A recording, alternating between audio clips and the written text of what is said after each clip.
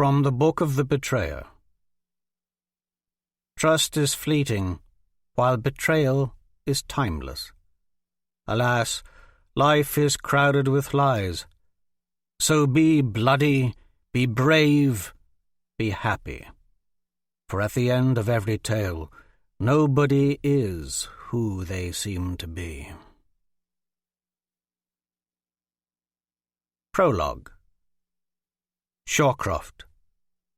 15th day of the fire moon, 985th year of Lejeune. Skylocks, Gulkana.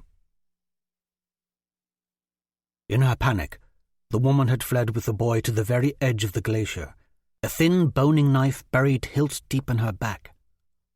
All that remained of her passing, a broad, bloody smear that led over the lip of the ice to the loch waters 500 feet below. The small boy, kneeling alone on the precipice of the ridge, stared up at Shawcroft with big calf eyes, piercing green orbs that gaped wide and vulnerable against the seemingly bottomless drop beyond. The boy wore rough-spun breeches, soft woolen boots, and a crude elk-hide coat fit for a child, his tiny hands bare and red from the cold. Wisps of blonde hair fluttered in the crisp breeze. Perched against the sunlit backdrop of the loch and the lofty snow-covered mountains, the child appeared the very essence of innocence and purity. No more than 3 years old, if that. And despite the horrific injuries of the woman who had carried him this far, there was not a drop of blood on him. All his life, a soldier for the brethren of Mia's cause, and Shawcroft's heart had never ached more than it did now. "Don't move!" he called out over the deafening roar of the mammoth glacial river thundering somewhere far below.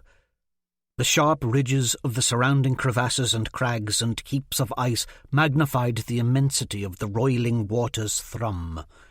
He could feel the glacier shifting under his leather boots as he carefully moved forward, knowing the ice would shear off at any moment and send both him and the boy plummeting to a violent, crushing death. Struggling not to stare at the red trail of blood that had led him here, Shawcroft stuffed his gloves into the buckled front closure of his fur-lined tunic and adjusted the cloak around his chest. Long sword, a barely noticed weight in the baldric looped over his shoulder. As he reached forth and helped the child from the edge, the plunging barrenness of the spacious air beyond seemed to pull at him with an immense, near irrepressible force, as he heard the hollow clomping of the two beasts coming up behind him. The boy's small hand in his, Shawcroft turned and blinked against the stark brilliance of the maze-like landscape he'd just travelled through. Beautiful in its own way, a hard-edged white beauty that tore at the eyes and scoured them raw. And shimmering darkly, 2 shadowy forms materialized out of that opaque brightness and glided toward him. He knew what they were. Bloodwood assassins, both cloaked in black, riding black stallions. He'd been expecting them. The day's battle wasn't over yet. Shawcroft imposed himself between the assassins and the boy and drew his sword from over his shoulder, his day-night sword, long and cold and sleek, with a black opal-inlaid pommel and leather-bound hilt that had moulded to the contours of his hand from long use. Despite the slick ice all around, both horses moved with an unobtrusive ease, sure of their step, seeping through the massive crags and jutting shards of ice like smoke. 30 feet before Shawcroft and the boy, the riders reined in their steeds. Large stallions both, their eyes a faint, hazy rose colour, the telltale signs of the Routhuin bane the 2 young assassins had been injecting into the still-growing beasts. Within a year, those eyes would glow a flaming red, and both stallions' shoulders and haunches would broaden with corded tendon, muscle, and might. They would be full blood-eye steeds then, rabid and wild. The killers atop these brutish creatures were brothers, known by the brethren of Mia as Hawk and the Spider. King Everett Rael of Sor Sevier's 2 favourite young assassins. Lithe and silent, they dismounted and shed their cloaks, both wearing the black leather armour of their craft. The brittle cold seemed to affect neither assassin as they drifted toward Shawcroft. They looked the same, 18 years old at the most, with cool, narrow eyes, squared jaws and cheekbones, raven-coloured hair cropped short, a serene self-assurance evident in their every nimble step. Shawcroft set his stance. "I do not wish to kill either of you," he yelled over the waters rumbling deep below. "Then I promise we won't die," the one named Hawk answered. His familiar voice carried a smooth, indignant lilt that cut across the glacier. The spider's eyes roamed the icy ledge behind Shawcroft, pausing on the boy but a moment, coming to rest on the dark stain left by the woman. "Oh, what people won't do to save their loved ones from death at the hands of a bloodwood. She took a terrible chance fleeing that pathetic mining camp, running out here so far." A dagger black as polished coal appeared in his hand. He looked at Shawcroft with fierce intent. "And what will you do to avoid death at our hands, old man?" "I'm not so old I can't handle the 2 of you. I've killed your kind before. Even today, one like you lies dead in the camp above." Hawk's flat eyes appraised him. "We only want the boy." Shawcroft wasn't altogether certain the child shouldn't just die here with him now. It would at least bring the bleak emptiness of the boy's hard and lonely future to an end. One swift shove with my boot. He glanced down at the child, shivering just behind him, the rim of the ice so near. Hardly any effort at all. He could feel the glacier moving underfoot again, and repositioned himself.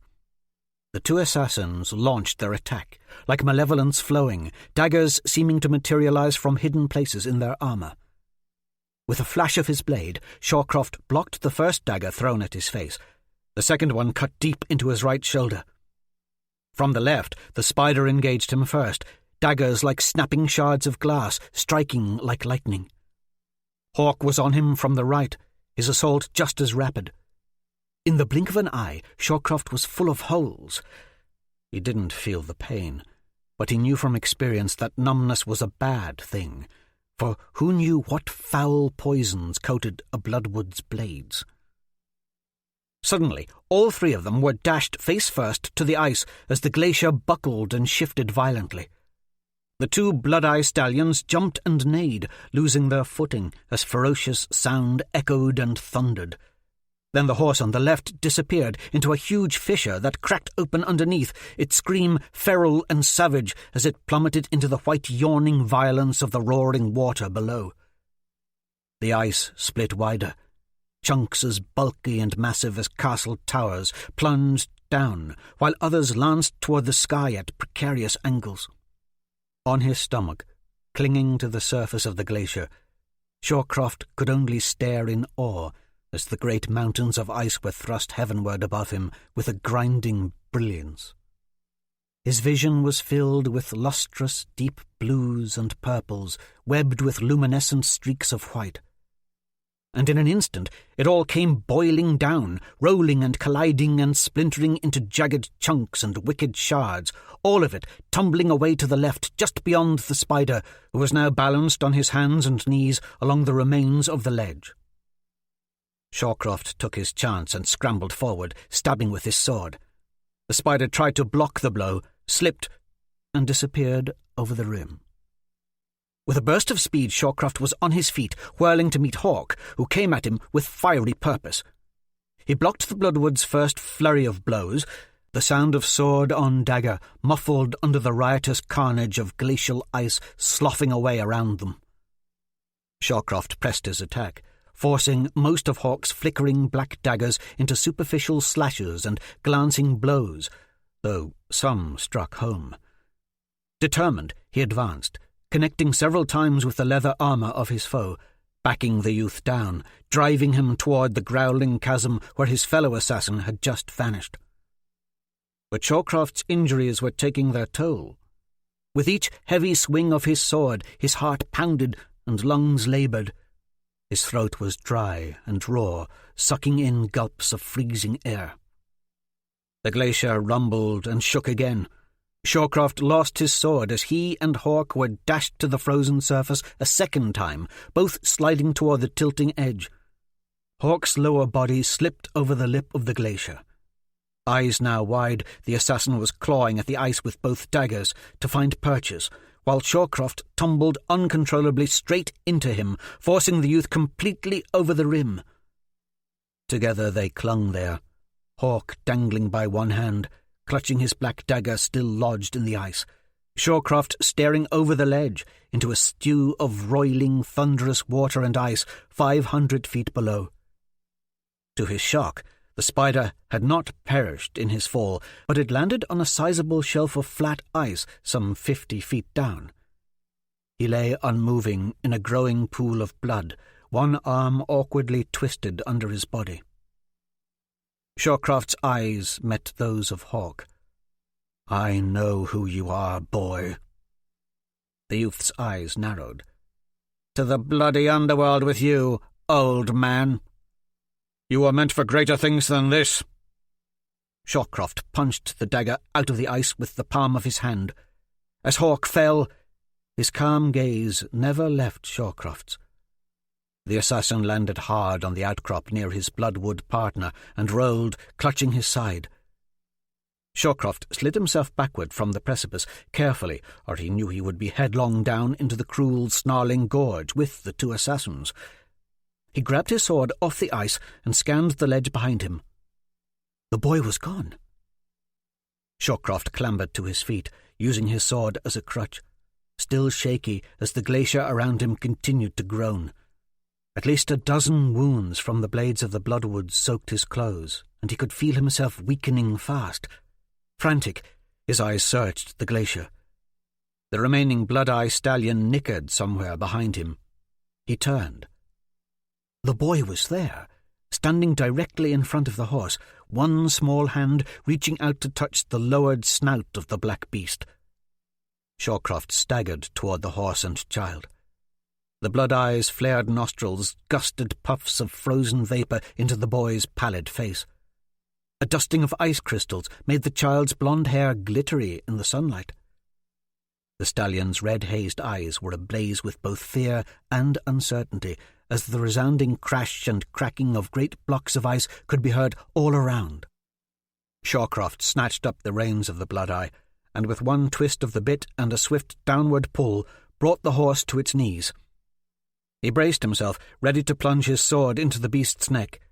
To him, this was no regular horse, but an alchemy-induced monster, and he would have no problem killing it.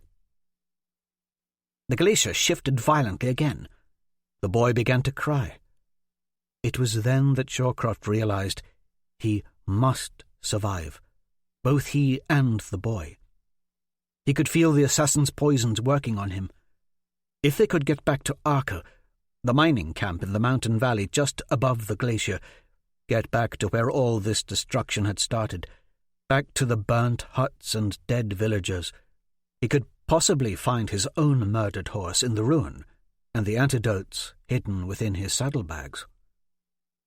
Shawcroft let go of the stallion's bit.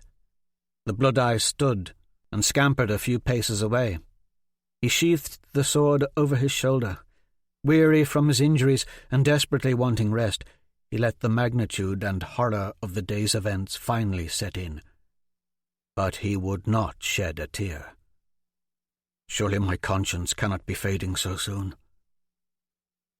Fighting back all emotion, Shawcroft scooped the boy into his arms, mounted the stallion, and began his long trek back through the arduous maze of the glacier toward the destroyed mining camp, knowing one thing for certain. For good or ill, the plans set in motion by the Brethren of Mere nearly 3 years ago were now fully underway.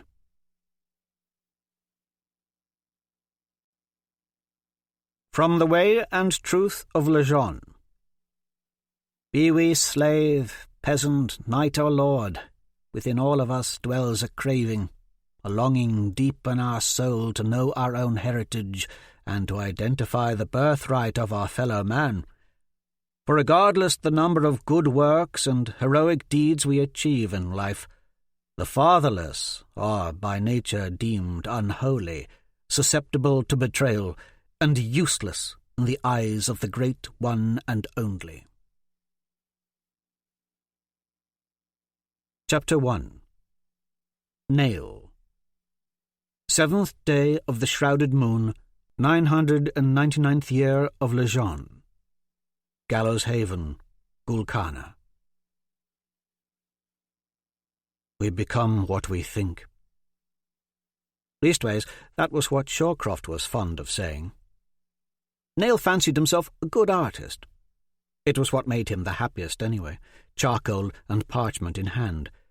That and dreaming of Ava Shea. He thought about both to an alarming degree. He also thought he was good with a sword. In fact, despite the pounding rain, things were going well. Nail ducked and raised his blade to parry. Steel cracked against steel.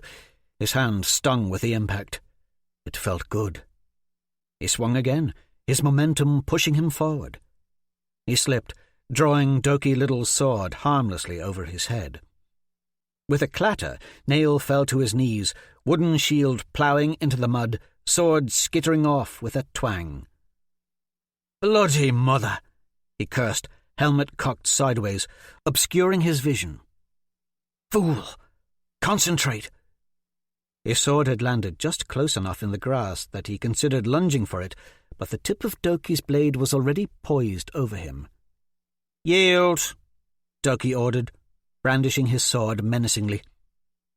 Nail was the strongest 17-year-old in Gallows Haven. He wasn't easily beaten. He imagined the grin now spreading over Doki's face under the helm. Stephen Wayland, Zane Neville, even Zane's brute of a shepherd dog, Beer Mug, watched, all waiting to see him stand and thrash Doki good. Jenko Brooke was nearest, a look of pure amusement on his face. The Gallows Haven banner hung lifeless, sopping with rain, from the pole cradled in Jenko's arm. The other 40 young men gathered on the practice field held similar looks.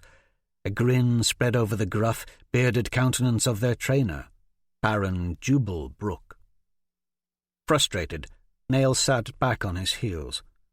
Too much daydreaming about Ava Shea. Tossing his gauntlets aside, he dug grime from under his armour with determined fingers and said, "A lucky twist of fate for you, Doki. 'Tis only this mud that's bested me." He shoved his gauntlets back on and tried to stand, feet slipping out from under him again. "Rotted angels!" he cursed. The air stirred as a chill wind stung Nail's face. The breath was sucked from his lungs. Lightning! His mind screamed in warning as a blinding flash flamed off Doki's armour. The boy was flung away with a crack of thunder, sliding on his back. Nail hugged the ground. The air was caustic, his lungs raw, mouth parched. White mist clung about his vision. A shower of sparks spiraled down around him, dissolving in the rain-splattered grass. The back of his sword hand sang with pain. There were muffled voices, as if he was hearing from underwater. Jenko Brooke and Stephen Wayland were standing over him. "Lucky bastard," Jenko muttered, dark amber eyes shifting between Nail and the others. Zane's shepherd dog was barking up a riot. Stephen held forth a hand. Nail took it, stood on wobbly legs. He spotted Doki sprawled in the mud, arms and legs splayed out, blank eyes staring up at the rain. Doki's body had left a path where it had slid through the muck. His helmet was gone, and smoke drifted from the soles of his leather boots. Hoarse breaths swelled from his chest. "He's still alive!" Baron Jubal Brooke bellowed, as he made the three-fingered sign of the Legion cross over his breast and looked toward the sky. "Let's get him into town." Baron Brooke and his son Jenko, along with a few others, snatched up Doki's limp form into their arms and headed for town. The rest of the sodden troop, clacking and clattering in their armour, quickly gathered their belongings and followed the Baron south toward Gallows Haven. Nails struggled behind the rest, slogging through the muck, still in a daze. He looked skyward, eyes trying to focus as rain peppered his face. The backside of his sword hand still burned under his gauntlet. "Your satchel!" Stefan came up behind him, draping the bag's leather strap over Nail's shoulder. "You almost forgot it." "Right. Thanks." The words felt strange on Nail's dry tongue. He swallowed hard, still trying to regain his bearings. His satchel held his most prized possessions: prayer book, art supplies, collection of charcoal drawings. Claps of thunder boomed behind Nail and Stefan as they hustled their pace to keep up with the others.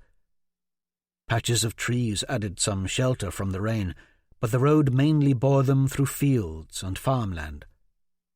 Hedges, wattle and daub fences, and rows of stone lined their path. The hollow clanking of goat bells sounded in the distance. On occasion, Zane's dog would bark into the gathering darkness of early evening, as if something were out there following them. Through the fog that still covered his brain, Nail's imagination began spinning with unholy images that had plagued his dreams since childhood.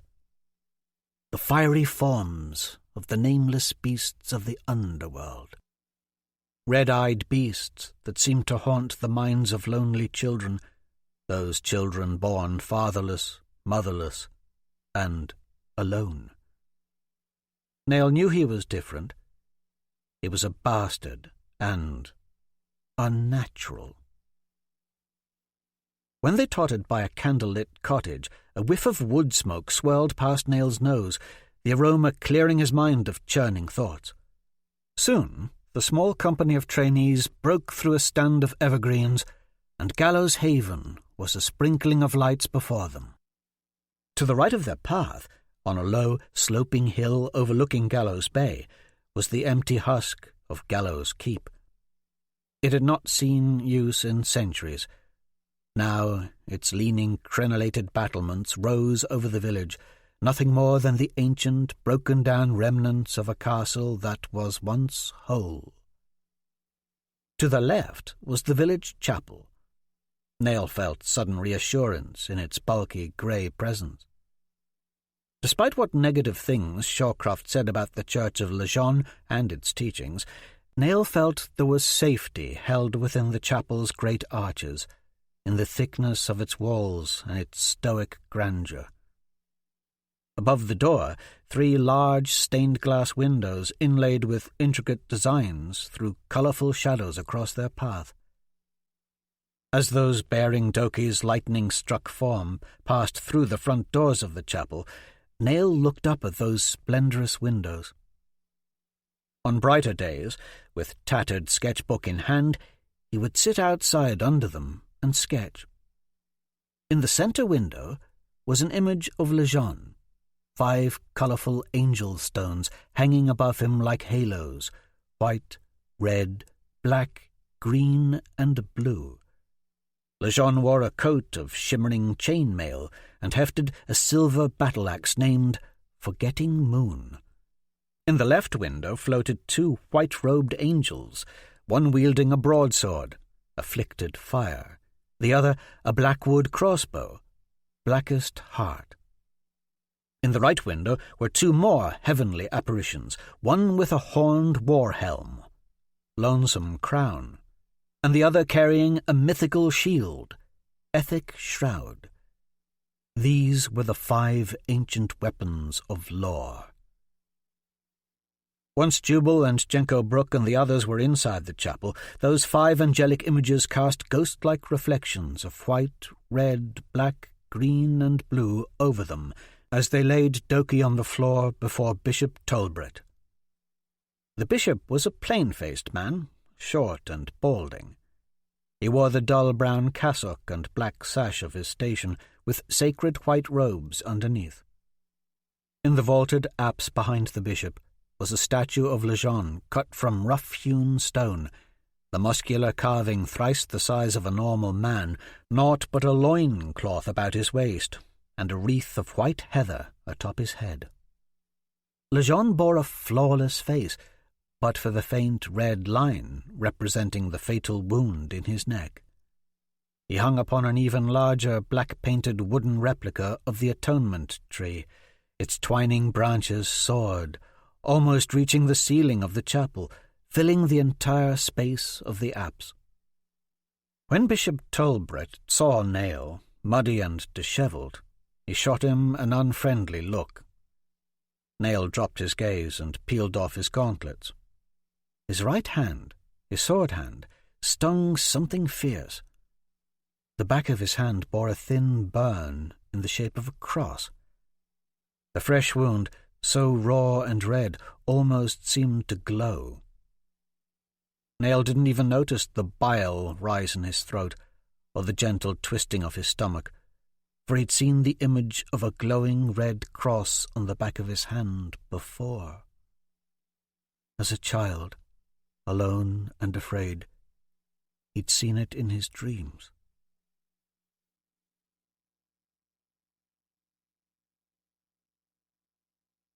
Nail and Stefan sat alone, Nail's charcoal drawing unrolled on the table between them. The Graken Spear Inn's tavern was abuzz about Durfee Liddle. Late winter days along the southwestern shores of Gulkana were likely to bring sudden bursts of rain that oft-times turned to snow, but lightning strikes so close to town were rare indeed. Durfee's injury had reined in the normally boisterous mood of the tavern to a sombre crawl. Still, the barmaids were busy doing their jobs, and one young lady who worked here always had Nail's attention. Ava Shea. She was his age, 17. Over the past year, when Nail could break away from working the mines with Shawcroft and come into town, they had grown close. At times, Nail wondered if they weren't boyfriend and girlfriend. He found it nearly impossible to keep his mind off her. Thin and delicate as a willow leaf, Ava weaved her way through the tavern toward him, hands laden with 2 fresh mugs of beer. She wore a simple grey shift tied about the waist with a black sash. Her blonde hair fell in rippling clusters down her back, and in the torrid glow of the tavern's many hearths, those silken curls danced about her face like flame. As she drew near, her eyes met his with open interest, deep green eyes that always left him spellbound. He glanced down at his drawing, a sketch of a long-haired girl in a simple dress, carrying a water pail through a knee-high meadow of flowers. Nail imagined the flowers to be white daisies, and the girl to be Ava Shea. "Sad about Durfee," she said upon reaching their table. "Will he be okay?" "His parents are with him," Stefan answered, "as are Bishop Tolbert and Baron Brooke. The Baron will bring further word, I'm sure." Ava placed a wooden mug of birch beer in front of Stefan. "One for you." She slid a mug in front of Nail. "And one for you too, my dear." She saw his drawing. "I'm not near as talented as you, Nail, but old man Leddingham displayed one of my fish carvings today." She motioned to the shelf above the bar that stretched along the far wall, her wooden carving set next to a clear jar holding the rare dagger-like teeth of a mermaid. "If I carve some otters and seals, he said he'll place them on the mantels of the travellers' rooms." "Your work is terrific," Nail said, happy for her accomplishment. "You're so sweet." She smiled a winsome smile, then dipped a small curtsy in acknowledgment before making her way back toward the bar. I see Ava still sets her charms about you, Stefan said, pulling Nail's drawing across the table. Calls you "my dear" whenever you're in the Graken Spear. She calls everyone "my dear." Nail's eyes followed Ava as she drifted through the crowd. The tavern was 50 paces across and 100 deep, and tables lined the breadth of it. A bar ran the length of the left side. The scarred surface of the wood floor was covered with a film of soot and ale. Cobwebs hid in the rafters, while the low-hung beams were draped with the pelts of silver wolf and black bear. The walls were lined with the mounted heads of boar, elk, and stag. Near the door hung the ivory tusks of a walrus and long, dried strips of Graken baleen. The owner of the inn, old man Leddingham, tended to a haunch of venison cooking on a spit in the open hearth in the centre of the room. Every Gallows Haven young man of 17 and 18, most still in some form of armour, to impress the girls, was crowded into the tavern. It was tradition. After arms training, the girls working at the Graken Spear Inn prepared a meal for the conscripts. Nail lived for the arms training with Baron Brooke and the hot meal at the Graken Spear afterward. It was one of the few times Shawcroft allowed him to come to town. Arms training was mandatory. It was the law. Stefan pushed the drawing back to Nail's side of the table. Ava seems quite taken with your drawing. She didn't smile once at me. You suffer from no lack of attention.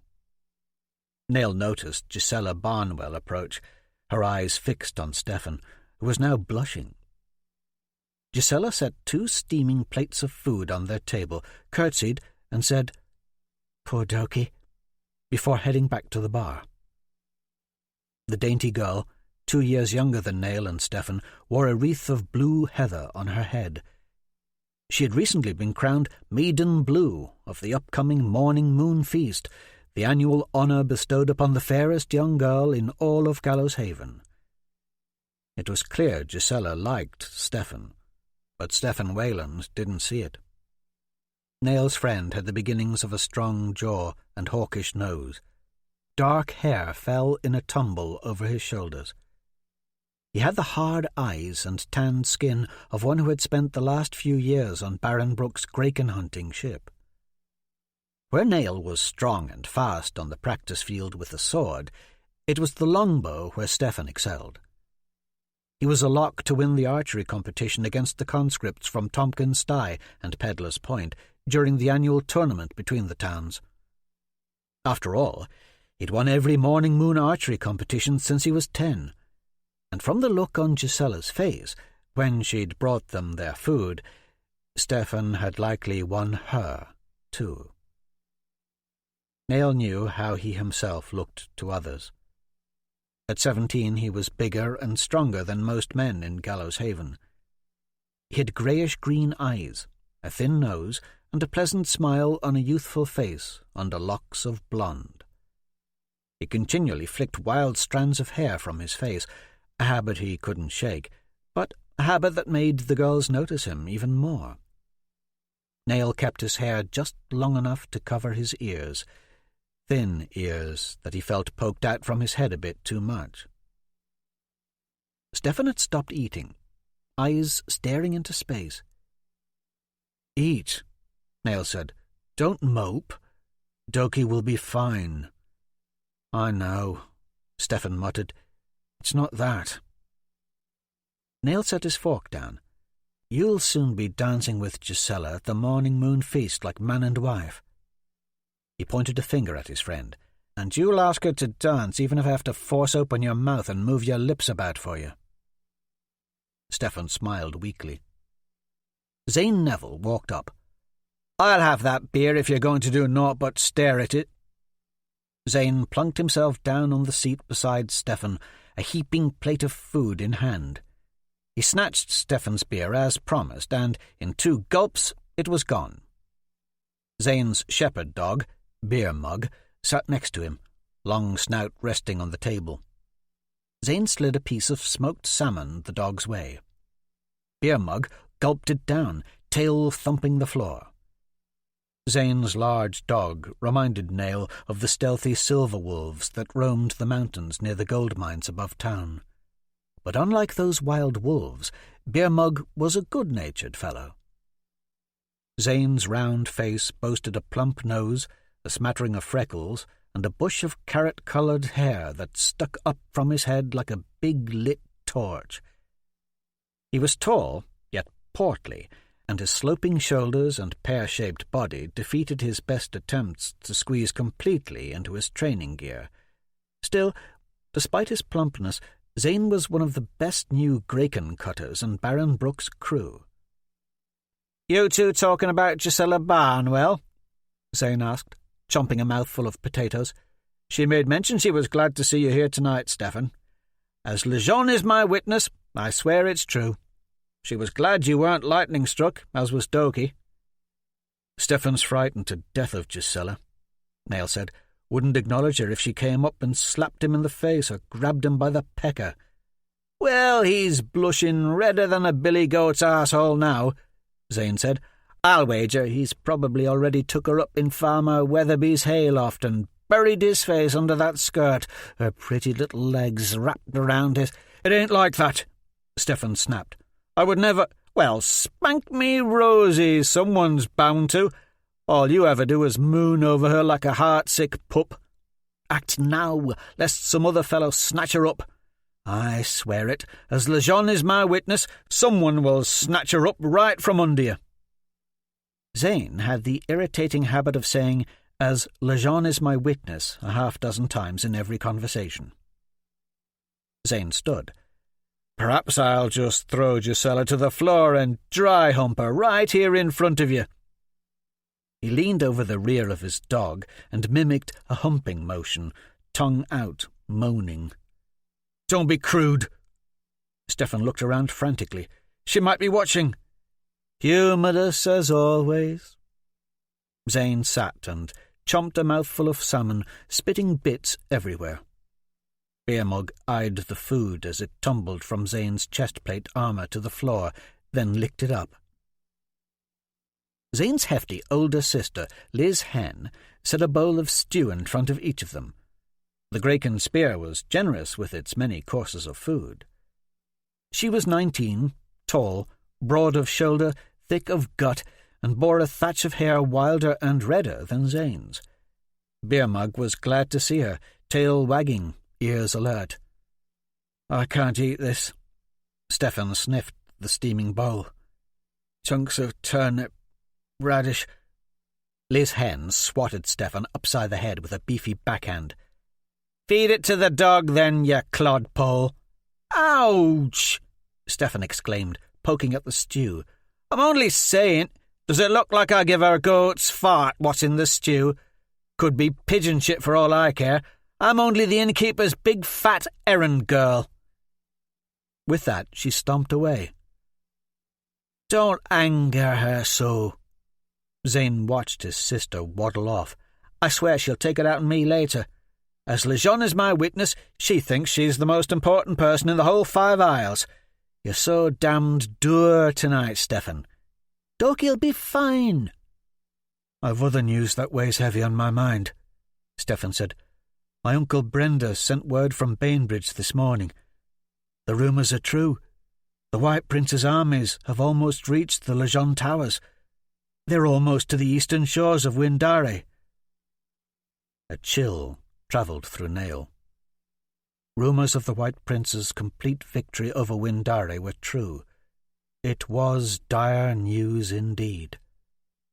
"Absolution is near," Stefan said. "Fiery absolution, as prophesied in The Way and Truth of Lejeune. On a clear day, from atop the walls of Lord's Point, you can see all 5 Lejeune towers lit up across the straits. Soon they'll be completely dark, extinguished by Eros Riel. Aiden White is conquered now. Now Windare. The armies of Sorcevier are coming. Soon Sorcevier will own all the 5 Isles." "What of the beacon atop the fortress of St. Ondley?" Zane asked, patting Beer Mug. "Still afire," Stefan answered, "but only at the sufferance of the White Prince. My uncle says Eris Rael will attack the coast of Gulcana with his full might. Gulcana is Eris's ultimate prize. Sorcevier men are bred to war and hunt. I'm for getting out of Gallows Haven. Come with me to Bainbridge. We can join a real fighting company there. My uncle will sponsor us. If he sponsors you, Nail, you'll no longer be ward to Shawcroft. You're smack full of ideas tonight, Nail said, though he did like the idea of no longer being beholden to Shawcroft. The man had a cruel streak in him that was unpredictable at the best of times. Stefan always kept abreast of the goings-on in the realm. Nail admired his friend for that, but though he was full of lofty ideas, Stefan was wrong about a few things. We'd hang for sure if we abandoned Baron Brooke and our duties to Gallows Haven, Nail said. 2 years' service to the Church and the Silver Throne. We're all called to serve. We must all put in our time. Who would defend Gallows Haven if we up and left? Who would protect the women and children? Nail's right, Zane added. Conscripts like us can't just skip from town to town. He nodded at Nail. Even bastards are not excused from service to Lejeune. Nail was not offended. Zane meant no harm. What he'd said was true. Even bastards served Lejeune and the Silver Throne. Everyone in Gallows Haven knew Nail's heritage. His master, Shawcroft, was the closest thing to kin he had, save a sister Shawcroft mentioned on occasion, a lost twin sister Nail dreamed he would someday find. Never having known his real mother or father, he wondered if they'd ever existed at all. Those vague but real memories of the tender touch of the nurturing woman from his childhood were fading more each day. If we flee to Bainbridge, Baron Brooke will hunt us down, Zane said. Bishop Talbret would see to it. Your uncle would be hard-pressed not to turn us in himself. Why must you always see things so contrary to the way and truth of Lejeune? Zane snatched Nail's beer away this time and stole a long drink. Stefan the Skeptic, I name you, always thinking too much. To question the laws of Lejeune is to show a weak mind. Nail felt stuck somewhere between Zane's blind devotion to the tenets of the way and truth of Lejeune and Stefan's cynical view of things. Master Shawcroft was no help in matters religious. Seemed he had a huge dislike for all things to do with the Church of Lejeune. But the man rarely explained himself. For his part, Nail enjoyed the church and its eighth-day services, mostly for the social aspect, and as an excuse to get out of mining with Shawcroft and the tedium of swinging a pickaxe with the exacting precision his master required. Attending the weekly eighth-day services brought Nail closer to his friends, closer to Ava Shea. Plus, the ritual ember lighting rite was this spring. Nail had committed the ember lighting prayer to memory, repeating it in his head daily to the point that he could recite it forward and backward. Stay here and die by the blades of an invading army, or leave and become hunted by our own countrymen. There was frustration in Stefan's voice now, a resignation echoing the futility of their situation. That's if Baron Brooke doesn't get us killed. Can't he see our helms are lightning rods out there? We're likely to be fried like chicks in a kettle. I dare say even Bishop Talbret's white priesthood robes would offer more protection. Don't joke, Zane said. The silk robes of Lejeune are anointed by the Grand Vicar himself and rendered stronger than armour. Talbret would be well protected in any squall. Talbret's priesthood robes are woven of silk, not iron, and certainly not magic. Tales of their holy properties are only fables meant to impress the children. The way and truth of Lejeune speaks of their sacredness and strength. All I am saying is our armour is naught but rusty relics dug out of that old keep. We can't stand against Sorcevier with but 40 of us village conscripts and a few codgy sailors and farmers with rakes.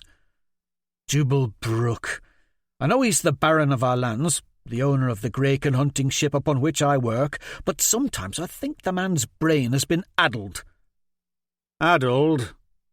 Baron Jubal Brooke materialized from the crowd and stood over their table, his son, Jenko, at his side.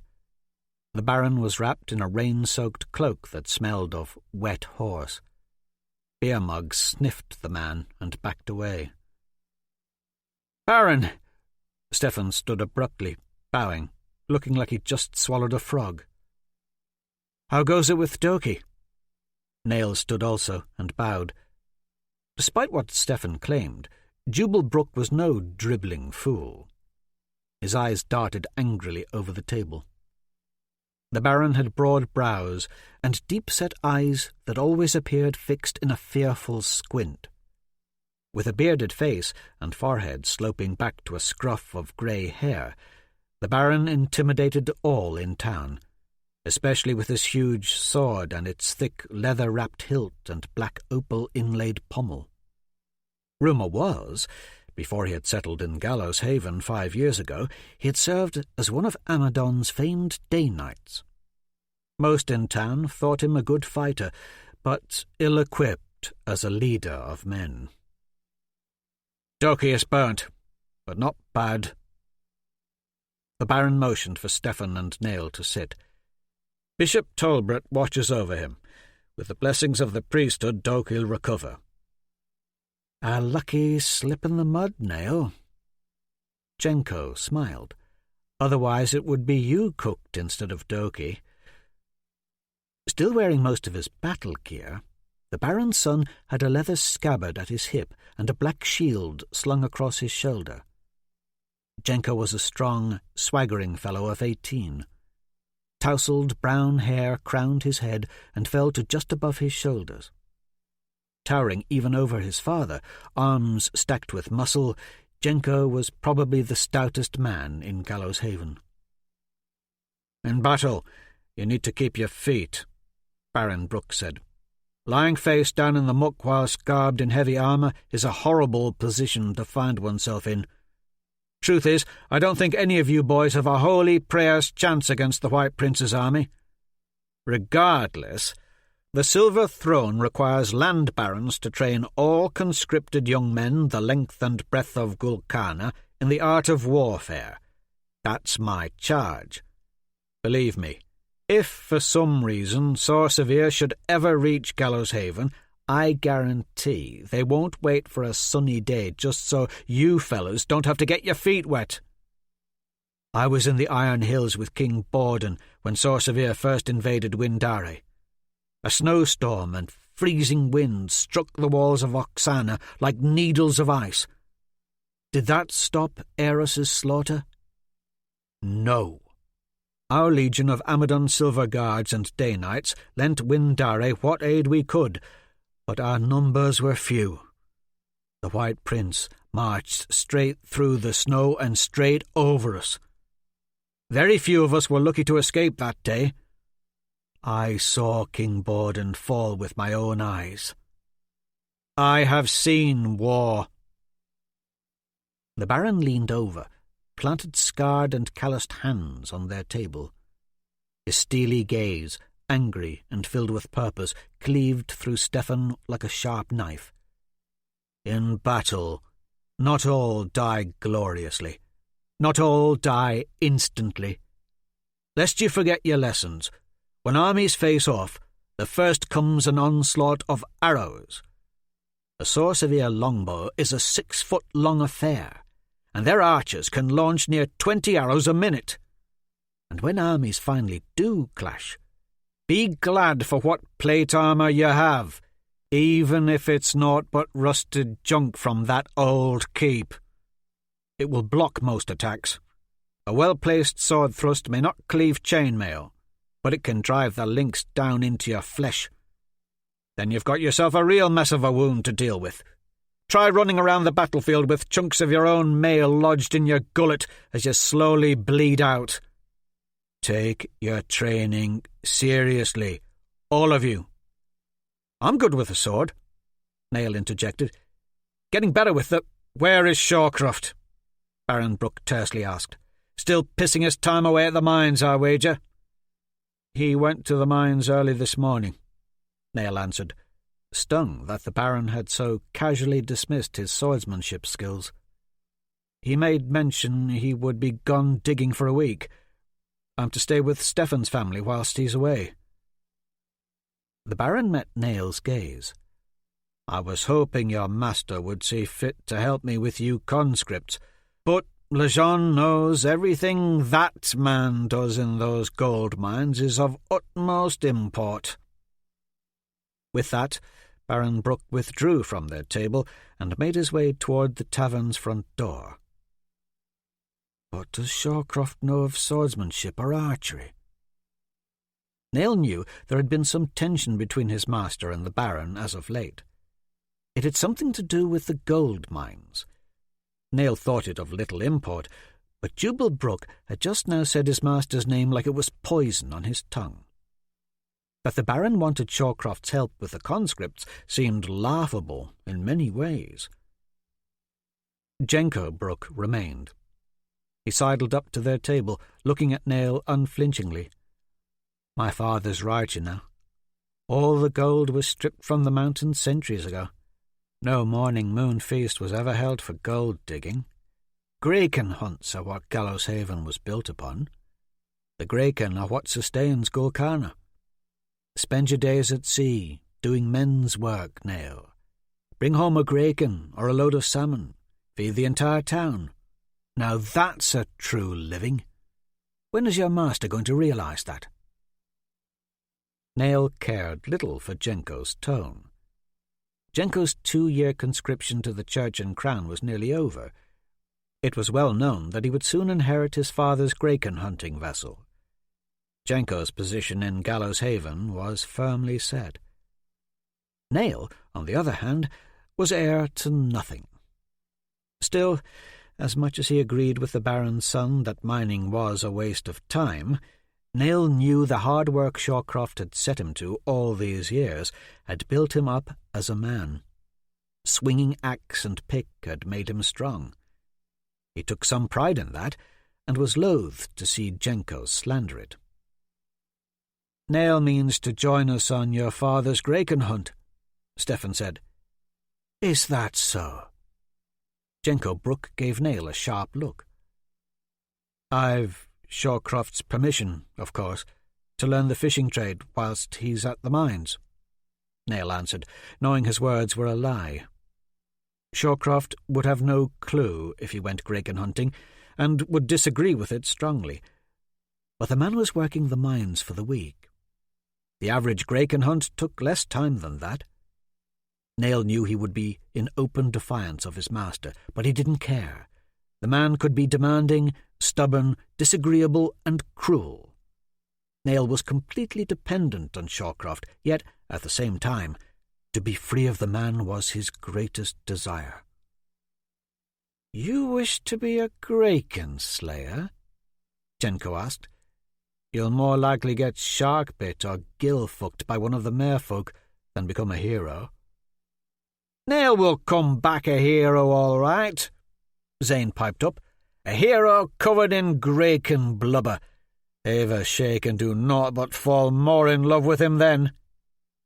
"Evershay, huh?" Jenko raised an eyebrow. "Indeed. She is one ripe, skinny lass." Nail looked over his shoulder toward the bar, where Ava was wiping her hands on a towel. She glanced at their table and smiled. Jenko threw her a nod. Nail's heart leapt in his throat. That the Baron's son might see the same in Ava as he had never crossed his mind. But the look that crept into Jenko's eyes was alarming and challenging. In fact, the Baron's son was staring at Nail. A smile played at the corners of Jenko's mouth, and there was a smouldering, fierce squint to his eyes. "What say we spar for the right to Evershay's hand at the morning moon feast, Nail?" "Well, kiss my pickle!" Zane Neville slapped Jenko on the back. "The gauntlet thrown. A bit of fun to top off an otherwise sorrowful evening, right? Toki would love it were he here." Beer Mug even seemed excited by the prospect, tail thumping the floor. Jenko was grinning now, fingers poised at the hilt of his sword. His gaze never wavered from Nail.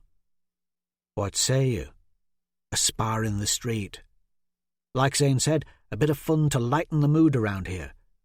Or do you dare not draw swords with me?" On the training field, Nail had bested Jenko on occasion. Jenko had also beaten him. Every conscript knew he and Jenko were evenly matched, but to spar in the village street was another matter altogether. In front of the Graken spear, Aveshay could finally witness his prowess. At the same time, he could put Jenko in his place. "Do you lack courage, Nail?" Jenko said, his smile growing. He snatched Nail's charcoal drawing from the table, crumpled it, and tossed it to the floor. Nail looked at his ruined drawing through the stray strands of blonde hair that now covered his face. Anger welled. The back of his right hand flared in pain, the cross-shaped mark stinging. He knew the Baron's son was only goading him. Until now, he had never harboured any ill will toward Jenko Brooke. Sure, he was the son of the richest man in town and could behave boorishly at times, but it was all talk to be ignored. However, this time his insults had done their job. Jenko's cocky grin was now poised above Nail, and Nail wanted to smack it from Jenko's face. A challenge followed by a friendly spar was normal fare at the Graken Spear once the beer took hold. The only problem was Jenko wasn't drunk, and this challenge had grown personal. Nail brushed the hair from his eyes, stood, and gathered his blade. "It's not lack of courage."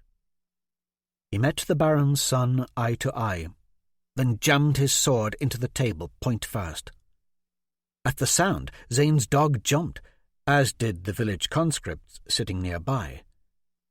Nail kept his eyes trained on Jenko.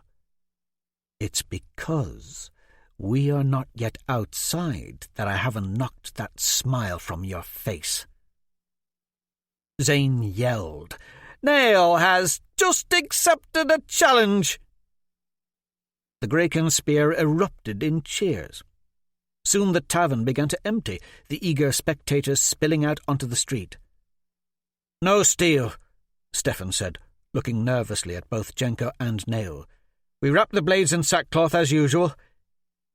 Jenko nodded, smile gone, eyes no longer fixed on Nail. The Baron's son strode from the tavern without looking back. A snub, as if Nail was of no account. A circle of spectators had already formed outside in the dark. Many bore torches, lighting the puddle-stained street in front of the Graken Spear and the blacksmith shop next door. The rain was just a drizzle now. Still, footing would be treacherous in the mud. Nail stepped from the wood-plank porch of the tavern down into the sludge. Zane stood there with his dog. Stefan wrapped Nail's sword in a long strip of sackcloth and handed it over. The crowd parted. Jenko waited in the middle of the circle, cinching his armour. His sword, already wrapped in strips of cloth, was near his shield at his feet. He donned his helm, snatched up his shield and sword, and stepped forward. Nail looked toward the Graken Spear. Several of the tavern girls were on the porch among the onlookers. Tilda Egbert, Polly Mott, Gisela Barnwell, Liz Hen Neville, even Aveshay. "I'm over here!" Jenko banged his sword against his shield. Nail put his helm on, wincing as he slipped his gauntlet over the cross-shaped wound on his sword hand. Once geared up, he felt outmatched before his foe. Jenko's sword was long and sleek, with a fine leather-strapped hilt. His iron-bossed shield was painted with a silver wolf's head. Nail's shield was all wood and painted with nothing. his sword an old blade found in the catacombs of Gallows Keep. Baron Brooke had scraped it free of rust before giving it to him last year. It was a solid blade, if a tad stumpy, and came with a crooked hilt and a patched leather scabbard lined with rotted fleece. Overall, it was thick, clumsy, ill-weighted, and terribly unbalanced. Still, ever since the Baron had handed it to him, Nail had worshipped the thing and slept with it near his pillow. Stefan stepped between Jenko and Nail and yelled for all to hear, "You spar in the normal fashion, as if the Baron himself watched. Slash and counter. No thrusting. First with 3 strikes wins." Stefan moved back, and the way was clear. Jenko swung. Nail thrust his shield forward, and there was a clash of sackcloth-wrapped iron on wood. Nail stumbled back, and Jenko's next swing whistled over his head. Jenko swung 4 more times with rapid ease. Nail blocked each, but his shield arm grew weary. Jenko's next blow struck heavy and hard. Jenko then faked high. Nail raised his shield, and Jenko stabbed under it, striking the armor covering his stomach. Nail reeled back. "No thrusting!" Stefan yelled. "That strike doesn't count. Slash and parry!" Jenko backed away. A good 10 paces separated them now. Nail was embarrassed. He hadn't swung yet to Jenko's flurry of blows. Nail used the time and space to get a much firmer grip on his sword and shield and, more importantly, his confidence. He was wheezing for breath under his helm and tried to calm down. There were cheers for him, the loudest coming from Stefan and Zane. Their cheers bolstered him.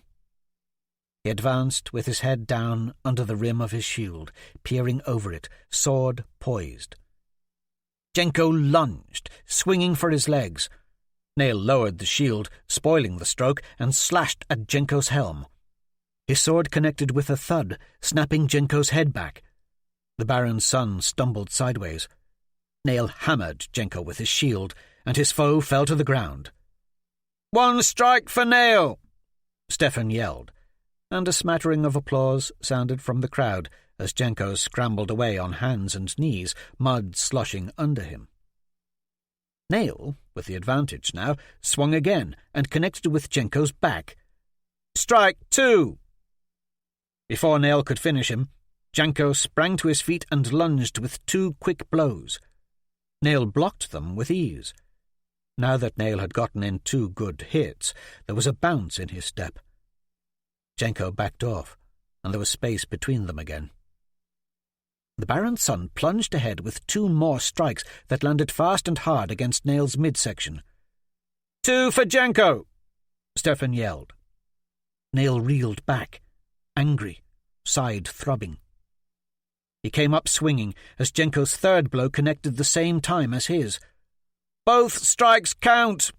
Stefan yelled. "It's a tie!" Everyone cheered. "Rotted dog shit!" The Baron's son ripped off his helm and threw down his shield. "A bastard is no equal of mine!"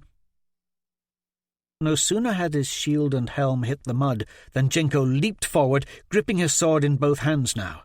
His high swing came crashing in. The blow knocked Nail's shield spinning away.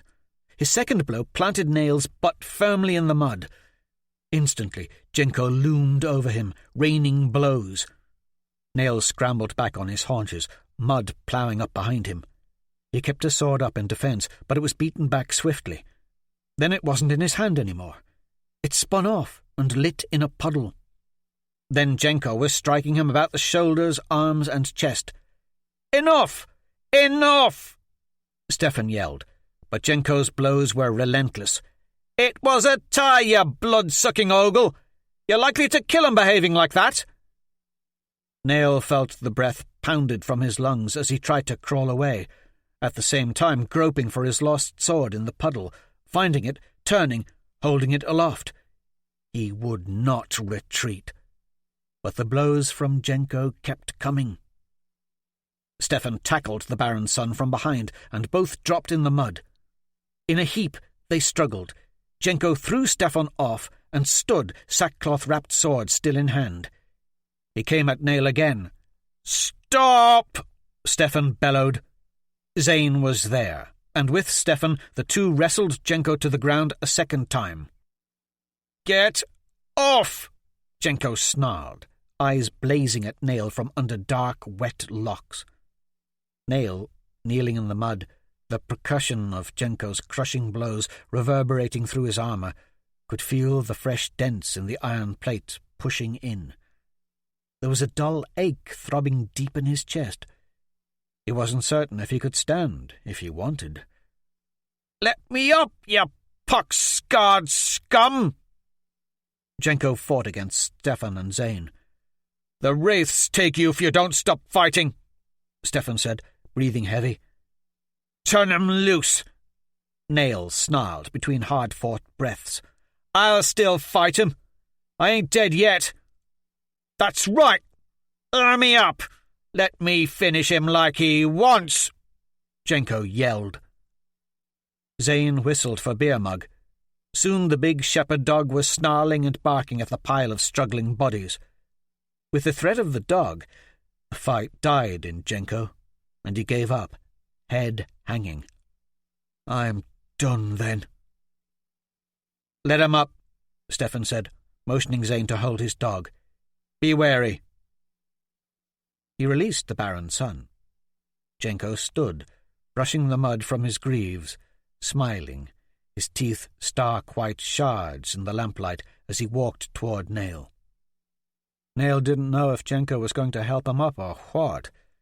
Either way, he wouldn't allow himself to accept any help. He'd stand on his own no matter how much his body ached. Jenko plucked the sword from Nail's hand and threw it. It sailed over the crowd and into the darkness, landing near the narrow alley between the inn and the blacksmith shop. "Fetch that, you goose-shit-eating bastard!"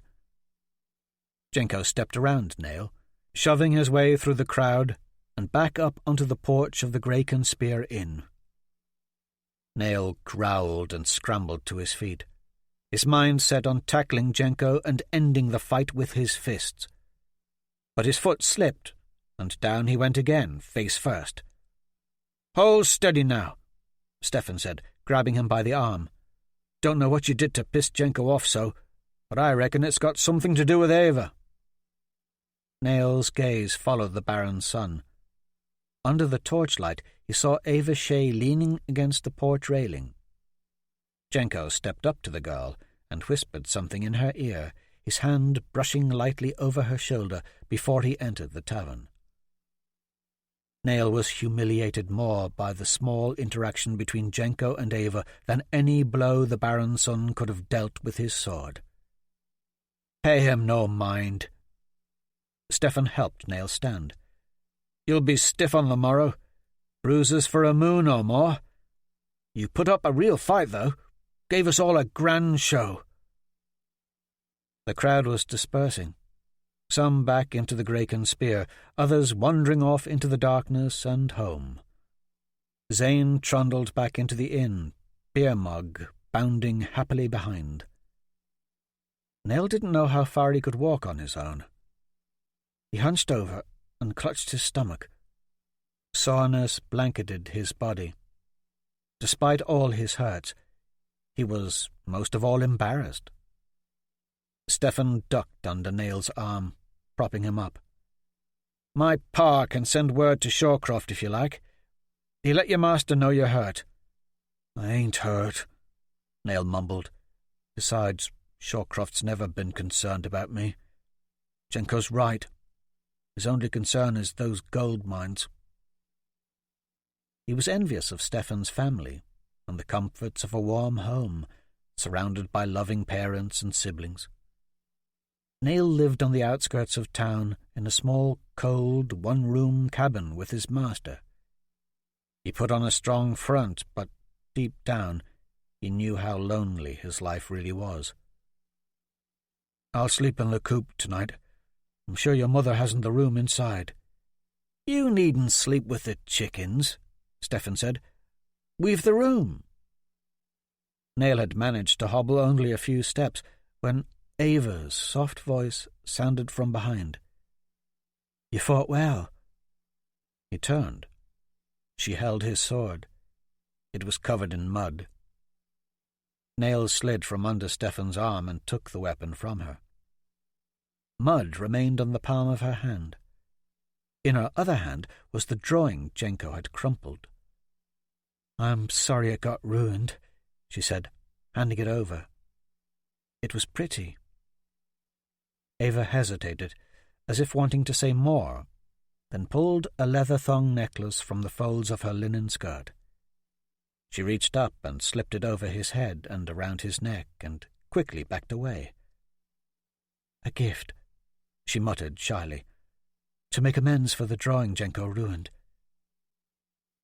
Hooked to the leather thong was a small carving of a turtle, no bigger than the end of Nail's thumb. He held the carving in his hand, admiring Ava's delicate workmanship. Every display of her talents filled him with desire. "Thank you," he stammered, meeting her soft gaze. That she had made this wooden trinket for him set his heart soaring. Ava kissed him lightly on the cheek and made her way back toward the Greykenspear Inn. And as she stepped back up onto the inn's porch, Nail saw it. At the back of the alley, between the Greykenspear and the blacksmith shop, a cloaked figure astride a red-eyed horse, silhouetted black and hollow against the glittering waters of Gallows Bay beyond. The glowing eyes of the horse were fixed on Nail like stark, smouldering coals. Other than within the darkness of his own worst dreams, Nail had never seen such a demon-eyed creature. His blood ran cold. "Do you see that?" He turned to Stefan. But Stefan Wayland was already walking toward home, and when Nail looked back into the blackness of the alley, the cloaked horseman was gone.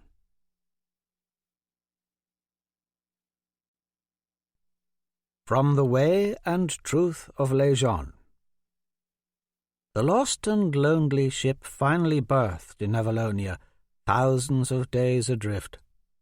What few were left stumbled ashore, the first lands lost to them forever.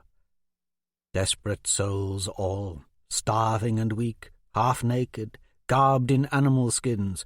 Still, these newcomers to the 5 Isles offered up alms and blood sacrifice to the gods of their first lands. Chapter 2. Nail. 11th day of the shrouded moon, 999th year of Les Gens. The morning sea, south of Gallows Haven, Gulkana. They had finally found the path of the Graken. 2.5 days' journey south of Gallows Haven in the great vastness of the morning sea. To the south and west lay the Firstlands, storm-shattered lands beyond the farthest reaches of the seas, where humans had first sprung. The Firstlands, continents rumoured to span tens of thousands of miles, were also rumoured to be barren of all humankind, shrouded in grey mists, inhabited by naught but ghosts. Those who foolishly sought them never returned. Thick storm clouds roiled overhead. Occasionally, thin shafts of morning sun poured heedlessly through breaks in the clouds, bouncing off the waves as the Lady Kindly cut a jostling path. Nail wobbled as he hustled across the deck of the Graken hunting ship toward Stefan Wayland and Zane Neville. He hadn't stood on solid ground for days now.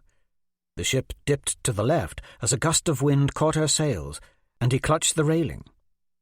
100 feet up, the canvas stretched and cracked.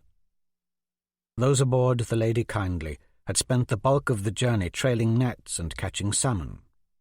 Bishop Talbot, an integral part of any hunting voyage, had spent his hours anointing various parts of the ship with vials of consecrated holy oils. Now the ship floated among a school of 15 Graken, and Talbot prayed, offering up fervent thanks to Lejeune as the monsters of the sea rolled their barrel-like bodies up out of the water and plunged beneath. They were larger than Nail had ever imagined. Most looked 50 to 70 feet in length. The closest one to the ship was grey and sleek. It skimmed the surface of the sea for a while, half submerged. It had a long slit for a mouth, 2 round eyes, and flat fins on either side of its head, a blowhole on top, and a tail of 6 long tentacles that bunched and coiled in unison, pushing through the water. At the first sighting of the School of Graken, Baron Jubal Brooke shouted a torrent of orders, and a flood of men scurried up ratlines and over the deck. Large barrels were brought forth, the hanging skiffs uncovered. "Do your jobs," the Baron spewed forth. "Any man goes overboard fends for himself, or he's lost to the sea." With nothing to do, Nail had found this spot near the starboard railing with Stefan and Zane. Before they'd set sail, the 3 of them had ventured into the chapel's catacombs to visit Doki Liddle. The musty stone room under the nave had seemed a gloomy place to keep the lightning-struck boy. Dying embers smouldered in a fireplace.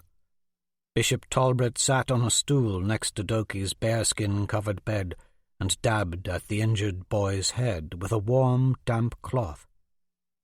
He pulled the bearskin down, revealing the boy's chest and arms. A clover-like pattern of red burns dotted Doki's skin.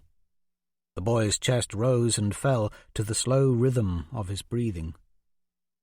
"His fingers and toes were black," Talbot said, "just like that frost-bit man from Peddler's Point who stumbled into the Graken Spear last winter.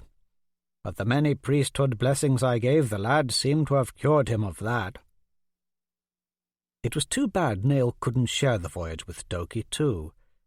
To hear the others tell it, Doki had a sharp eye, and was the best Graken spotter Baron Brooke had ever seen. But now the Graken were easy to see, wallowing in the sea, spouting air and water high. Seagulls circled above them, lonesome cries sharp and harsh. Then the sharks came. Nail couldn't explain it, but there churned in his gut an ominous feeling before the first shark arrived. He lost his breath as if a hush fell over the Lady Kindly. There was a boil and swell of water just before the shark's fin broke the surface, pale as bone. Nail took a step back from the rail as the grim white creature dipped below the water and glided under the ship. Soon there were more sharks weaving just under the surface, fins ducking in and out of the water. Though considerably smaller than the Graken, these stark, graceful ghosts of the sea left a deadly aura in their wake. A burly sailor ran up and tossed a salmon overboard. One shark lunged straight up, its jaws opened, lined with rows of teeth, its great bulk suspended there momentarily just above the water. The shark bit the fish in half, then slipped back into the sea and slithered away. A second shark stabbed the remaining half salmon from the water. Give these sharks red eyes and leathery clawed wings, along with serpentine tails. They could easily pass as nameless beasts of the underworld. With that thought, Nail's mind jumped to the cloaked figure he'd seen in the alley between the Graken Spear and the blacksmith shop. The gaze of the red-eyed steed had burned a hole in his soul, bringing back a flood of terrifying memories. Memories he'd suppressed over the years. Memories that clawed their way to the forefront of his mind now. But he'd fight off those dreams and memories as he'd fought Jenko Brooke. Cramps still ached throughout his chest, and a knot the size of a seashell was lodged under his ribs somewhere, the lingering physical pains garnered from the drubbing at the hands of the Baron's son. But he would not let thoughts of the dark-cloaked horseman or the physical evidence of Jenko Brooke's thrashing get him down. In fact, despite the brewing storm above and the sharks below, the last few days seemed sunnier than any he'd ever known. On every place aboard the ship was the surrounding scent of heavy timber, which lightened his soul, and the ocean smelled fresh in comparison to the rocky shoals around Gallows Haven. Today, Neil observed and listened more acutely than he ever had before. The very breath and whiff of the wind against his face filled him with a happiness he'd never experienced. He felt the thrill of the ship, the rhythm of its life, listened with rapt attention to each prayer of the bishop. He had wanted to know everything about the ship, the name of every sail, brace, bowline, and rope, and how each worked, even going so far as to pull out scraps of parchment from his satchel and sketch each new thing shown him. Things had been different at the start of the voyage, and Neil had wondered if he hadn't made a terrible mistake by joining the crew of the Lady Kindly. That first day, he had recalled doing little else but leaning against the railing, fighting the seasickness. Jenko Brooke had noticed him against the railing and informed him that vomiting was a sure sign of weakness in a seaman, and anyone caught vomiting on deck would be pitched over the side. Zane Neville had waddled up, looking half hazy about the eyes himself. "Pay no heed to Jenko. Seasickness is nothing a cheerful disposition can't cure. Just do like this." Then Zane leaned over the railing, jammed his finger down his throat, and puked a green stream over one of the canvas-covered skiffs hanging below. "You'll feel better in a jiffy," he said, wiping slime from his chin. "I always feel grand after a major spew. My stomach's emptied, and I can eat more later. Got to keep up one's strength. Seasickness will dehydrate a fellow. Make your mouth feel as dry as a fat man's titty."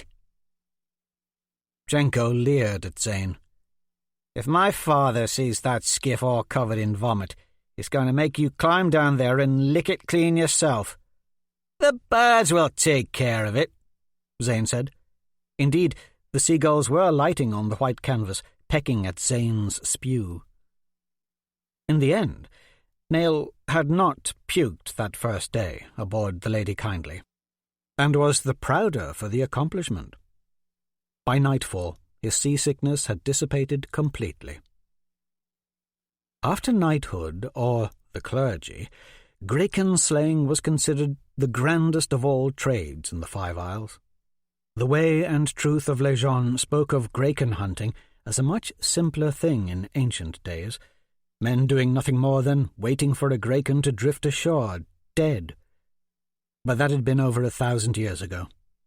The Book of the Great Hunts, in The Way and Truth of Lejeune, told of how Lejeune, as a teenager, would spear the Graken from the rocky shoals just southwest of Mont Saint-Only, jumping from rock to rock, leaping over the merfolk who tried to snare him, thrusting and jabbing with his many spears until the great Graken were tired or dead, sometimes even jumping onto the backs of the leviathans themselves. Legend was he would tie the beasts up and pull them ashore by the strength of his own arms. It wasn't long before Graken hunting became almost a religion unto itself, the launching of voyages and ships in hundreds that would last all day and bring in 2 or 3 Graken per ship. But over time, the Graken grew scarce. Now, a normal hunting voyage lasted about a week, sometimes 2. Some hunters predicted, come 1,000 more years, it might take a year of sailing to find but 1 Graken. For Neil's part, to be working alongside a crew of hardy men aboard the Lady Kindly was far better than traipsing through dark mines or toiling away with the sluices and pans alongside a lonely stream high in the autumn range. Jenko had been right when he'd said there was freedom at sea. After scarcely a few days on the water, Neil agreed. No good ever came of gold-digging with Shawcroft. Here, on the ocean, Neil could be with his friends. And now that they were among the Graken, Neil wondered what his role would be. As if reading his mind, Stefan handed him a small dagger and said, "Let's watch from above," and bade him follow. Stefan, with his bow and a quiver of yellow-fletched arrows strapped to his back, scrambled halfway up the fore-topmast rigging. Nail slipped the dagger into his belt and scurried up behind his friend. Once perched upon the slender spar, hands grasping the cold rigging, he prepared to watch the great hunt. Stefan, more sure of himself, boldly straddled the rigging and strung his bow. A crack of thunder boomed over the ship, and the sea became more agitated. The Lady Kindly was brought to a slow halt in the water by backing the mainsail. The canvas tarps were quickly pulled off the 3 white hunting skiffs tied to the side of the ship. Harpoons, killing lances, and barrels of harpoon lines were placed into the skiffs as the bishop prayed over each vessel. The skiffs were lowered into the water carefully. Men descended by rope into the skiffs, until each boat had a crew of 8, but not before every man of the 50 aboard had knelt before Tolbert and received a blessing. Once the men were blessed, and safely in the hunting skiffs, bobbing beneath the Lady Kindly, the 3 skiffs struck off, the men rowing madly out to sea. Baron Brooke was a harpooner on the first boat, a man named Brutus Grove on the second boat, and Jenko Brooke was harpooner on the third. Each harpoon was fashioned from hardwood, rough-hewn to provide a solid grip. From his perch in the rigging, Nail watched the skiffs as they cut through the water, each with a single harpooner, a helmsman, and 6 rowers. The 3 boats swept in among the large school of Draken, the Baron's skiff leading, sneaking up on a particularly massive monster, billowing blasts of air from its blowhole. "The Draken will blow once, right before it plans on diving underwater," Stefan said, readying some arrows. "Once submerged, they can resurface anywhere, oft-times straight under a boat, capsizing it. Baron Brooke better strike quickly because that Draken is about to go under." The Baron's skiff hove to, right beside the beast. Baron Brooke launched his harpoon, a rope tied to its end. It flew short of the mark, and the Draken moved away, sinking below the surface. The Baron reeled his harpoon back aboard by its rope line. "The real show starts once a Draken is struck, fins and tentacles thrashing, sharks swarming," Stefan said. "Let's pray no merfolk show up. They're apt to help the Draken, cut the harpoon lines with sharpened fish bones, tear at our ship. A huge bloody nuisance they are. But if they do," he held up his bow, "I've got this for 'em." Jenko's skiff peeled away from the other 2, sneaking up on a different Draken from the rear. An even bigger beast than the first. The helmsman nimbly directed the boat until the prow was thudding right against the beast's flank. Jenko had his rope line and harpoon ready, his left leg planted in the bottom of the boat, his right knee securely fixed against the side walls. Jenko's harpoon rose up in his hand and his arm stretched back. A tense moment passed, and for Nail there was never a more incredible sight. As if he were carved of marble, the Baron's son, with long harpoon held aloft, stood perilously poised there on the lip of the tiny bobbing boat like a glistening sculpture of Lejeune himself, the sun shimmering off the tip of his harpoon's clover-shaped blade. Jenko struck with astonishing speed and power, the shaft sinking deep into the Draken's thick side. Quickly, once the beast was struck, Jenko leaned his weight onto the harpoon, pushing it farther inward until the entire shaft was almost buried, only the thin rope sticking out from the dark flesh. The beast leaped halfway out of the water and slammed back home. A great wave almost swept Jenko overboard, nearly swamping his boat. The Draken disappeared into the ocean, tentacles thrashing, rope trailing. A huge cheer rose up from the men on the Lady Kindly. "Lucky Jenko wasn't sent straight to the underworld with all that thrashing," Stefan said. "They'll have to row away from the beast if they can." Jenko's harpoon was not meant to kill the Draken. From Nail's vantage point it was clear. The harpoon was merely the easiest way for the helmsman and his crew to link their small boat to their now quarrelsome large quarry. The Draken lurched above the surface again. Quivering in its grey flesh was the harpoon line, trailing the beast like a darning needle and spool of thread. Rivers of bright blood from the harpoon raced along the Graken's sleek surface. The beast blew air and then plunged in an attempt to shake off its tiny tormentor. The rope snaked out of the barrel fastened in Jenko's boat, uncoiling and whipping down into the boiling darkness of the sea, following the Graken into the bottomless depths. The helmsman now held a hatchet over the rope, ready to chop it in twain if the Graken were to dive too deep, dragging their boat down.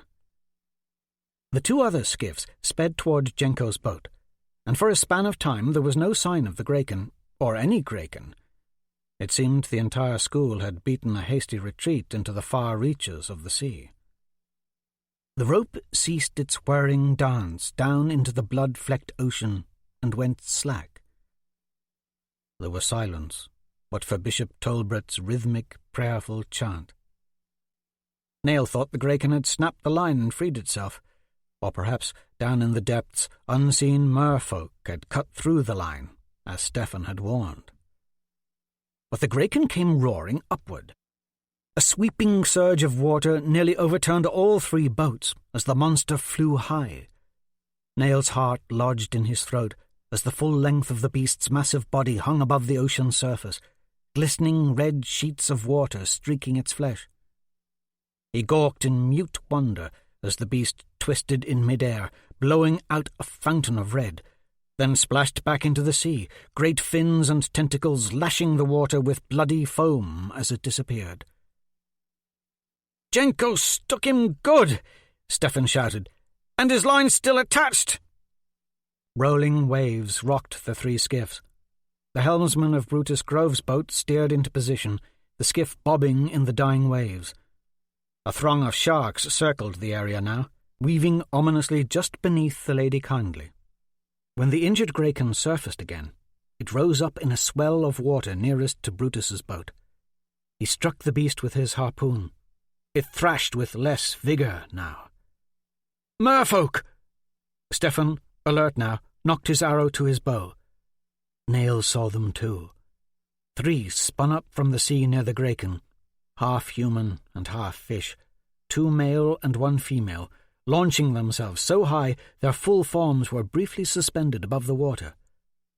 From head to fin, all three were taller than a man, all wielding long, sharpened bones in their webbed, clawed hands.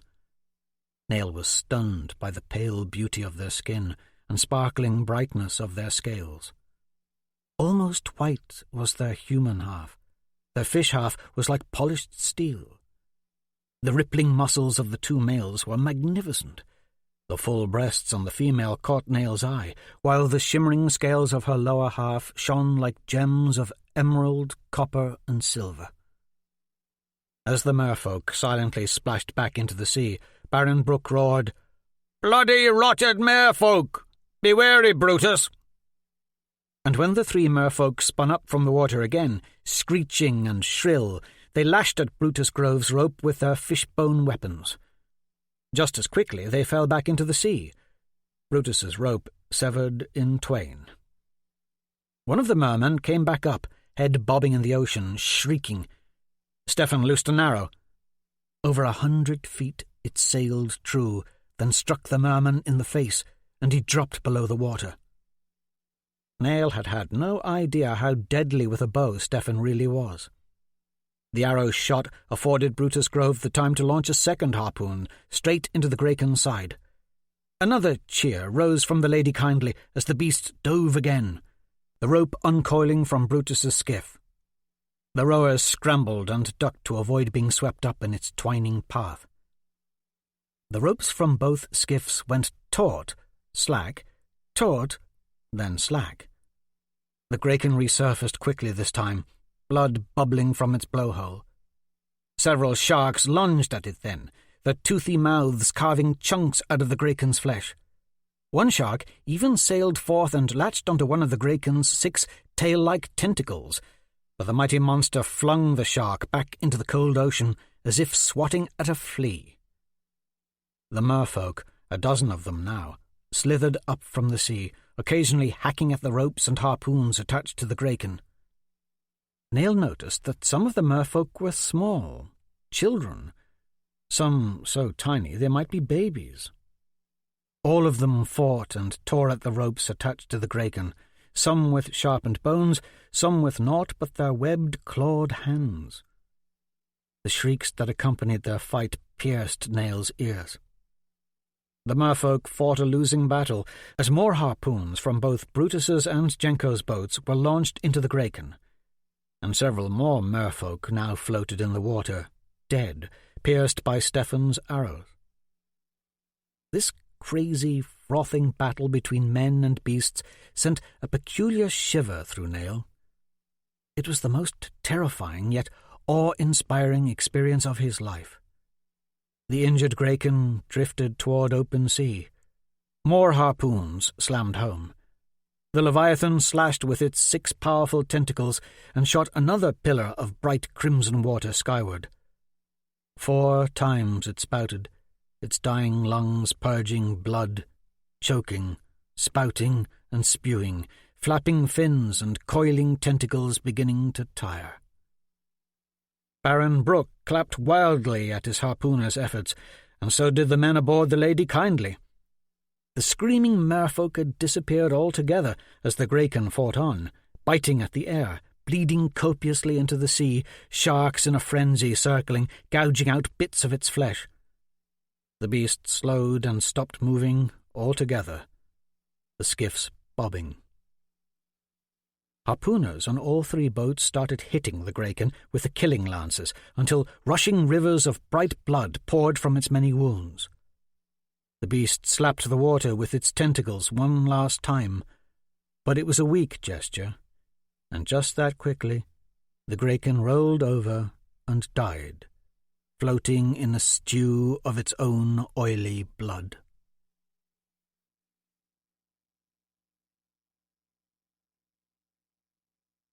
A sprinkling rain began to fall as the 3 skiffs towed the dead beast, tentacles first, toward the ship, a T-shaped wooden toggle attached to a hole in one long tentacle. Sharks circled, looming under the small boats, drinking in the trailing wake of blood. Below Nail, along the starboard side of the ship, a wood plank platform was lowered into the sea by the same block and tackle system used to lower the 3 skiffs. Men lugged huge iron hooks across the deck, each sharp as an axe and half as large as a man. They hauled them to the starboard side, and thick ropes were attached to all. Nail was alone in the rigging now. Stefan had climbed down and was scurrying around on the deck with Zane. The 3 skiffs were near enough to the ship that the harpooners had pulled their harpoons loose, raindrops peppering their faces. Soon the beast's heavy body was thumping against the side of the Lady Kindly, as waves swelled up around it. The water along the starboard side of the ship was a swirl of red. Occasionally, a shark would emerge, ghost-like, from the frothy pink and take a hunk of Graken flesh back down into the deep with it. There soon came a wooden tap, tap, tap from somewhere under the water, and Baron Brooke cried out, "The damn rotted mermen are tearing at the bottom of our ship. Let's make haste, lads. The sooner we get this thing up and out of the water, the sooner them ghastly fishmen will leave us be." There was a flood of movement on the deck below, and Zane pulled a long knife from his belt, grabbed a rope, and swung over the railing, straight down the side of the ship and onto the massive back of the Graken. Stefan followed Zane's plunge over the side, and soon both were running, balancing along the great Leviathan's barrel-like body, slicing deep gashes into the back of the Graken's flesh with their knives. It was their job, as Graken cutters, to cut slits into the blubber where massive hooks could be inserted, their work accompanied by the wooden tap, tap, tap of the merfolk under the ship. Soon, other men were down upon the Graken with Stefan and Zane, and the iron hooks were lowered. The hooks swung wildly as the Lady Kindly jostled in the waves, the dead beast's girth hammering against the side of the ship. The men began securing the Graken by inserting the hooks into the gashes Stefan and Zane were opening with their cutters. 2 hooks were inserted just above the Graken's fin in the deep slits the boys had previously made. More thick ropes, suspended from the lower masthead, were attached to each hook. Then the tremendous muscle of the windlass was put to the test, heeling the Lady Kindly onto her side, using the weight of the great Graken as a counterbalance. Nail was surprised as he slowly descended out in a great arc. The creaky wooden crosspiece he hugged was unsteady and difficult to grasp with his arms and legs. The sudden drop caused a swooning light-headedness, giving him a fright for several heartbeats. His perch, high in the rigging, was no longer a perch. As the Lady Kindly turned onto its side, he now feared being lowered almost to the level of the sea itself. The mast quaked with the strain. The ship trembled and creaked as more and more it leaned over toward the Graken. Nail clung to the crosspiece with a knuckle-white grip. He slipped and fell, catching himself in the rigging below as it swayed and twisted under him. Leg-scrambling, he managed a quick reorientation, gripping the ropes fast, remaining securely suspended over the water. Only the strength of his own arms had saved him. Zane, on the back of the beast, gave a hoot of surprise when he saw Nail hanging in the rigging pass overhead. Actually, Nail was passing over the flank of the Graken and sailing onward beyond it. The helmsman of Jenko's skiff had to scramble to turn his small boat, and all aboard rowed vigorously, not wanting their vessel to become entangled in the wood and rope rigging of the bigger ship's foremast and topsails. Nail was soon suspended a mere 20 feet or so above the ocean surface. He was ripe with fear at the thought of being dunked in with the sharks and merfolk. But the Lady Kindly heeled as far as she was going to heel, and Nail found himself staring straight down into water red and thick with blood. "Having fun?" the Baron's son said, standing in the bobbing skiff not 15 paces away. Nail nodded with enthusiasm, and Jenko laughed. There was a sudden shift in the wind, a brisk gust of rain, and a rolling of the ship upon the water. Men shouted. One of the great iron hooks tore loose with a snap and rending of Graken flesh and spun through the air, striking Zane Neville square in the chest and launching him from the security of the Graken's great flank straight into the rain-pattered sea. With a huge splash, the bloody water engulfed Zane. His hefty body vanished among a tangle of the Lady Kindly's foremast rigging and was immediately swallowed up by the frothing darkness of the water. Nail stared in horror at the scarlet bubbles below, all that remained of Zane's passing. He looked to the nearest skiff. Jenko Brooke was there, standing in the small boat not 20 feet from where Zane had disappeared. Their eyes locked. They stared at each other a moment, and the look in Jenko's eyes was not one of concern for Zane, but a look of resigned callousness, knowing there was nothing to be done. The severity of the situation dawned on Nail. Many aboard the Lady Kindly had seen Zane fly from the body of the Graken and sink like a stone beneath the water's surface. Even Bishop Tolbert's face was impassive as he stood at the railing. At that very moment, Nail realized no one was going to do anything about it. "Any man goes overboard, he's lost to the sea," Baron Brooke had said. It was clear. Zane would have to fend for himself. Nail's eyes sought Stefan, and found his friend still planted on the Graken's back, horror etched in every line of his face. The hookman grabbed Stefan by the arm and forced him to help resecure the swinging hook under the Graken's fin. Nail's gaze flew back to the spot in the red churning sea where Zane had vanished. The rope rigging jerked back and forth in the water, then went still. Nail waited, staring, hoping his friend would resurface. But as the moments passed, he realized Zane was truly lost, tangled down there somewhere amongst all that rigging. Pale shapes hovered below the surface. The thought of a shark biting his friend in half like a salmon sent a shudder through Nail, and suddenly this grand Graken hunting adventure wasn't so fun. Seabirds shrieked in joy around him. The tangled rigging where Zane had disappeared thrashed about wildly as if someone beneath was struggling within it. Nail thought he saw the metallic sparkle of one of the merfolk down there too. The rain picked up. Thick droplets splashed the water. Lightning flashed above, and with all the blood, it seemed as if fire danced along the surface of the sea. Without thinking, Nail pulled the small dagger Stefan had given him from his own belt, gripped it firmly in hand, and dove from his perch. 20 feet straight down he flew. Head first, he knifed into the ocean. Water spewed over him, and a deep red darkness pressed inward. At the water's bitter touch, the cross-like burn on the back of his right hand flared with pain. The bloody sea was icy and stole his breath, the water seeming to constrict inward, paralyzing his muscles. He spun and clawed to the surface, crimson bubbles churning. His head broke the skin of the ocean. He choked. The taste and smell of the Graken's blood gagged him. Chunks of regurgitated Graken bile were floating everywhere in the rain-splattered sea. Water closed in around him as he bobbed below the surface a second time. When his head surfaced again, he could scarcely see through the film of red seawater blanketing his eyes. The men on Jenko's skiff stared down at him. One man held an oar out to Nail. "Fool! He'll pull you down with him!" Jenko yelled and slapped the oar away. Nail sank below a third time, his vision awash in red oblivion. Panic set in. He kicked wildly, his foot striking something. Sharks! He resurfaced one more time and floated there. His limbs couldn't move. The water was too cold. Wind gusted. Stinging rain raked over Nail's face.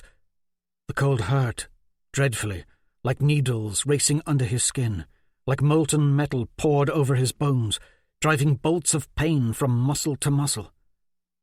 Agony encompassed him as he gazed pleadingly up at Jenko Brook and the 7 other men who were slowly rowing away. Something brushed against his foot, and he spun, kicking slowly, legs numb, the sudden surge of adrenaline spinning him, all limbs flailing. Useless. He now faced the Graken, not 5 feet away. Bloody water lapped lazily against its massive bulk. Rainwater washed down its side. Stefan was crawling down the slippery slope of the beast, a rope line tied around his waist, one hand reaching for Nail. Lightning ripped down from the sky, hitting the water between them. The blinding flash was followed by a thunderous clap that set the sea to buzzing and dancing with an eerie light. Nail's skin tingled so sharply that all other senses were drowned out, and he couldn't move. Every nerve in his body felt pinched and frozen in pain. Something caught him by the leg, and he was jerked beneath the sea. He swung out in defense, but his knife only sliced through water, slowly, ineffectively. It must be Zane clawing at him from below. His friend's grabbing hands were a mad thrash, claw-like, pulling Nail farther down into the darkness. Soon Zane's arms were beating wildly against him, and the small dagger was knocked from his hand. Zane's limbs found purchase, clutching, squeezing the breath from Nail in one great hug, pinning both of his arms to his side. Zane's clenching bulk was going to drown them both. Nail felt his lungs burning. Pain stabbed through his straining chest as he tried not to gasp for air. Then he realized it wasn't Zane who had hold of him. His eyes flew open, and he saw her pale, ghostly visage, the mermaid who held him tight. Inches away, her face floated in the deep. She had a delicate chin, thin lips, thin nose, and eyes that were as wide and crystal blue as the summer sky. Her eyelids blinked ever so slowly. A serrated row of gills fluttered open and closed along her slender neck. He felt her breasts against his chest, her slithery scaled tail coiled around his legs. She tilted her head and opened her mouth, revealing long fangs that were shockingly sharp and grotesque in comparison to her overall glamour. Nail mustered what strength he had and wiggled one arm free of her. He attempted to push the fearsome mermaid away, but the pointed claws tipping her webbed hand raked across his right bicep, tearing shirt and flesh. Lightning struck the surface of the sea above again. Soul-shattering sound flashed down through the blood and water, engulfing Nell and the mermaid in a flame of crimson light. Pockets of redness pulsed in waves around them, whilst runnels of red seeped and flashed. It felt as if the ocean was slowly twisting over on itself. The bands of sparkling ruby light that streaked the water throbbed like veins along a monstrous scaly arm. In, out, in, out. Then the deepening red light was gone. Dark. The mermaid shrieked, her eerie voice muffled and ghost-like underwater. Another lightning blast. Light and sound blossomed brilliantly, illuminating everything under the sea in crystal-clear, bloody redness. The underside of the ship, sharks, mermaids, the kraken and its dangling tentacles, and, most startling of all, symbols. Emblazoned like pockets of flame in every direction, squares, circles within circles, crosses, all twinkling like shooting stars. The glittering veins of light intensified into a flaming red, blooming and running like spiraling streams of flowing fire. Even the cross-shaped wound on the back of his hand was pulsing light and pain. The mermaid jerked violently in front of him, and the ocean seemed to spin inward on itself again. The gleaming ribbons of fire wrapped around them both, then faded to a dull red, then dwindled and washed away to nothing. The water was pitched in black. Nell could feel himself drowning. Eyes open or closed, he knew not. But deep down, somewhere below in the darkness, he saw something, hazy, fluttering in the water. It slowly solidified. He saw himself, standing under a large burning tree. There was a knight with glowing white shield and horned helm astride a brilliant white warhorse, a blonde girl on the saddle before him, her hand a metal claw, and green, glowing eyes. Something slammed into him then, hurtling him from the mermaid's grasp and up through the water and to the surface. "There they are!" Nell heard Stefan yell. Nell took one blessed breath before a bloody swirl of churning water enveloped him again. When he floundered to the surface a second time, he realized Zane was there with him, eyes wide and rivulets of crimson water streaming from his sopping red hair down over his terrified features. They were face to face, Zane coughing, choking, spewing forth gouts of chunky water. The pale head of a shark broke the surface and eyed Nell from just beyond Zane. Nell found himself in the grip of utter terror. It screamed through his mind, drowning out any thought. Time seemed to freeze in that moment. His heart thundered. The sounds of Stefan's yells were silenced. The clap of the water beating against the hull of the Lady Kindly ceased. Even the shrieks of the seabirds were gone. Nell couldn't break his gaze from the milky, dark eye of the great white killer before him. At that very moment, he would have given anything to be back home, safe in the mountains with Master Shawcroft, calmly panning for gold by a cool, gurgling brook under the green pines and warm sun. A spear was thrust into the shark's head, and it calmly dipped below the red skin of the sea. And like a burst of thunder, Nell was aware of someone shouting, yet it seemed so far away, and he felt firm hands grasping at his shirt. He was roughly hauled from the ocean and dashed into the bottom of Baron Brooke's skiff with brutal force, instantly coughing out what scant air remained in his lungs. Soon, and with great effort by all the men in the skiff, Zane was pulled up and plopped on the deck next to Nell. Crystal-clear tears streaked Zane's cheeks as he raked madly at the bloody seawater coating his face. One of the merfolk was attached to his leg. It was a small one, a baby, its arms around Zane's calf, teeth buried in his leg just below the knee. Zane frantically batted it away. It flipped and flopped at the bottom of the skiff on its back, the gills on its neck splayed and heaving, mouth wide and round, spitting and screeching an ungodly racket. Its lips pulled back in a grimace, and its gruesome teeth were exposed, gnashing. Little arms thrashed and tails slashed as Zane kicked wildly at it. "Get that gill-fucking creature out of here!" Baron Brooke roared. One of the rowers deftly scooped the wiggling little demon onto the flat of his oar and tossed it out to sea. "Bloody beasts of the underworld!" The Baron knelt above Nail and Zane, eyes dispassionate and cold, the sky grey and rainy behind him. He seemed almost distracted, bored, as if his mind were on other things. "Back to it!" he yelled. "There's work to be done." Just like that, every man aboard the Lady Kindly sprang into action. Once rescued, Nail now felt the sodden, blood-covered weariness of his own body.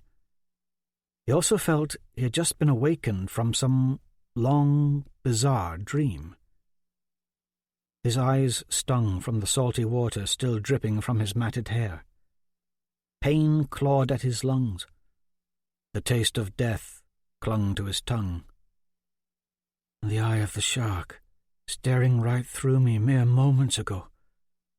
By the blessed Mother Mia, the thing was a terror. And the merfolk, demons all. His mind couldn't shake the red-hazed horror of what he'd seen under the water. Visions, symbols. He would not think of it. He would lock it away.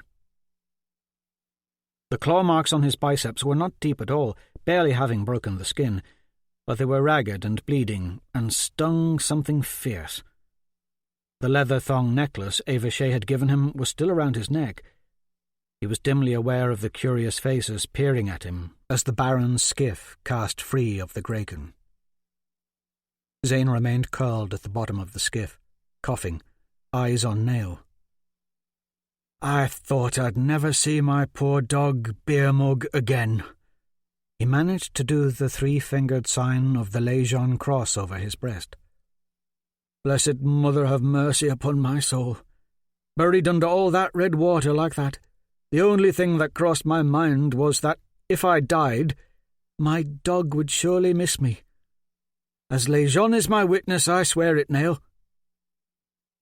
Still trembling, Nail watched in a daze as Stefan, still on the Graken's back, finished refastening the large hook that had struck Zane under the Graken's fin. Soon all the men on the Graken began climbing up ropes to the deck of the Lady Kindly. The men handling the lines leading to the heavy hooks began to haul. The ship gradually began to right itself, and the Graken slowly spun in the water. There were now men standing on the wooden planks above the Graken. They carved at it with long scythes. As the Graken's barrel-like body spun over in the water, they began peeling a layer of blubber away from the beast in a giant spiral. It reminded Nail of how Master Shawcroft would peel the skin from his apples with a hunting knife. The first strip of blubber fell to the deck and was chopped into strips and pieces by stout axe and sword, and shoved down through the ship's main hatchway. This process of healing the ship and spinning the Graken and slicing rinds off its flesh was repeated for about an hour. Soon, the deck of the Lady Kindly was awash with slaughter and huge chunks of flesh. The rain stopped. Nail and Zane were eventually put back aboard the Lady Kindly. Zane immediately sought the bishop and knelt before him. Tolbert laid his hands on the boy's head and offered a brief blessing. Seeing what comfort the blessing had given Zane, Nail knelt too, but the bishop grunted "No," and ordered him to stand.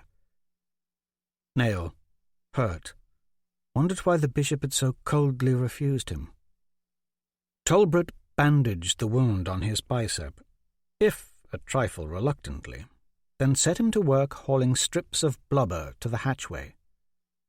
Zane helped too, but soon collapsed from exhaustion and was carried away to Jubal Brooks' quarters. For the next few hours, caught in a dull haze, Nail hauled blubber. It was not soft and flabby, as he had imagined, but rather tough as leather. The work wore his hands raw and left them stinging in pain. Once the Graken was stripped of its blubber, a giant saw was brought out, and 2 men began sawing at the monster's mammoth head.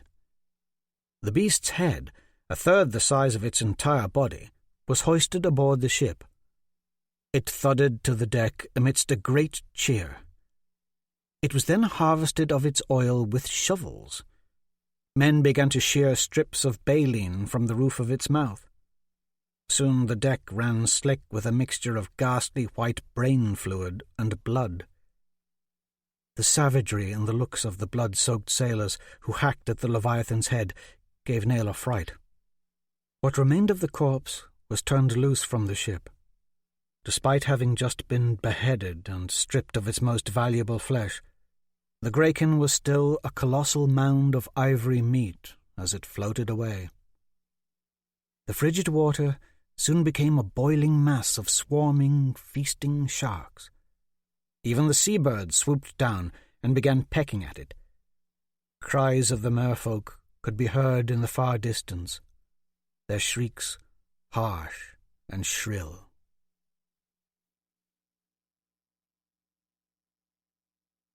"I've seen a man bitten in half by a shark." As he spoke, Baron Brooke gazed out at the tranquil, dark sea moving calmly by, his fur-rimmed cloak thrown carelessly over his broad shoulders, snowflakes gathering upon it. Nail, Baron Brooke, and Jenko stood together under the mizzenmast, whilst the rest of the crew partied on deck between the mainmast and fore. The Baron continued.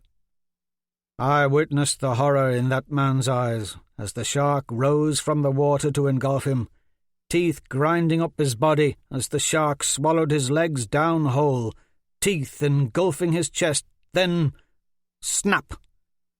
Half of him was gone. And when I was a boy, I watched an enraged Durwood Rutherford wade out, waist-deep, into Bainbridge Bay, dressed in full armour, complete with helmet, greaves, chestplate and sword, to do battle with a great white that had been wreaking havoc with his crab-traps. He lasted, 2 minutes before the shark shot forth and swallowed him whole.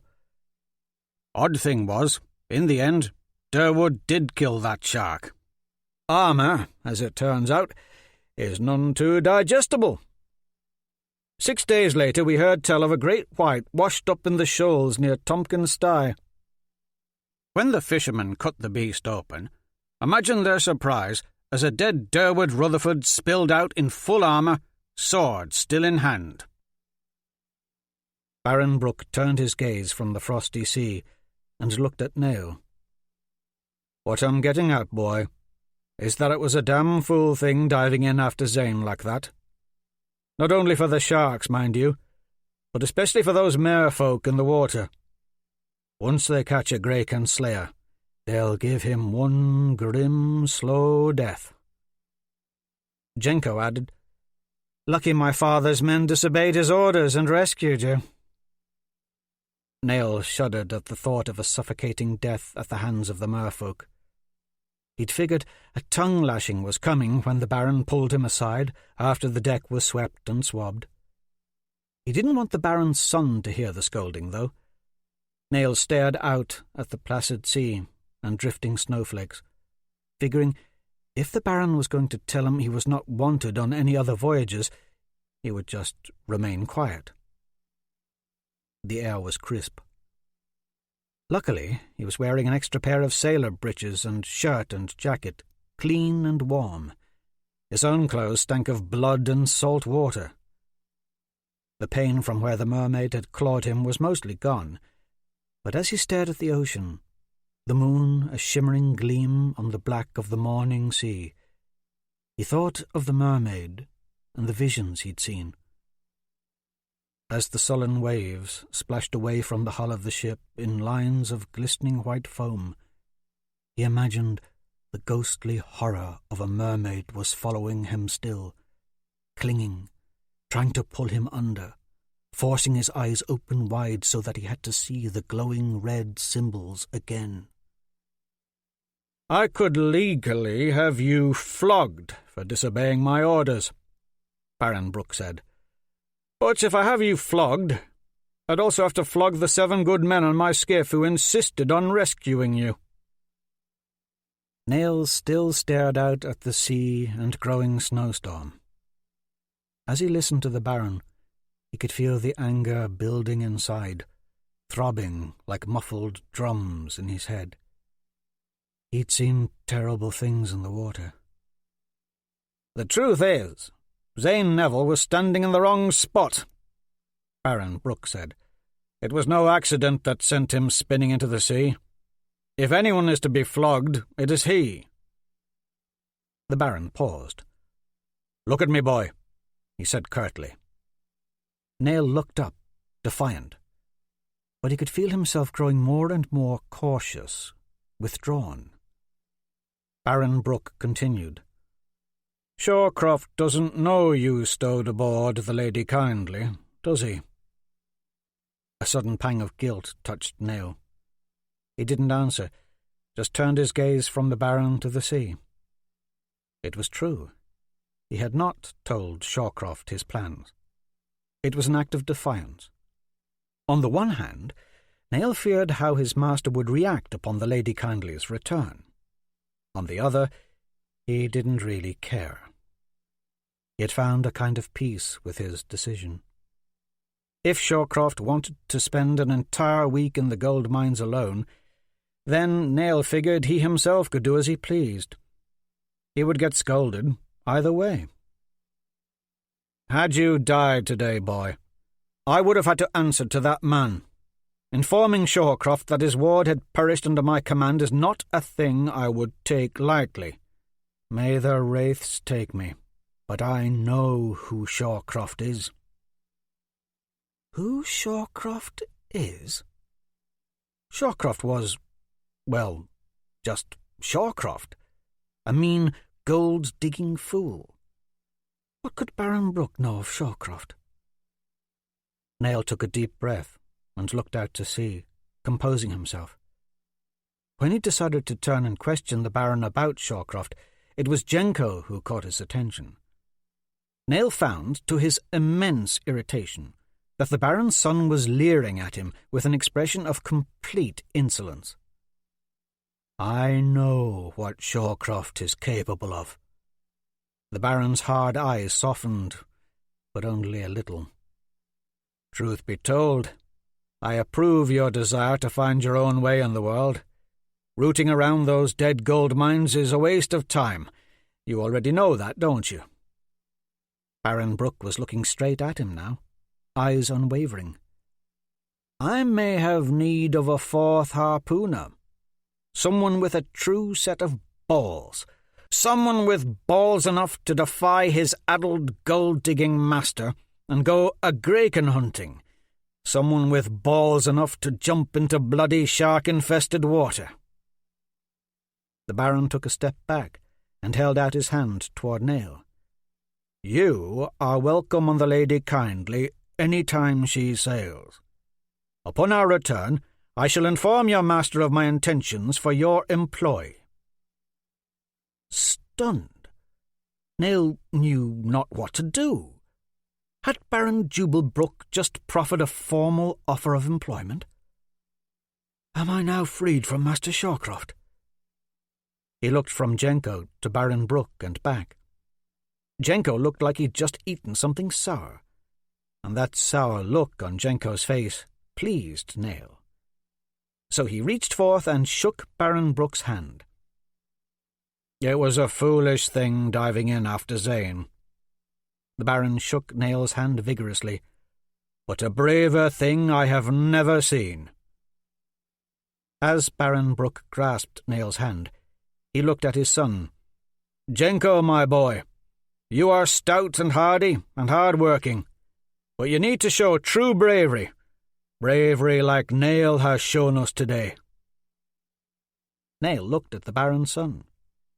An angry, jealous glint formed in Jenko Brooke's moody eyes before he whirled and stalked away. Later that night, Stephen Wayland snatched Nail away from his game of cards with Zane in the crew quarters and hauled him onto the snowy deck to the cheers of the rest of the crew. Once on deck, Stephen stripped Nail of his jacket and shirt, removed the bandage from his right arm, and brought forth the ink and tattoo needle. The ink, Stephen explained, was the best of its kind, made from the soot of Graken oil lanterns and mixed with Avalonia molasses. "No weak squid ink is ever used for a true Graken hunter's tattoo," he claimed. "Only pirates and outlaws use the cheap stuff." When he was done, Nail couldn't have been more pleased with the result. Stephen's artwork, placed just above the mermaid's claw marks on his bicep, was the perfectly fitting image for Nail's maiden voyage. He was a full-fledged Graken slayer now. He had never felt more contented in his life.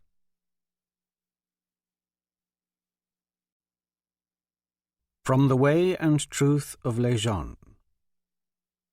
The 5 Isles are drenched in secret history, every castle smothered in intrigue and steeped in lore, and every carving on every standing stone has roots in the past.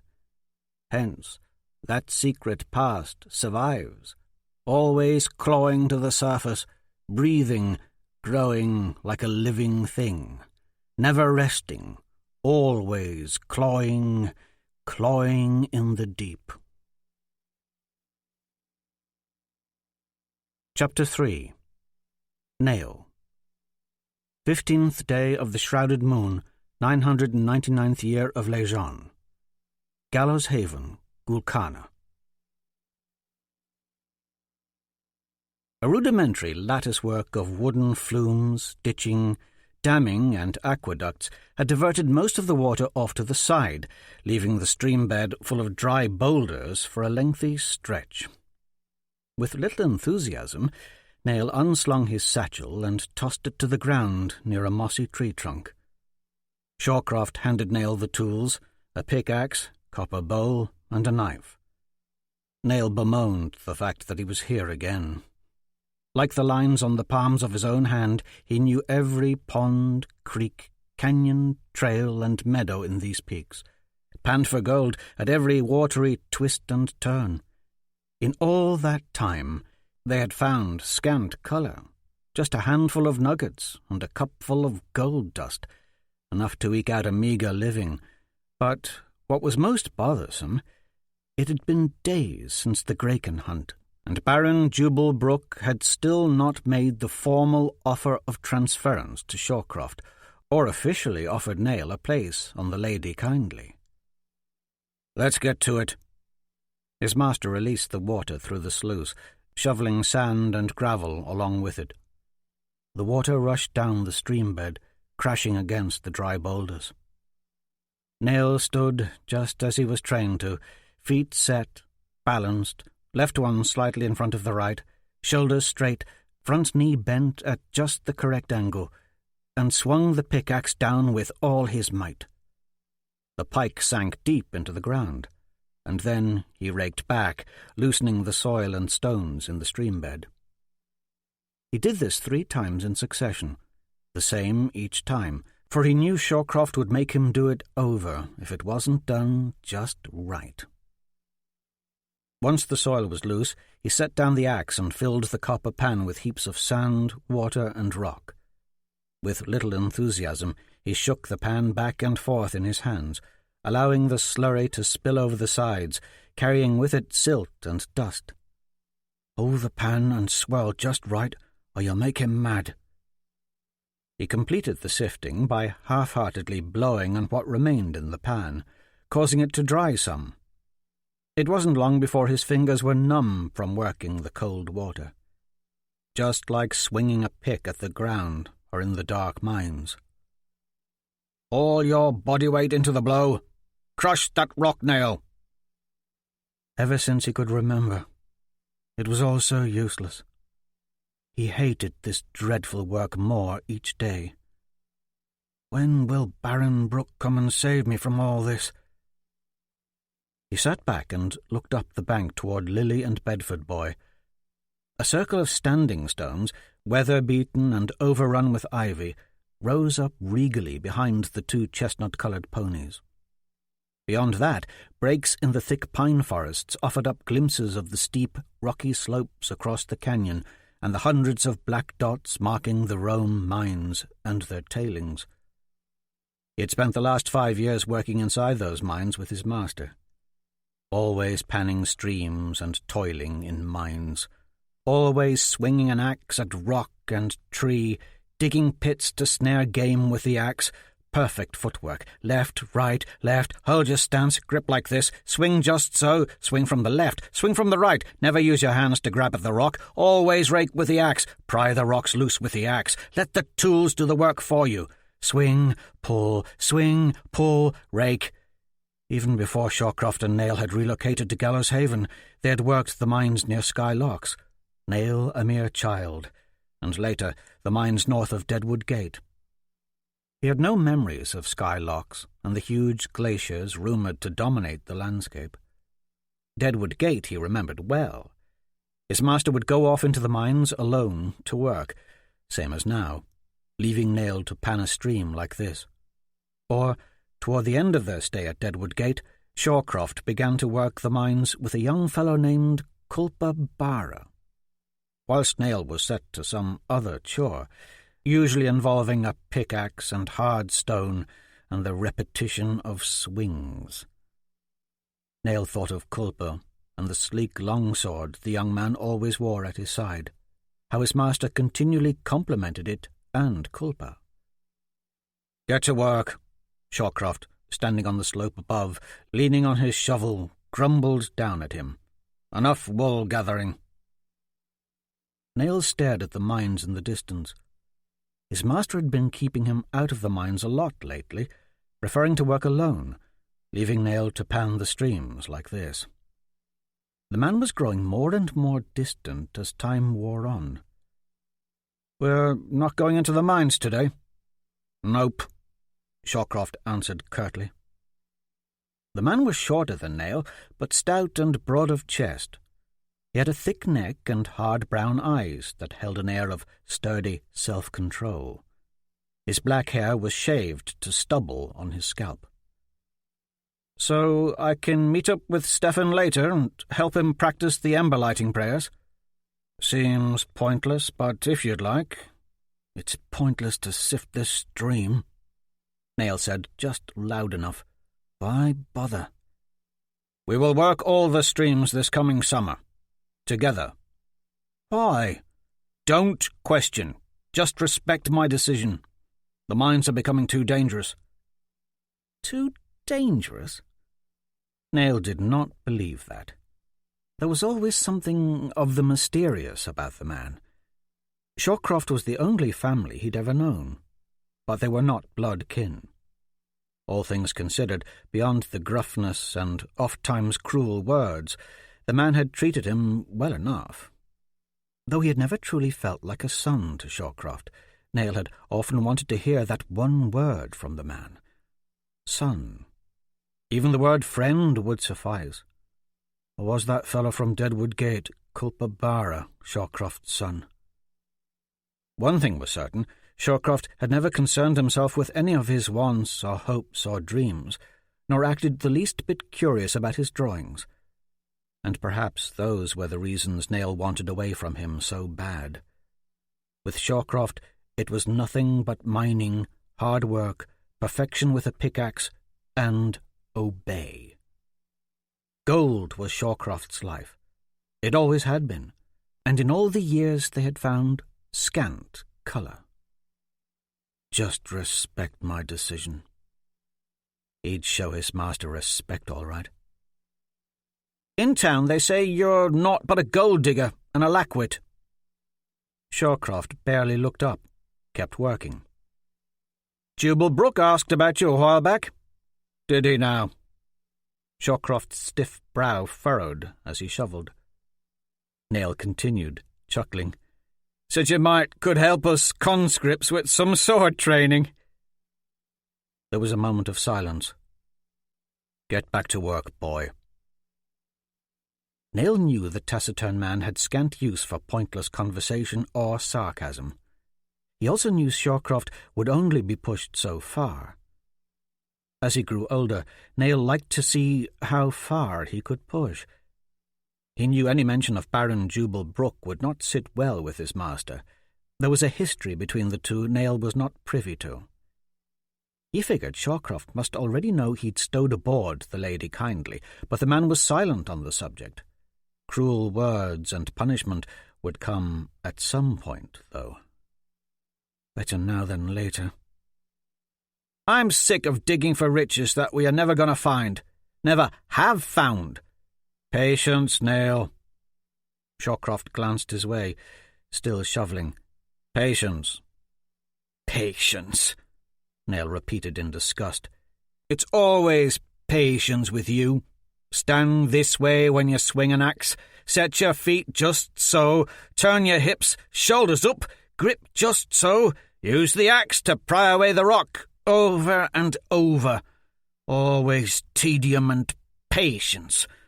All for nothing. Shawcroft stopped working and stared down at him. The mountains hold music and magic for those who listen.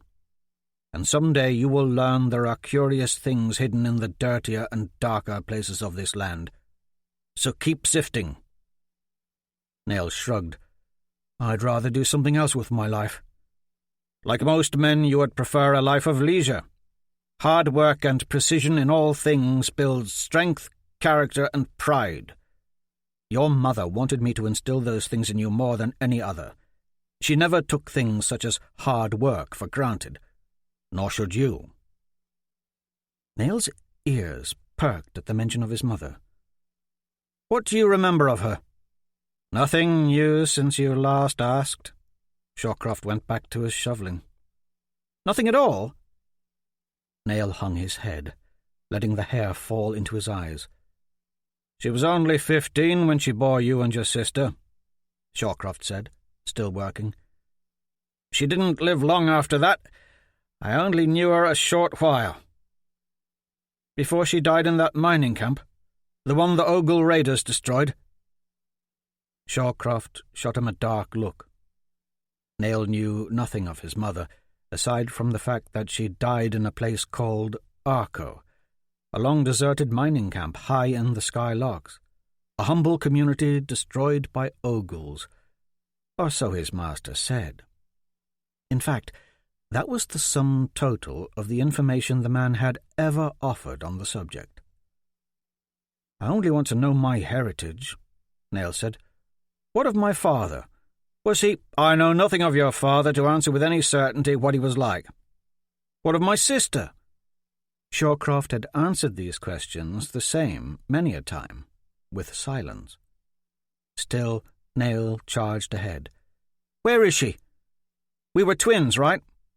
We've gone over this before. Shawcroft's voice was strained with impatience. I know not if your sister even lives. I rue the day I ever mentioned her to you. There seems to be much you won't tell me. About a great many things.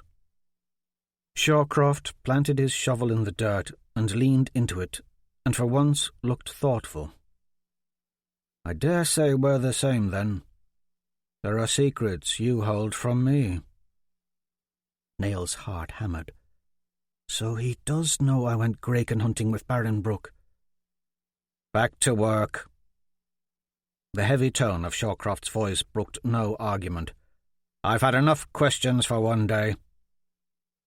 He took his shovel and hiked up the stream bed. Nail wouldn't let it be over so easily. Like what secrets do I keep? Shawcroft turned. There's been talk in town of how you saved Zane on that Graken hunt. A hint of pride seeped into the man's voice as he spoke, but that only confused Nail. He didn't understand how the man could be so inconsistent with his emotions.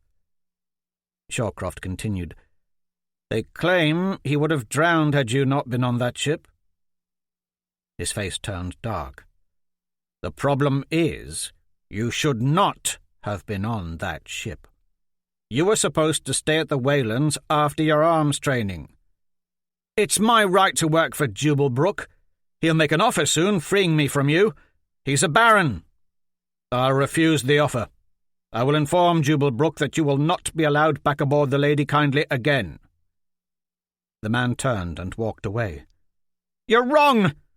I will join the Graken hunting crew. I will go to sea when they next launch." Shawcroft whirled, fists clenched. "In all these years I've never whipped you, boy, but I just might. Just you try." Furious, Nail snatched up the pickaxe, wielding it like a club. Shawcroft was a stout, hardy man, but Nail knew he was big enough to take his master down. After all, he'd had training with swords, while his master had none. Shawcroft was naught but a dirty gold digger, a stout, dirty gold digger, but a gold digger all the same. "Lest you forget, I am charged with your safekeeping till the day you die." Shawcroft's face was harsh, scowling. "Now drop that axe before I snatch it from you and whip you with it good. A ward can be legally put to death for threatening his master." Nail simmered. The man was right. He dropped the axe. Shawcroft walked up forcefully. Nail backed away, but his master grabbed the leather thong around his neck and pulled Ava's wood carving out of his shirt. "What's this?" "A gift," Nail said with as much defiance as he could muster. "It's mine." "From a girl." Nail said nothing. "Don't grow too attached to any one person." Shawcroft yanked up the sleeves of Nail's shirt to his elbows. "Bruises." The man's gaze travelled the length of Nail's black and blue forearms, eyes lingering on the thin, cross-like burn on the back of his right hand. "I sparred with Jenko Brook." Nail brushed the man's hand away. The cross-shaped burn on his hand was still as red as the day Doki had been struck by lightning. "Looks like Jenko thrashed you good then," was all Shawcroft said. Nail felt his face flush. He certainly wasn't going to show the man his tattoo, or the scars on his bicep from the mermaid. He pulled his shirt sleeves over his bruises and stuffed Ava's carving down the neckline of his shirt. "Jubalbrook never was much of a swordsman," Shawcroft said. "You will need proper training. I should have taken it upon myself to teach you more about swordsmanship long ago." "More about swordsmanship?" Nail laughed hollowly. "You've never taught me anything about sword fighting. What do you know of it?" Shawcroft motioned for Nail to get back to work. "We're done talking."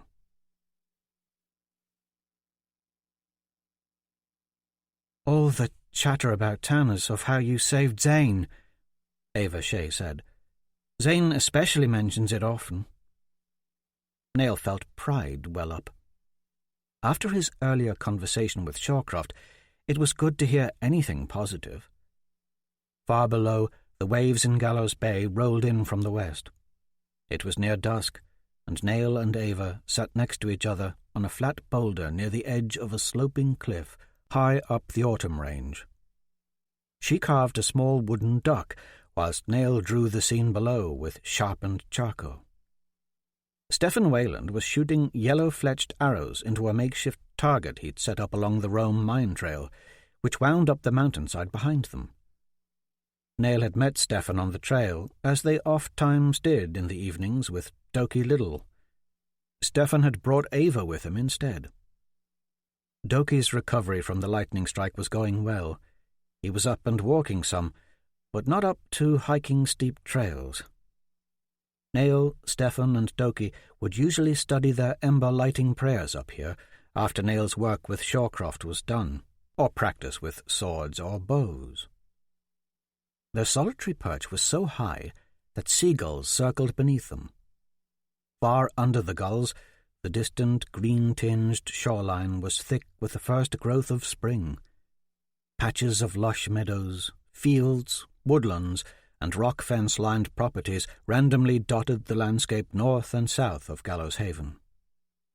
From so high up, the chapel and abandoned keep north of town looked like children's playthings. An armed silhouette paced atop the keep's western wall. Some poor sod Baron Jubal Brooke had put to the watch. The courtyard of the keep was a clear swath of grass, soon to be packed with morning moon feast-goers. There were a handful of carts moving along the pathways. In the centre of town, near the docks, someone was sweeping the front porch of the Graken Spear Inn. On the beach just north of town, streams of black smoke rose into the sky, billowing from hundreds of black cauldrons filled with Graken blubber. Wood fires under the pots were melting down the leathery blubber. Baron Brooke would sell the oil to traders. Fishing boats bobbed in the waters beyond the pots, the tiny forms of men casting nets into the ocean. Nail pulled up the sleeve of his shirt to his bicep, showing Ava the tattoo Stefan had given him just above the claw marks of the mermaid. 3 shark's teeth. Most Graken hunters get a mermaid or a sea serpent tattoo. Some get an anchor. A lot get crossed harpoons. It's wonderful. Ava ran her fingers gently over the tattoo. But what's this? She asked, touching the still visible scars from the mermaid's claws. One of the merfolk tried to drown me while I was in the water. How ghastly! She immediately withdrew her hand, revulsion on her face. Nail sat up straighter. I fought my way free. Saved Zane. Baron Brooke said it was the bravest thing he'd ever seen. His eyes darted to Stefan on the trail behind them. His friend was fussing with his quiver of yellow-fletched arrows, oblivious to their conversation. Nail had never mentioned his encounter with the mermaid to anyone. He told Bishop Tolbred, who had wrapped the wound with bandages, that it was just the ratlines that had slashed his arm. The lingering image of the mermaid's pale face in the bloody water, and the feel of her scaly tail wrapping around his legs had become a nightmare fixed in his mind that he would not soon forget. It's why Baron Brooke offered me a place on his ship, for saving Zane, he finished. Graken hunting ships are magnificent indeed. She ran her fingers over his bicep again, tracing the lines of the tattoo over his muscles. The town is a talk of how you snuck aboard the Lady Kindly, but they also say Shawcroft most likely won't let you sail with Baron Brooke again. It must be sad, always belonging to people. Her words hurt, but the pain was brief as she leaned into him and rested her head on his shoulder. Even in her drab hiking clothes, brown jerkin over tan shirt and plain rough-spun pants, her beauty kindled a flame that flared in his heart. He felt the turtle carving she had given him resting against his chest under his shirt. It must be sad, always belonging to people. Nail's world was a small one, and he knew his place within it.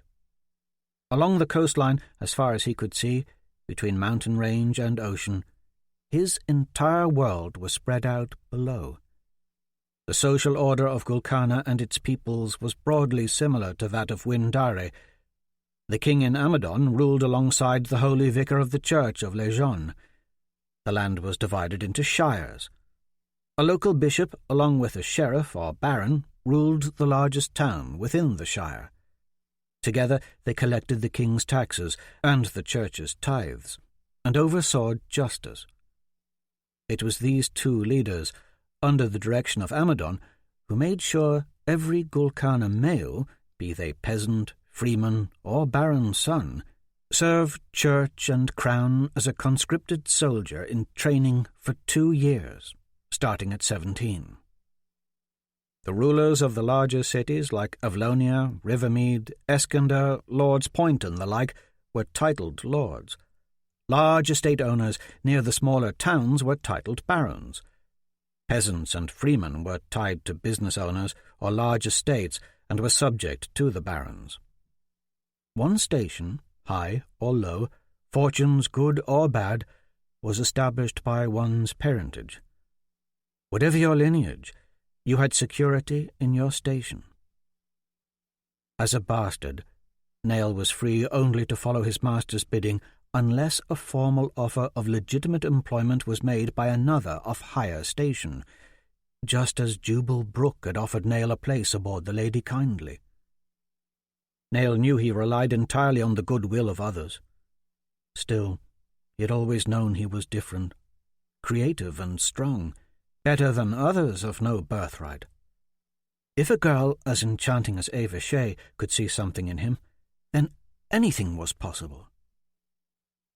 Gazing down the mountain, he found the familiar shape of her home near the centre of town.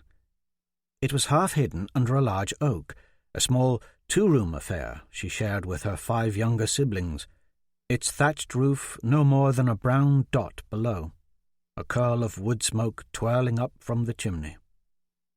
Ava lived with her brothers and sisters in a house near the Graconspear Inn that old man Leddingham had set them up in. She'd helped raise them since her parents had died. A sickness had taken her mother. Shortly after that, her father had been killed in a logging accident above Tompkins Sty. Nayl admired Ava's hard work and resolve in dealing with life's challenges. "Your house looks so small from up here," he said.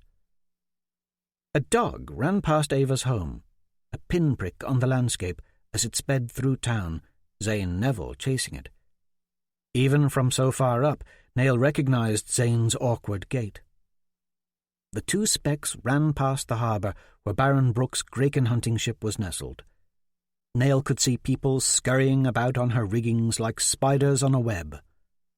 Beer Mug kept going, shooting past the harbour up the road, followed by Zane, chugging along behind. They both charged into a small field north of the chapel and ran in circles, Zane chasing, Beer Mug leading. Nayl could imagine Zane's laughter and the dog's barks of joy. "Who are you?" Stefan's shaky voice said from behind. Both Nayl and Ava turned to find Stefan Wayland with his bow taut, yellow-fletched arrow pointing up at a dark-cloaked horseman on the road behind them. Ava squealed. Nayl lurched to his feet. The horse on the trail was straight out of his childhood nightmares. A mare, sleek, black, and powerfully built, with feverish eyes like red glowing holes in its wedge-shaped head. Arteries and corded muscle pulsed beneath its glistening black hide. The rider was darker still, bathed in midnight against the greenery of the mountainside, a hint of black-boiled leather armour under the cloak, pale face mostly obscured beneath a hood. But when the rider pulled back the hood, Nayl was startled even further, for it was not the face of a man hidden underneath, but that of a young woman, and she was not just pretty, but beautiful, arresting even. Hair of exquisite silvery white waves framed her face. She had slanting eyebrows above striking green eyes, high-boned cheeks, and full lips. Some pale light glowed just beneath her skin, as though through a thin veil. And there was something achingly familiar about the way she spoke, her voice dark, musical.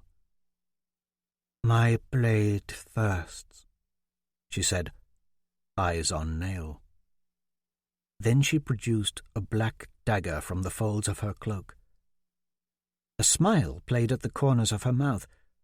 Not quite a smile, but something fierce. In fact, there were things not at all human about the way this thin-faced woman moved.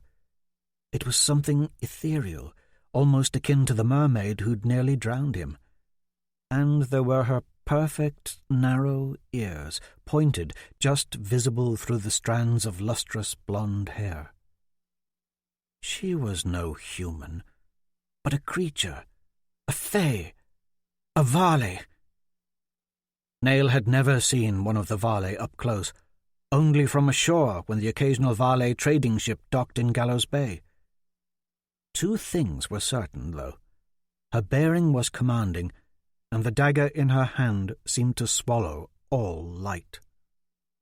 Her eyes were locked on his, large, almond-shaped pupils more brilliantly green than anything he'd ever seen. They tugged at him, drew him in, as if she were searching, pulling something, his thoughts, from his mind, as if she wanted to devour his very soul. "You are not of my blood." Her smile disappeared as she slipped the knife back into the folds of her cloak. "Still, they will be coming for you." And with a rustle of leaves, the frightening black mare and ghostly valet woman vanished into the thick green bracken above the trail. Stefan set down his bow. "She had an ill-favoured look," he said, pale-faced. "Let's go before she comes back," Nail said, heart pounding. He gathered his drawing supplies and satchel. "She seemed to know you." Avishai was looking at him. "Who was she?" "A sore severe spy," Stefan offered. "An emissary of the White Prince, scouting our lands, I wager." Nail was too haunted by long-forgotten dreams to say any different.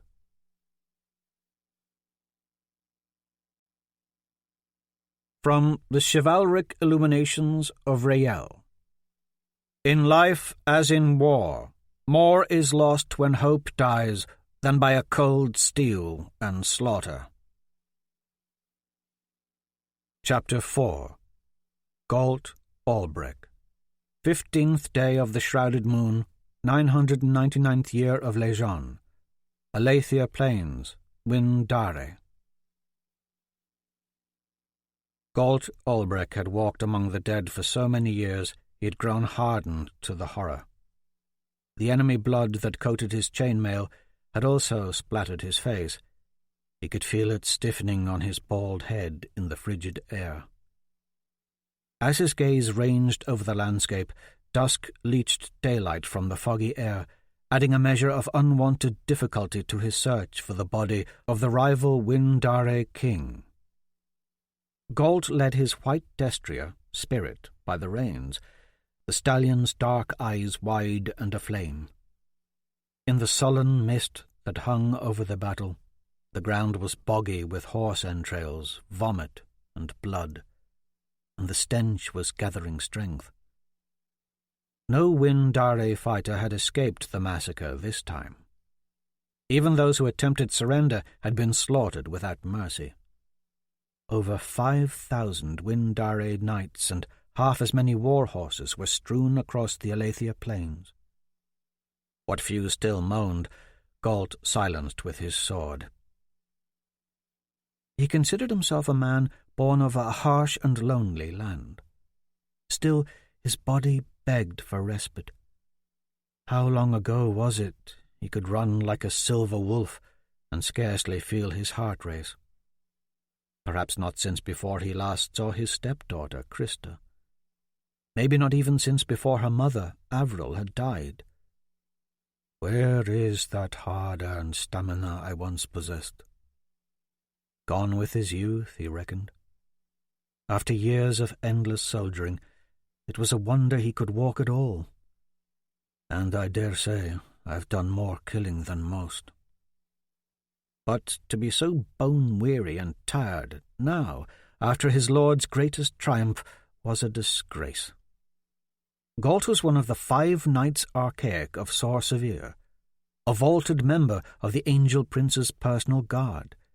Weakness was not an option. As he and Spirit picked their way through the corpse-strewn gauntlet of blood-splashed boulders, through the leaning thickets of shattered spear and halberd shafts, Galt focused on the faces of the dead. A stick-thin boy, scarcely old enough to wield a weapon, lay legless in the mud. A grizzled Windare veteran listed awkward and broken against the split belly of his roan destrier, beard befouled with grime, helm cocked sideways over bulging dead eyes, rusted links of a chain still wrapped around his neck. Evidence of one of the many lonely struggles that had played out in this swarming morass of screaming humanity, this crazed havoc of slash and parry. The ground was littered with the drift and crimson carnage of a human storm. Amongst this stillness and destruction, Galt and Spirit searched for the enemy king. They made their way up a grassy slope toward a patch of yellow atop a standing stone, both man and horse wary of the treacherous footing. The blood-soaked ground was slicker even than wet clay.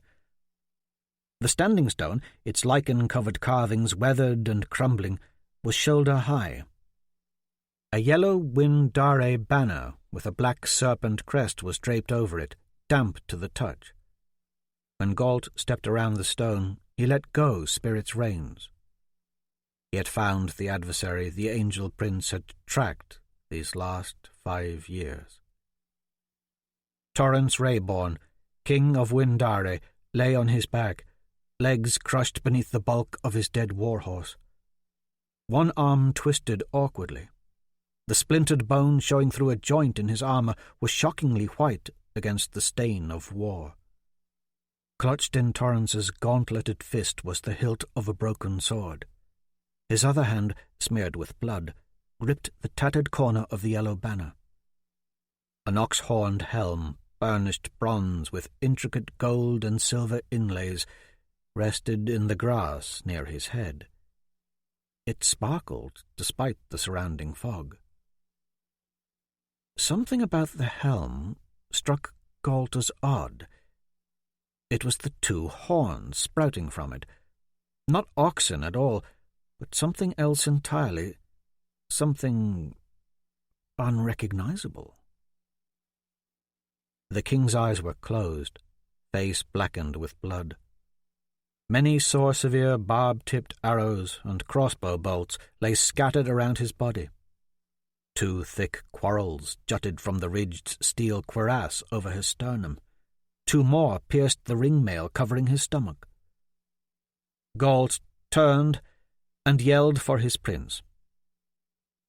Eros Rael, scarcely visible in the fog and searching the battlefield not more than 100 paces away, came running. His white cloak billowed behind, revealing a sheathed longsword at his belt, holding the blue shimmering blade of Rael lineage named Sky Reaver. So fine was the pearl-coloured chainmail of the Angel Prince that it rippled like water as he ran. There was not a spot of blood upon him. As his prince approached, apprehension gnawed at Galt. The vague, unsettling feeling struck him more frequently now than it used to, and only around Eros. In Windare and Gulkana they called Eros the White Prince. It was meant as an insult, but in Sor-Severe he was the Angel Prince, for he was King Everett's son, the heir of Rael. Upon Eros's arrival, Galt sheathed his sword, bent his knee, and bowed to his lord. The Angel Prince was only 28, 10 years younger than Galt. He always appeared ghost-like, with bright blonde locks of shoulder-length hair, skin as pale as a walrus tusk, and bloodshot eyes with irises and pupils as black as obsidian. "You've a knack for sniffing out fallen kings," the Angel Prince said, motioning for him to stand. Indeed, Galt had also found King Borden Bronachel of Gulkana, buried amid the carnage after the Battle of Oksana. Eros bent down and snapped the yellow banner from King Torrance's clenched fist. "He must have it with him," he said, pulling at Torrance's ribbed steel cuirass and the boiled leather vestments and ringmail underneath. But the armour was battened down, effectively nailed to the king's body by stout quarrels. "Help me pull him from under his horse." Before Galt could move to help, the king of Windare sucked in a deep gasp of air. Frothy blood welled from his mouth. The Angel Prince grabbed the king by the shoulders. "Where is it?" Eros shook him. Torrance stared blankly up into the fog. "Where is it, you goddess-worshipping fool?" Eros latched onto one of the quarrels lodged in the king's sternum. "Speak, damn you!" Torrance reached out with his uninjured arm and grabbed Eris's wrist with a strength seeming impossible for one so near death. "You killed them. My wife. The daughter I'd—" Blood bubbled between his lips. "Promised to King Jovan. Carowin was as ugly as you." Eros jerked away from the man's grip. "I did Jovan a favor ending her life. Now where is it?" "It will do you no good," Torrance choked. "A useless trinket. Nothing more." "Then where is he?" Eros demanded. "The boy your brother stole from us." "A ghost you chased, that one. You don't even know what you've brought upon yourself." Torrance's voice trailed off.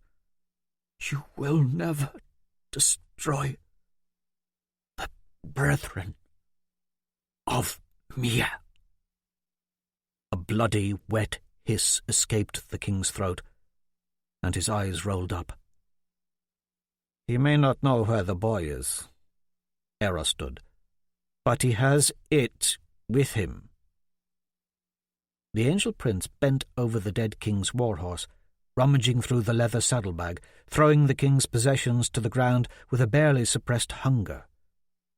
Finally, Eros pulled forth his prize, a smallish object wrapped in black silk. "A distrustful lot, the brethren of Mia," Eros said to Galt. "Torrance didn't even trust it with his own Windare countrymen, who fought and died at his side. He'd sooner place his faith in goddess-worshipping traitors and demented dwarves." Eros slowly unfolded the cloth. Buried within was a green stone of curious make. It was somewhat flat and oval, with polished round edges. It rested graceful and perfect in his hand. By some trick of light, smoky waves of changing green colour passed over the stone's smooth surface, and its translucent innards appeared to dance and glow. "Tell no one of this, Galt."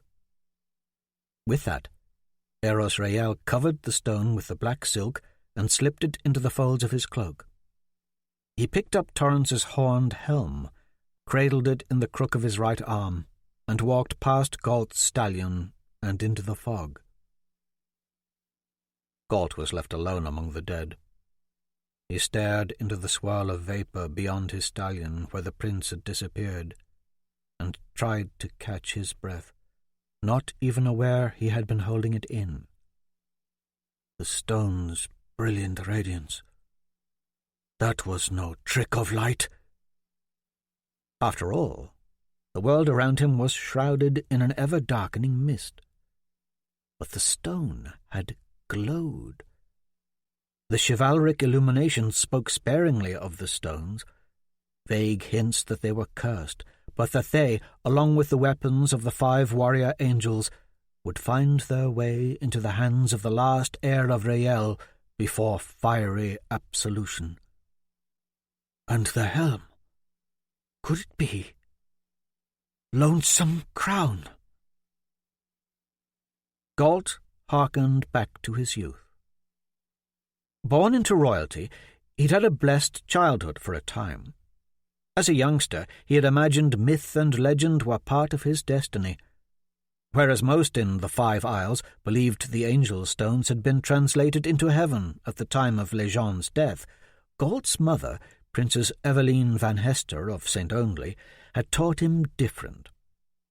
Before her marriage to August Albrecht, lord of the sore-severe Nordland Highlands, Galt's mother had lived on the Isle of Aden White among the worshippers of Mother Mia, a religious faction who believed the 5 angel stones still existed. Before her death, Galt's mother had told him stories of the angel stones and their powers. Daydreams of quests to find lost stones had filled Galt's head as a boy. He was born in Stone Loring of the Sorcevier Nordland Highlands in 961. 10 years after his birth, after a series of savage winters, the great spike famine struck, and the landscape of his childhood soon became a hollow and haunted place. The countryside was so crushed with cold and starvation, it was said that in places such as Rin and Tumult, once the sheep, cattle, and horses were gone, some women cooked their own babies, scooped the steaming vitals from their bellies, and ate. After that, Aiden White raiders continually attacked and pillaged the northeastern shores of Sorcevier.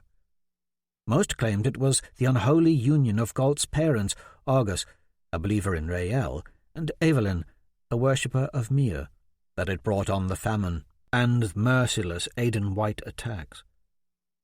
During that time, myth and legend seemed to wither away for Galt.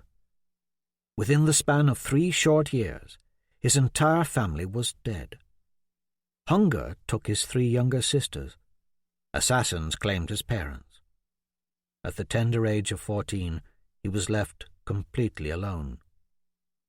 But over the years, Galt had rid himself of what youthful tenderness assailed him. Now, here he was, standing triumphant on the Aletheia plains, a mere few miles from the 5 famed Legion towers on this, the last battlefield for Windare. His homeland, Sorcevier, had finally retaken another one of the lands stolen from her so long ago, conquered another one of the kingdoms that had plagued the northeastern shores of Sorcevier with continuous vicious raids for ages. And what was that all about? In one fluid motion, Galt pulled his sword, whirled, ready.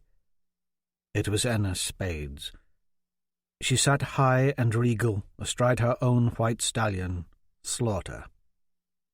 Cursing himself for wool-gathering, Galt sheathed his blade and looked down at King Torrens and the crossbow bolts bristling from his body.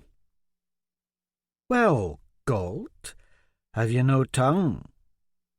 Spades wore a silver cuirass over a long tunic of sparkling chainmail, and leather greaves also studded with silver. The dark blue cloak and pure white stallion she rode marked her, like Galt, as one of Eros's 5 knights archaic. A wooden crossbow and a quiver of quarrels were strapped to her back. Her battle helm dangled from her left hand, and she gripped a bloodied longsword in her right. Spades was a tall, thin woman, whose flowing hair hung in damp red curls around her face and shoulders. Her ivory skin bore a dusting of freckles about her straight nose and high cheekbones. Though she had fooled many a foe with her innocent looks, Spades was a deadly warrior. She now held her head high and proud, as if she were looking down her nose at Galt. "Are you like the Bloodwood?" she asked, her voice filled with contempt. "Has our angel prince taken you into his secret councils?" Galt felt himself grow rigid. He didn't want to be goaded by her now, or reminded of the Bloodwood. He remained silent under her withering stare. Spades looked past him to Torrens. "Or perhaps the dying Windare king keeps counsel with our blessed Lord Eros." She planted her helm on the pommel of Slaughter's saddle and dismounted, sheathing her sword. She drifted toward the king's dead warhorse and, finding the saddlebag, discovered its emptiness and the scattered contents strewn about. "Someone's already been at this." She tossed the bag casually aside, eyeing Galt as she reached down and pulled one of the quarrels from the belly of the king. "This could very well be mine," she said, flipping chunks of flesh from the bolt's barbed tip. "There's a certain familiarity. Their fickle flight in battle. Could strike anyone." She yanked all the quarrels from the king's midsection, save one lodged in his sternum, which broke off in her hand. "A shame." Her gaze slid from the king to Galt. "I believe Lady Death has finally taken another of her followers." She swiped the ropey red flesh from the quarrels, keeping her eyes fixed on Galt. She tucked the bolts into her own saddlebag and remounted Slaughter. "Shall we make a deal, Galt?" He remained quiet, stoic as she took up the reins of her charger. "I'll let you into my tent again," she said, "if you tell me what Eros found in that saddlebag." Continuing his blank stare, Galt refused to show any trace of emotion.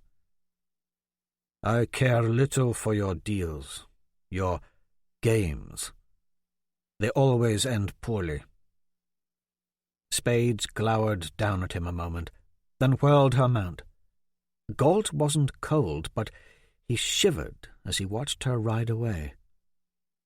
Sometimes the flinty look in her eyes could freeze his blood. He watched as Spades pulled a copper coin, a trinket she kept with her always, from her leather greaves. She flipped the coin up, caught it, then made it dance lithely between her gloved fingers. Before she disappeared into the gloomy mist, Galt saw her turn in her saddle and throw him a coy, curling little smile. Somewhere in the distance came the lone shriek of a crow. Galt's gaze followed a few lazy flakes of snow as they floated to the ground, melting as they landed gently on the dead king at his feet. Galt dipped his head to the rising wind. He blinked against snow that now blew into his eyes, took Spirit by the reins, and followed Spades. His mind was consumed by thoughts of a small green stone.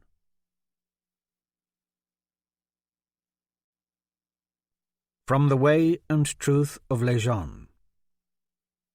Soon men found that others dwelt upon the 5 Isles, half men, stout and hardy, fey creatures, cunning and cruel, Ogul and merfolk, monsters of both land and sea, ferocious and bloodthirsty.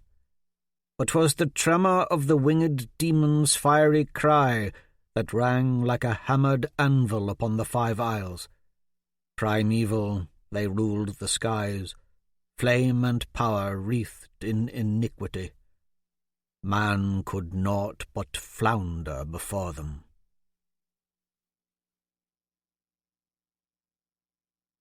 Chapter 5. Tala Bronachel. 15th day of the shrouded moon, 999th year of Lejeune. Amadon, Gulkana.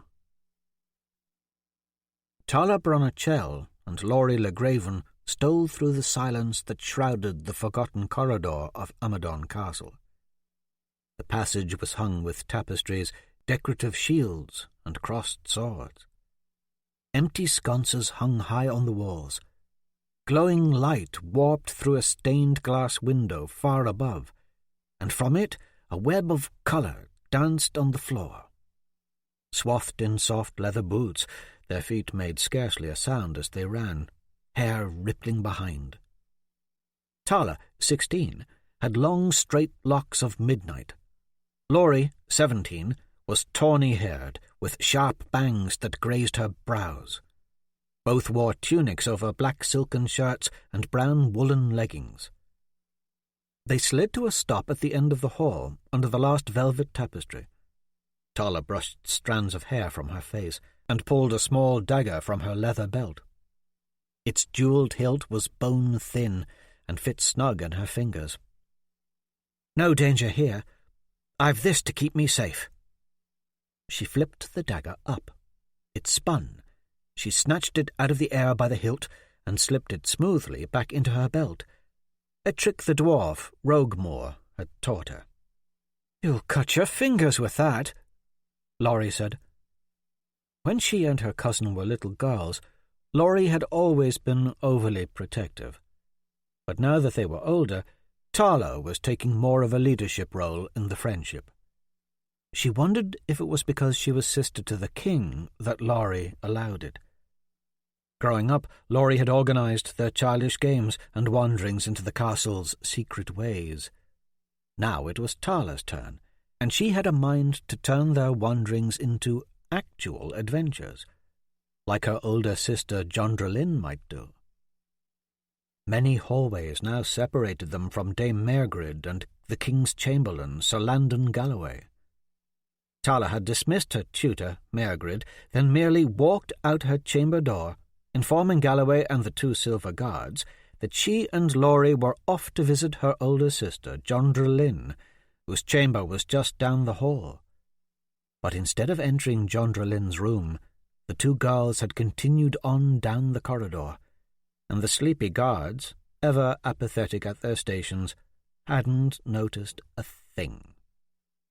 Tala felt a pang of guilt knowing that Galloway and the guards would come under harsh discipline when the captain of the Silver Guard, Sir Lars Castlegrail, discovered they had lost sight of both the princess and her royal cousin. Tala drew aside the corner of the heavy gilt-worked tapestry that stretched from ceiling to floor. "A new passage Lindolf told me about." Behind the tapestry was solid block and mortar, but for one missing stone, roughly 1.5 feet high and 2 wide. A floor-level opening just big enough for a person to crawl into. Tala lay on her stomach and wiggled her head and shoulders into the hole until her upper body was beyond the wall, then pulled her way through. Laurie squirmed into the hole too, and the corner of the tapestry fell back into place behind her, hiding all trace of their passage. The small chamber they'd entered was scarcely big enough for 2. "A dead end," Laurie said. "An empty room leading no place." Laurie had dark eyes that held an innocence Tala found charming. Her cousin was stunningly beautiful, with straw-coloured hair that almost appeared to glow in the narrow beam of sunlight raining down from a crack up high. Dust sparkled in that tiny ray.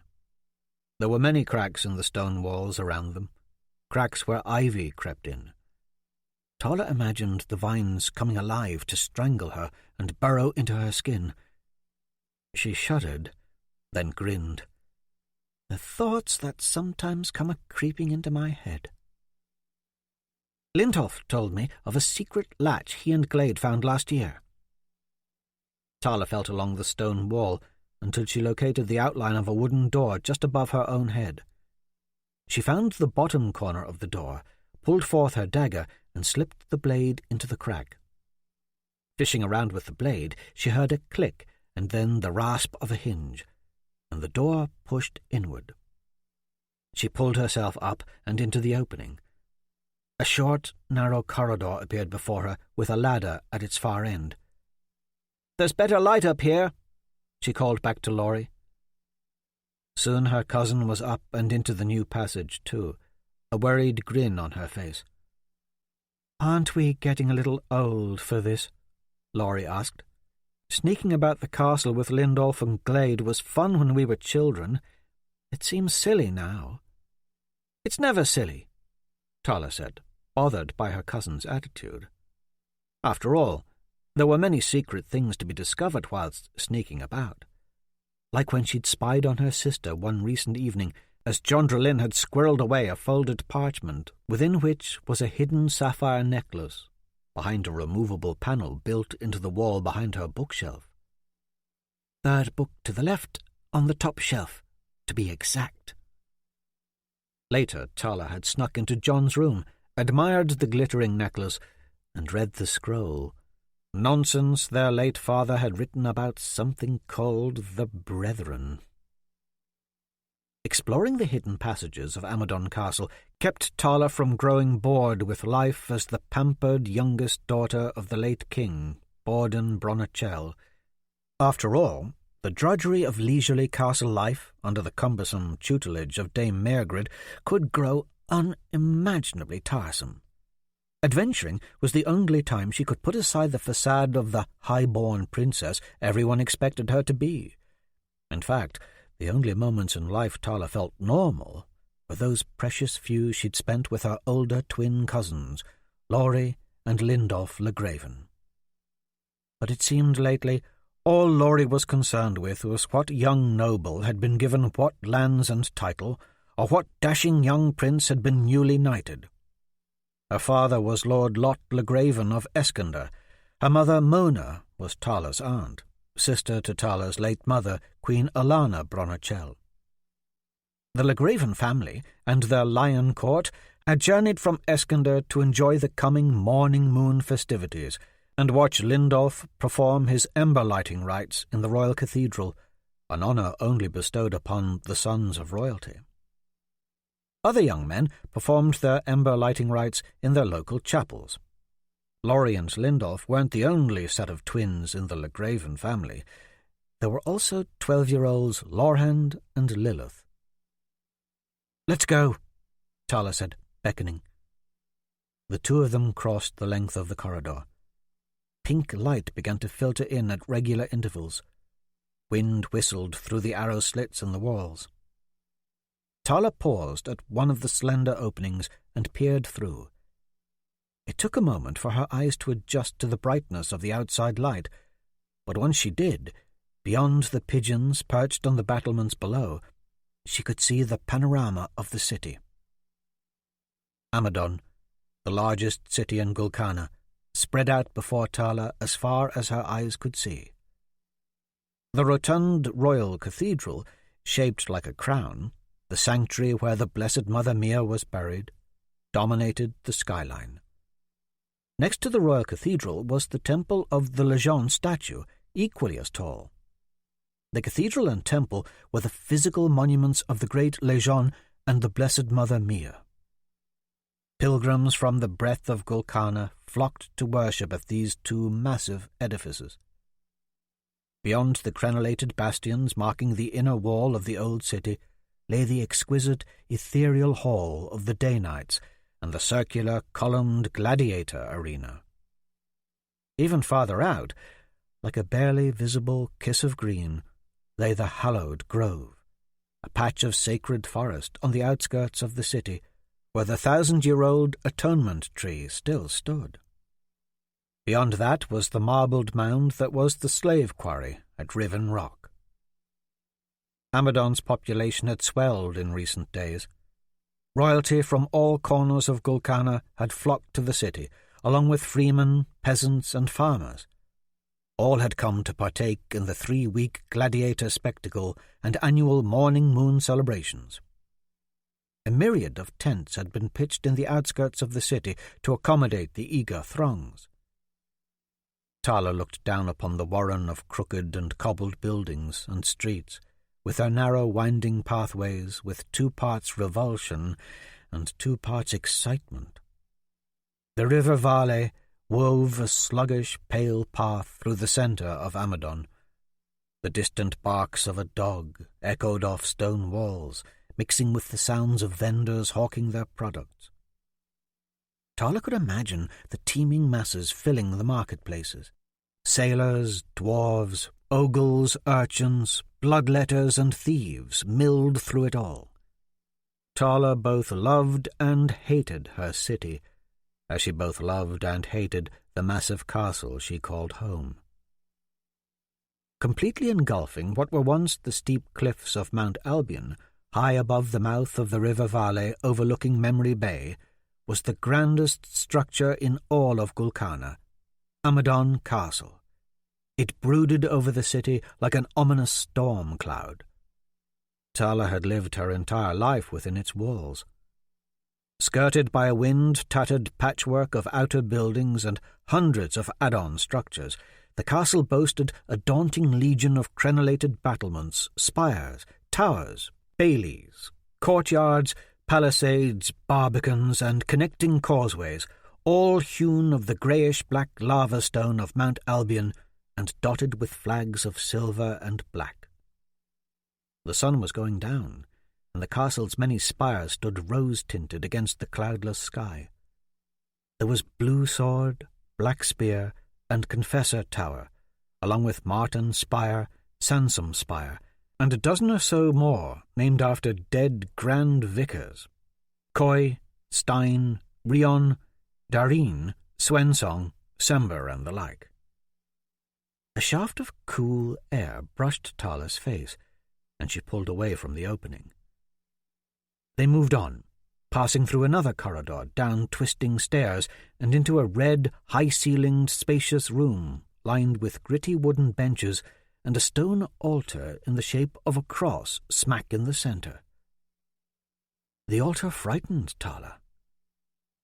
High on the near wall was a large stained-glass window, each pane such a deep shade of red it cast a gloomy scarlet pall over everything.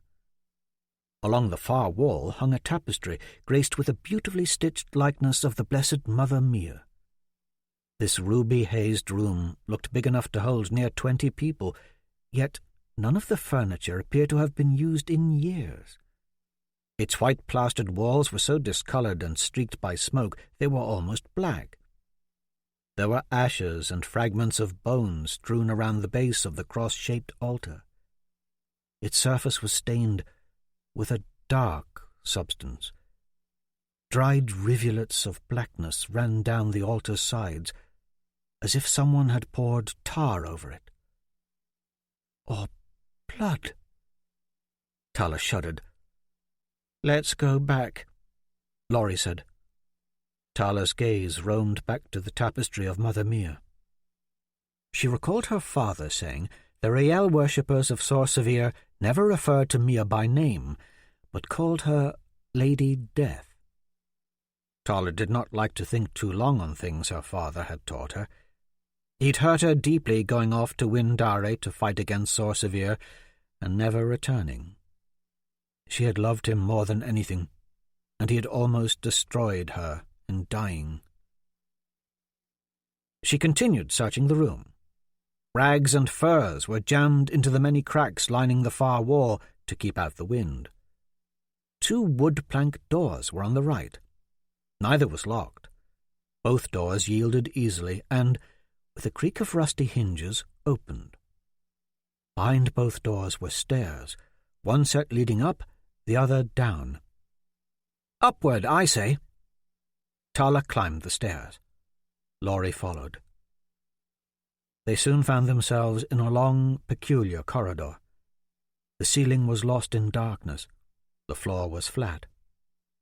To the right, a rough stone wall rose straight up into black nothingness, but to the left, the wall was smooth and arced outward away from them at an angle, also disappearing into darkness. Atop this curved wall was a system of counterforts and flying buttresses, like the roof of a grand cathedral. Row upon row of these buttresses receded away into the darkness. Blots of shadow dwelled in the angles and alcoves. There was a faint orange glow in the distance. Tala and Laurie proceeded. It was as if they walked along the edge of a cathedral roof now. Only this cathedral was enclosed within the confines of the great Amadon castle. Ahead, cracks in the sloping wall shot spears of yellow light upward, as if lit with fire from underneath. Tala heard voices coming from below, and quickly realized where she was.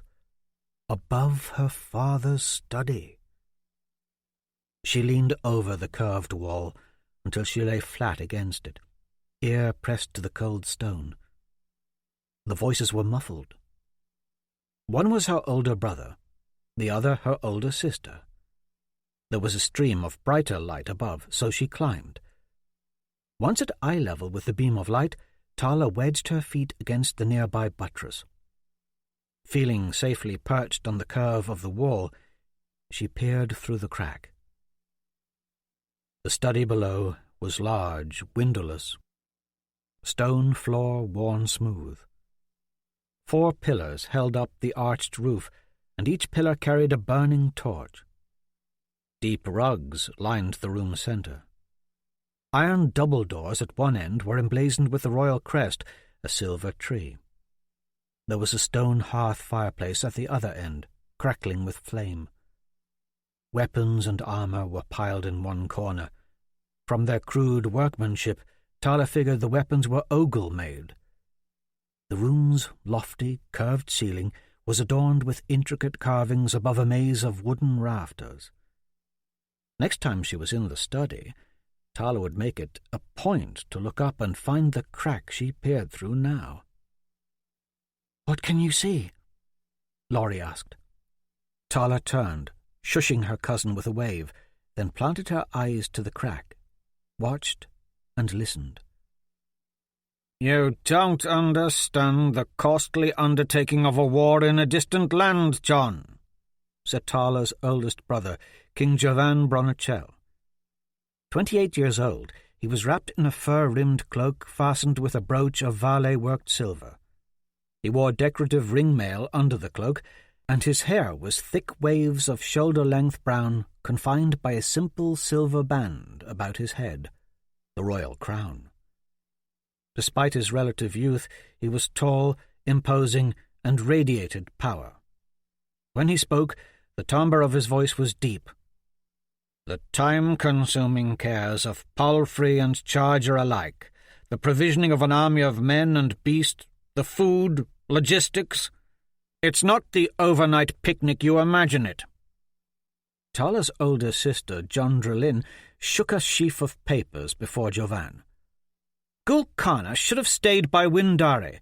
Instead, you fled the battle 5 years ago after father was killed, leaving Windare to ruin and your betrothed to die at the hands of Eros Riel. Do not lay that cow's death at my feet, lest you forget your own betrothal.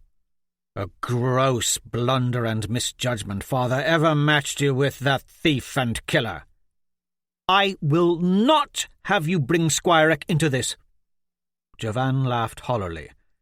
"If not for the White Prince's war, you'd be married to that thief for nearly 10 years now, his traitorous little babies bouncing on your lap. And you'd be married to Carowyn Rayborn, eternal bliss for one like you, I'm sure." Jovan's sharp brows narrowed at his sister. At 25, Jondrelin Bronachel was nearly 10 years older than Tala. Most deemed her the most beautiful woman in all the 5 Isles. 4 years ago, the mint in Avlonia had changed the image on its copper coin from the fabled Val Vale princess Ariana to a likeness of Princess Jondrelin Bronachel of Amadon. Tala knew her older sister was a beauty. She was compared to John every day and in every way. Jondrelin, tall as any man, had long legs, a perfectly formed athletic body, full lips, and frosty blue eyes set beneath delicate brows. Her shoulder-length hair matched Tala's in colour, but seemed more alive and lustrous. Jondrelin was dressed in a flowing blue, richly brocaded gown tied at the waist with a silver belt, a casual forest green cape thrown over one shoulder. "I know you wish to act the crusader." Jovan made a crisp gesture at Jondrelin's outfit. "I know you wish to throw that gown aside and prance around the castle dressed like a man, Hawkwood teaching you sword-fighting. It flies in the face of your ember-gathering rights. You're no warrior. You're not even fit to be a squire. You need to act more like a lady. Mother would be mortified. I've seen battle. A lady does not belong there." "In Sorcevere, women fight alongside the men, doubling the size of their armies. Hawkwood has trained many women to fight." "Sorcevere is full of crudeness and idolatry." "Be that as it may, Sorcevere is at our doorstep. You placed too much faith in the advice of Grand Vicar Denarius and that valet you keep counsel with." "The Silver Throne keeps counsel with whom it chooses." Jovan's voice thundered through the room.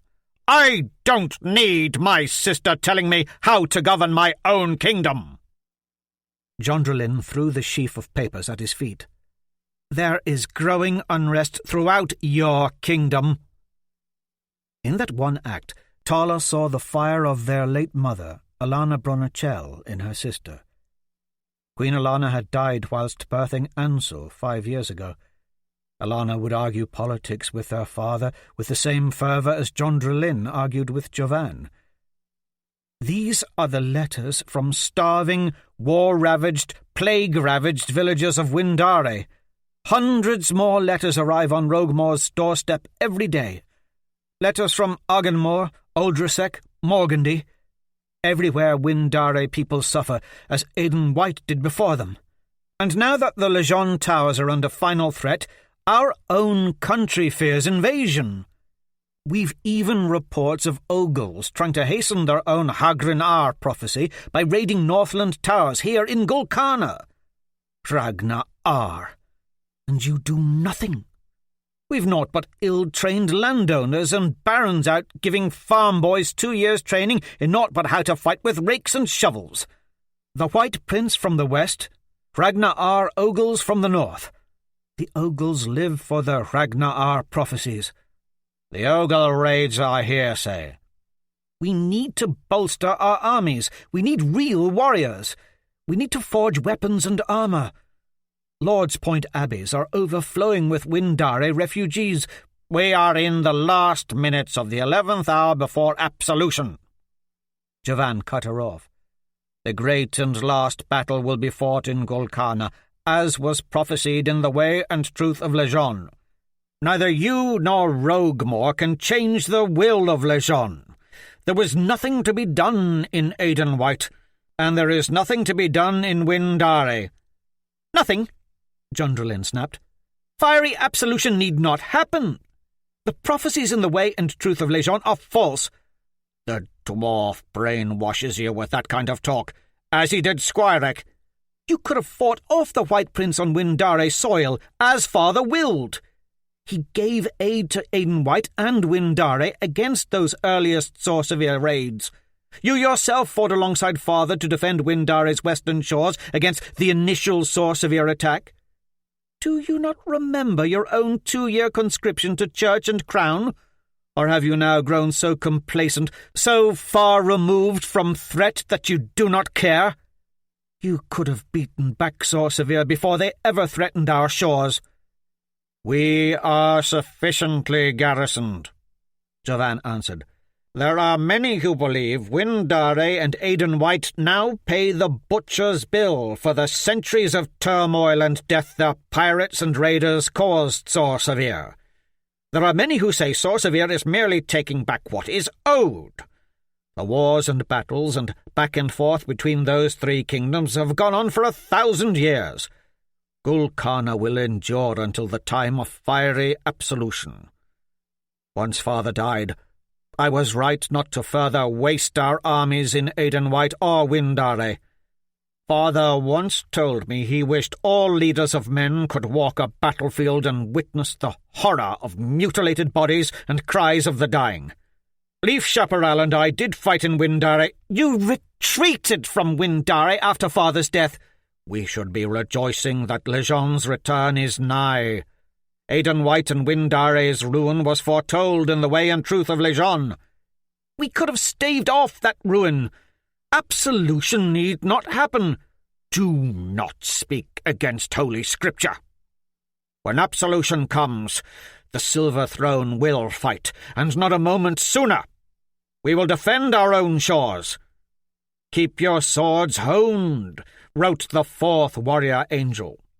Battle readiness has been built into the very fabric and culture of this land. Every village in Gulkana is filled with men who have spent 2 years in training, preparing for the great and glorious day of absolution. Tradition has sustained Gulkana thus far. Those are the words of Grand Vicar Denarius, Jundrelin snarled. He wishes for fiery absolution. We all seek the return of Lejeune. The king spun away from Jundrelin, drawing his sword. He moved to the hearth and poked at the fire with it. Tala knew her brother would brook only so much from his siblings. He could be a miserable, pious, rigid king who distrusted everyone one minute, and affable, congenial, and taking advice from all the next. He was loath to discuss Eros Rael's war in Windare, the death of their father, or absolution. The Way and Truth of Lejeune spoke of the war before the return of Lejeune. It was prophesied that all armies of the 5 Isles would gather in Amadon, and engage in battle. The streets would run with blood and fire. Jovan turned, glaring at Jondrelin. "Roguemore has set you against me." "He is my dearest friend, and one of your own high councillors." "He is not your friend. You think he will make you part of his secret brethren? He keeps you in the dark on a great many things, John. He would have you believe the Brethren of Mir are all about defending Gulkana. But there is more of the sinister to them than you know. He's already turned Squirek Van Hester against me. Because of that dwarf, I know not who to trust in my own court.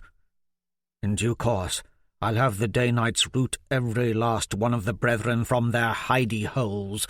I've heard Denarius say much the same. Does he now speak for you?" "We all swear fealty to Denarius. Even I, the king who sits the silver throne, am to heed his counsel above all others.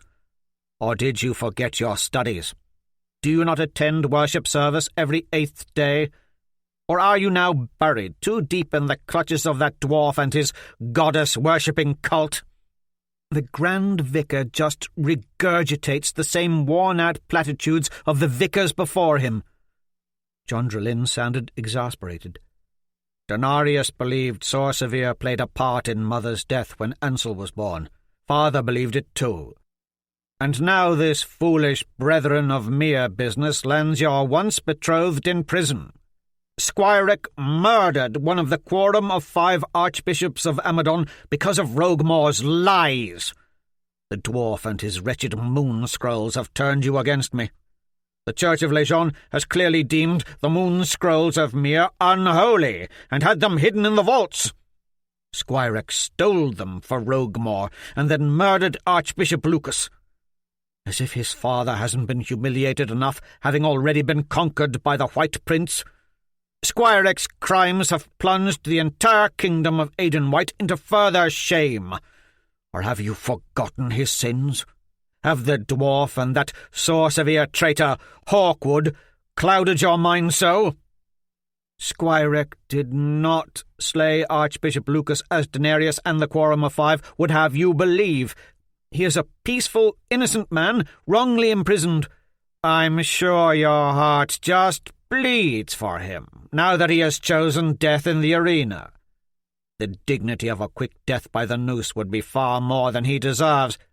Tala's foot slipped, and she slid from her perch. She hit the floor hard, smacking the backside of her head against the opposite wall. "You okay?" Laurie whispered. Tala rubbed her head. Talk of fiery absolution scared her. But to hear that Squirek Van Hester, the Prince of St. Only, the fallen prince of a conquered country, the man once betrothed to Jondrelin when the two were but children, a man whom Tala adored like an older brother, had chosen the arena, put a lump in her throat. Of all things, Tala hated the arena most. Squirek, though decent with a blade, was not gladiator material. She remembered herself at 5 years old, sitting on Squirek's lap, him 18, tall and lanky, entertaining her and Jondrelin with stories of Manfred the dwarf jester. Such an innocent, simple, and happy young man Squirek had been, and that good-natured quality had followed him into adulthood. But that was before his kingdom had come under war. That was before he'd been convicted of murdering Archbishop Lucas. At the time, it had been the most infamous crime in all the 5 Isles. It was said that Squirek's father, King Edmund Guy Van Hester, conquered ruler of Aidenwhite, Lord of St. Only, was so overcome with grief over his son's crimes that he moped about the halls of St. Only in rags and a broken crown, his throne abandoned to ruin, his lancer guard destroyed or scattered to the winds by Eros Rael's armies.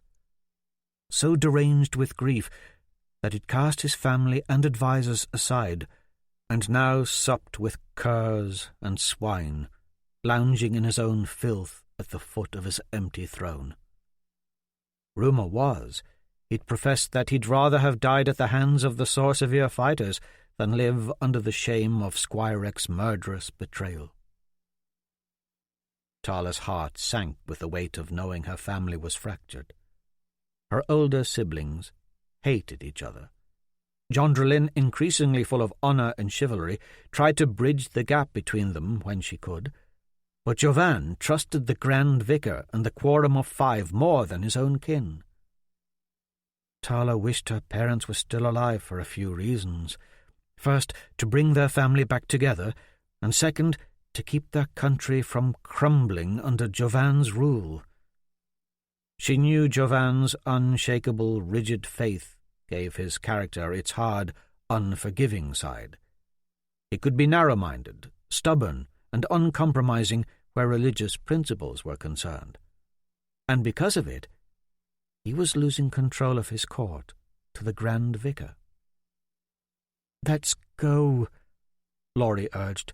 "It's getting dark. Our path will not be as well lit."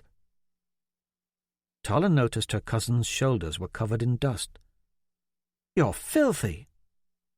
She brushed the back of Laurie's tunic, then brushed herself too, and quickly realized something was missing. "I dropped my dagger." It was not at her belt. "Leave it." Laurie turned, heading back the way they had come. "It's too dark." "It was a gift from Roguemore." Tala dropped to her hands and knees, crawling back to where she had slid from the sloping wall, carefully feeling along the floor. It was carpeted with dead bugs and who knew what else under her searching fingers, but she didn't want to leave the dagger behind. Finding it, she stood quickly, relieved. The dagger, with its thin, jewelled hilt, felt snug and proper in her hand. "Here it is," she announced. But Laurie did not answer. "Laurie!" She called out for her cousin. Laurie was gone. A chill wind blew across Tala's face, and she felt the hairs prickling at the nape of her neck. Either her mind was playing tricks on her, or the shadows a few paces beyond where she stood now moved. "Is that you, Laurie?" Something rustled softly, a movement in the dark. "Laurie?" Tala kept her eyes fixed on the place where the shadow hovered, a clot of blackness, like a hole had been punched into the dark. "Answer me, Laurie!" Tala felt the menacing glare of unseen eyes, as if the darkness were taking solid form. Then next to her was a shapeless, shadowy blur. Tala twisted her slender body to avoid the phantom's clutch. Then it had her. Trembling in every limb, Tala tried to squirm away, but the shadow held her fast by the wrist. "The secret ways of the castle are my lair." A voice of low and subtle tone issued forth, the sound neither male nor female, but soft and hissing. Tala thought about stabbing at the apparition with the dagger, yet fear gripped her. She could hear her own heavy breath as she struggled to free herself. "Laurie!" she cried out. "Be still," whispered the shade, its tightening grip now painful. "My blade thirsts." The shadow pulled her close, as if reading her thoughts. "Alas, killing you now would serve us not. So get from these passages, girl. Never venture here again." Tala couldn't breathe. She could barely make out the outlines of the one who held her. The dark figure wore all black and a black hood. A wan beam of light crossed over the hood and brushed the figure's eyes, which glittered faintly like water shimmering under the moonlight.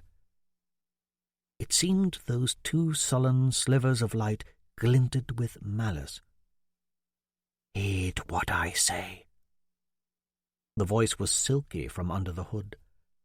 "A warning, this, and you won't feel it for some time, but I just stabbed you."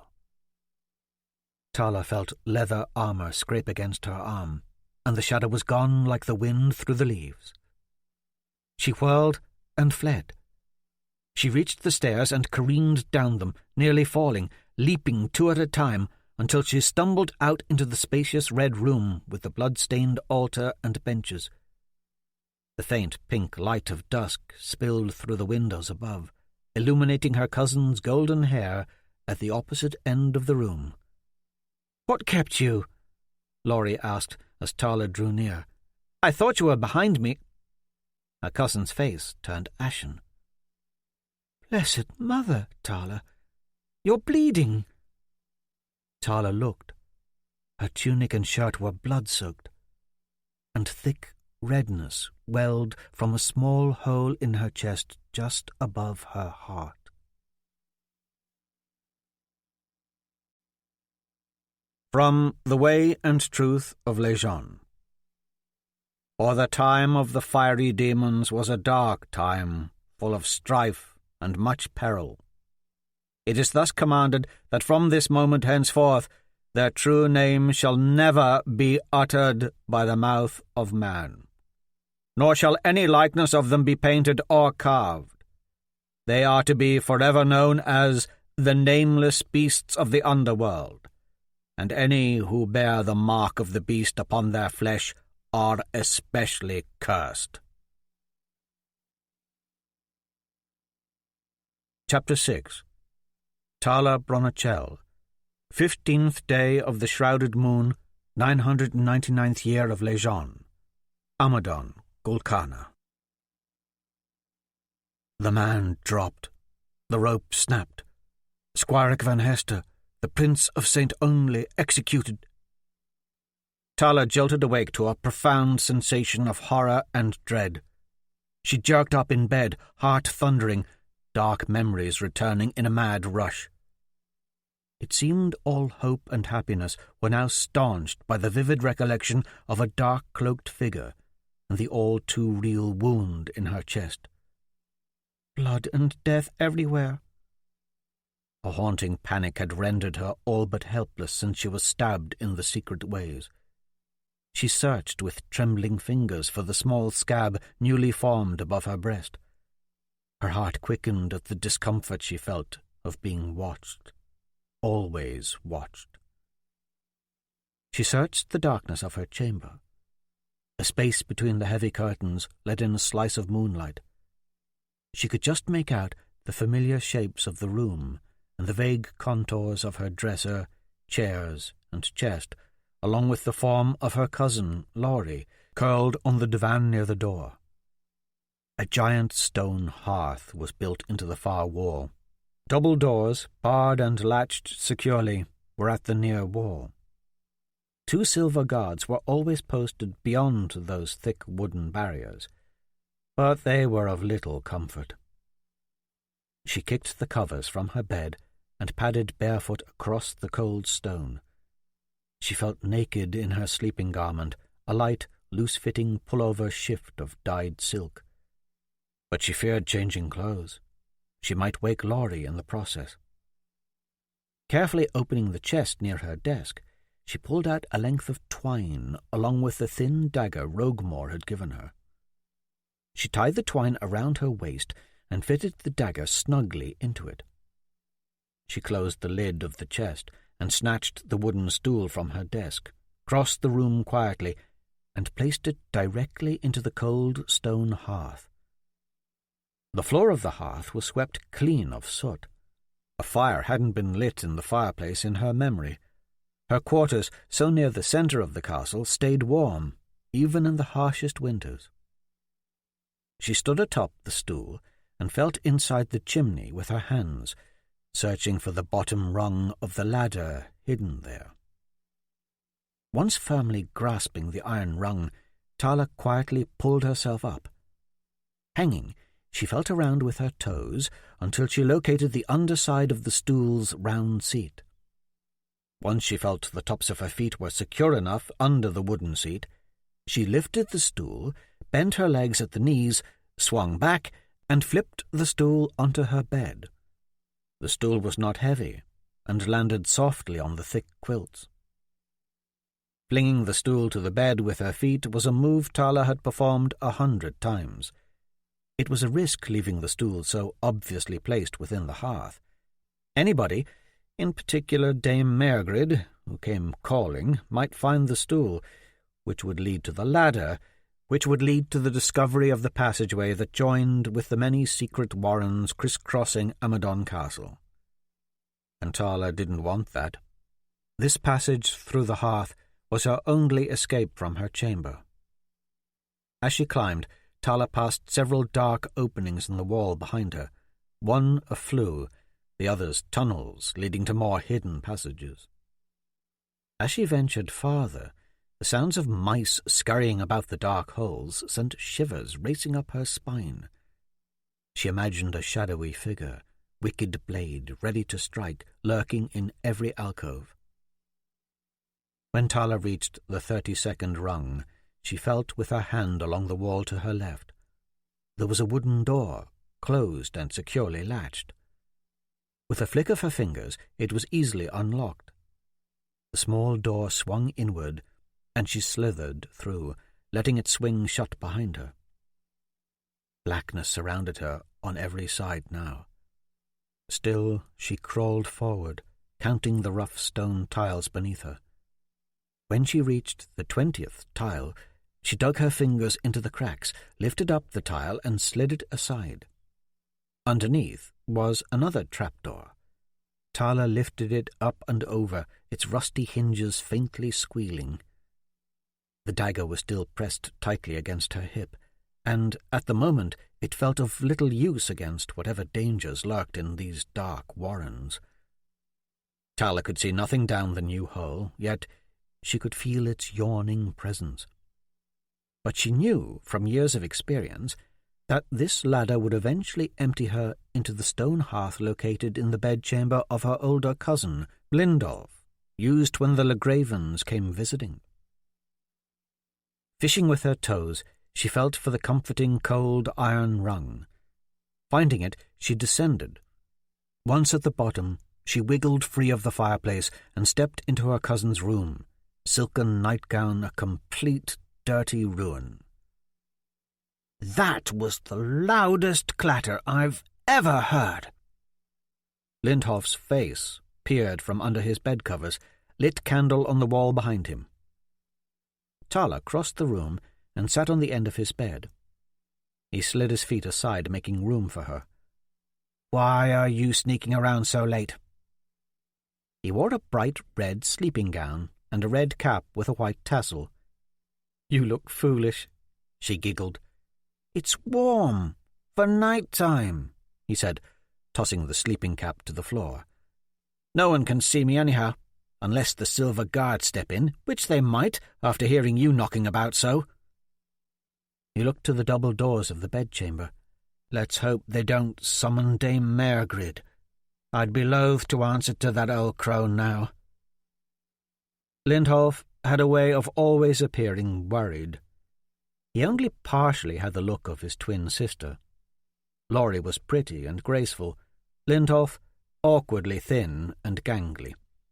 Even the other set of Legraven twins, 12-year-olds Lorhand and Lilith, were blossoming into unbearably cute teenagers. Not Lindolf, though. He had a head of short blonde curls and a terribly sunken, deformed face. The deformities were the result of severe burns he had suffered as a baby. The scarred flesh covered one cheek up to his forehead and down his neck, and had mangled both of his ears. Half the flesh on his face was stiff and dead, the skin cracked, flaking, mottled purple and yellow. "From now on, do not go into the secret ways," Tala whispered. "They are no longer safe. And do not let Glade talk you into any sneaking around when he gets here. I know you've planned many adventures for when he arrives, but I don't think it wise." "Why?" Tala pulled the neckline of her silken shift aside, revealing the tiny dark scab just above her breast. "I was stabbed." "Stabbed?" He reached out and touched the wound, worry in his voice, fingers cold against her skin. "How so?" "I was in that passageway you told me about, near the western wall between the armory and the abandoned rookery, just above the Queen's pantry. I met a cloaked stranger there who ordered me to stay out of the passages, then stabbed me as a warning. I fear some sort of witchcraft was used. I never felt the blade. Your sister was with me. She saw nothing. I made up a story about falling on a nail. I don't think she believed me. Did you see his face, this person? No. Goosebumps tickled her flesh as she tried to recall anything of the dark stranger. I know nothing of the cloaked person or how to find him again. You should not have gone off a-wandering without me or Glade. Lindhoff was clearly shaken. We should tell Jovan.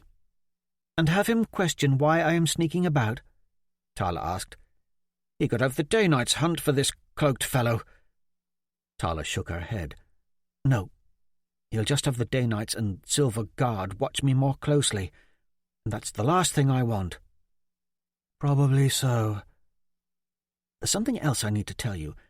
I heard John Drelin and Jovan speaking about Squirek Van Hester. He's chosen the arena. Arena? Horror washed over Lindolf's face.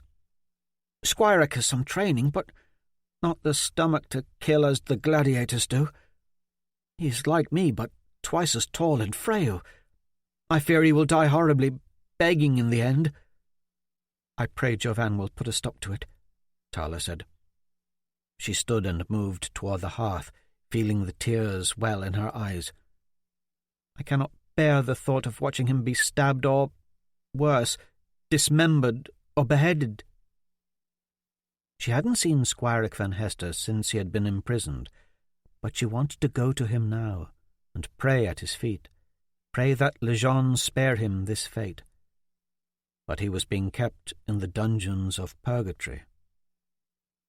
Just stay out of the secret ways, she said. I beg you. This is the last I'm using them. Ever.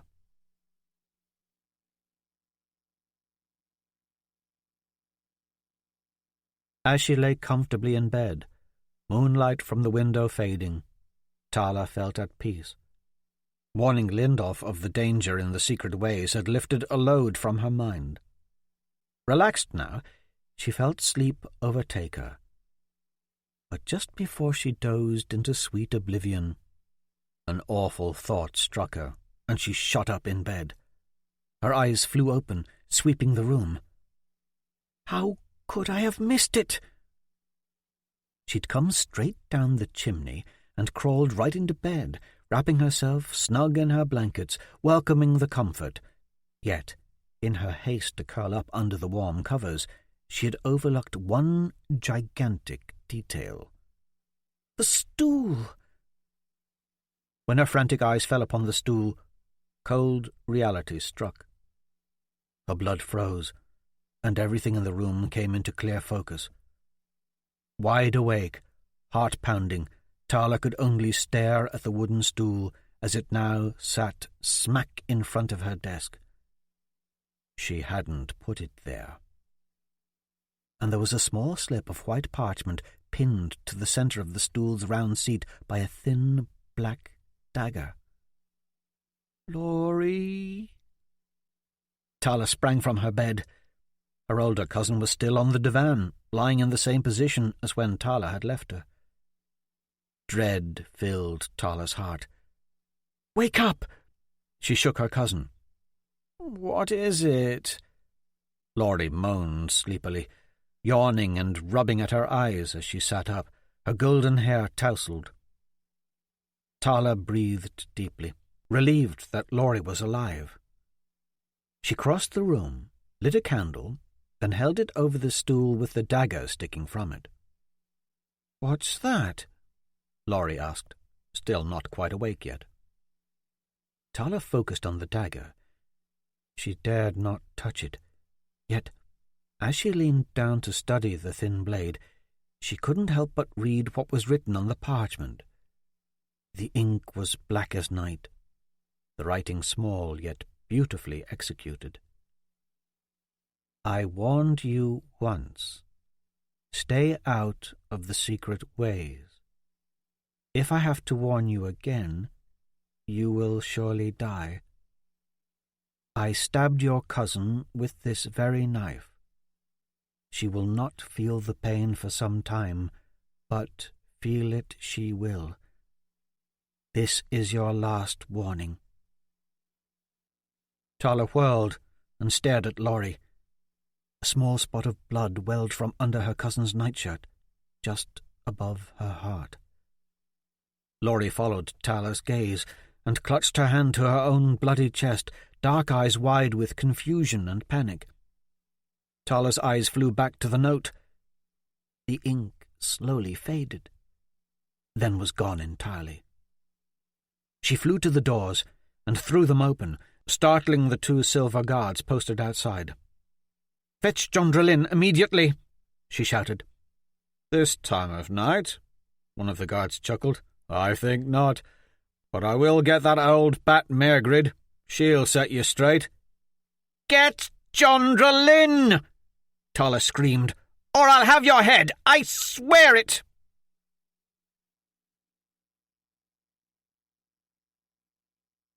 "It's definitely bloodwood."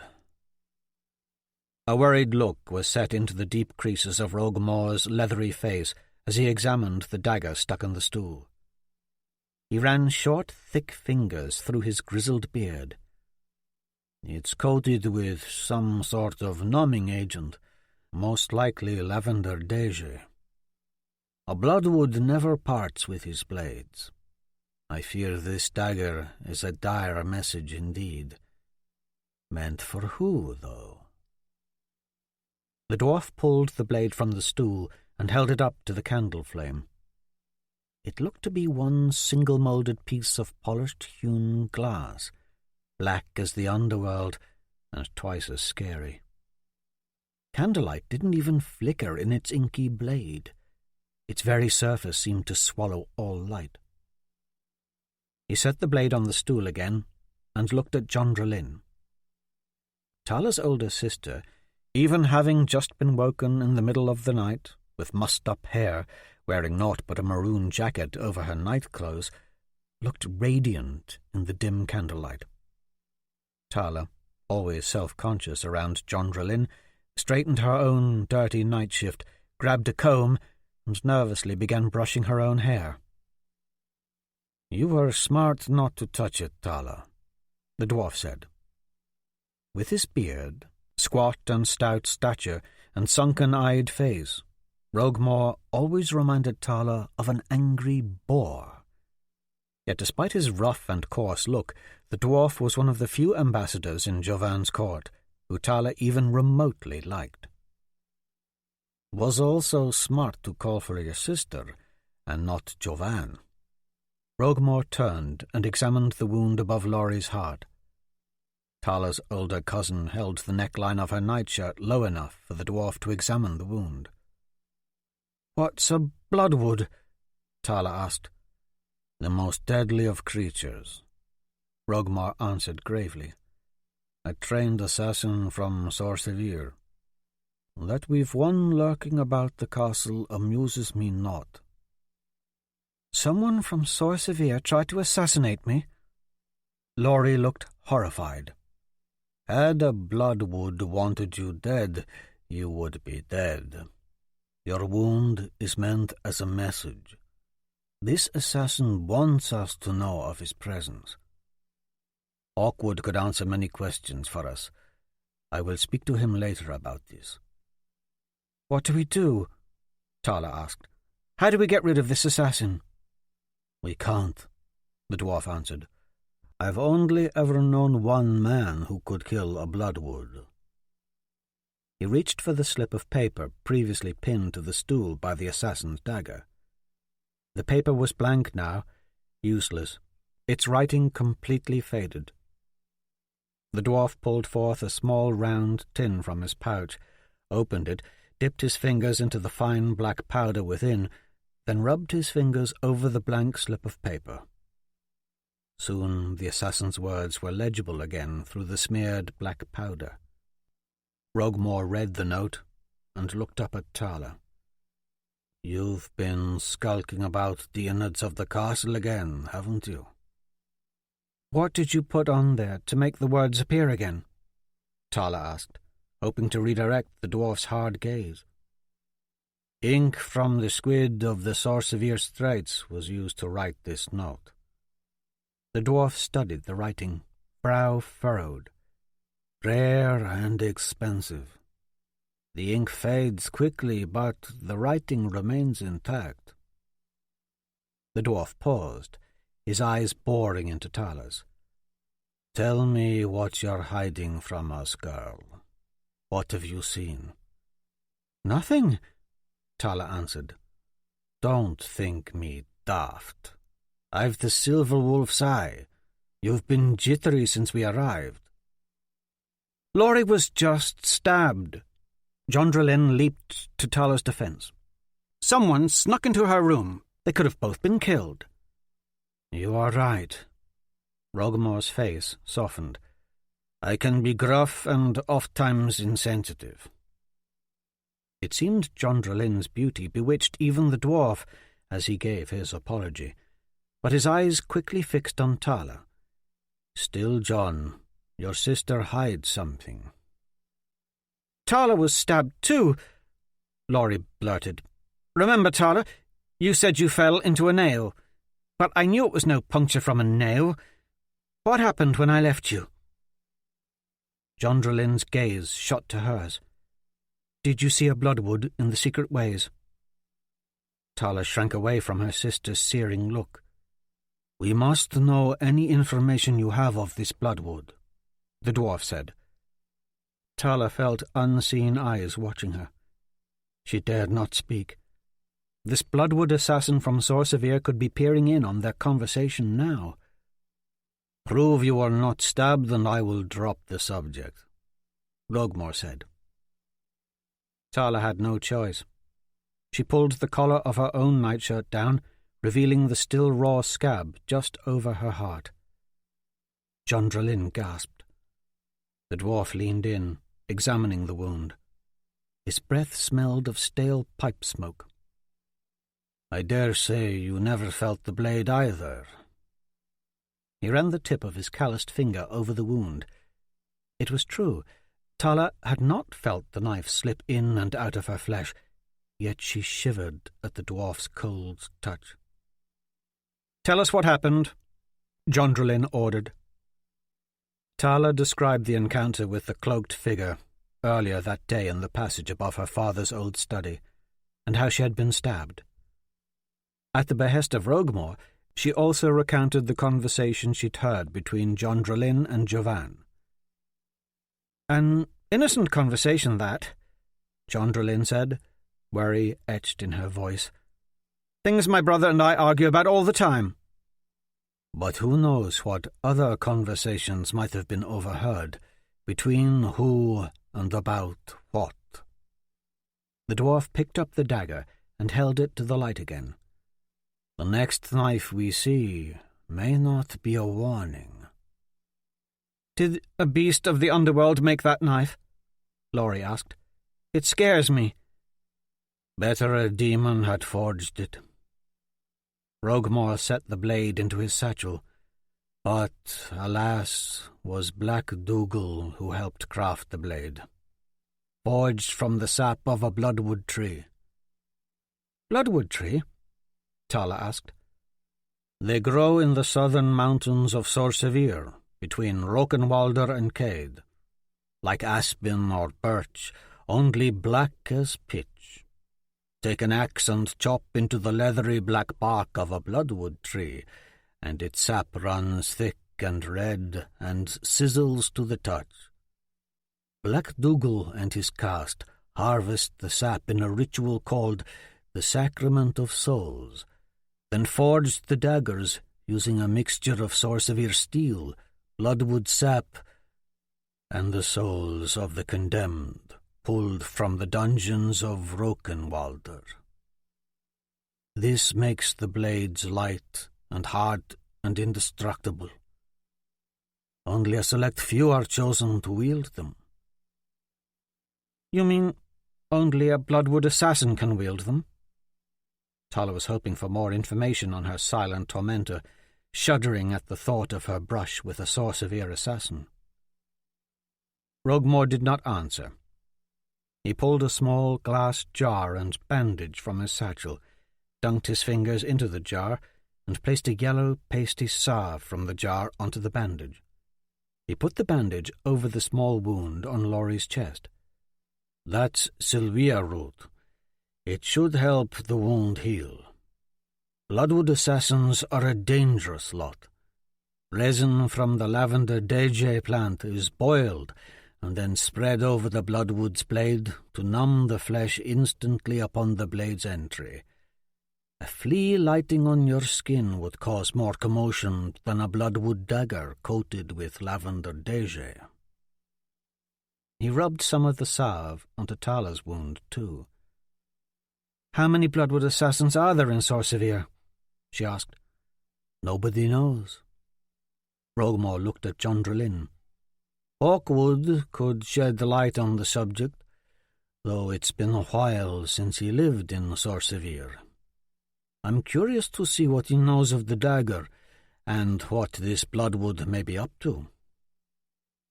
Whenever Tala thought of Hawkwood, she also couldn't help but think of Jondrelin's previous betrothal to Squirek van Hester when the two were youngsters, and Aidan White an unconquered land. As for Squirek, the Prince of St. Only had been imprisoned for a year now. Over the years, things had changed for Jondrelin. It was clear she was falling for Hawkwood, an ex-soldier from Sorcevier. He was tall, gorgeous, charismatic, and, as it turned out, one of the most graceful sword-fighters in all of Amadon. When Eros Rael had first attacked Aidan White, many from Sorcevier had disagreed with the crusade, and feeling betrayed by their homeland, they'd fled to Gulkana. Hawkwood was one such ex-soldier. Tala did not know everything about the man, but she had gleaned some information over time. Hawkwood, having successfully gained favour for his fighting skills, eventually worked his way into the graces of Jovan's court, and had become friends with Squirek, Jondrelin, the day-knight captain, Sir Sterling Prentice, and the dwarf ambassador Roguemore, all to the consternation of Jovan.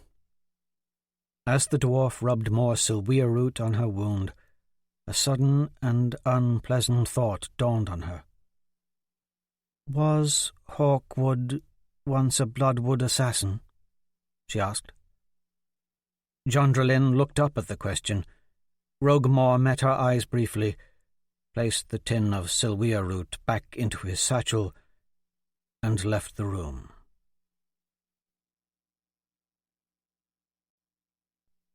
From The Way and Truth of Lejeune. There is scarce to write about the dwarves, other than that man is commanded to consider them naught but stupid farmers.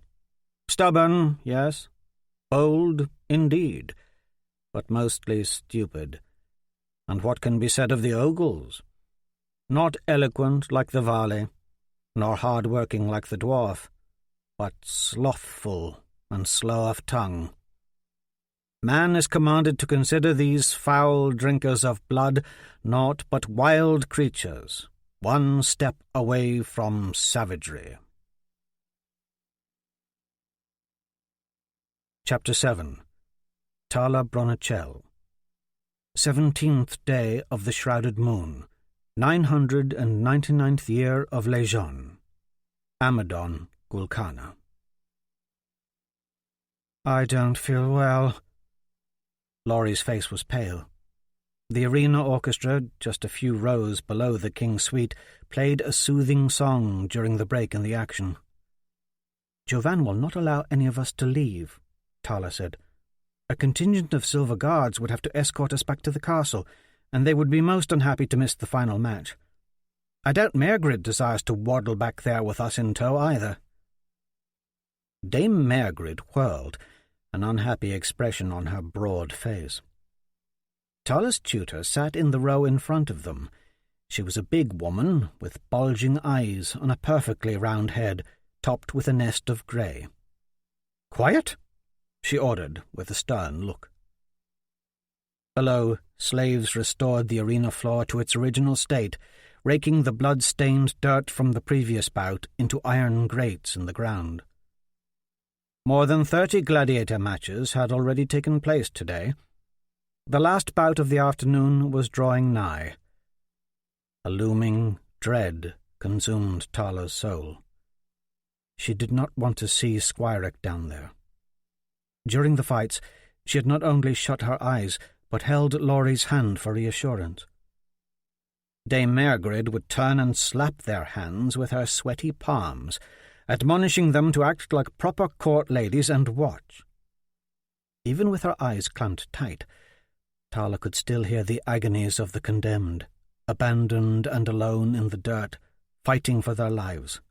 Their horrid screams had a way of rising above the sound of the orchestra horns and drums and the roar of the crowd. Tala and Laurie sat in their uncomfortable dresses at the end of the row next to Tala's younger brother, 5-year-old Ansel.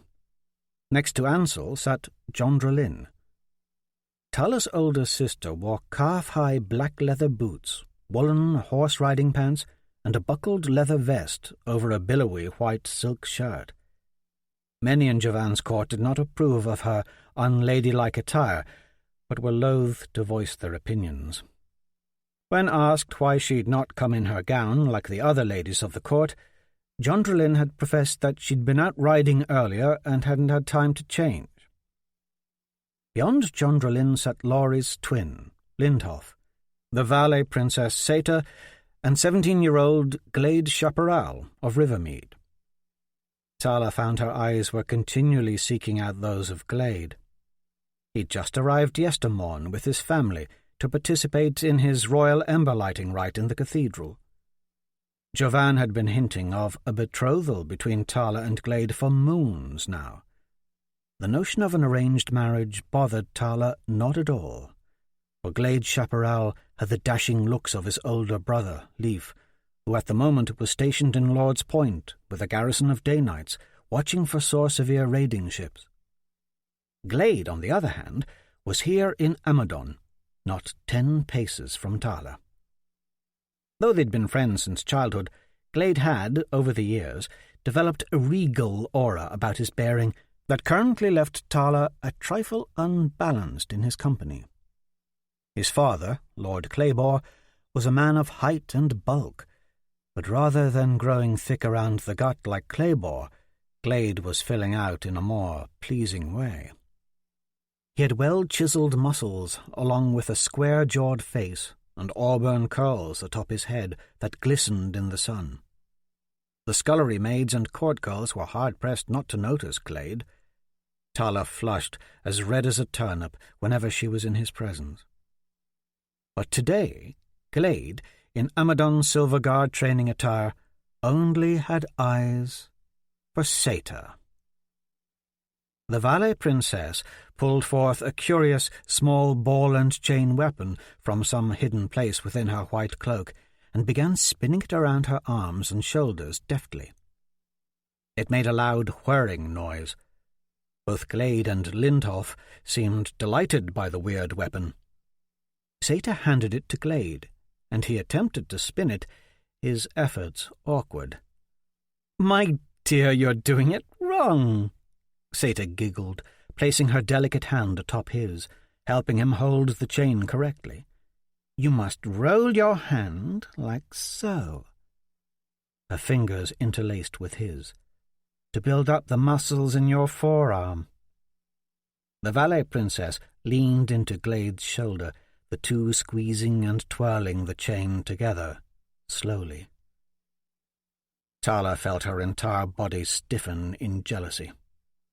Seta was smooth of skin and bright of eye, with flowing blonde hair of such a white hue it was almost blinding. Today she wore a form-fitting light grey gown of valet make under a shimmering white cloak. After a 5-year absence, Seta had just returned to court in Amadon. She had an older sister, Breta. The two valet princesses were nearly identical. Breta had also been gone from court for 5 years, but she had not made the trip back. Seta was young. Still older than Glade by at least a few years, and a good deal more experienced in courtly flirting than Tala. Along with their green eyes, upturned ears, needle-thin brows, and cat-like grace, the Vale were renowned for their silken tongues.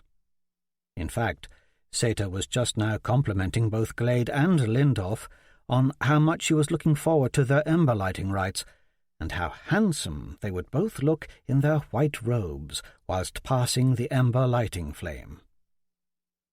Lindolf Legraven handsome? Tala's cousin was anything but. Whenever she looked upon the scarred flesh that covered his neck, cheek, forehead, and ears, it was oft-times with pity. Though she loved him dearly, she couldn't help but wonder what unfortunate court girl would find herself one day so unluckily betrothed to him. Just beyond Seta was Hawkwood. The sore-severe man wore dark leather riding breeches and a billowy shirt like Jondralin. With a graceful gesture, he drew aside a strand of black hair from his face and threw a nod of greeting toward Tala, eyes lingering a moment. There was a mysteriousness within those eyes as they sliced through the air, piercing into hers. That Hawkwood was once from Sore-Severe, perhaps even a Bloodwood assassin, gave Tala a smidgen of a fright. She didn't mind admitting that to herself. Hawkwood smiled at her, and in that one look, apprehension faded away. Tala could see why Jondralin, now that her childhood betrothal to Squirek van Hester was long over, was falling in love with this captivating man. A breeze bit into Tala's skin, rippling the awning over the king's suite. The vastness of the arena surrounded her. Tall columns, crenulated balconies, grandstands, a warren of grates and tunnels under a dirty battlefield, and intricately carved stonework palisades that rose up in a glorious circle around the crowd of over 10,000 spectators. During the bloody bouts, the nobility and those in the king's suite did not but laugh and carry on, pretending to admire one another's clothing and acting like fools, all while condemned men hacked away at each other in the bloody battleground below. To Tala, the annual gladiator event was, in a word, wrong, lasting for 3 weeks until only one was left alive. Hundreds of criminals fighting for freedom. The last 4 invited to dine with the nobility in the Grand Sunbird Hall in Amadon Castle during the morning moon celebration. The citizenry of Gulkana rejoiced in the shed blood of the lawless who waged battle in the arena. After all, to die in the arena was a shameful death, for it proved one's guilt. Royalty from the breadth of Gulkana surrounded Tala, bloodlust in their eyes. On the road directly behind her, bearded and hefty, dressed in the white and silver marble colours of the crest of Avlonia, sat Lord Nolan Darkley. Next to him was Lord Kelvin Cronin of Lord's Point. Lord Kelvin was tall and angular, and dressed in leather leggings and a doublet of bright blue, representing the ocean near his homeland. His wife, Imogen, had remained at Lord's Point, pregnant with their first child. Next to Cronin was Glade's father, Lord Claybor Chaparral of Rivermead. Thick-chinned and stalwart, he wore the maroon raiment and silver wolf crest of Rivermead thrown over his shoulder. He sat with his wife, Lady Lesia. Laurie's father, Lot Legraven of Eskander, thin, pale, and freckle-faced, sat next to Claybor. Lord Legraven wore the yellow colours and lion crest of Eskander. Tala's aunt, Mona Legraven, looked truly splendorous next to her husband. She was draped in a richly brocaded gown, her neck and arms bejewelled in ruby and pearl. At 53, she appeared as radiant as her sister, Tala's mother, Alana, once had. Mona's youngest twins, Lorhand and Lilith, sat nearby, faces pale with shock at the arena events.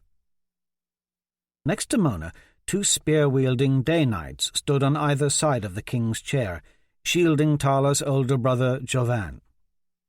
Grand Vicar Denarius and the quorum of 5 archbishops of Amadon, Van Devore, Donalbain, Spencerville, Leaford, and Rhys Duncan, were all seated behind the king, all in their most opulent finery.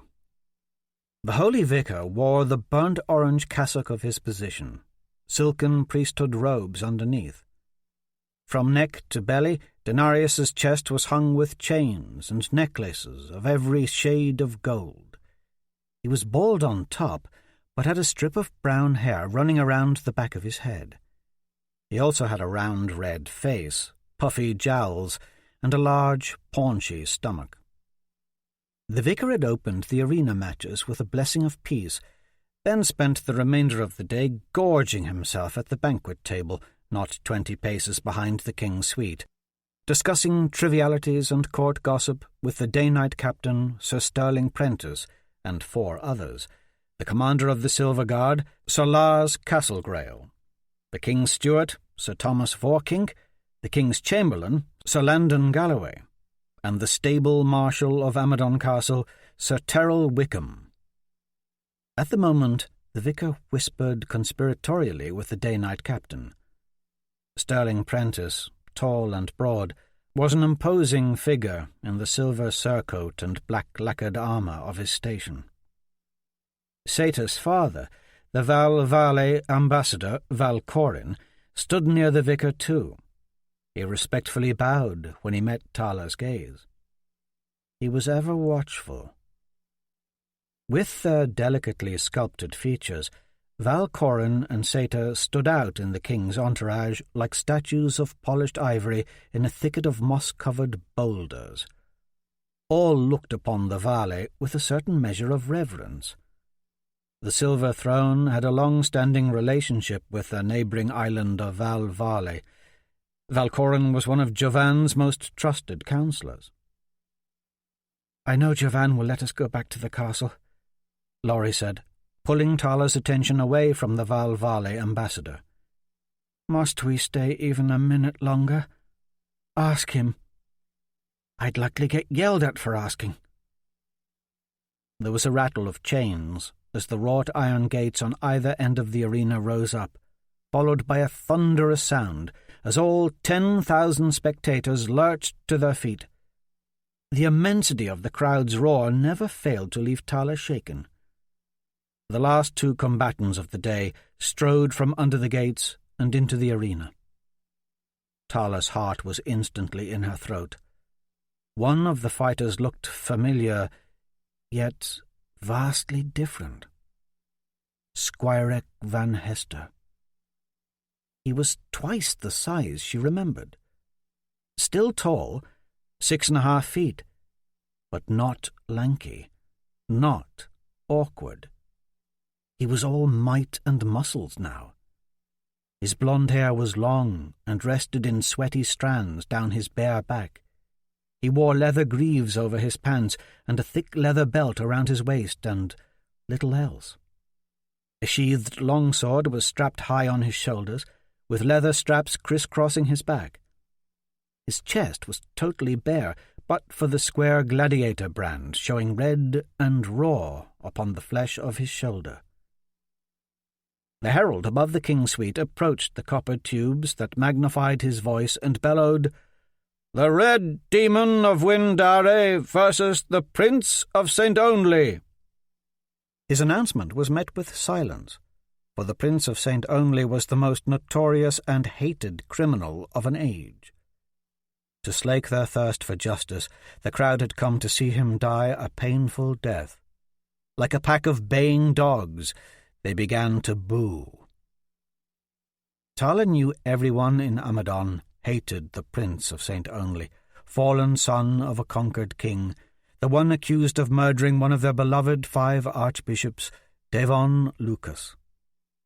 She remembered herself at 5 years old, just before Sir Severe invaded Aden White, marvelling at the shiny trinkets from St. Only Squirek spoiled her with. But the Squirek Van Hester that Tala saw now had changed. At 28, and after over a year of imprisonment, the Prince of St. Ongley had grown in stature. Great muscles in his arms coiled and bunched as he pulled 2 long daggers from his belt. He held the daggers by their blades, testing their weight in his hands. That Squirek had chosen to wear so little armour made Tala even more afraid for him. The fighter from Windare prepared himself too, swinging a curved sword above his head in wide, sweeping arcs. He wore red armour, shined and polished, and the sharpened spikes jutting from his helmet and arm guards made him appear more ogle than man. His armour gleamed like molten stone, his black shield twirling in his hand for show. When the shield stopped twirling, the Windare fighter screamed and shouted. He swung his great sword up and then down, swinging it so low it dug into the ground, throwing a spray of dirt high into the crowd. The crowd loved him instantly and chanted, "Demon! Demon! Demon!" The orchestra struck up a big bass sound like thunder set to the rhythm da-da, da-da, da-da. A little girl leaned over the railing just above the Windare gladiator.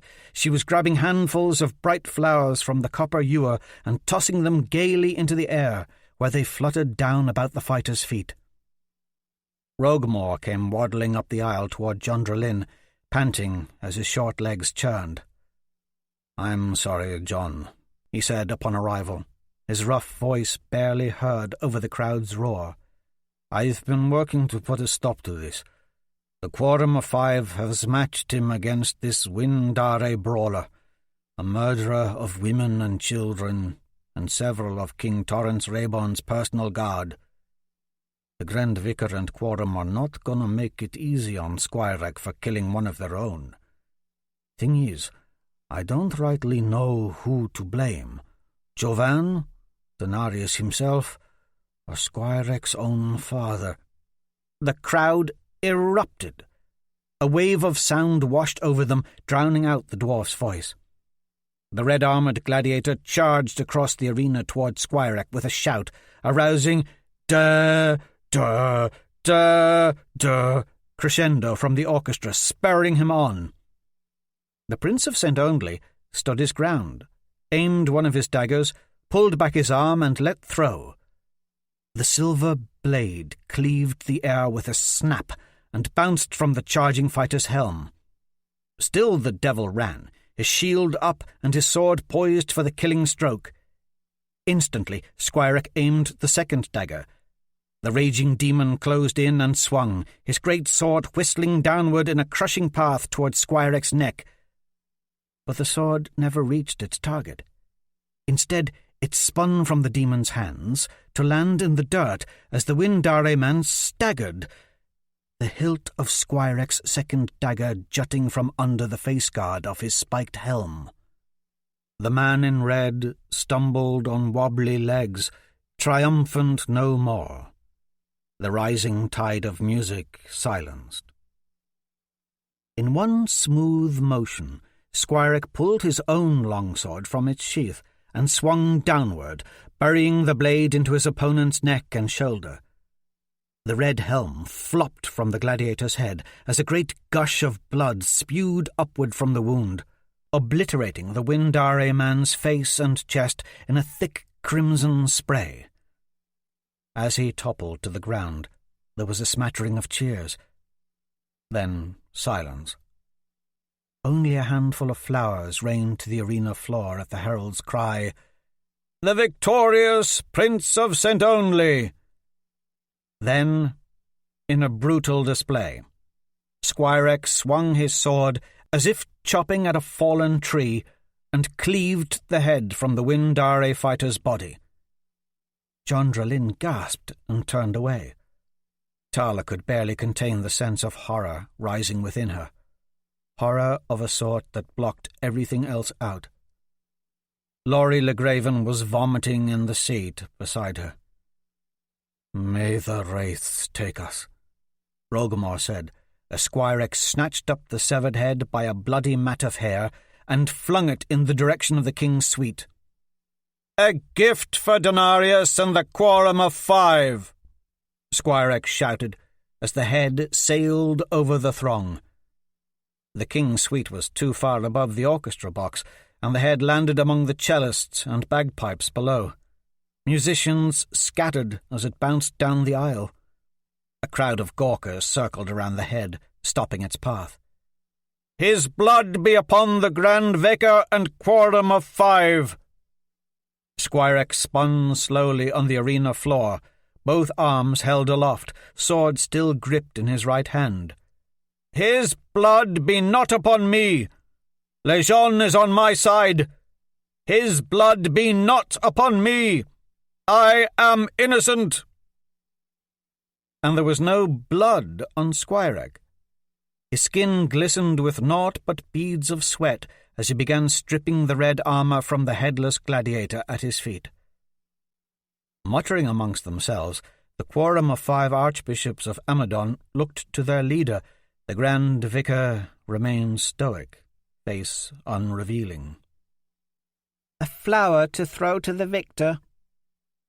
There was a small, dirty-faced boy standing there in the aisle, holding a yellow flower out to Tala.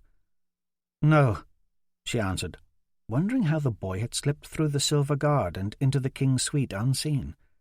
"No, please, go away." "Take it, my lady." The urchin grinned and held forth the yellow rose. "It's a special flower, meant just for you." Before she knew it, the flower was thrust into her hand, and the boy was gone, running up the aisle. "Who was that?" Dame Margaret asked with a disapproving frown. The sour smell of Laurie's puke wafted up from under their feet. "Just a boy."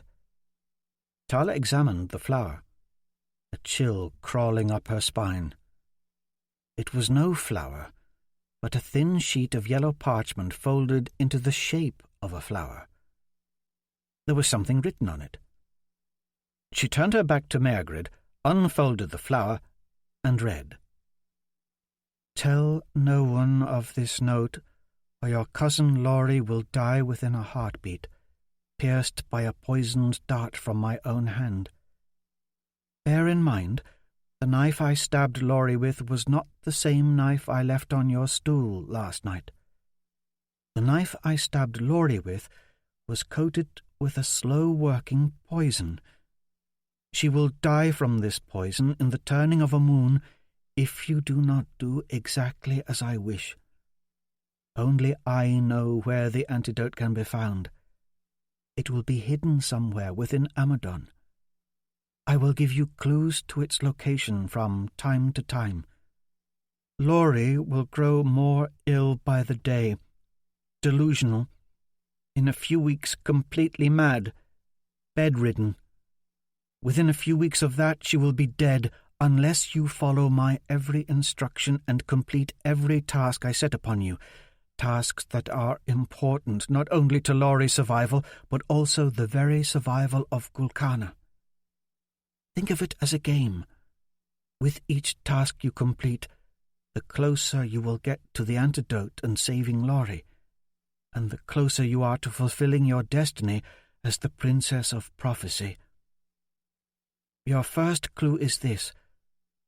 Retrieve the red helm of the dead demon and read what is inscribed therein." "The red helm of the dead demon?"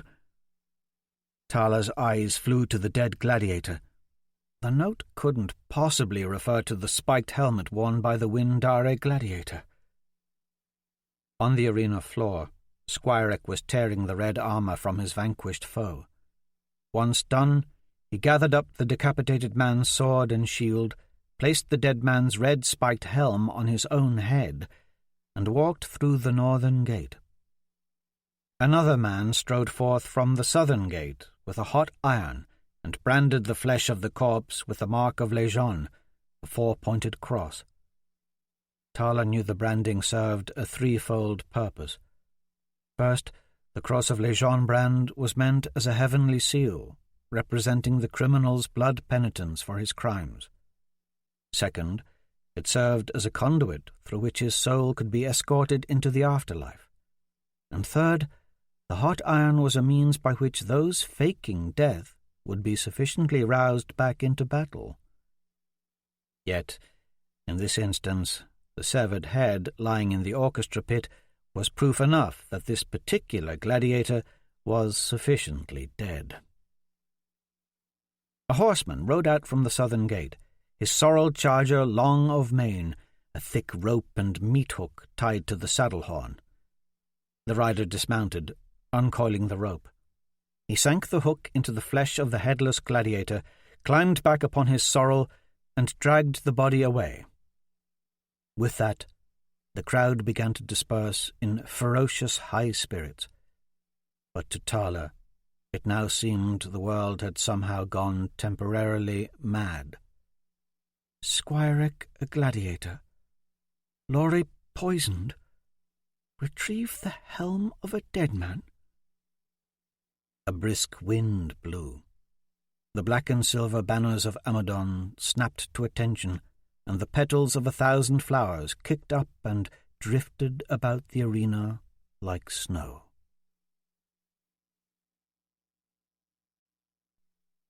From the Moon Scrolls of Mir. We journey most naturally in the state of deceit.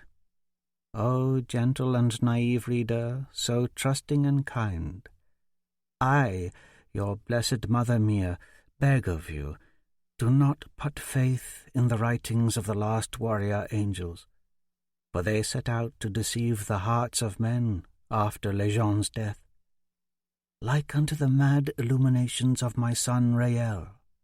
The way and truth of Lejean, that whoredom of perverted history and falsehood the last warrior angels have penned, is rife with lies. Chapter 8. Jondralin Bronachel. 17th day of the shrouded moon, 999th year of Lejean. Amadon Gulkana. Jondralin immediately loved the place. Despite the confines of the hood she kept pulled over her head, she saw enough. The first thing she noticed about the filthy horse saloon was its sour stench and the wretchedness of its patrons.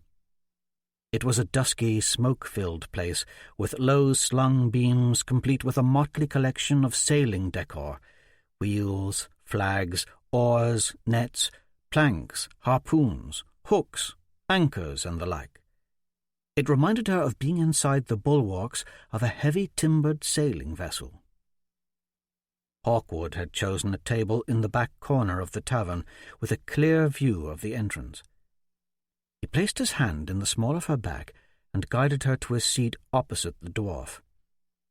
She was both irritated and thrilled at his touch. He sat to her left, eyes on hers. Sometimes she found she could not meet Hawkwood's dark, devouring orbs. As if the very moment her eyes met his, he would somehow gain the upper hand. She wanted the control in the relationship, and she feared she'd been slowly losing that advantage over the last year with his every mysterious look. What are you thinking? She wondered if she could ever plumb his depths. Who exactly are you?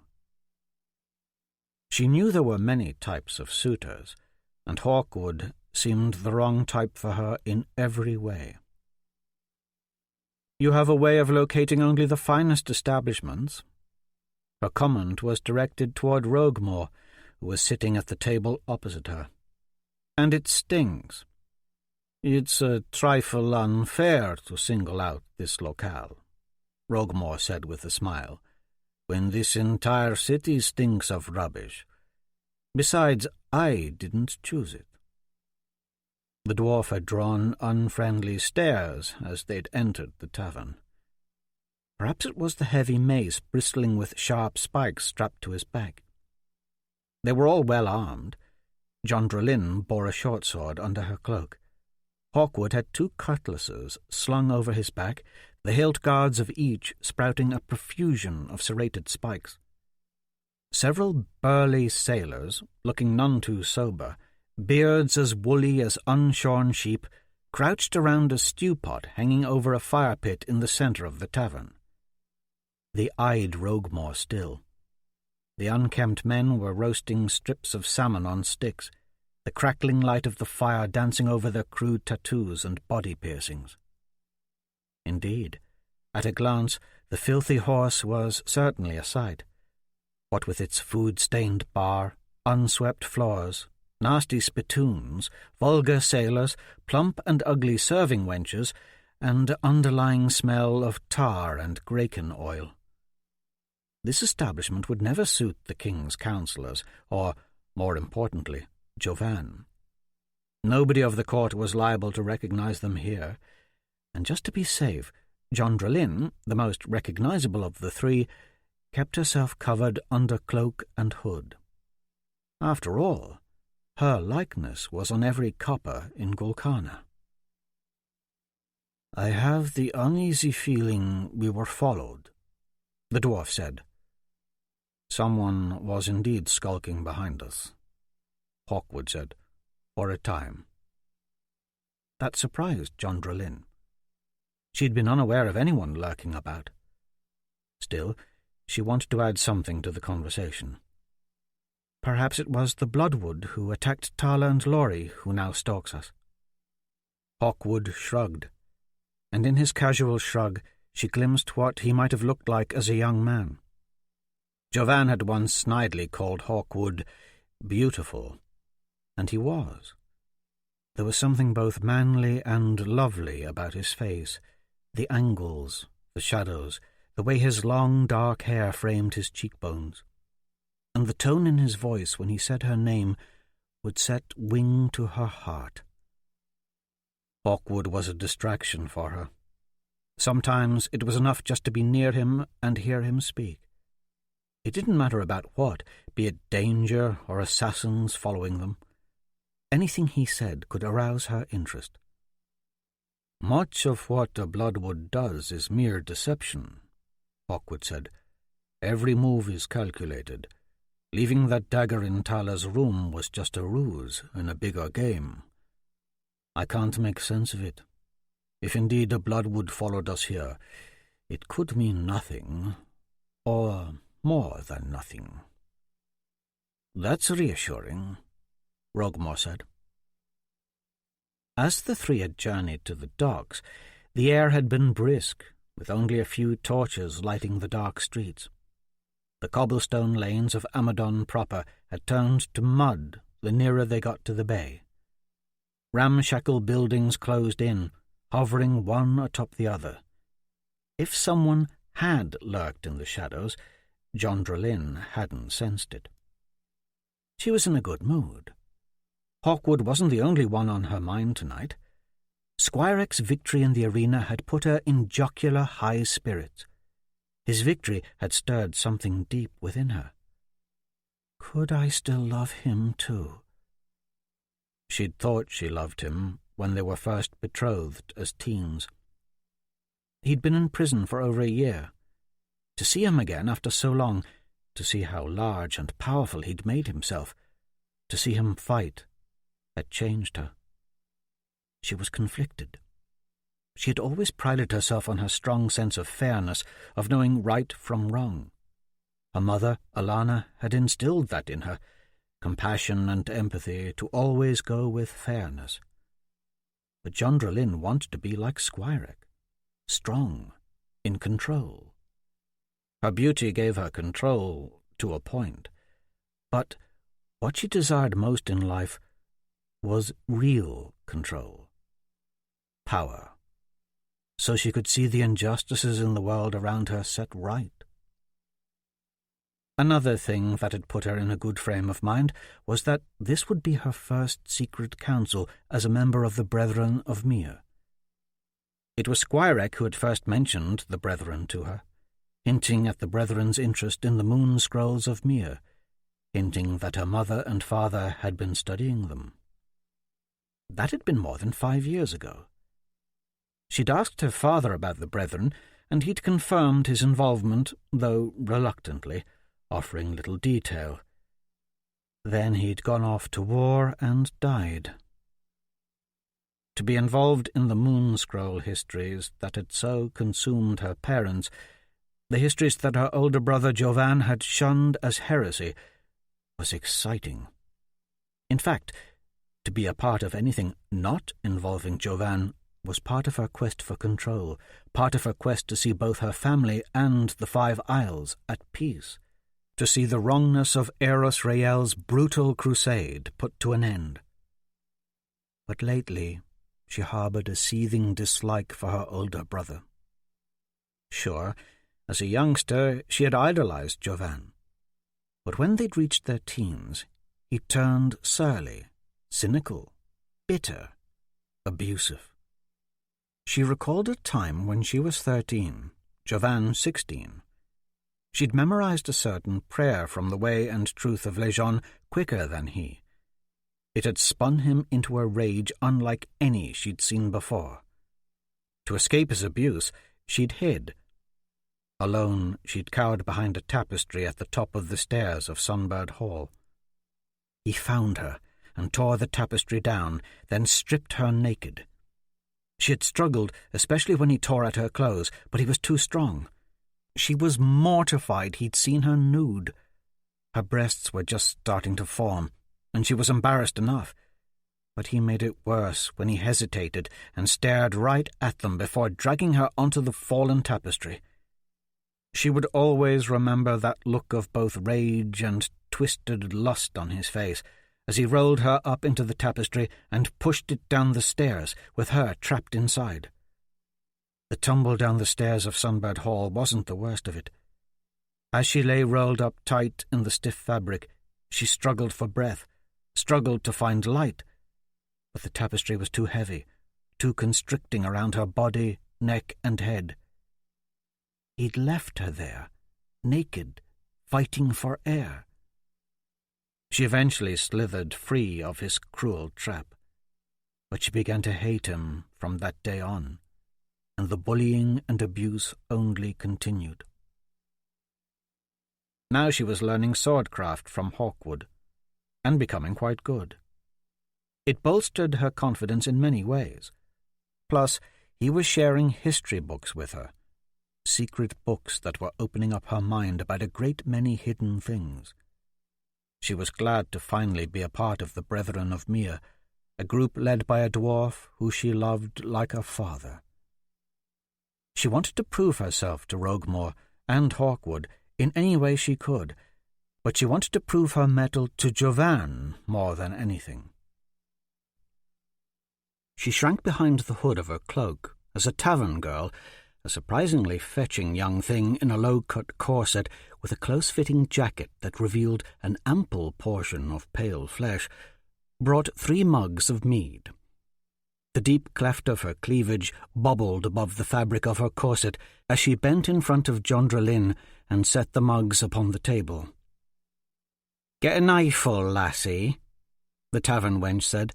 "Perhaps you'd prefer I just pulled down my top and smacked you about the face with them, huh?" "Are you always so crude?" Jondralyn was embarrassed at the girl's forwardness.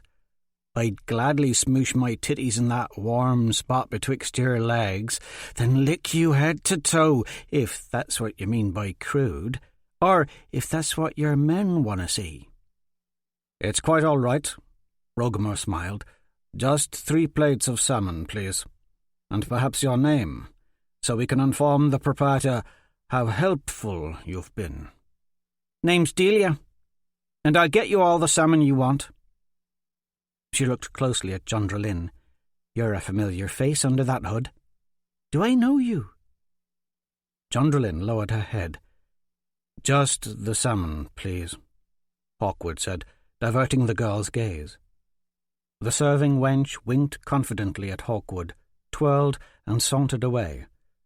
Jondralyn felt her cheeks flush. That another woman would flirt with Hawkwood in front of her rankled, yet it seemed he hadn't even noticed the girl. But that wasn't so surprising. Hawkwood was a man who carried himself like he was comfortable around any type of woman, from the fairest princess to the crudest dockside whore.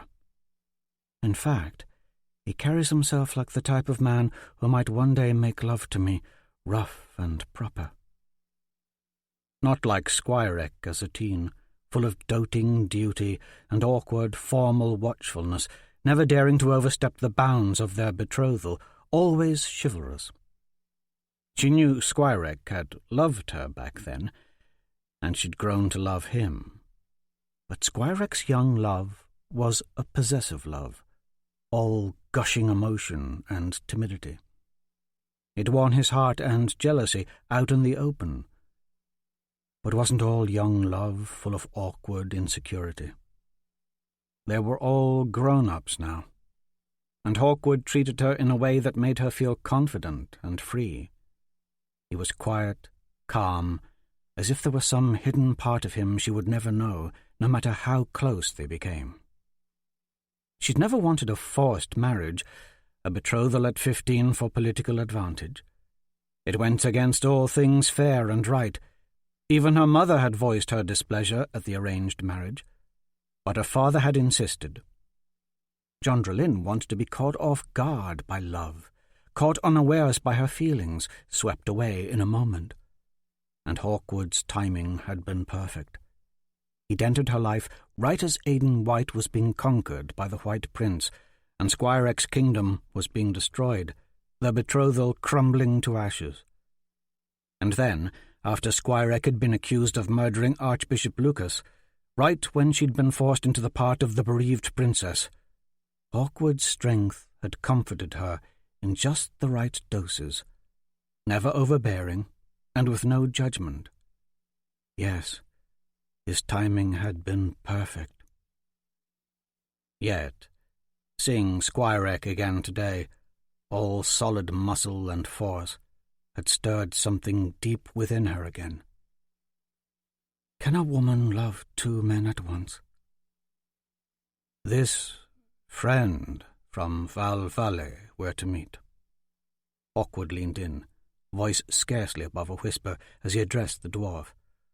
You say you've never met him before. Might not even be a him, Roguemore answered, but others in the Brethren I trust vouch for this valley. Our dear departed king and queen vouched for this valley. This valley is the truest of friends, they say. I admit I am nervous about this. Hawkwood nervous? The dwarf chortled.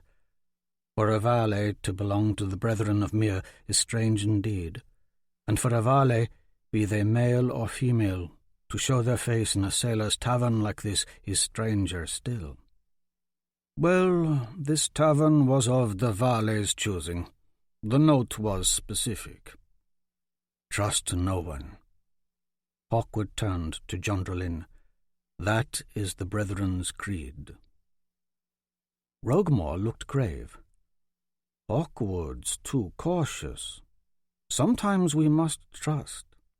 In fact, there is one we have trusted, one in whom we've all confided, one who is not with us today, yet plays his part.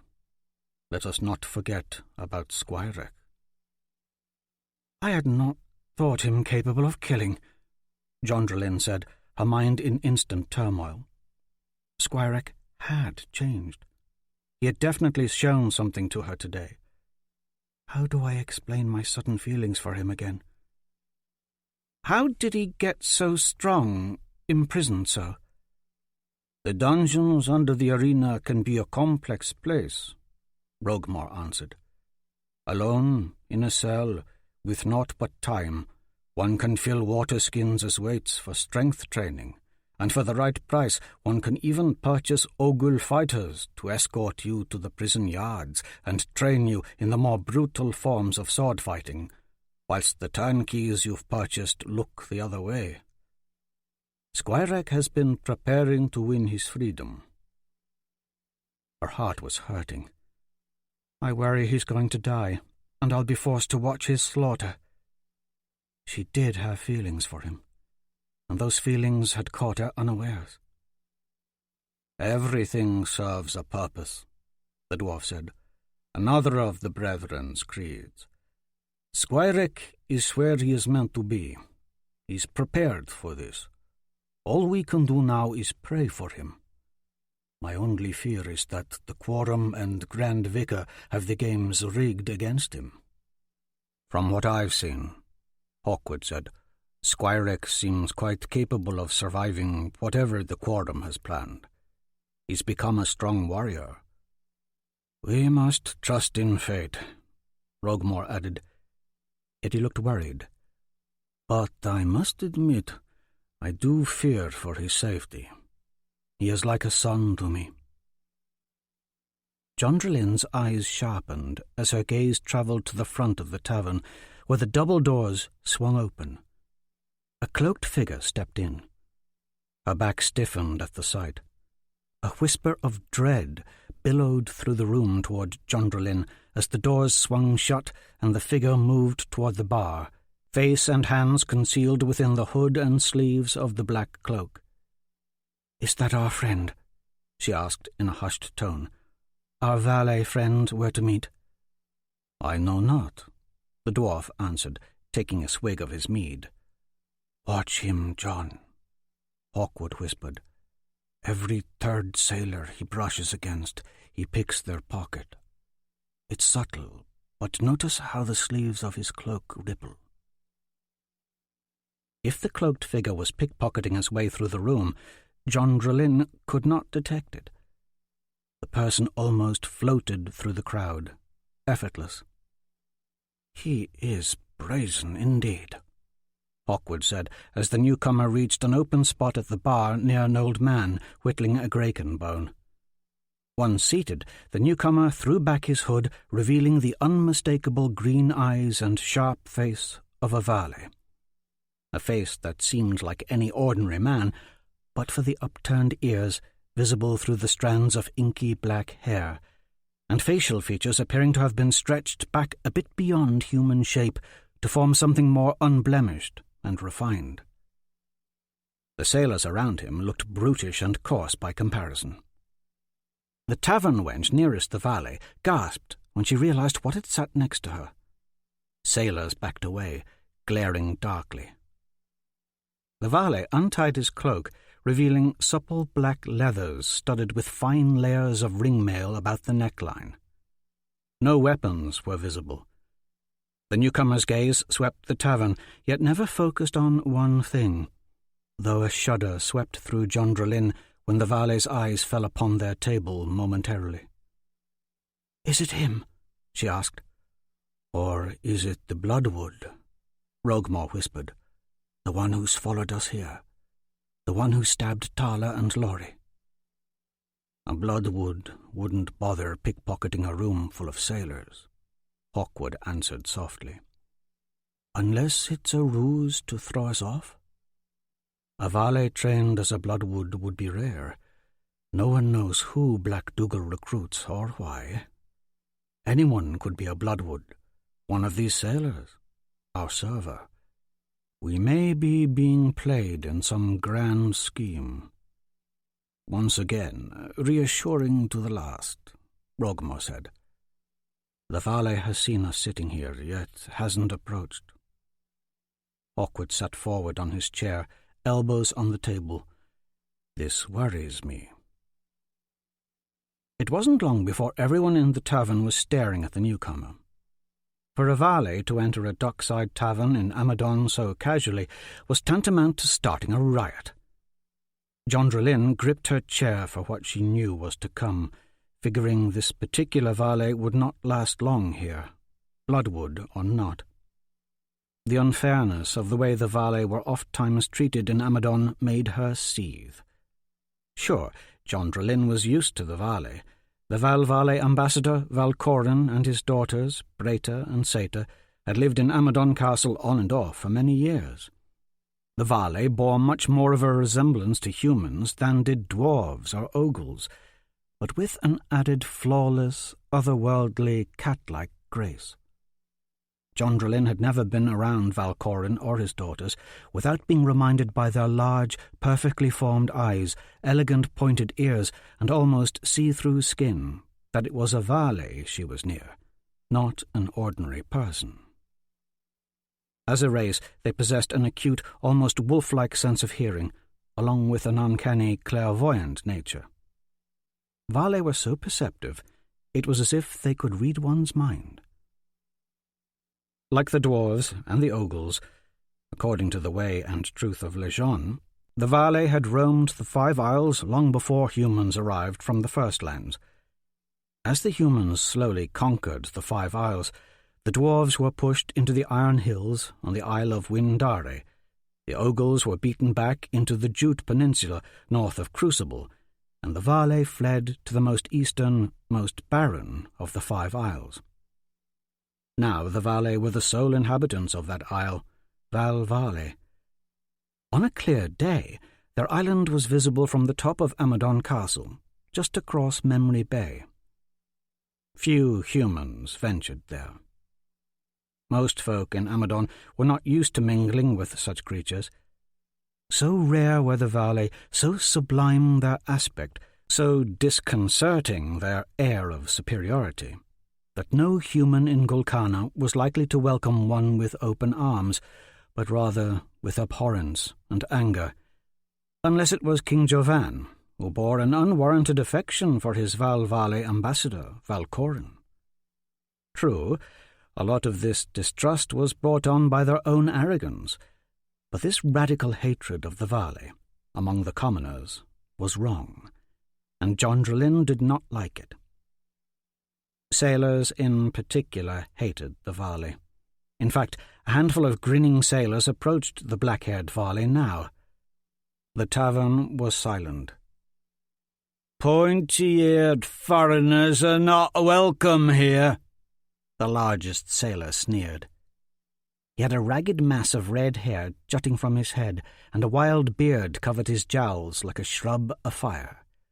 "Best you swim back across the bay from whence you came." "And if I don't?" The Vale's tone was casual. "I'll chop off your head and toss it into Memory Bay myself." "I'd think a scab like you would find it hard to locate Memory Bay." "Do you wish for a quick death?" the man snarled. "As much as I'd like to bandy insults about, I should probably just order a drink." "As I said, you'll find we don't serve your kind here. Are you deaf as well as pointy-eared?" Many in the tavern laughed at the pirate's witticism. Rage at the sailor's ignorance and prejudice was simmering within Jondrelin. These were issues her mother, Alana, had fought against her entire life. Issues her mother had warned her to never tolerate.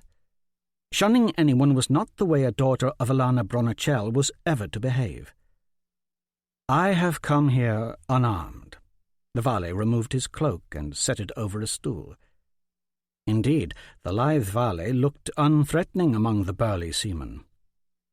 "The sailors of Golconda will forever hate the Vale," someone yelled from the crowd. "What with the tolls you make us pay to pass through the Valea Channel?" A channel the Vale dug for Golconda's purposes. The Vale appeared to be growing bored with the conversation. "The treaties and fees were set in place ages ago. However, I dare say you all know nothing of true sailing. The sailors of Golconda are more like a bunch of bloated children mucking about in boats." With 2 hands, the red-haired sailor shoved the Vale against the bar and drew his sword. "I'll be chopping your head off now, child." The Vale moved with astonishing speed. He lunged forward, spinning in mid-air, kicking out. There was a meaty thump, and his leather shoes slammed into the sailor's crotch. The man instantly vomited a smear of half-digested stew and salmon onto the floor. The Vale landed firmly on 2 feet, a dagger in his hand. Another sailor scuttled toward him, raising a long serrated knife, strips of salmon clinging to it as he swung. The Vale's blade slashed out as he stepped back, slicing through the sailor's neck, opening a great streaming gash beneath his jaw. The room was plunged into shadow as the man fell into the fire pit with a hiss. Grasping at his frothing neck, the man thrashed in the middle of the glowing coals, and billowing smoke like a beetle on its back. Jondralin's heart pounded with anger as every sailor in the room boiled toward the Valet, their curved cutlasses ringing from their sheaths. The wenches and old men remaining at the bar scattered out of the way.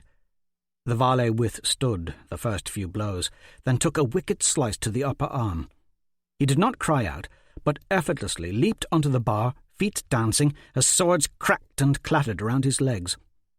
He bled from the gash in his shoulder now as he kicked back at the massive sword swirling under him. With naught but his kicking feet, the nimble Valet managed to disarm most of the attacking sailors. "We can't just let him die." Jondralin stood, incensed at the lawlessness. Hawkwood already had his 2 cutlasses in hand. In a flash, he sprang over their table and plunged into the fray. Jondralin's stomach leaped into her throat. But with a few deft sword strokes, Hawkwood knocked sailors aside and soon stood between the mob and the Valet atop the bar. A thrill ran through Jondralin as she watched him, all deadly confidence and calm, standing up for justice. "Out of my way!" The sailor who had started the fight snarled, glaring at Hawkwood, chunks of vomit still dripping from his tangled red beard. "Would you like me to kick you on the balls, too?" Hawkwood swung his boot up, then instantly pulled back, the move a mere feint. But the sailor covered his groin with burly hands. Hawkwood grinned, a cocky grin in the face of overwhelming odds that made Jondralin's heart race with excitement and desire, not just for him, but for the just cause he fought for. The rush was more intoxicating than mead. She pulled her short sword from under her cloak, Hawkwood's training fresh in her mind. She wanted part of this fight against inequality. She wanted to feel power, too. With confidence, she strode through the bar toward the fight. The fire flared up as someone pulled away the body of the dead man. The tavern was aglow again, but silent. The air was rank with the odour of burnt flesh. "Let's kill this Valet lover too," the red-haired man growled, and lunged barehanded toward Hawkwood. Hawkwood thumped the sailor on the head with the flat of his blade, and the man staggered. Bloodlust swelled up in the tavern, death firmly planted in the eyes of the rest of the mob. As one, they rushed Hawkwood. Jondralin leaped to his defence. The man nearest Hawkwood fell dead, face pulverized by Roguemore's spiked mace, his drawn sword clanking against the floor. "Stop this madness!" the dwarf roared. "I refuse to have my dinner interrupted by the squabbles of the degenerate!" His mace came back up fast, bloody, and poised for another blow. Jondralin pulled up, stunned at the brutality of the sailor's death. So close. She'd seen men slaughtered in the arena, and not so much as blinked, but this fellow had just been standing right next to her. Her hooded cloak was splattered with his blood. The room was silent, save for the wretched gurgles coming from the faceless man who now twitched on the wood-plank floor under the dwarf. Roguemore's attack had been blunt and fierce, and far less intoxicating than Hawkwood's smooth fighting.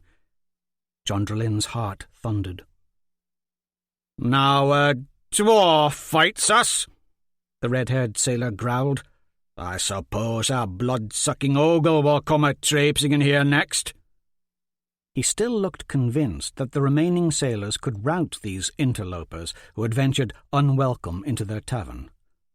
Hawkwood, Roguemore, and the injured Valet held their weapons up, ready. Jondralin felt the blood roar up within herself as she moved toward the bar and joined her companions and the injured Valet, her sword wavering before the sailors, too. Now they were 4. Roguemore grabbed her by the arm and pulled her roughly behind him. The hood fell from her face. A murmur ran through the crowd as someone muttered, "It's her." Someone else stated loudly, "Princess Jondralin." A sombre mood struck the room as all came to realize who she was. The red-haired sailor looked green as he bowed. "Pardon, my lady." "No pardons will be granted tonight," Jondrelin said. Mustering her courage, she shrugged the dwarf's hand away and stepped forward, feeling every eye upon her. There was real danger here. There was a man with a brutally smashed face lying right in front of her. But her mother had taught her, face all challenges, never run away from them, especially if you are in the right. "Seems this varlet was accosted for no reason within my brother's city," she said. The injured fellow atop the bar held his hand over his right arm, blood welling from the wound. "Come down." She sheathed her weapon and held forth her hand. "The way is safe now." She helped him down. "Thank you." The valet bent his knee to her and sat gingerly on a stool. There appeared to be a hint of mockery floating behind his luminous green eyes. Hawkwood handed him a rag, which he used to staunch the flow of blood from his wound. Jondrelin turned. Her eyes were now trained on the sailor. "Foreigners, even varlet, are welcome in Amadon. They are free to go about their business unmolested." The red-haired sailor quivered in anger. "2 of my friends lay dead, one from the varlet's dagger and one from the dwarf's mace. Blood price must be paid. Even kin to royalty are not immune to blood price. Murder was committed here tonight." "Blood price?" She stepped dangerously within reach of the sailor, but on purpose. "I think not." She was used to most men cowering in her presence, intimidated by her looks alone. It was the one distinct advantage of being beautiful and tall. Her height and looks served her well, but more importantly, she wanted to intimidate this man with her station, confound him with the validity and virtue of her words, threaten him, and show him she was not afraid. She had trained with Hawkwood for a year. She knew if it came to a sword fight she could take him with ease. Plus, Hawkwood, Roguemore, and the varlet fellow were behind her. The question was, could the 4 of them take on an entire tavern of angry sailors? She stared down the man before her. "You will treat all who enter this tavern as if they were royalty, be they varlet, dwarf, or ogle. Understood? Or do you dare question my authority?" Her gaze met that of Hawkwood. She could see the pride in his eyes at her words. She faced the rough patrons of the saloon a little taller now. The sailor looked for help amongst his friends. There were a few nods between the sailors. When the red-haired man turned back to her, a wide grin lit his face. "I challenge the varlet to a pirate's duel. Blood price to make amends for the death of my comrades. That is how fairness is meted out." A buzz of agreement travelled through the tavern. Pirate's duel? Jondrelin had never heard of such a thing. She fought down a gust of anger at the sailor's brashness. "Explain this pirate's duel," she demanded. The sailor only smiled at her, a rust-coloured, toothy grin that rankled. She couldn't fight her anger. "The varlet is too injured for any duel." She drew her sword a second time. The moment had come upon her so suddenly she was not quite aware of what she herself was even saying. "I shall fight you in his stead." "Fight a woman?" the sailor sneered. There were guffaws and hoots from the onlookers. "I dare not kill the king's sister. I will be a hunted man." Roguemore grabbed her arm again. "You do not know how to fight as they do." The valet stood, pulling his dagger from the folds of his black leather armour, eyes trained on Jondrelin. "With all due respect, I can fight my own battles, thank you very much." The entire room was staring at her now, waiting. She was shocked to her core by the look of cold anger now on the valet's face. "It was kind of you to procure a duel on my behalf," he said, But now that you have, please stand aside. I fight my own battles, milady." His words had a sharp, dangerous edge. His brow narrowed, and he stared at her, eyes unwavering.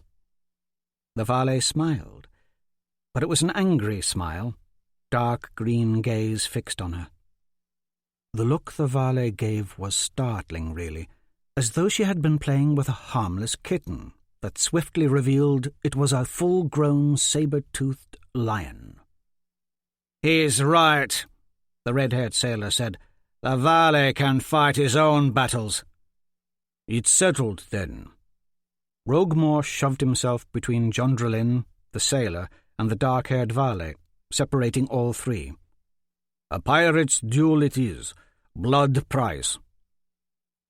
Jondrelin was swallowed up into the background as the crowd formed a circle and the two combatants prepared to fight.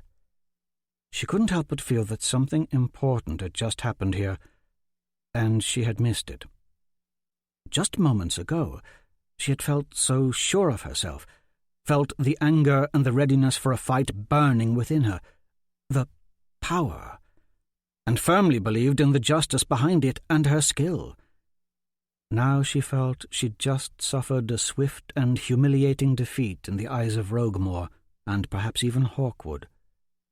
She'd made a mistake in letting the hood fall from her face and compounded it by acting a fool. Roguemore tied a bar rag around the valet's wounded arm and cinched it tight. The red-haired sailor removed a rope belt from around his waist and handed one end to the valet, who placed it in his mouth, clenching it between his teeth.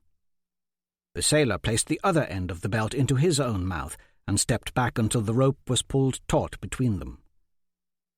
Roguemore stepped away from the combatants and said to Jondrelin, "Witness the pirates' duel, and be glad you are not part of it."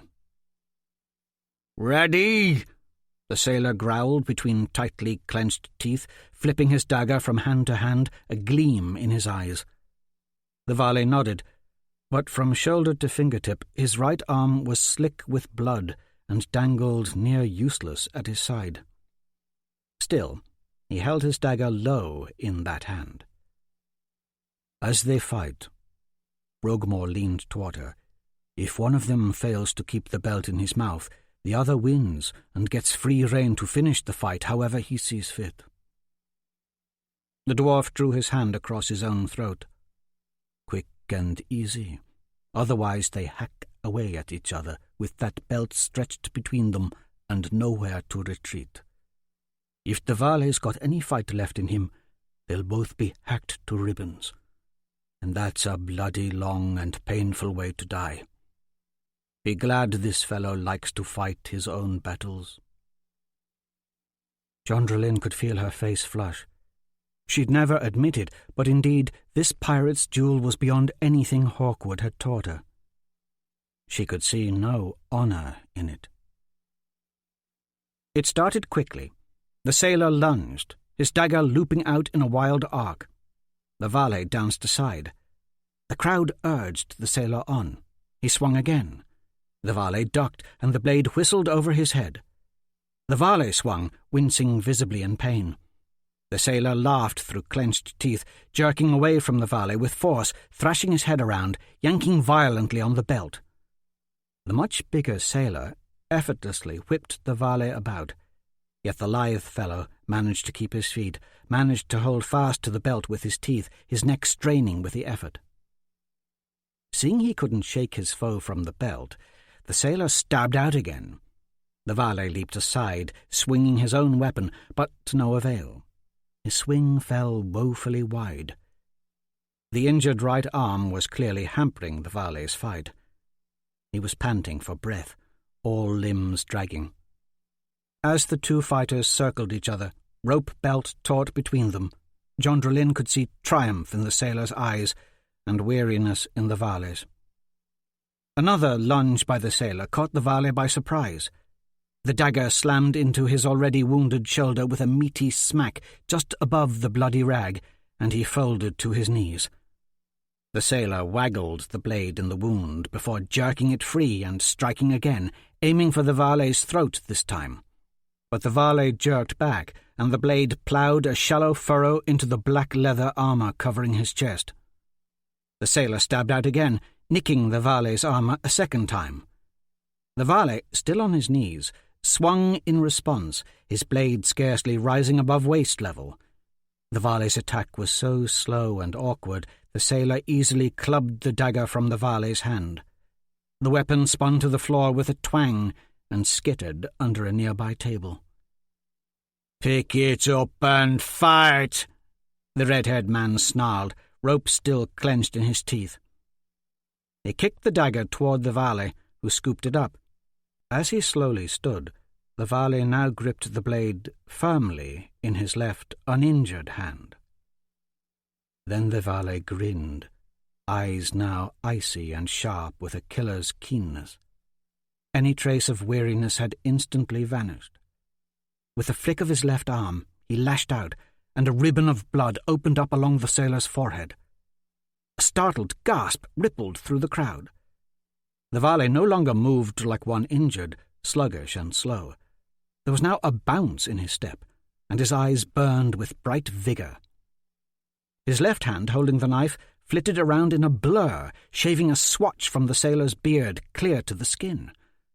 With another flicker of his blade, a second chunk of hair was gone, and another, and another. Soon the sailor stood stock still, not even trying to duck the blows, blinking wild and nervous.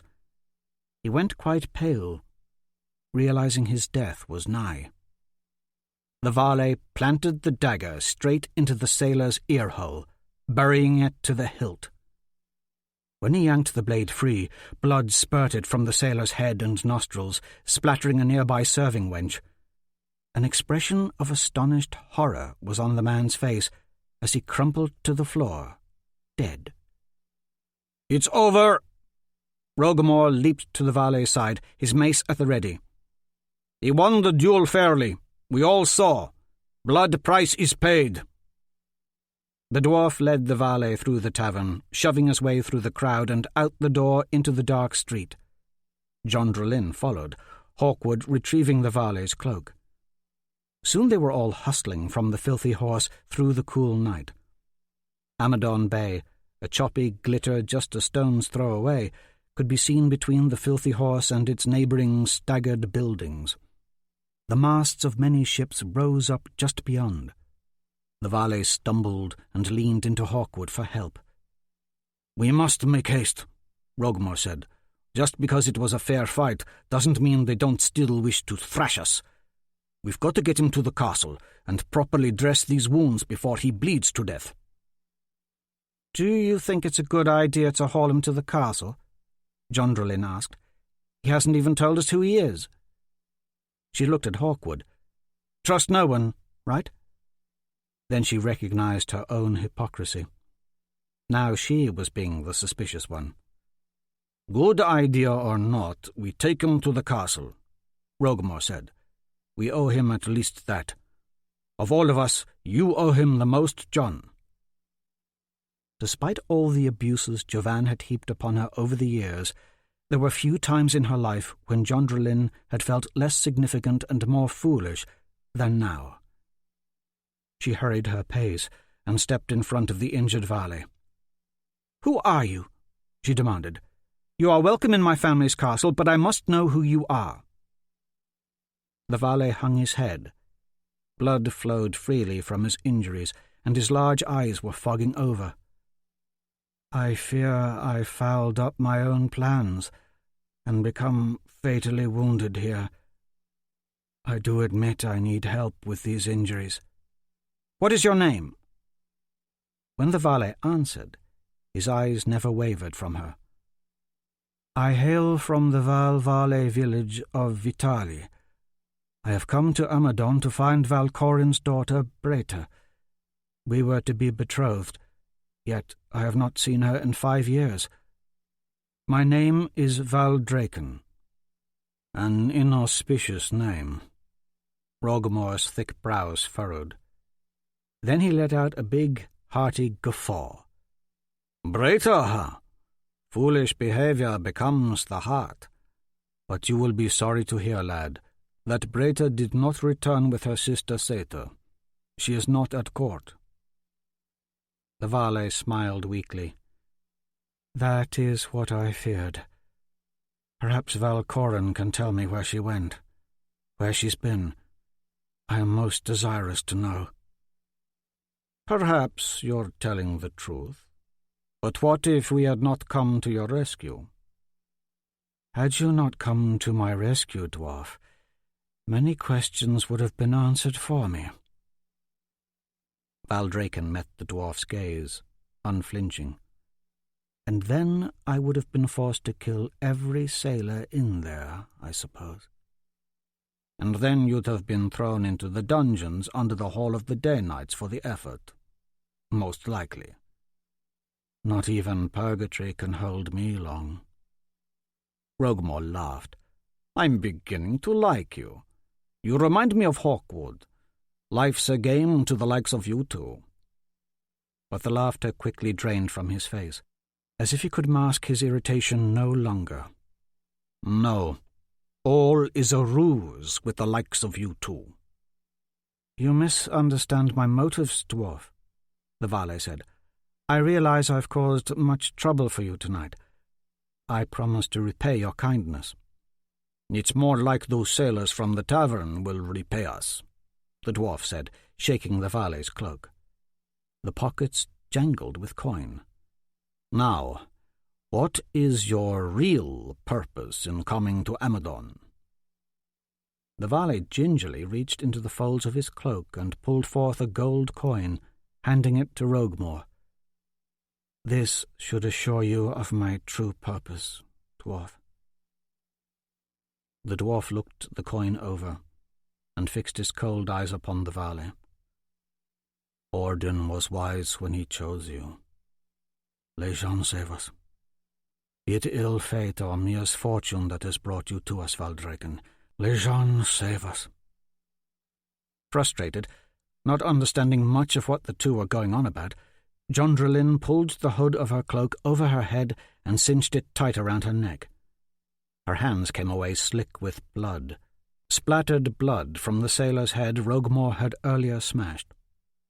She unhooked the cloak and tossed it away into the gutter, and followed Hawkwood, Valdraken, and the dwarf back to the castle.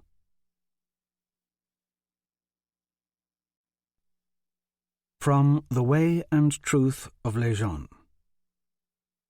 As with the fairy and fey creatures of the First Lands, man is commanded to consider the Valet of the Five Isles an indolent race full of mischief and guile.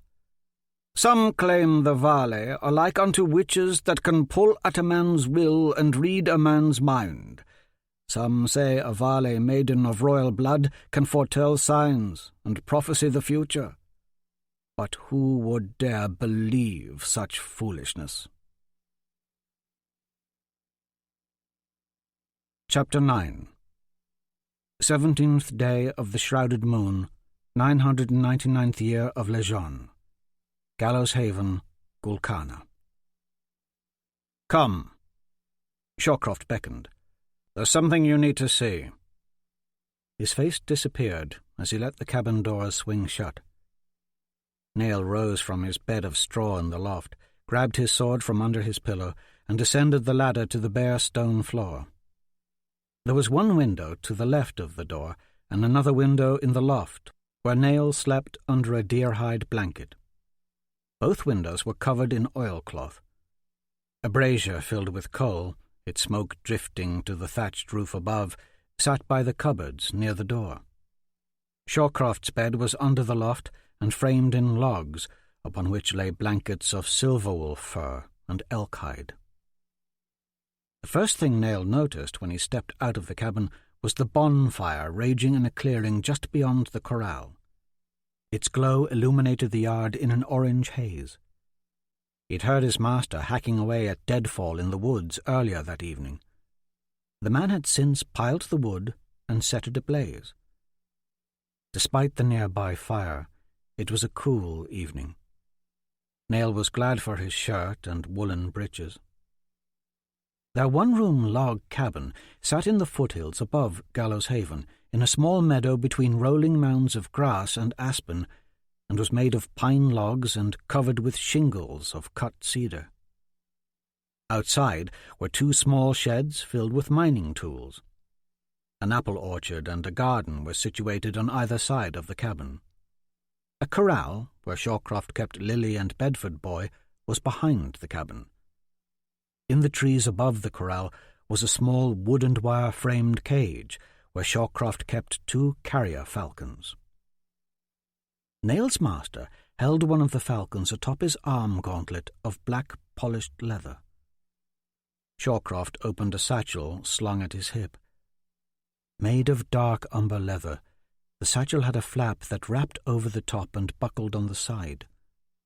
The curving scroll-work inlays stamped into the leather were of a strange design.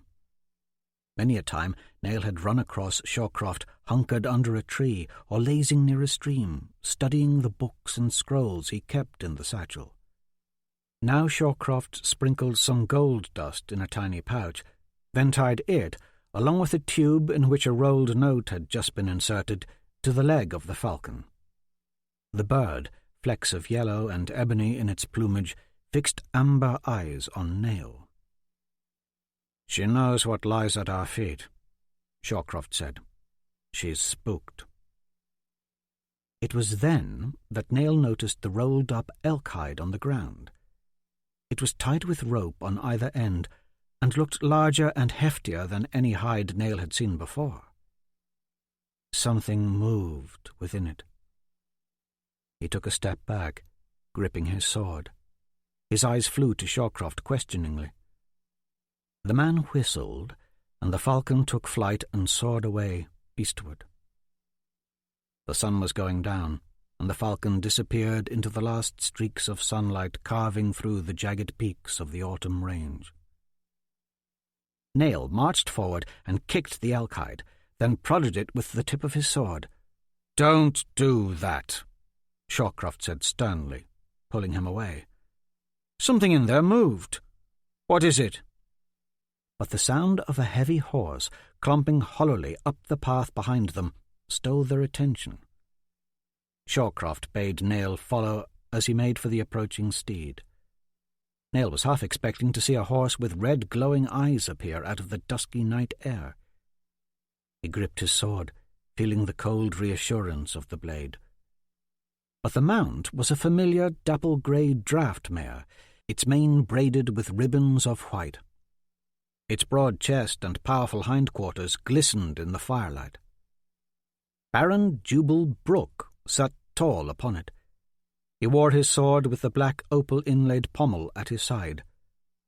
Nail's heart thumped with anticipation, the sword in his right hand forgotten, left hand nervously caressing Ava's turtle carving, which lay under his shirt against his thudding chest. "I've come to ask permission to employ your ward." The Baron's voice cut through the stillness of the night as he reined his stout mare up before them. "Nail stays with me." Shawcroft's answer was quick in coming. At his master's casual dismissal of the Baron's offer, rage blossomed in Nail's heart. "Do I get any say in this?" He looked at Shawcroft accusingly. "You do not," the man answered. Jubal looked at Shawcroft. "Nail deserves more than the pointless toil you offer. Even so, he stays with me." The Baron sat up straighter in his saddle. "There's been talk of a dark-cloaked stranger on a curious-looking charger seen about town." Shawcroft met the other man's gaze without speaking. Jubal Brooke leaned and spat on the ground. "Curse you, Shawcroft. Have you brought danger to Gallows Haven? Don't think I cannot tell who your ward resembles. Nail bears their look about him. Don't forget, I fought in Windare at Bordenside. I know what I saw there, who I saw there." "I look like who?" Nail felt his whole body shiver, as if he'd just crawled out of an icy river. "I look like who?" "You fought At Borden's side? Shawcroft said coldly. Or did you run like Jovan and Leaf Chaparral? Unlike you, Shawcroft, I've seen war. I haven't been wasting my days away digging for treasures that don't exist. Need I remind you of your duties, and you know naught of my duties. Shawcroft cut him off. The dwarf has seduced your brain with goddess worship and relic digging, as he's done with Squire Van Hester, and he now does with Princess Jondrelyn, as he did with your brother.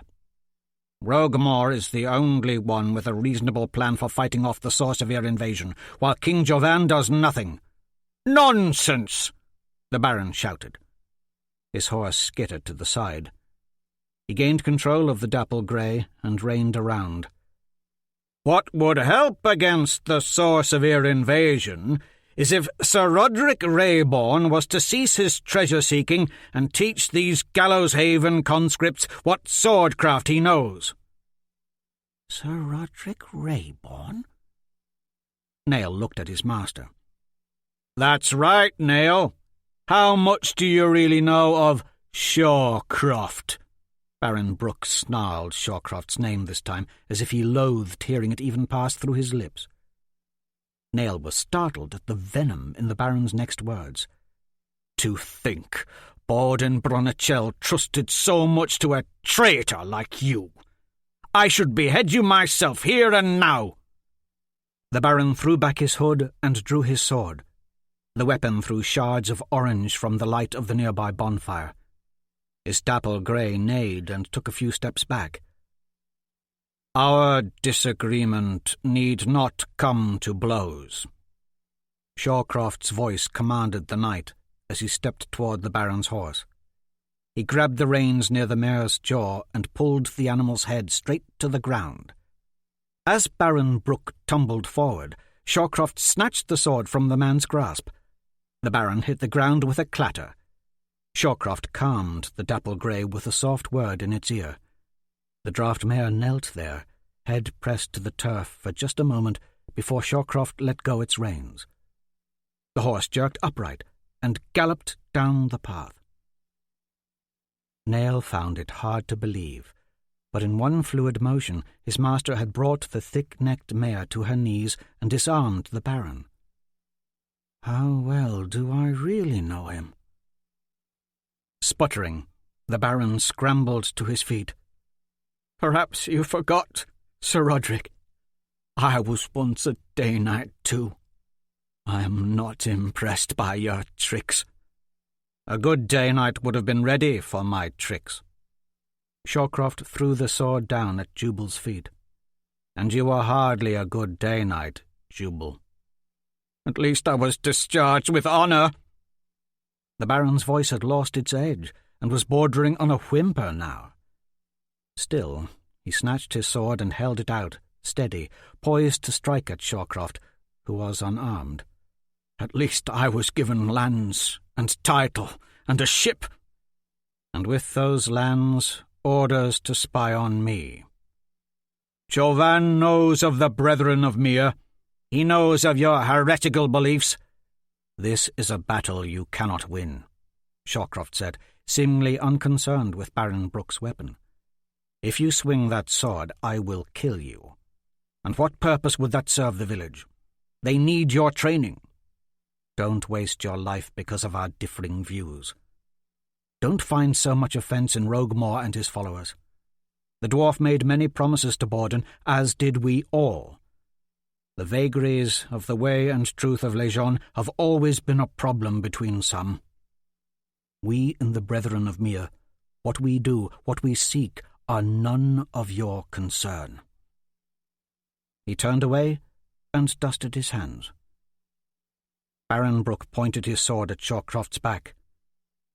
I only want you to fulfill your duties as a former Day-Knight and help these boys learn to fight. Eros Rael is aiming for Gulkana. These young men are under my charge. I must train all of them, including Nail. That alone should make you see things as I do. Nail is no longer your concern. Shawcroft turned toward the Baron. I will train him myself. Will you? Sir Roderick, Baron Brooks snarled, you treat Nail with an indifference bordering on contempt. You're not half the man your brother was. A real warrior was King Torrance. He would have raised Nail proper.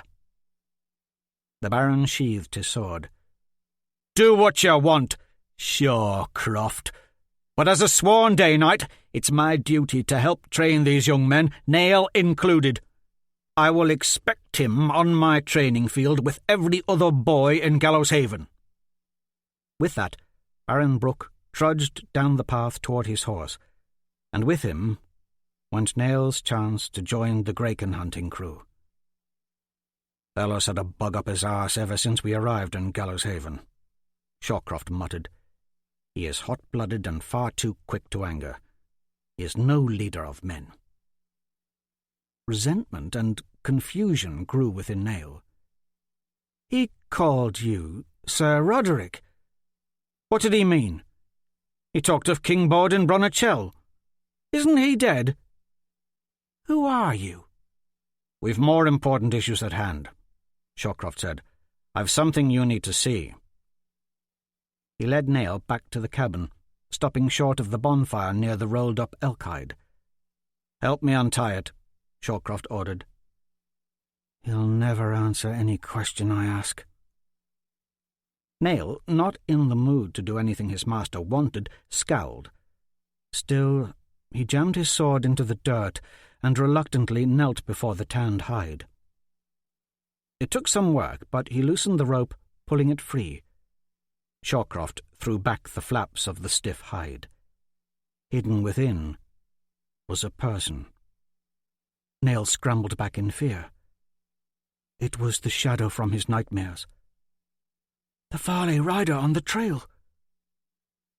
He could tell it was her from the black leather armour, pale young face, and astonishing silken hair.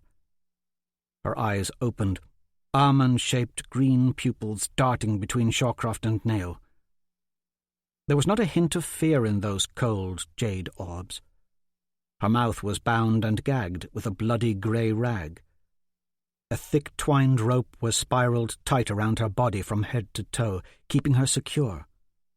There was an arrow jutting from the top of her shoulder, most of its shaft buried straight down deep in her leather-clad body, the side of her head almost resting against its blue-feathered top. Another arrow was lodged in her chest, its shaft bloodied and broken off a few inches above her black leather armour. Even injured, there was a serene beauty to this creature that left Nail breathless. Where's her demon-eyed steed? Nail looked around frantically. A Varley bloodwood, Shawcroft hissed. Black Dougal's cast is long-reaching if he's trained a Varley. Some prophecies are coming to fruition, Nail. There are things you may see and hear tonight you best keep to yourself. Nail stepped up to the elk hide. In the light of the nearby bonfire he could detect a hint of pointed ears under the silvery nest of the Varley woman's hair. He recalled her words to him on the trail. You are not of my blood, still they will be coming for you. Her daggers, Shawcroft said. Her cloak, all of it, I left with her horse, dead and rotting at the bottom of that old elk trap we dug years ago. A hint of pain filled the Varley woman's eyes as Shawcroft touched the broken shaft of the arrow lodged in her chest. Luck and fortune that I was able to capture her at all. One does not simply catch a bloodwood. Foul, demon-spawned filth. Anger flared in her pain-drenched countenance. Still, a bloodwood can be killed. Shawcroft pulled the small boning knife he used on salmon and muskrat from his belt and knelt at the Varley woman's side. They are not invincible. He cut through the grey rag tied over her mouth. I've killed them before. Killed them before? Nail's heart was beating a little faster now. I doubt I can get her to talk. Shawcroft pushed the hair away from the Varley woman's face and placed the blade of the knife to one of her ears. but I aim to try." The Valley woman's eyes changed from angry to fearful, and with that fear, Nail realized how young she was, perhaps not much older than he. "Ears are the one thing that makes a Valley a Valley." Shawcroft pressed the edge of the boning knife against her flesh, pushing. "Tell me your name, and you can keep yours." The Valley woman said nothing as Shawcroft pressed down with the knife. Dark redness welled from under the blade and soaked downward into her white hair as she struggled against her bonds, trying to pull away from the pain. From the rapid rise and fall of the leather armor, Nail could see she was panicking now. "Stop!" he shouted, never imagining Shawcroft capable of such cruelness. In a lifetime spent with the man, he'd never seen such brutality. "Leave her alone!" Nail lunged for the knife, but in a flash, Shawcroft tossed the blade aside. Nail felt his arms instantly pinned to his chest as his master picked him up in a barrel hug and then dashed him straight to the ground. Air whooshed from his lungs as he hit hard. Dazed, he tried to stand. The old man was stronger than he would have ever imagined. "We must see this through, boy!" Shawcroft roared, eyes ablaze. "This creature before us is pure evil, a bloodwood, deadly and fierce. She must not be allowed to live." Nail lunged at Shawcroft's legs, and they both hit the ground. As they wrestled in the dirt, the rage against the world's many injustices boiled within Nail's heart, feeding him. Shawcroft had denied him his due on Baron Brooke's ship. Now the man was going to mutilate a Valley woman for no reason. Nail drew strength from his anger and pinned the man to the ground underneath him. But Shawcroft threw him off and stood. Nail rose to engage him again, only to be met by a sharp slap to the face that sent him reeling against the cabin, head throbbing as he slid to the ground, vision blurred. "Bloodwood assassins have hunted us your entire life, boy." Shawcroft hauled him to his feet and forced him to his knees beside the Valley woman. His hand on the back of Nail's head, he made his ward look. Her eyes were wide as she stared back at him. Blood swelled from the cut under her ear and pooled under her hair. Dazed, Nail could feel his own warm blood trickle from the lip his master had split. Shawcroft had never struck him before. That was shocking enough, but it was the man's words that had their effect. "Bloodwood assassins have hunted us your entire life, boy." His head pounded. It felt as if the back of his skull had been caved in. His chest felt on fire, the same feeling, he imagined, as when Doki Little had been struck by lightning. An agony coursed through his body, and his lungs felt raw, mouth parched. As Shawcroft's words churned over and over in his head, the inside of his skull began spinning with unholy images he'd thought long forgotten, fiery forms of the nameless beasts of the underworld, mermaids in the deep, red eyes and red glowing symbols, a pale-haired girl on a white stallion, her hand a metal claw. There was danger here. Is this Valley Bloodwood evil? Nail felt his entire body grow slack in Shawcroft's hands. He slumped against his master in exhaustion, head swooning, aching. "Has the fight gone out of you yet?" Shawcroft released his grip on the back of Nail's neck. "Why torture her?" Nail breathed heavily, face beading with sweat as he fell forward to the ground, struggling to rise and giving up. "You are right." Shawcroft's voice was strained, growing hazy and seemingly distant. "She will never divulge her secrets, and we must set off for the Abbey and Bishop Godwin soon. It's only by chance this Bloodwood lies at our feet. Who knows what information she's gathered? There are some who wish this farce to be over." Deep breaths filled his lungs. "I, too, wish this farce to be over.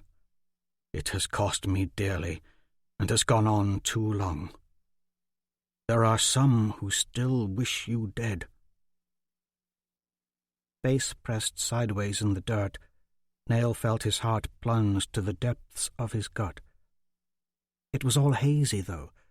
Shawcroft was speaking of him, and people who wanted him dead. He couldn't move. The slap from Shawcroft, the blow he'd taken to the back of the head while he'd struck the cabin, both had rendered him immobile, nauseous. He couldn't even sit up and ask the questions he wanted to ask. "Ne'er bears their look about him," Baron Brooke had said earlier. As he rose up and looked at the Valet woman next to him, Nail realized much had been opened up to him now. Yet, at the same time, more questions arose. "We must set off for the Abbey and Bishop Godwin soon." Bishop Godwin was the old hermit who tended to the Swithin Wells Trail Abbey, high in the autumn range.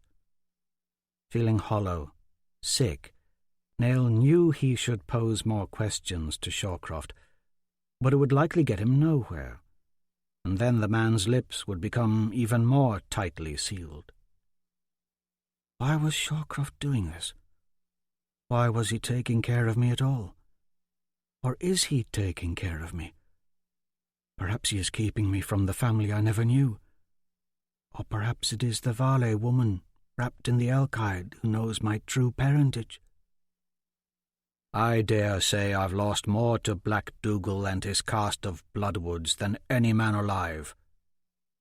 Shawcroft jerked the white arrow lodged in the Valet woman's shoulder straight out. Her mouth opened in silent agony as the arrow's barbed tip pulled strands of muscle and sinew from her wound. Dark blood blossomed and gushed. The barbed arrow had severed an artery in its removal. Shawcroft left the broken arrow in her leather-armoured chest. He then folded the stiff elk hide back over the Valet woman's bound body, lifted her up, and carried her straight to the bonfire and tossed her in. Nail sat there on the ground and watched him do it. Watched her burn. Before he passed out completely and remembered no more, he heard the Valet woman's screams above the crackling of the flames.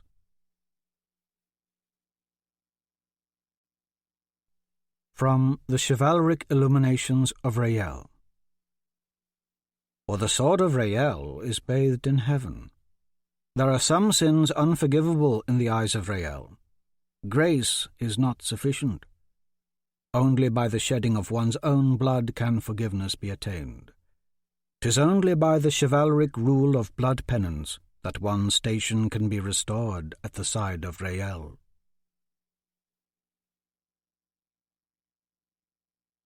Chapter 10. Galt Albrecht. 17th day of the shrouded moon, 999th year of Lejeune, Aletheia Plains, Windari. The storm was one of those quiet hammerings, the snow so thick it felt as if the cloudy sky might cave in under the burden. But the heavy squall had mostly passed over them now. Galt and Beau Stabler lingered near the fire, awaiting their turn at watch. Galt's destrier, Spirit, tied in the birches behind them, nickered in the cold. Shine, Slaughter, and Battle-Axe, the white archaic stallions belonging to Stabler, Spades, and Hammerfist, respectively, stared out into the snowy darkness beyond the camp. 50 paces to the north, near the southernmost Lejeune Tower, was Eros's tent, large as a good-sized cottage, complete with partitioned rooms, a bath, closets, cabinets, bookshelves, and a 4-post mahogany bed. Hammerfist and the Bloodwood stood just outside the tent's entry. Enna Spades was inside with Eros. The flicker of candles lit up the tent's far end. The rest of the army encampment, some 15,000 hound guards, rowdies, and knights of the Blue Sword, and more than 5,000 archers and squires, were sprawled out to the northwest. Their fires, twinkling clusters in Galt's periphery, receded away into the cold distance. An air of exhaustion still encompassed the army, but their victory over Windare nearly 2 days ago certainly lightened the fatigue. They were itching to fight again. 10 miles to the west, King Torrance Rayborn and the last of the Windare army lay as they had fallen, rotting. Snow covered them now. Their bodies would be left to freeze, then rot, freeze again, thaw, rot, bake in the sun, until naught remained, never to be given religious rites or a proper burial, fated to become food for the nameless beasts of the underworld. 100 paces to the east, beyond the Lejeune Tower, lay the Elathia Cliffs and a sheer drop to the morning sea below. The Lejeune Tower itself was 500 feet of quarried granite soaring above them. The circumference at its base was impressive, the size of 4 to 5 horse stables clustered together. Vines of ivy, brown from the late winter chill, grew up the tower's base in a twisty maze. Its northern side was thick with moss. The 4 other Lejeune towers rose up into the darkness to the north, 10 miles separating each. Hammerfist walked up to the fire. "There are good ways to die and bad ways to die," he said. His skin was coloured with anger beneath the blue, scarred clan tattoos spanning his face. The small fetishes tied in the tangled mass of his red hair and beard seemed to quiver with anger too. His battle armour thunked heavily as he plopped down on a birch stump directly across the fire pit from Galt and Stabler. The bark of the stump splintered under his girth. "That's exactly what that sneaky little bastard over there said. Good ways to die and bad ways. Quoting the illuminations right to my own face." Galt shrugged, drawing his cloak tighter around himself. "Best leave that man be." Bo Stabler pulled the hood of his own blue cloak away from his face, revealing a dark mane of hair and an eye patch over his right eye. A legion of battle scars crisscrossed Stabler's face, but most were hidden under his beard, a scraggly, unkempt bushiness, rarely trimmed. The only hair on Galt's head was a finely carved goatee. He kept the hood of his cloak pulled tight over his bald head. "Gives me the creeps, he does," Hammerfist said. "What do you make of the Bloodwood assassins, Galt?" Galt looked toward the Bloodwood, Eris's newest member of the Knights Archaic, who was now writing in a small book and reclining against the base of the Lejeune Tower. His gaunt, blood-eye stallion stood watch over him. The horse's ribs gleamed with the oils rubbed into its velvety black hide, and the beast's eyes glowed red. The demon-like steed, different in both colour and temperament from the other 4 steeds belonging to the 5 Knights Archaic, was named Scowl. Enna Spades had the first 2 hours' watch over the Angel Prince tonight. Normally, she would be standing watch at the door of the tent, but Eros had earlier ordered her inside. The Bloodwood would soon take second watch, Galt third. "True, I suppose," Galt answered. "There are good ways and bad ways to die." Hammerfist chuckled, fetishes jangling in his beard. "Aye, nothing but nonsense that, and after spouting such foolishness he went and claimed to have just stabbed me." "He claimed to have stabbed you?" "Aye, the wicked sneak." "You'd think a stabbing would be something you'd notice." "Indeed." Galt looked back toward the Bloodwood again. Everything about the man seemed dark, treacherous. Wrapped in tight-fitting black leathers, no weaponry visible, the Bloodwood looked, as Hammerfist would say, wicked sneaky. The entire camp knew of the dozen or more daggers hidden within the assassin's boiled leather armour, and how rapidly those thin blades, black as smoke, could slice and fly at a moment's notice. Galt and Stabler, once finding themselves surrounded by Windare knights at the Battle of Crag Keep, watched amazed when the Bloodwood swooped into their midst, knives seeming to scarcely graze everything they came near. Before Galt or Stabler could even draw their swords, there was naught but corpses. The air was a mist of blood, every throat severed and every assailant dead before they hit the ground. Yes, the Bloodwood was deadly. Spiderwood was the name given him by Black Dougal, leader of the caste of Bloodwood assassins.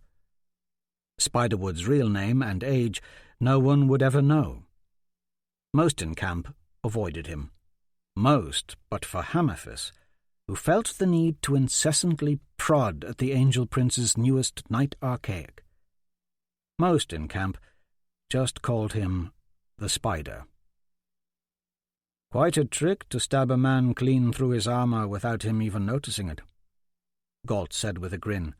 Quite a trick indeed.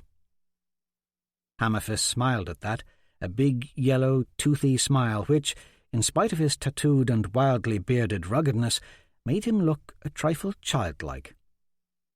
Like you said, mate, I'd likely notice something like that. Well, Stabler pointed, you do have a bit of blood about to drip from under that armoured plate. Despite having but one eye, Bo Stabler was Eris's best tracker. He possessed an uncanny ability to see things normally unnoticed. Sure enough, a tiny dot of red had seeped from under the big man's chest-plate armour and now dripped to the ground. Hammerfist looked down and ran his hand under the armour. His fingers came up bloody. "Lady Death, take me!" He jerked to his feet, unbuckling his plate cuirass, stripping off his leather tunic and undershirt. Both tunic and shirt sported a small hole and fresh bloodstains. Under the armour, Hammerfist wore a peculiar-looking necklace of thin, pointed mermaid teeth adorned with jewels.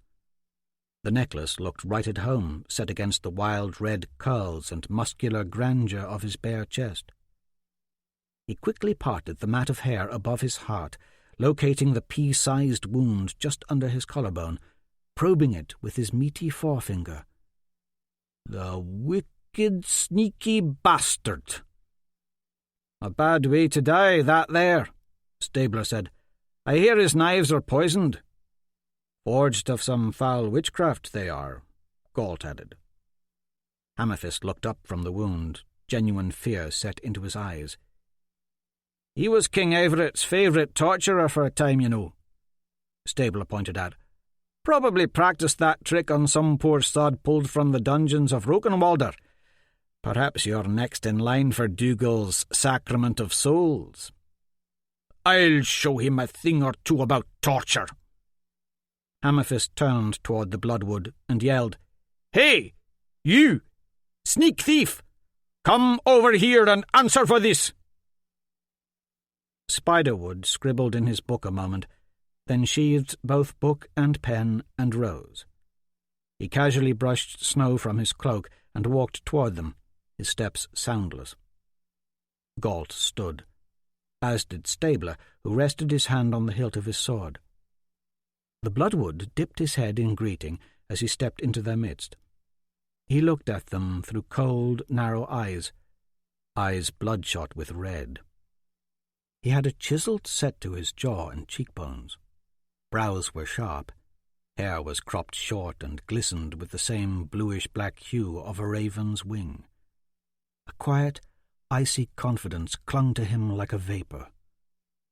Still, at 7 feet, Hammerfist towered over him. With thick-set, immensely powerful shoulders above a barrel chest, massive arms and stout legs, Hammerfist had the look of a man who could uproot trees with his bare hands. "If you value your life and want my respect, you'll have to earn it in some other way," he said, chest puffed out, bright blue eyes looking down on the Bloodwood as he pointed to the wound on his own flesh. "Respect you earn on the field of battle with hard steel. You can't cheat your way into it with black daggers and your sneaky assassin ways." "No," Spiderwood's eyes strayed toward Eros's tent. As I see it, there are a great many ways in which one can earn respect. I kill how I please. As do you.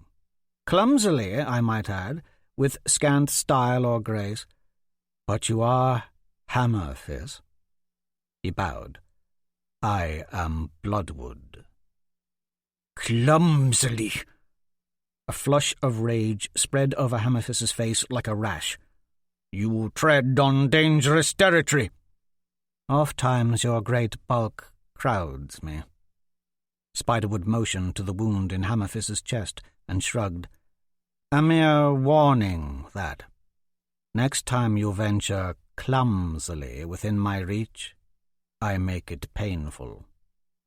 If it weren't for Eros's misplaced affection for you, I'd flog you right now. I think not. The Bloodwood took a step back. With a flick of his arm, a dagger appeared in his hand. My blade thirsts. If you made such an attempt, you would be dead between heartbeats.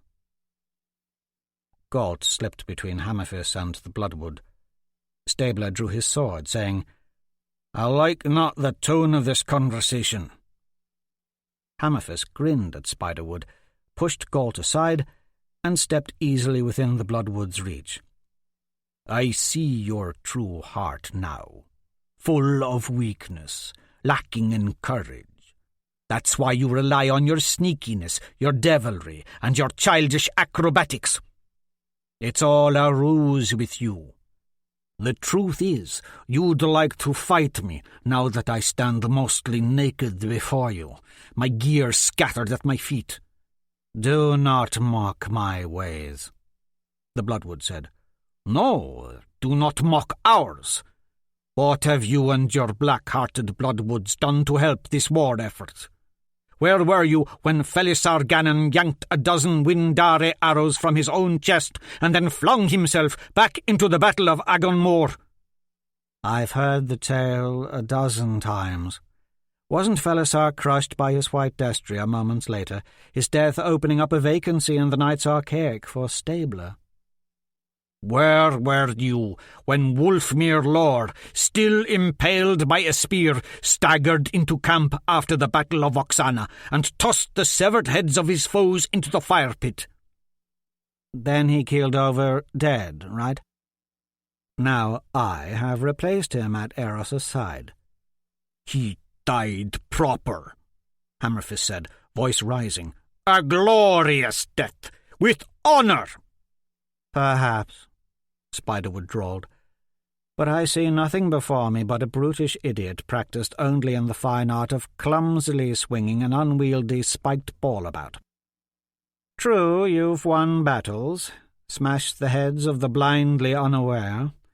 You recount the same barbaric stories to your fellows here every night. I've helped conquer an entire kingdom. The Illuminations record my deeds. Oh, yes, the Bloodwood said. Bloody violence will save you. Don't quote the Illuminations to me. I was reading them before you were born. Did your Illuminations record? Take a slow breath and allow this gentle interlude to steady your heart before the story continues.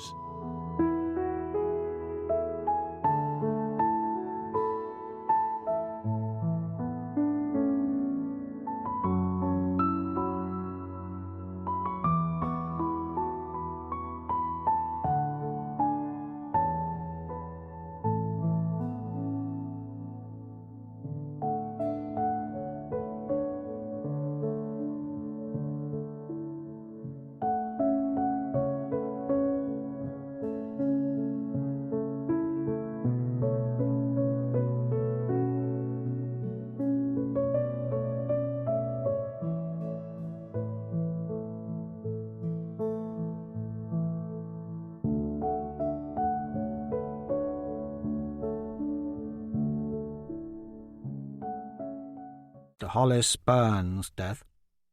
Is it written how this fool charged straight into the fray along the River Seine, leading a cavalry of 100 knights of the Blue Sword behind him? Does it tell of how Sir Severe lost many good men that day, most sinking like stones, while the rest, floundering in the river, were crushed to death when 500 Windare foot soldiers fell upon them? Do your illuminations tell how Hollis's compressed corpse was dug from under the mass of dead and returned to his homeland in shame, accompanied by the severed head of his destrier? Does it tell why he was not burned as a hero? Does it tell why his soul was not allowed to take wing with the smoke of a holy pyre and rise into heaven to dwell in service of your precious Rael, but was instead banished to the underworld and the dreadful abyss of the dishonoured? Your illuminations are selective in who they speak of. Stabler jumped in. Victory is a gift from our Lord Eros, a lord who communes with both Lejeune the father and Rael the son. Our success is not carved by the skill of our weaponry and bravado alone. Slay all is our creed. Rael will know his own. Again, you quote the illuminations, the Bloodwood said. Better to read the illuminations than those black words of a non-believer you must scribble in that secret little book, Stabler said, his anger now matching that of Hammerfist. Why are you even here? My reasons I keep secret, Spiderwood said, in my little book. Again you continue to think us idiots, Stabler said. With respect, you know that we Bloodwoods pay scant homage to Rael or Lejeune, or even Mother Mia. Still, Black Dougal and my fellow assassins have much business in Gulkana. All has been sanctioned by our blessed King Everett. This last statement brought with it a moment of silence. Galt knew that Black Dougal, his caste of assassins, and their relationship to King Everett were all hard to define. It had been a mystery to the other 4 Knights Archaic why this particular Bloodwood was counted among them. "So you hunt your brother?" Stabler asked. "You hunt Hawkwood? You will not speak his name around me." There was challenge in Spiderwood's eyes as they raked over Stabler. "There are many I hunt in Gulkana." "Enough!" Ennis Spades yelled. They all turned. Spades let the flap of Eris's tent fall shut behind her. "The tune of your blathering disturbs the prince." Snow crunched beneath the red-haired woman's boots as she strode toward them, purpose in her gait. The 4 men, Galt, Stabler, Hammerfist, and the Bloodwood, parted as she stood among them. They lapsed into an uncomfortable silence. Spades appraised Hammerfist first.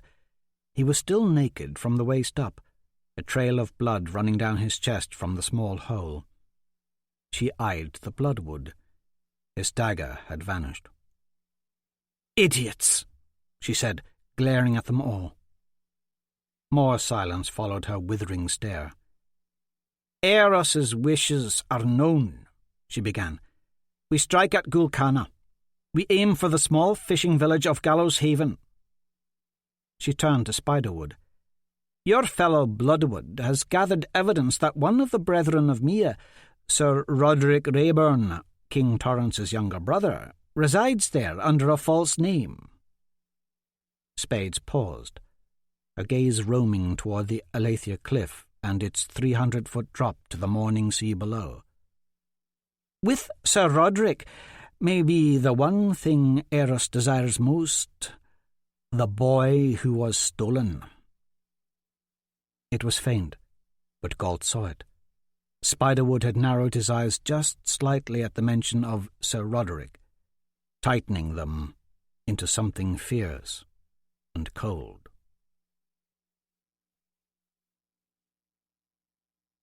Galt, Stabler, and Hammerfist slumped back down in front of the fire, the quibble between the Bloodwood and Hammerfist forgotten, anxiety building within each as they thought upon the upcoming siege of Gulkana. The Bloodwood was standing watch before Eros's tent. In the silence, Galt's mind wandered back to his childhood and the famine that had left him an orphan. home, stone Loring. Those words held scant meaning for him now. Starvation, squalor, and assassination, the ways in which his family had all died, were not honourable deaths. According to the chivalric illuminations of Rael, the ideal death was in war. The ideal death was not a tame one. A peaceful death in bed, lovingly embraced by family, was a humiliation to any true warrior of Rael. An ideal death needed to satisfy the illumination's code. Bloody violence will save you, awaiting survival won't. In death, a warrior's soul was taken up into heaven to serve the one and only son of the first warrior angel, Lejon, in the court of Rael.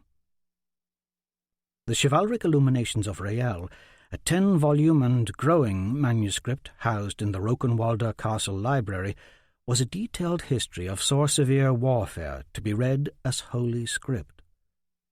Warfare was Sorcevier's heritage, and Galt knew war.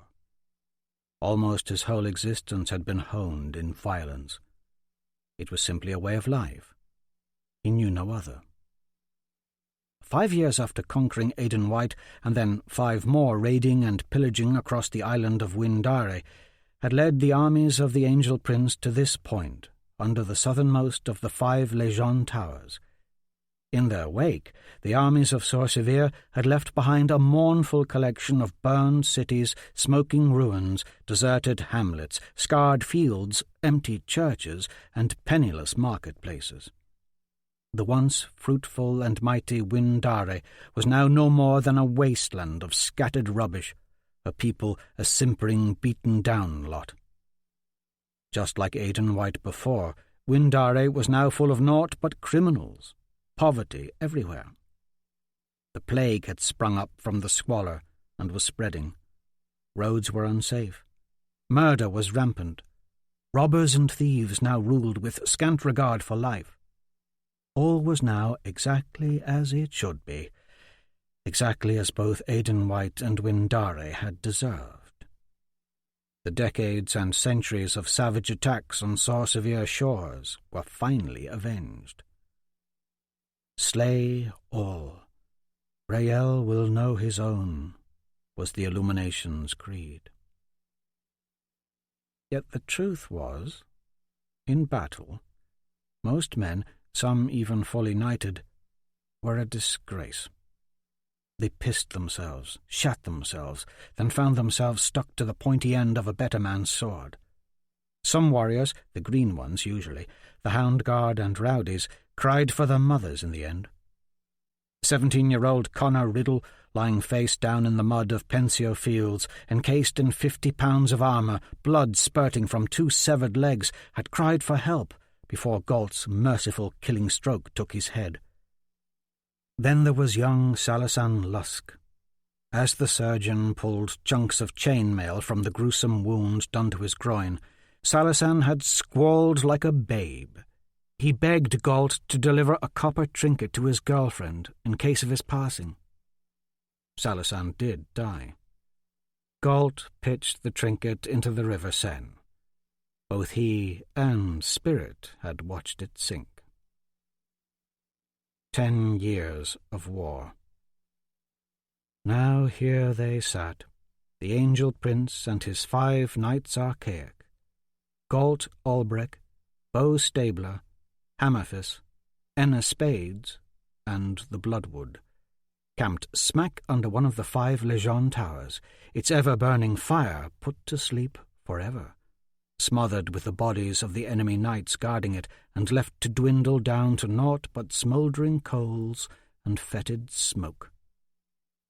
Their crusade to retake the 5 Isles had now reached this point, the easternmost edge of Windare, atop the Aletheia cliffs, the morning sea the only thing now separating them from their ultimate goal, the island of Gulkana. Gulkana, the Illuminations claimed, was a rich and fertile land, infested with nothing more than gluttonous wretches who worshipped Lejon in blasphemous, gaudy cathedrals and temples, a place where the people would wail and flagellate themselves before an enormous sculpted statue of Lejeune, hailing it as an effigy of the great one and only. The chivalric illuminations of Rael spoke of Gulkana and the ghastly harvest of carnage and bloodshed Church of Lejeune zealots had reaped in the name of their perverted view of Lejeune, when they had taken and lost and retaken time and again both Windare and Aidan White from the heirs of Rael over the centuries. Eros Rael would take Gulkana as he had retaken Aidan White and Windare. He would give Gulkana its fiery absolution. For that which was taken in blood can only be regained in blood, spoke the illuminations. As the prophets foretold, on that day of absolution, the angel prince of Rael would reign as the true one and only returned. King Avrit Rael had raised his only son, Eros, for just this purpose, and Eros had fought these last 10 years for just this goal. To the armies of Sor-Severe, Eros Rael was not only their fellow warrior, but their prince, their lord, even their one and only returned. In Sor-Severe, to be saved, one must only proclaim Lejeune as the true one and only, and swear fealty to Eros Rael as Lejeune's living heir. There was no vicar or quorum of 5 archbishops in Amadon to pay homage and tithes to. There were no temple prayers, lists of good works, flagellations before holy statues, or ceremonies of ember and ash to earn your way into heaven. In Sor-Severe, belief was simple. Study the illuminations and believe in Rael, Lejeune's only son, and Eros, his living heir and warrior for the faith. And Eros had more than proved himself in battle these last 10 years. He was a keen and brave fighter, at the forefront always, seemingly indestructible, glorying in the savagery of battle. Never injured once. He'd been trained by the best warriors and killers King Avrit could offer. Eros was Avrit's prize, his pride, his joy, and both were driven by this one goal of ushering in absolution. All of which brought Galt's mind around to something else. Thoughts of the brilliant green stone Eros had found on the battlefield had lately consumed him. To see it one more time is all I'd need. He looked to the soaring height of the Lejeune Tower. Its witch-born flame had been extinguished nearly a moon ago, doused forever, as was prophesied. But Galt took little solace in that final act of triumph. Years ago, the very thought that he himself might be an integral part of fulfilling that ancient illuminations prophecy would have thrilled him no end. But now, after so much war and death, he scarcely cared. Now all he could think of was a small green stone, and that frightened him. Was it really an angel stone? That was the question he'd been mulling for the last few days now. He wondered if his mind hadn't played some trick on him, wishful thinking combined with the stories of his mother. He pulled his cloak tighter over his shoulders like a mantle. It would soon be his turn at watch. The snowy Windare night would soon grow bone-chilling. The flap of Enna Spade's tent folded aside. She stood there, still wearing most of her armour, tossing a copper coin in her hand, her special coin, a trinket that had a history. Spiderwood, still standing watch, looked at her briefly, then turned away. Spades showed no emotion. Galt knew her well. She'd described her childhood to him once, traumatic, full of pain and betrayal, horrific things he himself would rather not think of. She'd never felt much power in her life, but in the hideousness of war, she'd discovered a way in which she could gain it. She'd joined Eros's army in her late teens and, through sheer skill and ruthlessness, had risen through the ranks, squire, hound guard, rowdy, knight of the blue sword, and she'd rightly earned her spot at Eris's side as knight archaic. She faced Galt with a curious tilt to her chin. He knew that look and wanted to turn his eyes away. In matters like this, she had nurtured her icy lack of facial expression to an art. He could read nothing in her, but knew what she wanted. He purposely looked away. She pocketed her coin and retreated into her tent. Both Hammerfist and Stabler chuckled. As much as Enna Spades tempted him still, Galt knew nothing good would come of their coupling. Let the bloodwood pleasure her, if he so desired. They'd been together as of late. After all, the two shared a common bond. Spades and Spiderwood both hunted the same man, the former Bloodwood assassin known as Hawkwood. Hawkwood had betrayed his homeland for the love of a woman, Jondralyn Bronachel, sister of Sorcevere's greatest enemy, King Jovan Bronachel of Gulkana, and daughter of the woman he had been sent to assassinate, Queen Alana Bronachel. Most believed Alana had died in childbirth, but there were some, like Galt, who knew the truth.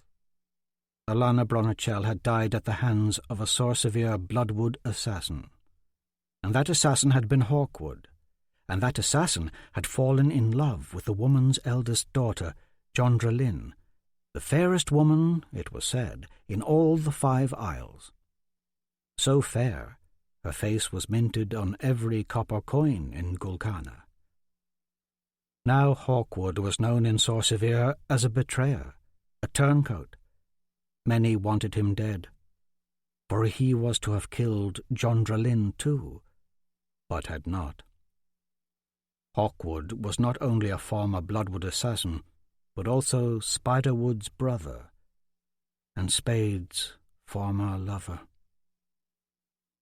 A Bloodwood was not allowed to fail in his duties, and one did not just leave Black Dougal's cast of assassins for a woman, and one certainly did not leave Enna Spades for anything. And now Spades kept a Gulkana copper with Jondralyn Bronachel's image emblazoned on it with her always. She kept it so she would know the face of the woman she most desired to kill.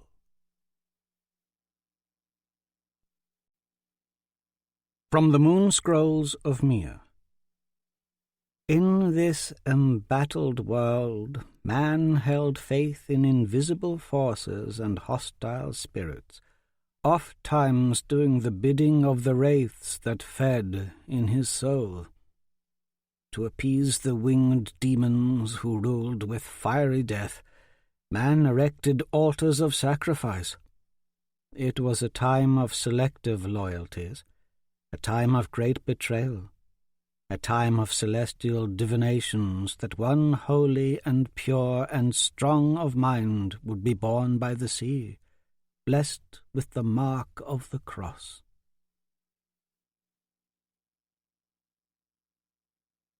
Chapter 11. Jondralyn Bronachel.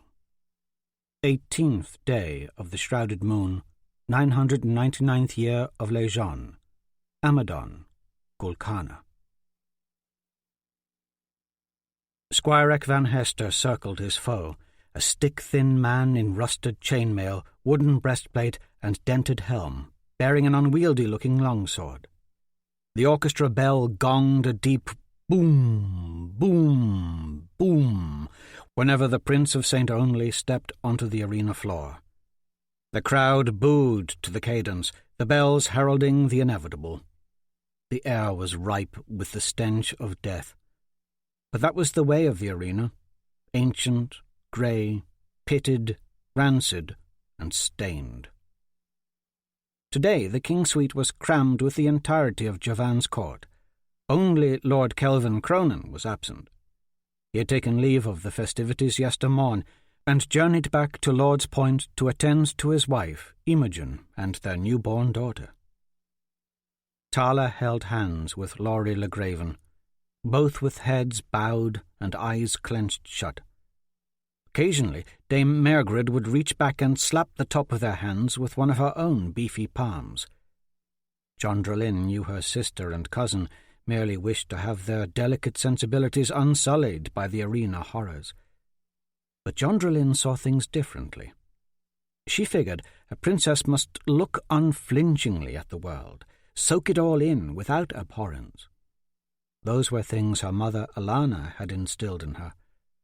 Though her mother had hated the arena as much as Tala seemed to now, she'd taught Jondrelin to see it for what it was. She worried for her younger sister. Tala hadn't spent as much time under the tutelage of their mother as she had. Now it seemed Tala wandered about the castle full of naught but idle mischief. But soon Jovan would have her marry Glade Chaparral, and her standing in the court would be firmer, and she could avoid the arena if she so desired. Jondrelin elbowed her, but Tala refused to look. Jondrelin turned her own attention to the arena floor. She would look. Though she still feared for Squireck's life, watching his brute power in action was magnificent. To her, there was a quiet accuracy in Squireck's movements, a clean efficiency. He swung his longsword only once. It flashed fiercely in the sun, and his foe fell dead at his feet, chainmail and wooden breastplate torn asunder, chest split open, and weeping sheets of scarlet over the dirt. Boom, boom, boom, went the bells, and a great chorus of boos rained down upon the Prince of St. Only. Squireck held his bloody sword aloft. He stood there, below the king's suite, in naught but his leather breeches, frozen in place, bare-chested. Wearing no armour, beads of sweat glistened on his tanned, rippling torso. He was fearsome, eyes wide and inflamed. Golden hair just a wild tangle down his neck and back. Except for the quivering of his forearm held high, Squireck was quite still, elegant even, as if forged of marble. Jondrelin knew her feelings for her once-betrothed were deepening. Sitting here next to Hawkwood, watching Squireck kill in the arena, she had never felt more vibrantly alive. The Prince of St. Only had scarcely taken his eyes off the king's suite. Even in the midst of slaying his latest challenger, Squireck's eyes almost never wavered from the spot where Grand Vicar Denarius and the Quorum of Five sat. Archbishop Spencerville, squat and round, seemed especially to squirm in his seat. "The victorious Prince of St. Only!" The herald's voice swelled through the arena once the ravenous boos of the crowd and thunderous booming of the bells ceased. "Blessed Mother," Frogmore said. He sat near Jondrelin with Hawkwood. "What a specimen. I dare say his arms have grown 2 sizes bigger since his last fight." What the dwarf said was true. Squireck's body was as chiselled as the sculpture of Lejeune that graced the rotunda of the temple. Down on that arena floor was a true fighter, a true warrior, a real man, all sculpted muscle and confidence. A feeling of complete and utter inadequacy filled Jondrelin then. A desire to build up her own physique to match that of Squireck's instantly consumed her. She, too, wanted a warrior's body. But as a woman in Golconda, what chance was there of that? "I will find a way." Hawkwood was looking at her curiously. She wondered if he knew what she was thinking. On the floor of the arena, Squireck swung his sword and chopped the head from the dead gladiator, then picked it up by the hair and flung it high into the air. It sailed over the bulk of the orchestra, landing among the drum section just below the king's suite. The musicians gasped and scrambled away. "This man's blood be upon the Grand Vicar and Quorum of Five!" Squireck yelled, holding his arms wide in supplication. "His blood is not upon me!" He turned and stalked away. The arena crowd booed with more vigour and flame. Once again, Squirek van Hester exited the arena, his body free of blood. This had been his fourth win without suffering so much as a scratch. The headless corpse was branded with the Cross of Legion, and the body dragged away. As the dirt of the arena floor was raked, the orchestra struck up a soothing melody, and the crowd patiently awaited the next match. A silver-guard pikeman leaped down into the orchestra pit and snatched up the head of the gladiator. He flung it back onto the arena floor, where it landed in a spray of dirt for the sand-rakers to gather. "Someday," Rogmore said, loud enough for all in the king's suite to hear, "one of those heads is bound to reach the lap of one of our beloved archbishops." There was a defiant challenge in the dwarf's stance, and a dangerous rising of his bushy brows. "Best watch your mouth, dwarf," Grand Vicar Denarius chortled, staying seated. His thick hands were folded over the lump of his stomach. He took a deep breath that sounded more like the grunt of a boar. His eyes, prickly and wandering, appeared to miss nothing as he continued, "Yes, best watch your mouth, or you'll soon be down with Squirek, running about in that arena on your stumpy little legs, begging for your life." "Is that a threat, Denarius?" The dwarf faced the quorum of 5. Archbishops Leaford and Donalbain stood as if to protect their leader, the latter tall and stick-like, always reminding Jondrelin of an old scarecrow she'd once seen. Vandervoort, Spencerville, and Rhys Duncan stayed seated, but they were the more heavy set of the 5, Spencerville particularly round of gut. The Grand Vicar's scrutiny of the dwarf was unwaveringly long. It seemed as if the dwarf was momentarily taken aback by the intimacy of the unending look from Denarius. "Fools!" Jovan snarled, leaning forward in his chair. "Can't you see the Prince of St. Only makes us all look like simpletons?" He looked to the day-knight captain, Sir Sterling Prentice. "See to it that Squirek is imprisoned separately from the other fighters." With strained impatience etching his face, he stood and addressed the entire suite. "The Prince of St. Only's training is at an end.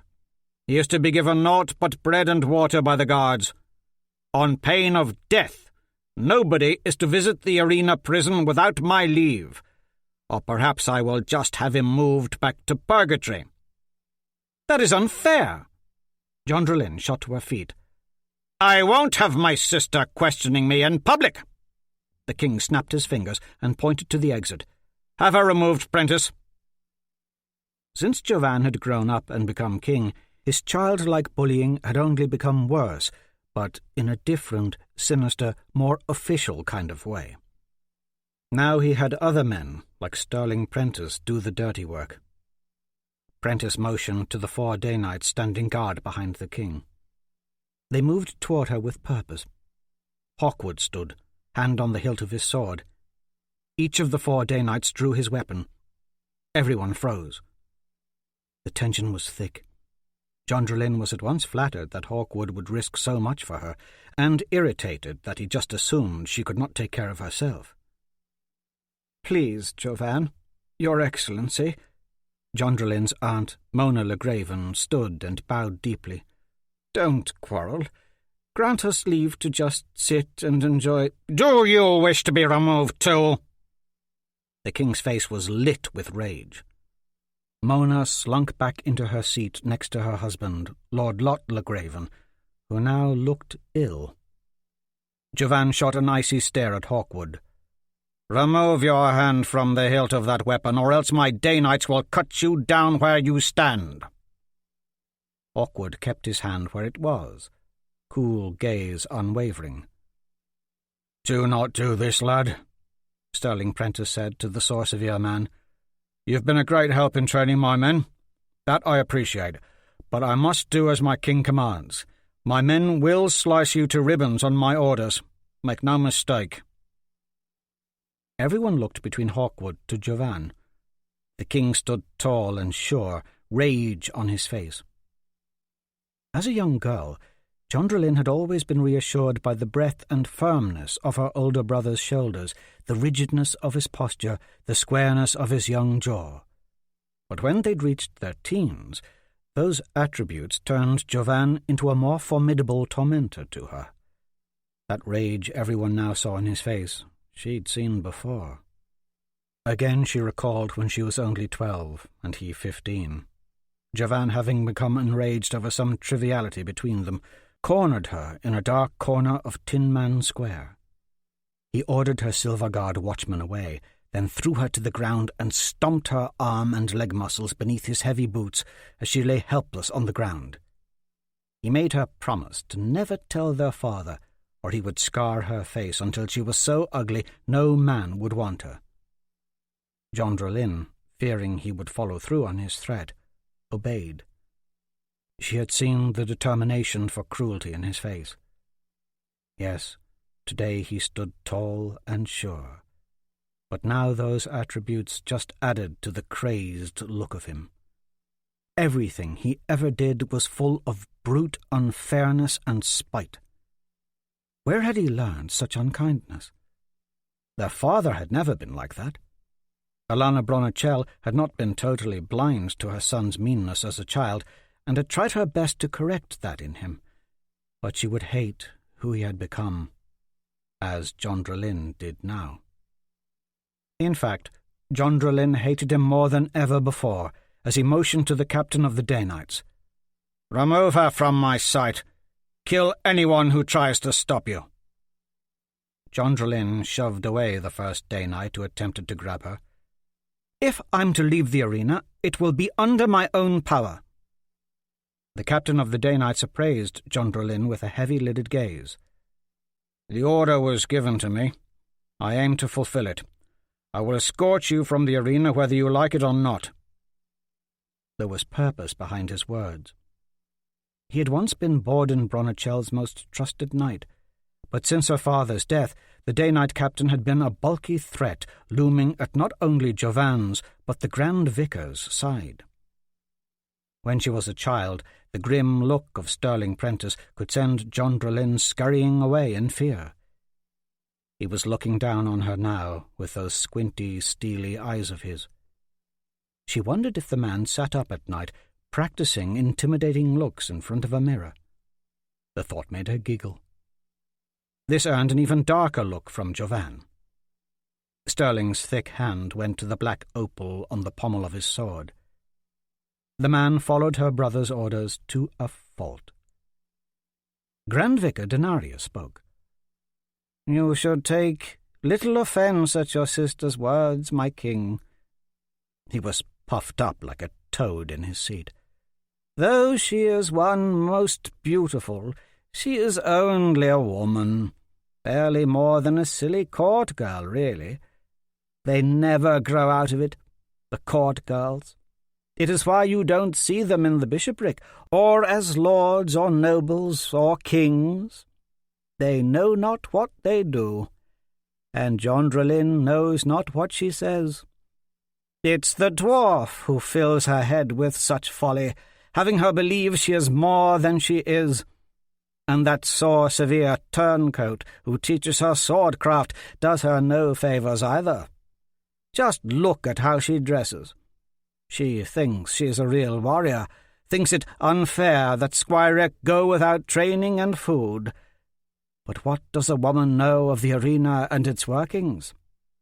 "I know exactly of what I speak," Jondralin snarled. The vicar sat back in his chair, chubby and self-contained. "I agree with our holy vicar," the Val Valais ambassador Valcorin said in his very peculiar, taut voice, just above a whisper. Everyone had to strain to hear what he said next, his words directed at Roguemore and Hawkwood. "Ever since the Dwarf Council in Ankar sent you to Borden's court, you've stirred up nothing but trouble for the Silver Throne, Sir Dwarf. And you, Hawkwood, are naught but a dirty, sore-severe turncoat and assassin." "I'm no assassin." Hawkwood's retort was dismissively casual, eyes narrowing at the Valais ambassador. "Nor am I a traitor. "You're both a traitor and an assassin," Valcorin said. "You know it. I know it." Jondrelin looked closely at the long-eared valet. There was a certainty in the way he spoke that brooked no argument. His eyes were a light green, and in that moment she was able to see the flecks of gold dusted through them. His daughter, Seta, sitting next to the injured Valdraken, appeared amused by the entire conversation. That angered her. "Remove my sister, the dwarf, and Hawkwood from my sight, Prentice," Jovan ordered with impatience, his eyes fierce and commanding. "Now!" Sterling Prentice and his 4 day knights moved forward, wary. Hawkwood spoke calmly. "I dare say it will take more than just you and 4 day knights to escort me anywhere, Prentice." His sword rang the rest of the way from its sheath. Jondrelin's heart leaped straight into her throat as 2 of the day knights advanced to defend their captain. But Sterling stayed them with an upraised hand. The Valvale ambassador was smiling now too. To Jondrelin, it felt as if the entire episode had been orchestrated by Sterling and Valcorin for just this purpose, to catch Hawkwood, and possibly even her, in this very position. She took a step toward her brother, but was immediately blocked by the bulk of Sterling Prentice, who grabbed her roughly by the arm. Hawkwood raised his blade. "Take your hand off her." "Are you calling me out?" Prentice growled. "Are you issuing challenge to a day knight?" Hawkwood's eyes lanced into those of the day knight captain. His sword did not waver. "I've a proposition to make." Valcorin weaved his way between everyone, commanding the attention of all. He looked at Jovan. "Sterling Prentice has stumbled upon a grand idea. If Hawkwood is so insistent upon defending Jondrelin's honour, Your Excellency, I say we let him. We are nearing the morning moon celebrations, after all. What better way to celebrate than a duel to settle a point of honour?" "Yes," Jovan clapped. "I like the way you think, Valcorin." A smile played at the corners of his mouth. "The 4 day knights against Hawkwood. A week from now, Black Glass Courtyard. A duel to the death to settle this." "No, please, brother," Jondrelin said, weary, truly expecting nothing to come of this save more suffering. "Is there no other way? This is all a misunderstanding." "Hawkwood and the dwarf have poisoned you against me long enough," Jovan snarled, rage etched on his face. "Even turned you against our holy vicar, against Lejeune. It is a father's job to raise his children in the truth of Lejeune or be damned. But our father is dead. It's now my duty to keep you in step with the Church and its teachings. I merely do the will of Lejeune, ridding you of those who turn you against me." In the background, Grand Vicar Denarius nodded his approval. Jondrelin knew Jovan was set in his ways. There was no arguing with him, especially in the vicar's and Quorum's presence. When her mother was pregnant with Ansel, she had spoken to Jondrelin of her fear that if Borden was killed in war, and Jovan took over as king, her son would fall prey to the political machinations of both the Grand Vicar and the Valvale ambassador, Valcorin. And she'd been right. Jovan was beholden to both to an alarming degree, and Jondrelin found her brother's constant piety and bullying in the name of Lejeune ultimately dangerous for Gulkana. Ever since hearing some of the Brethren of Mia's interpretations on Lejeune, the Blessed Mother Mia, and the baby Rael, Jondrelin wasn't sure she believed in the Church of Lejeune's infallibility any more. She hadn't prayed of her own accord in moons. There were tiny effigies of Lejeune throughout Amadon Castle, but she no longer paused to kneel before them as she once had. "You 4 day knights," Jovan pointed to the 4 surrounding Hawkwood, "make yourselves ready for the duel.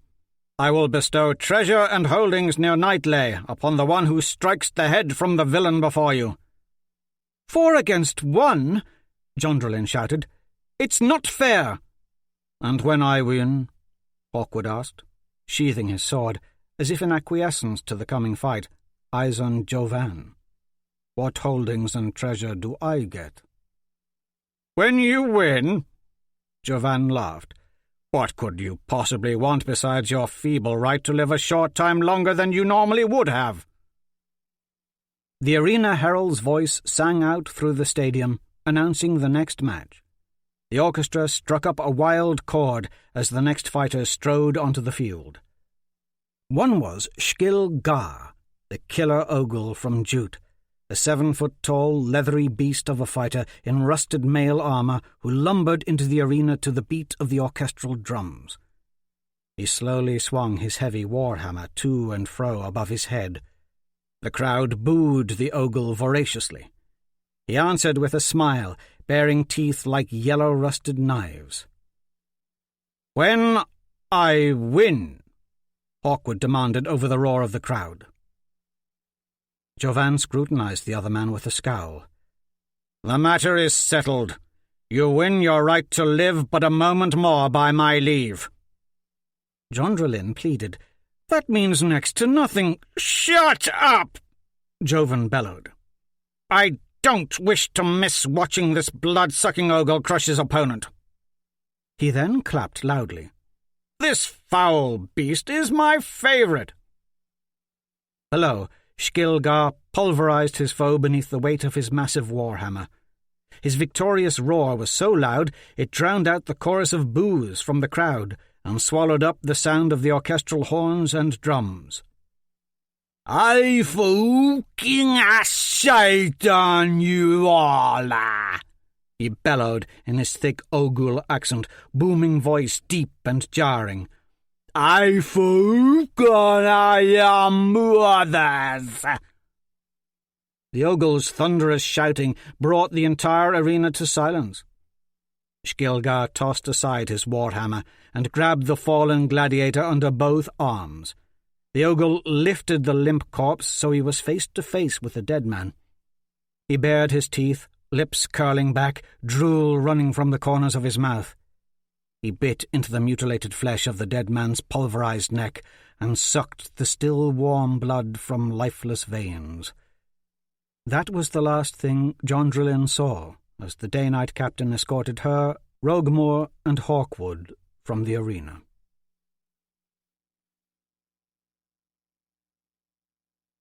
An iron-grey sky, heavy with clouds, boiled above Jondralin and Roguemore as they stood upon the battlements. The arena matches had ended earlier that afternoon. Below, Tala and Laurie, along with Lindolf, Legraven, and Glade Chaparral, watched Valcorin's daughter spar with Valdraken in the centre of Greengrass Courtyard. Valdraken's injured arm was in a splint and heavily bandaged. Still, he fought off Sator's flurry of attacks with ease. "Look how fluidly the valet fights," Jondralin said. "Even with one arm in a sling, Valdraken can beat back any threat Sator poses."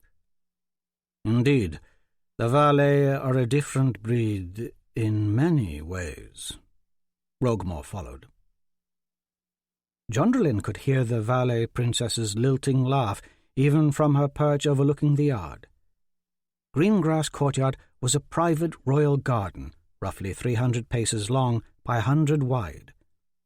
It was located about 3/4 of the way up Mount Albion, near the centre of Amadon Castle, directly below the King's Gallery and the great Sunbird Hall.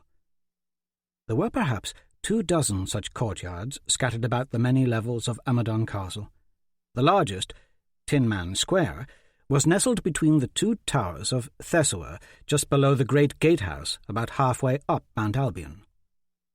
The sight of Valdraken's skill with a blade left a sombre residue of bitterness in Jondralin. She'd blundered miserably in the filthy horse saloon. It made her feel inadequate in every way. To me, it seems Valdraken let those sailors in the saloon injure him intentionally. Someone with the valet's skill could have beaten them back. She turned to the dwarf.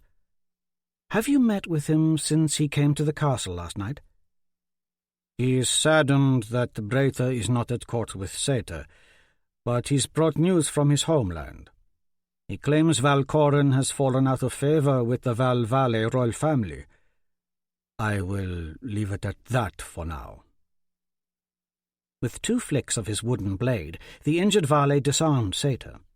Her wooden sword spun off into the grass, but cat-quick she dove and caught it before it touched the ground. Tumbling, she sprang to her feet and launched her own wave of blows. Valdraken was soon retreating under her onslaught. The 2 valets looked like dancers as they sparred, yet there was something almost barbaric about them too, some savage quality that was both lethal and serene. As they fought, Valdraken's face remained beautiful, yet devoid of passion. Seta always appeared at ease with the world. Indeed, pleasant laughter lived within her eyes and voice. She disarmed Valdraken. His wooden sword arced away, and he nearly dove for it, then pulled up short, motioning to his injured arm. Valet flesh healed thrice as fast as a human's. Injuries like Valdraken had suffered in the Filthy Horse Saloon would normally take a man 6 moons to recover from fully. It would take the valet about 2. Still, even injured and in defeat, Valdraken moved with a languid grace few possessed and many envied. Jondrelin knew she would have been slain in that pirate's duel had Valdraken not fought in her stead. "Don't feel so sorry for yourself," Rogomor said. "Don't think I can't tell what you are thinking." "How do you know what I think?" she snapped, then realized the dwarf did not deserve her wrath. Still, many things had upset her today. "True, I am unhappy. Hawkwood is now under guard of the Day-Knights, awaiting the duel." "Everything has a purpose," Rogomor said, "another of the Brethren's creeds. I know you worry for both Hawkwood and Squirek, but everything has a purpose." "Everything has a purpose?" She was beginning to think the dwarf was not telling her all he knew about Hawkwood, Valdraken, the Brethren of Mia, and their plans. She saw the honour in Hawkwood's defence of her at the arena, but the whole episode seemed entirely pointless. It felt almost staged by her brother to catch Hawkwood in just such a dilemma, defending her. She wondered why Jovan hated Hawkwood so. "I see no purpose in the duel. Surely Jovan knows Hawkwood will kill the Day-Knights." "Don't be so sure he will, John." "You doubt his skills?" she asked harshly. "You remind me of your mother, headstrong and foolish, the both of you. Your brashness at the Filthy Horse bears that out. You want to challenge and threaten and fight and out-argue everyone, including your brother. Everything to you is a crusade for fairness. In a great many ways you remind me of Elana. She acted as such with your father. She challenged him as you challenged Jovan, but she was far more cautious than you." "Me challenge and threaten and fight and argue? It was you who mocked the Grand Vicar, you who initiated the entire argument that led up to this pointless duel." "Jovan's court is much like the arena. You have the quorum, the Grand Vicar, the Valet Ambassador, countless other lords and barons, all vying for Jovan's attention and favour. Jovan senses you are smarter than them all. He fears you." "Fears me?" She felt herself swell with pride. "Hawkwood says you have potential as a fighter, but you attack too quickly, with too much attention spent on cutting and slashing, with no attempt to defend. You could do well in the arena fighting in such a brash way against untrained criminals. Perhaps you could have taken that old sailor in the Filthy Horse had the fight not been a pirate's duel. But in reality, you haven't the patience to find your opponent's weaknesses. You shoot your mouth off in the same way. Think before you speak or threaten or challenge. Unlike your mother, you wear your emotions too visibly, John." "You, advise me to think before I threaten or challenge?" Rogmore looked directly at her, eyes unyielding. "Ask yourself this. Why was your father in Oksana when the White Prince first attacked Windare?" "I don't know," she answered, feeling the dwarf was just running her around in circles. "It was nearly 5 years ago when he died." "Is he dead?" The abruptness of the question stunned her. Sir Jubal Brooke saw him die, as did Jovan and Leif Chaparral and a host of other survivors of the battle. Jubal Brooke claimed he saw your father fall, and from a distance of several 100 yards, mind you. And I doubt Jovan or Leif saw a thing. But more importantly, why was Borden on the far side of Windare at that particular moment in time? Under Father's rule, Gulkana always lent what aid it could against Sorcevir's crusade. He was there in Oksana to stop the White Prince's invasion in Windare before it reached Gulkana. Yes and no. She looked at the dwarf, expecting more, but she could read nothing in his gaze. "There are such things as prisoners of war," Rogmore stated, turning away. "Sorcevir would have bragged they'd captured Borden, held him for ransom." "Not if they wanted us to keep Gulkana's armies out of Windare. A dead king is easier to reconcile than a captured king. A captured king needs rescuing, and Sorcevir did not want Jovan rushing to the aid of Windare. Their spies and influence run deep. Sorcevir knew that Borden's councillors would pull Gulkana's armies out of Windare at his death." "If what you say is true, and Sorcevir influences our court, and if the White Prince indeed captured my father, then, in all likelihood, he killed him soon thereafter."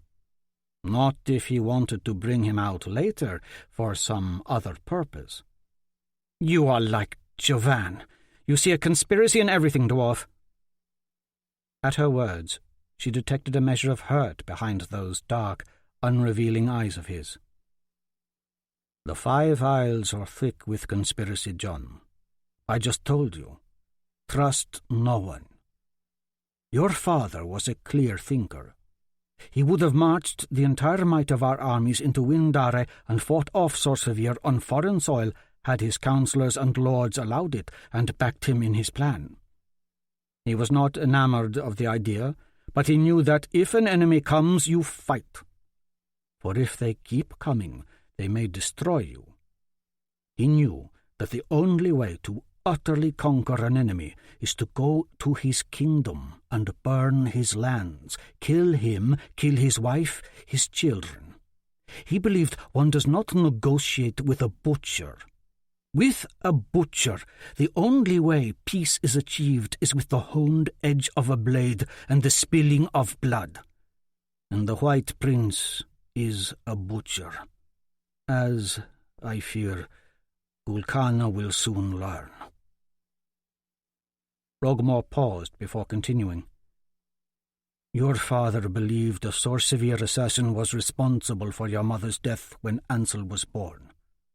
Most chalked Alana's death up to the complications of childbirth, not your father. His desire to strike against the White Prince was spurred not only by practicality, but by his emotions too. He fought Sorcevir despite what others thought. There were barons, lords, archbishops, and even a grand vicar along with scores of others in Gulkana who did not approve. Their case was that Windare's problems are not Gulkana's. Let Windare fight its own battles. After all, Sorcevir is no direct threat. The entirety of the king's court thinks the prophecies in The Way and Truth of Lejon are about to be fulfilled, and fiery absolution is inevitable. So why send good men to fight against prophecy and destiny? These notions, in part, were planted in their heads by conspirators, emissaries of Sorcevir. But your parents and others in the Brethren of Mia swore many oaths together, promising to never allow absolution to happen.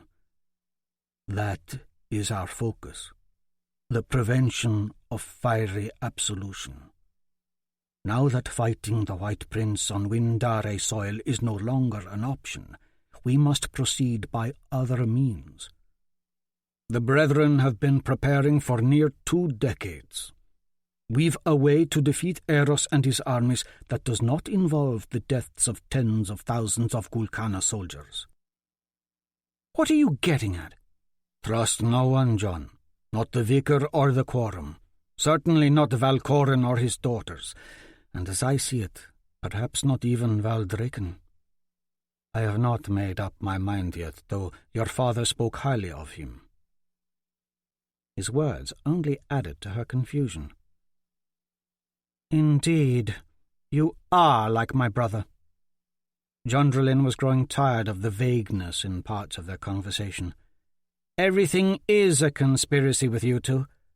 Why is Valdraken here? We must keep him close. The information he carries is important to the many oaths I swore to your father so long ago. Valdraken has the potential to become either one of our greatest allies or our worst enemy. It depends upon how we treat him.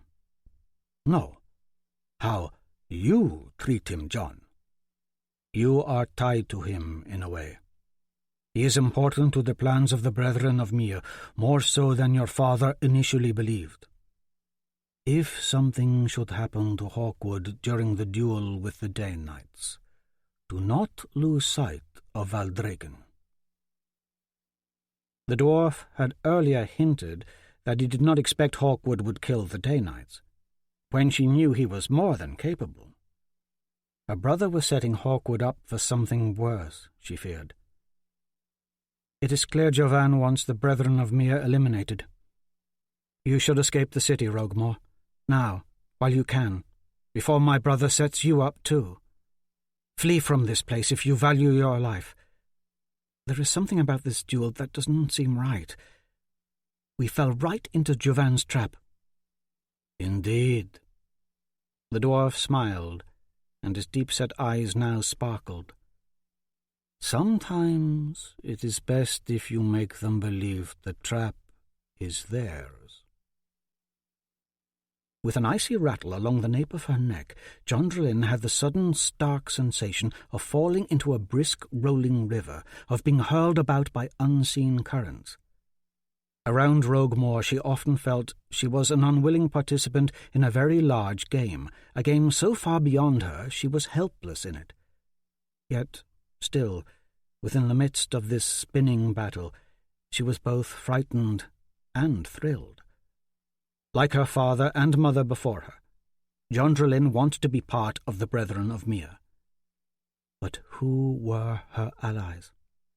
Hawkwood? Squireg? Roguemore? She had made her bonds with each of them for sure. But had she chosen them, or had they chosen her?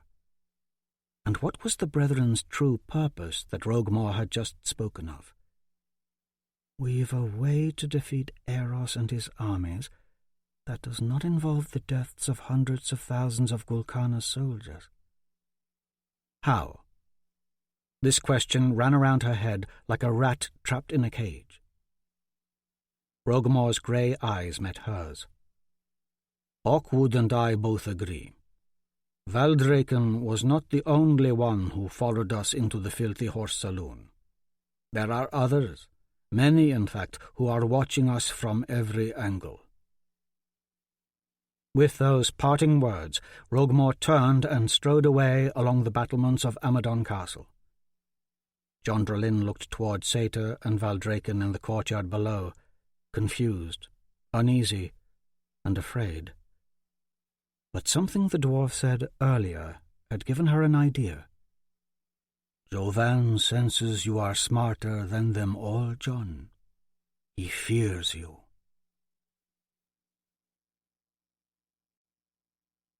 From The Way and Truth of Lejean. But worst of all creatures found in the 5 Isles are the merfolk, beautiful and shocking to behold, dangerous beyond measure. They will rape you, and they will eat you, for they are the most vile of all living things. Chapter 12. Tala Brunachel, 18th day of the shrouded moon, 999th year of Lejon, Amadon, Gulkana. Glade Chaparral's eyes were dark and bold. Whenever he removed his helm, his golden-brown hair was a careless but glorious tangle. His armour glistened in the sun like shards of lightning that pierced Tala's heart, and when he looked her way, she felt an invisible cloud of warm air, luxurious and heavenly. Yet today, in Greengrass Courtyard, Glade only had eyes for the Vale princess. Glade and Lindholf gave Seta and Valdraken their full attention as the two demonstrated how to block and parry with wooden swords.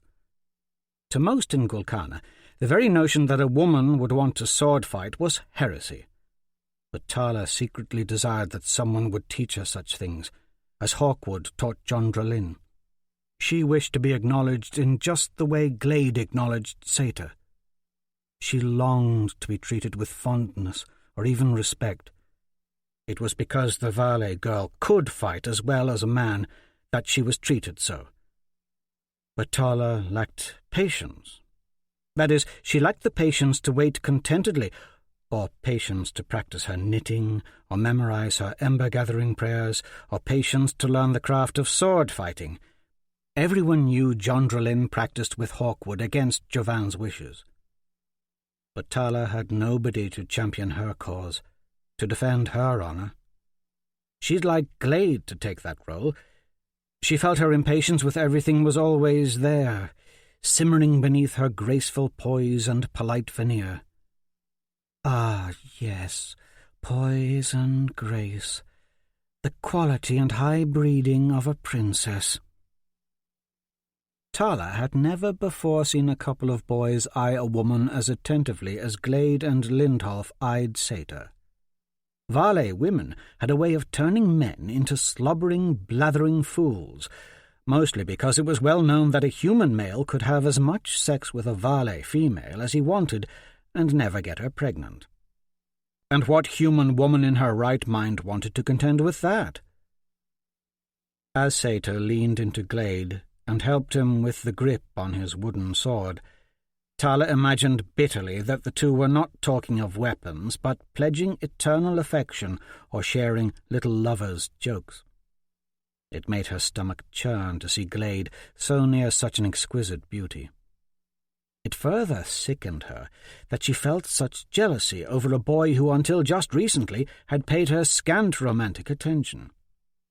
They had been friends since childhood, but things were slowly changing between them since Jovan had hinted of their betrothal. There was a strained awkwardness now. Tala stood with Laurie near the inner wall. Atop the battlements were a dozen silver guards keeping watch over the courtyard and the safety of the king's sister and cousins.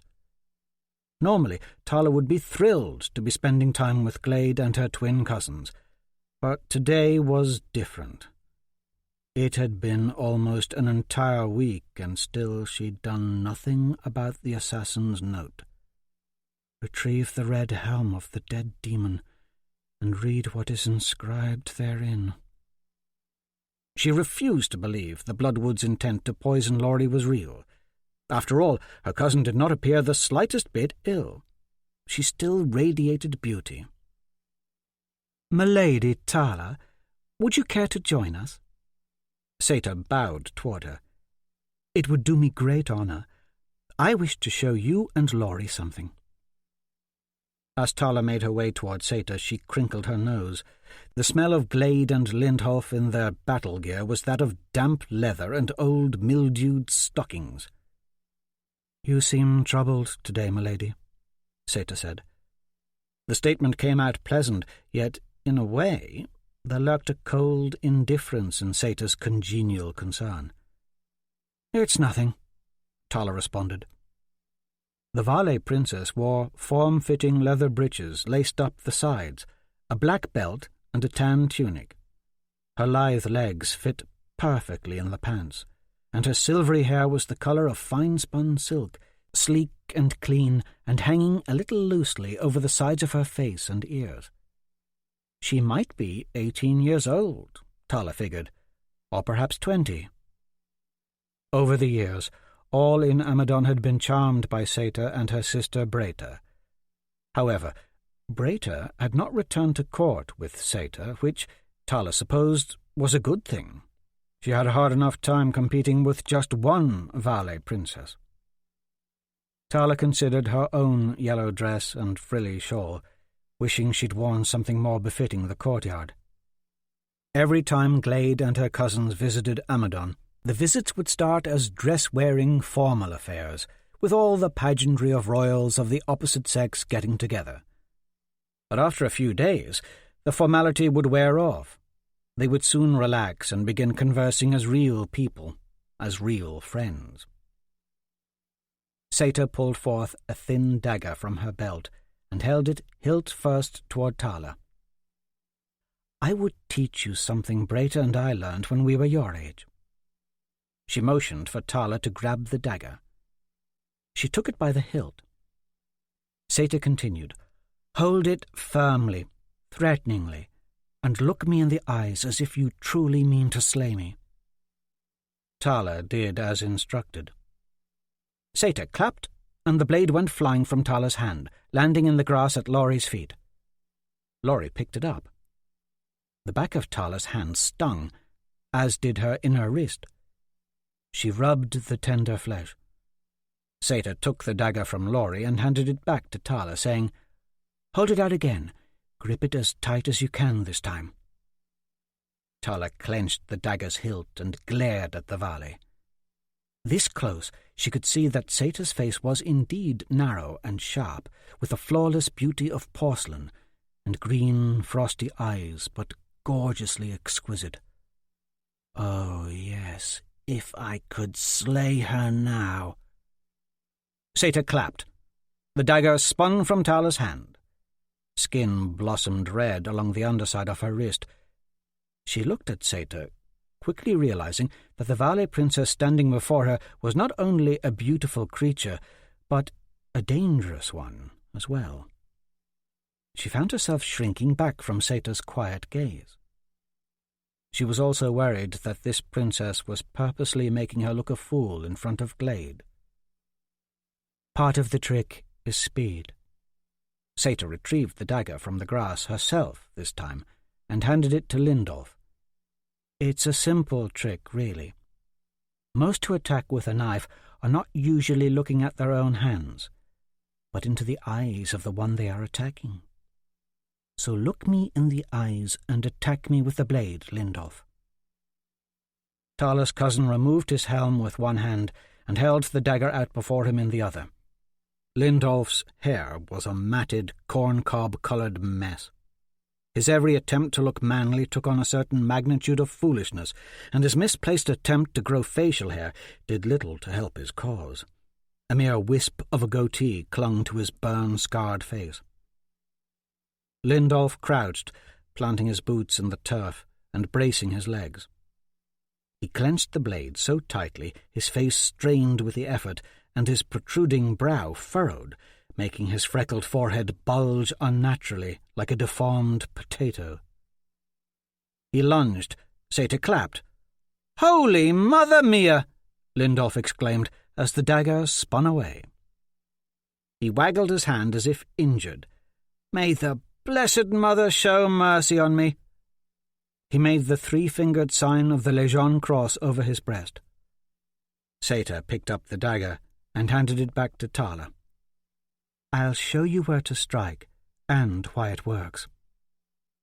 Tala held the dagger out, and Seta touched the inner part of her wrist. "If you strike hard on the inside of the wrist, here, just below the palm, at the same time striking the back of the hand..." Seta put pressure on both spots against Tala's hand and pushed. Involuntarily, Tala's fingers slowly folded open and the dagger slid free, dropping to the ground. The hand has no choice but to release the blade. Tala picked up the dagger and held it out again with a bit more enthusiasm. Seta clapped, not as hard as before, but still the blade was forced from Tala's grip. She looked at Seta with new admiration. The fact that someone, anyone, was taking the time to teach her something, especially of weaponry, meant a great deal. "Your turn." Seta held the dagger out tightly in her own hand. With a well-placed clap, Tala disarmed the valet princess. "You're good at it, Tala," Lindolf added with a pleasant smile. "We should all thank her for teaching us her elfin tricks." "What did you say, boy?" Seta's eyes darkened. A gravelly, strange tone was now set in her normally silken voice. Her posture was tense, limbs seeming on the verge of uncoiling in fury. The sheer coarseness of her question evoked an awkward silence. Lindolf appeared stunned at the stark look in Seta's eyes. "I merely wish to express to you my thanks for teaching us your elf trick." "Elf trick?" Seta snapped. "Have you learned nothing from your history studies? Do you think Valdraken and I are naught but fairies, tossing magical trickery about as if we have nothing better to do than prance about in some sort of fairy tale?" "I merely meant—" "Fairies are stupid," Seta said forcefully. "To call a valet an elf or fairy is an insult. It only reveals your own ignorance. Just because we have ears unlike your own and clearer skin does not mean we are mere elves. We are just like humans. Well, I suppose we can run faster and perhaps jump higher. After all, can a fairy do this?" Seta whirled, throwing a dagger across the courtyard where it stuck point first into the stone wall. Lindolf took 2 steps back from her, averting his eyes, clearly frightened. "For centuries, the very word fairy denoted weakness to you humans," Seta continued. "It recalls the ancient tales of fey devil worshippers who talk to animals and breed with dragons and other such nonsense. Let me tell you something. There are no such things as talking animals. It's a stupid notion, so mind your tongue, boy. We are no dragon breeders. We leave that filthy practice to the ogles." A fearsome silence fell upon the group. Seta had just dared speak the forbidden word, dragon, the most damning of all curse words. That she had uttered such foulness in front of royalty belied the seriousness of Lindolf's insult. Valdraken held a dagger under Lindolf's chin, forcing his head upward so the boy had to look him directly in the eyes. Tala was instantly gripped with lightheadedness.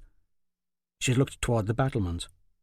The complacent guardsmen seemed oblivious to the goings-on below. Beyond the guardsmen, dark clouds roiled, cresting the battlements, blocking out the sun, setting a chill into the air that cut straight through the thin fabric of her dress.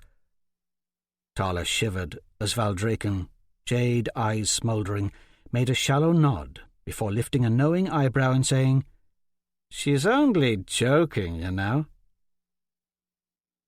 Realization dawned in Lindolf's eyes first, and he backed away from the knife, caressing his throat, and clapped. The dagger spun from Valdraken's hand. "Nicely done," Seta smiled, "but I must say the look in your eyes was precious." "Bloody rotted mother," Glade said, as if expelling a lifetime's worth of pent-up air from his lungs. "I seriously thought I was going to have to take up my wooden sword and wade in between you 3. "Well, I should have kept up the ruse a while longer." Seta sounded dryly amused. "You doubt my skills, my lady?" Glade puffed his chest out, his tone quite jovial. "I dare say you and your one-armed valet friend would be hardly a match for me." "Perhaps," Seta said, then addressed Lindolf. "If you can pull your dagger from the stone wall, I'll personally give you 300 gold Vale medallions." All eyes turned to the dagger Seta had thrown, the dagger that was now protruding from the solid stone wall of Greengrass Courtyard. "My dagger?" Lindolf, confused, reached behind his own waist. "My dagger's right here at my belt. Wait. How?" Glade laughed. "She lifted it right off you, man." "Aye." Valdraken handed Glade the dagger that he had previously held up to Lindolf's throat. "And here's your knife back, too." Glade took the dagger, brow furrowing, one hand feeling for his own sheath behind his back, and when he found it empty, a smile spread over Valdraken's face. "Even one-armed, a valet is dangerous." "Elf tricks indeed." Glade bent his knee before Seta, smiling. "However, my good friend Lindolf Legraven offended the daughter of the ambassador, inferring she was naught but a fairy." He brandished his wooden sword.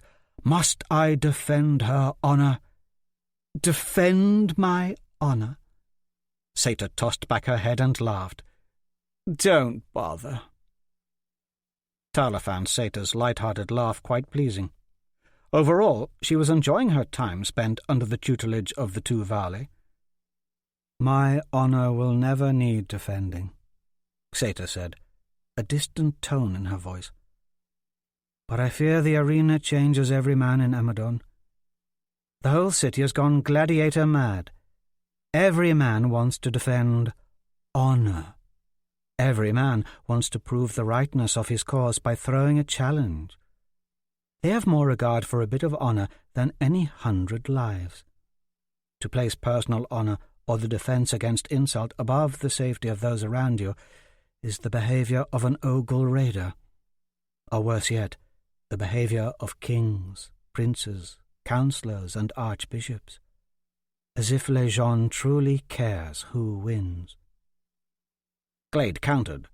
"The way and truth of Lejeune deems duelling to be sanctioned by Lejeune. The gladiator pit is full of glory, a way to prove one's innocence before Lejeune, and a way for the guilty to suffer pain. It's the most honourable event in all Gulkana." "You're being a bit hypocritical, Seta," a familiar voice interjected. "Wasn't it your own father, Valcorin, who first suggested that Hawk would duel the 4 day-nights?" Jondralin looked both wild and beautiful as she approached. She wore a long coat of silver chainmail, an old Amadon silver guard short-sword strapped to her back, silver shield and helm in hand. When Seta did not answer, Jondralin carried on.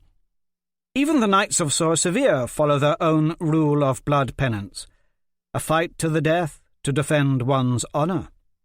We all must learn to fight. Even me.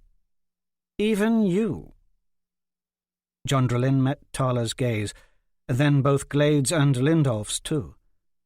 The boys looked at her like they couldn't believe she was dressed like a man, in actual armour. Jondralin's eyes turned back to Seta. "Unlike our vigilant guards, I was watching Seta teach you those tricks with the dagger. Impressive for one so set against duelling." "Though I am trained with a blade," Seta said, "I see no honour in duelling." "Our histories are rife with the glory of duelling," Glade interjected, eyes still trained on Jondralin's garb. "Some of the most worthy combatants who've risen gloriously from the arena matches have gone on to become some of Gulkana's most worshipped men. The gladiator matches are a religious occasion to celebrate Lejeune's great sacrifice. The arena is a way in which criminals can atone for their own sins in combat, and when the guilty die, their spilt blood mixes with the soil of the arena floor and is considered sufficient sacrifice." "As you've said," Seta nodded. "If I may speak, Sir Glade." Valdraken stepped forward. "There are plenty of unbelievers who have won duels. How is this reconciled in Lejeune's plan?" Glade nodded in acknowledgement. In such cases, the way and truth of Lejeune says that we must pray for the wisdom to know what holy lesson can be learned by the victory of an unbeliever. Perhaps the supposed righteous loser of the duel was not true in his faith, or perhaps he was an unrepentant sinner. Or more simply, perhaps Lejeune's divine plan was for him to lose. Lejeune's ways are not our ways. Glade looked skyward as the first few sprinkles of rain pinged off his armour. Jondrelin again took up the debate. Even nobility has joined in the arena matches for sport. And won, mind you. King Laban Bronichel, in the year 324, renounced the kingship and fought in the arena, claiming he would take up the crown again only if he could prove his mettle. He slaughtered every foe and became one of Golconna's most revered kings. There were even women gladiators for a time. One became queen, who ruled. You seem to have been thinking on these matters quite carefully. Valdraken bowed before Jondrelin. Does your interest in the history of the arena have something to do with the pirates' duel? Jondrelin shot the valet an angry look. That matter seemed to resolve itself just fine. My pardon. Valdraken bowed one final time, truly seeming contrite. I only bring the subject to your attention again in the hopes that perhaps you might allow me to teach you how to fight such a duel, and never lose. Tala had no idea what a pirate's duel was, but her older sister's countenance softened for a moment, only a moment, and then her brow sharpened darkly. The sudden rumble of heavy steel-toed boots and the clamour of armour sounded above. Silver guards were running across the battlements, taking positions, surrounding the courtyard, crossbows drawn and cocked. The ponderous bronze doors under the battlements creaked open, and Jovan stepped from the inner bailey into the courtyard. The king, dressed in the silver surcoat and black lacquered armour of the Day Knights, walked toward them. Sterling Prentice was by his side, carrying a black shield with the silver-painted Lejeune tree centrepiece, and a long day-night sword with black opal-inlaid pommel. It looked freshly sharpened. Everyone bent their knee as Tala's brothers strode into their midst. Jovan took the sword and shield from Sterling. He thrust one arm through the strap of his shield and hefted the sword, feeling its weight. He met Tala's eyes for but a moment, and she saw something she hadn't noticed in Jovan before. Her brother's face looked tired, older, drained. The once boyish cast to his features had faded. He stared at Jondrelin in her armour for a moment, then turned from her.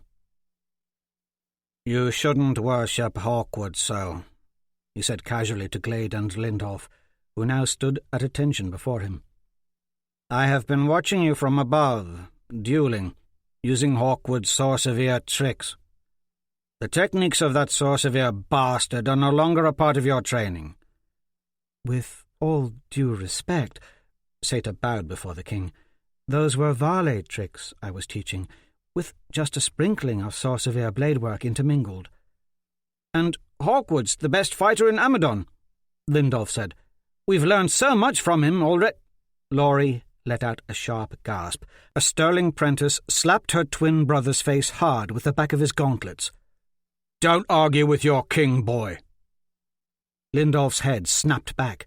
Cuts from the gauntlet welled red along his cheek, and his nose was bloodied. The rain had picked up. It quickly washed the blood away. For some reason, Lindolf glanced at Tala. It seemed he was more embarrassed that she, of all people, had seen him get slapped. Tala took pity on her cousin and sent him what she thought was a warm look. It didn't seem to help matters, though. When Lindolf looked back at the captain, both hurt and rage glinted in his eyes. "Yes, be mad at me, you snivelling arsewipe," Sterling said. "But mind your manners, too. I will remember this day and your ill-advised words." He turned and addressed all the soldiers gathered around. "The king is right. We should be wary that a scoundrel such as Hawkwood has been allowed to live and train among us for so long. You are henceforth forbidden to practice any swordcraft he has taught you." Jondrelin stepped in front of the Day-Night Captain, anger on her face. "Hawkwood is my friend." Tala was stunned when Jovan swung his sword. Jondrelin pulled her own short blade, barely in time to block the blow aimed at her head. Tala's ears rang with the sounds of steel on steel. The sharp twang and clank of Jovan's naked blade striking against that of Jondrelin carried with it a certain foreboding and reminded Tala of the real sounds of death and battles in the arena. "What's the meaning of this?" Jondrelin stammered, backing away from her brother, sword at the ready. Tala sensed that every crossbow bolt in the battlements above was raised and aimed straight at her sister. Rain fell harder now, the drops dampening Tala's dress and streaming across her cheeks. She was assaulted by a gloom that settled into her heart. The courtyard had now become a joyless place. "The folly of Borden's eldest daughter is at an end," Jovan said. "I am your older brother, and I am your king." He thrust his shield out and readied his blade for another strike at Jondrelin. "If you love Hawkwood so much, then let us fight, sister. It is what you want, after all, to prove your manhood. Disarm me, and I call off the duel between your friend and the Day-Knights. You lose, the duel goes on as planned. 1 week from now." Jondrelin's answer was quick in coming. With surprising speed, her sword lashed out in a wide swing aimed beneath the king's shield, meant to sweep his feet away. Jovan jumped backward and thrust his shield to the ground. Jondrelin's sword clacked against the shield. They backed away from each other, swords poised. As her older siblings circled each other, Tala found it hard to believe they were actually fighting with bare steel.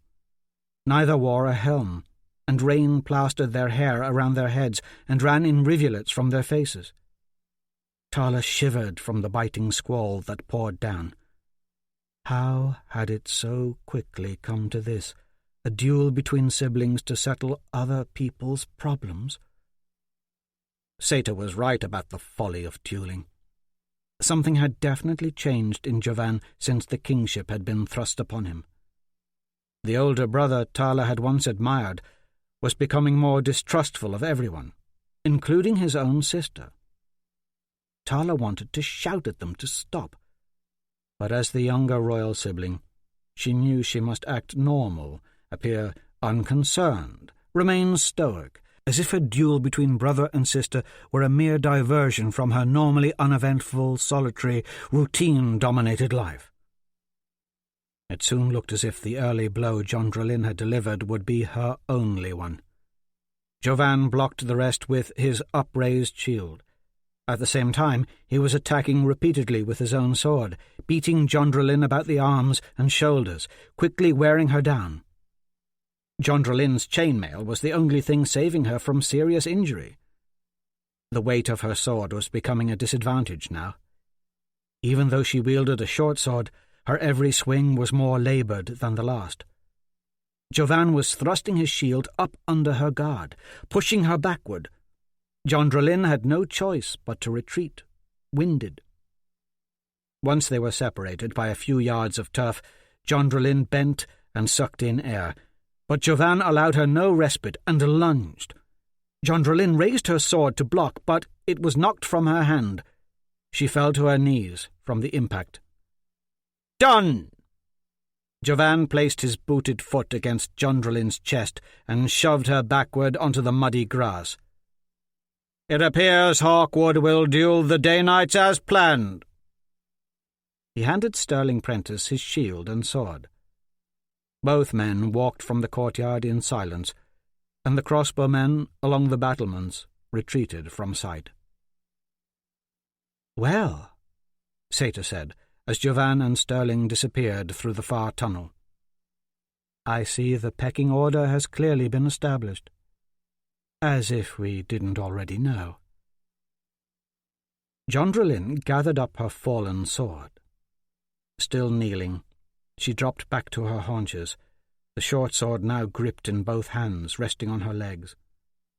Her head hung low. Matted strands of hair partially obscured her face. Rainwater ran from the chainmail in sheets. Tala took 2 steps toward her sister but stopped as Laurie Legraven slowly folded to the ground directly in front of her. "She's fainted!" Lindolf rushed to his sister's side. Seta and Valdraken knelt over Laurie. "We must get her out of the rain." Seta felt Laurie's neck for a pulse, shielding Laurie's body from the rain with her own. Tala's heart was pounding. She tried to take hold of her deeply rooted emotions.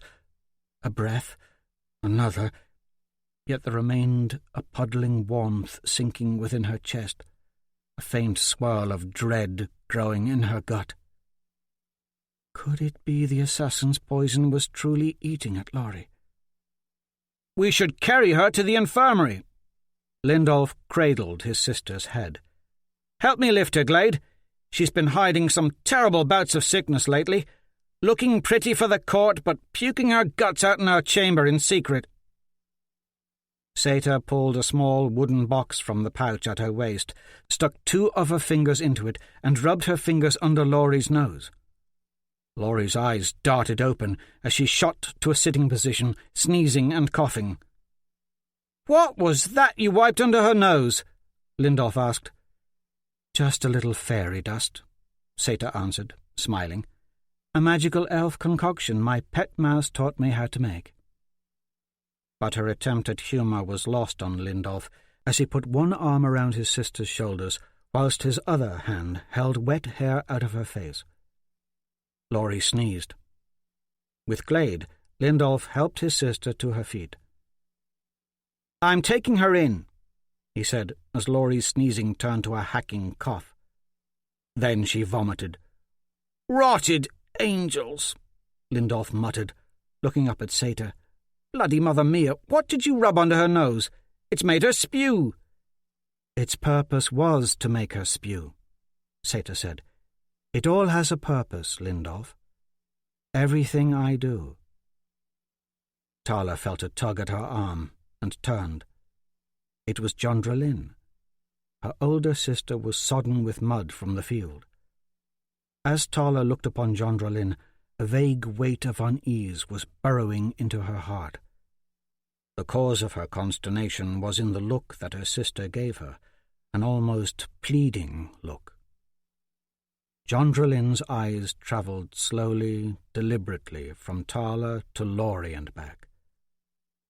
"I'm going to need your help," she said, moving closer. There was a splattering of rain across her shoulders, and she smelled of wet leather and cold armour. She whispered in Tala's ear, "Yes, Tala, I think you're the only one who can help me now."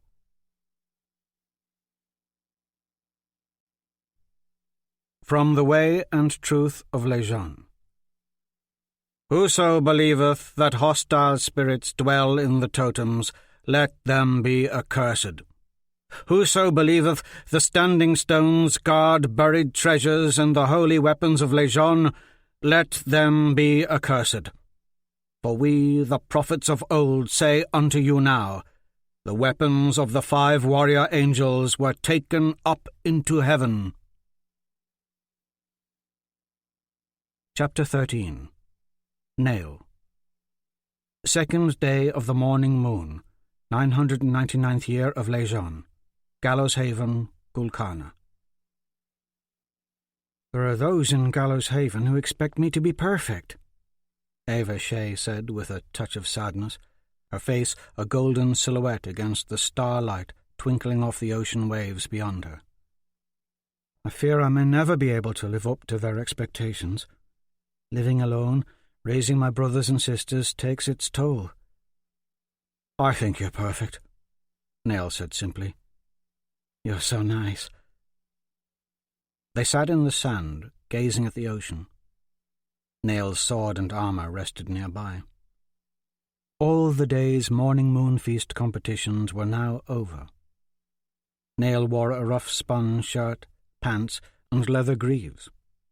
Smoke from Jubal Brook's black cauldrons billowed up into the darkness to the north, the boiling of graken blubber still ongoing. A few scabby chickens pecked in the dirt just to the south. The sound of dogs barking in the distance and the natter of the village women preparing food for the revellers of the morning moon feast were a blur of noise near the keep far behind them. So conscious was he of the nearness of Ava Shea, Nail was only dimly aware of any of it. The turtle necklace she'd made for him was still around his neck, its presence a burning reminder of his want for her.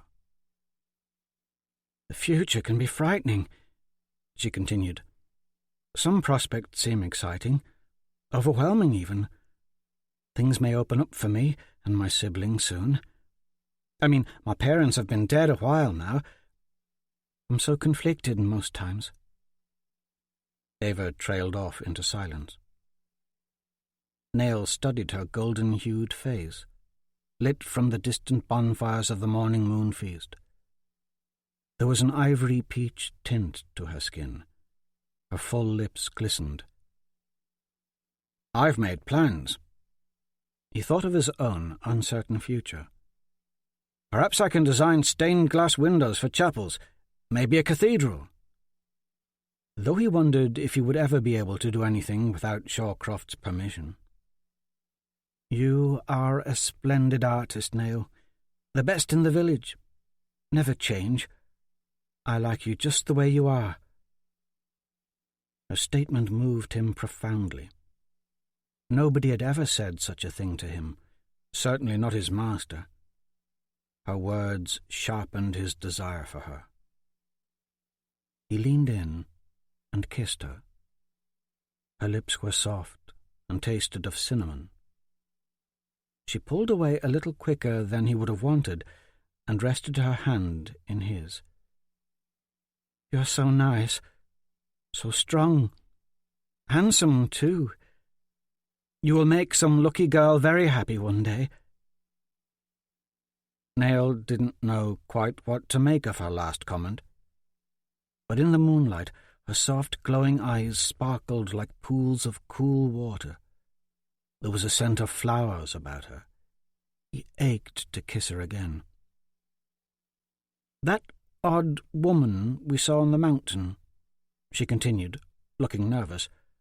"That cloaked woman on the red-eyed horse who spoke to you. Did you know her?"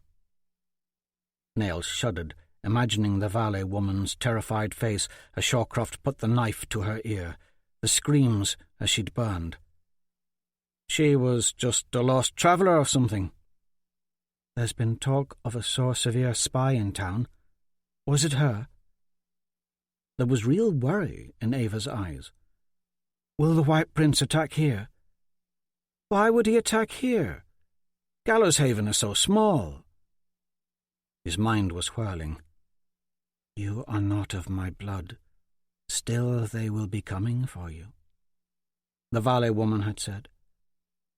Shawcroft had called her a bloodwood. "Bloodwood assassins have hunted us your entire life, boy." Stephen Wayland had drawn his bow on the woman that day. Nail had done nothing, stood dumbfounded as she'd muttered nonsense at him. Some days he wondered if he truly had anything to offer anyone.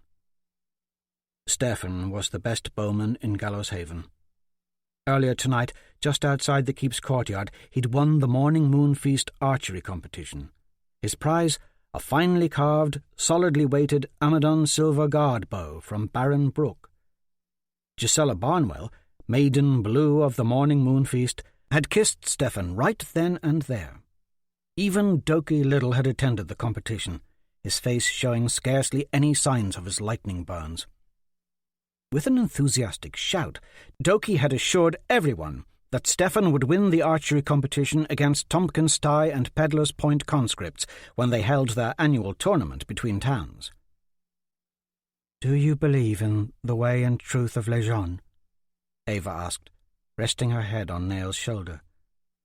"Do you believe in Lejeune?" "I reckon I believe," he muttered. Shawcroft certainly took issue with much that was taught within the Holy Book, and some of those doubts had been instilled in him. But his master rarely explained himself when it came to matters of faith. "It's just, sometimes, the writings of the Way and Truth of Lejeune seem awfully hard to decipher." Ava giggled. "At least you are honest, Nail. You say what comes to your mind, even if it is nonsense. You just might be the most honest young man in all of Gallows Haven. It is admirable, to be sure. My mother, when she lived, was devoted to Lejeune, almost to the point of distraction. She carried the cross about her neck and rubbed the ember-gathering beads in her hands. When I am given my cross and beads, I will do the same. The Way and Truth of Lejeune has commanded us to shrug away the cloak of unrighteous doubt. I have prayed often and felt Lejeune's Holy Spirit warm within my body, within my own heart. His spirit has frightened away the wraiths that might steal my soul.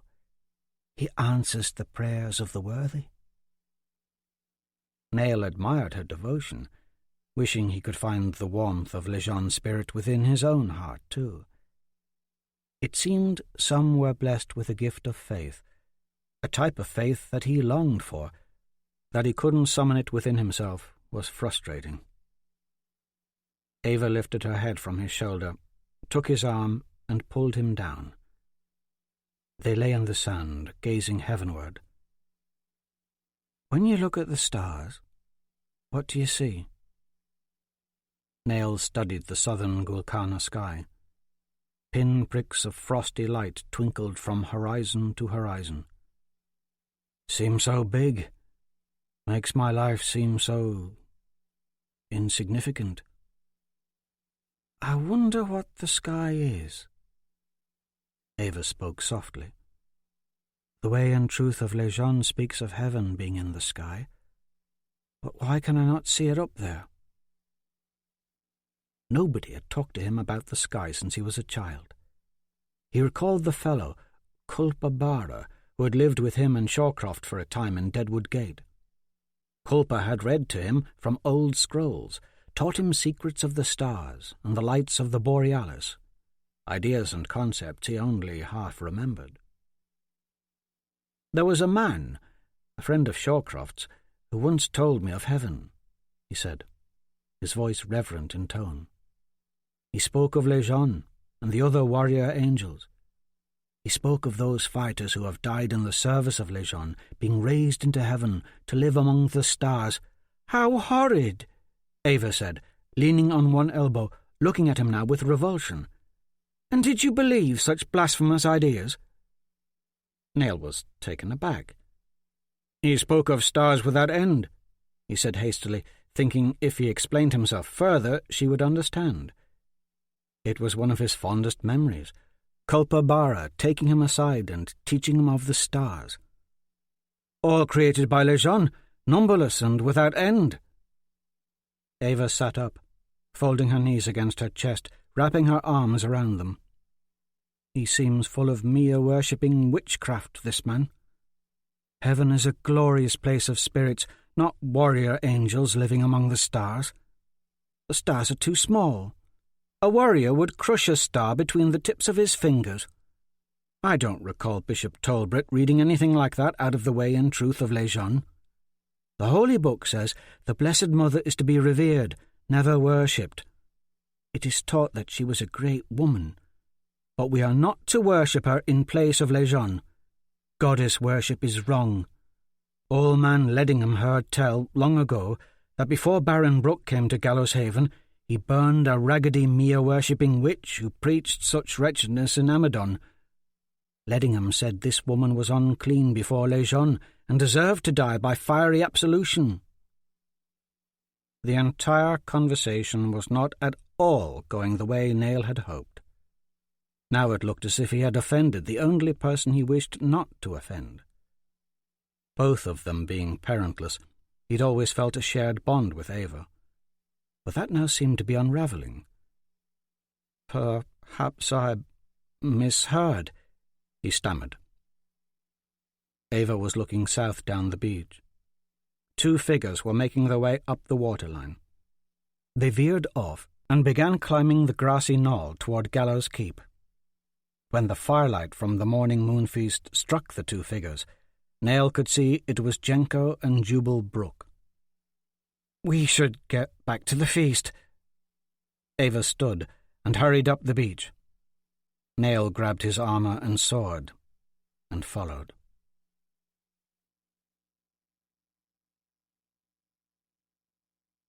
"There's one too many boys here." The bishop strolled up from behind, brown cassock brushing the ground beneath him, prayer book in hand. "I've not enough ember-lighting robes for you all. There's one here who will not be fitted tonight." Every boy in front of the chapel hung his head, none in the group daring to make eye contact with Nail. Even Stefan, Zane, and Doki looked away. The silence lasted a while. Nail's eyes crawled up the steep face of the chapel, gazing toward the stained-glassed windows high above. Somehow, he knew what was coming. The disappointment seemed almost too unfathomable to grasp, especially in the state he was in, slightly drunk.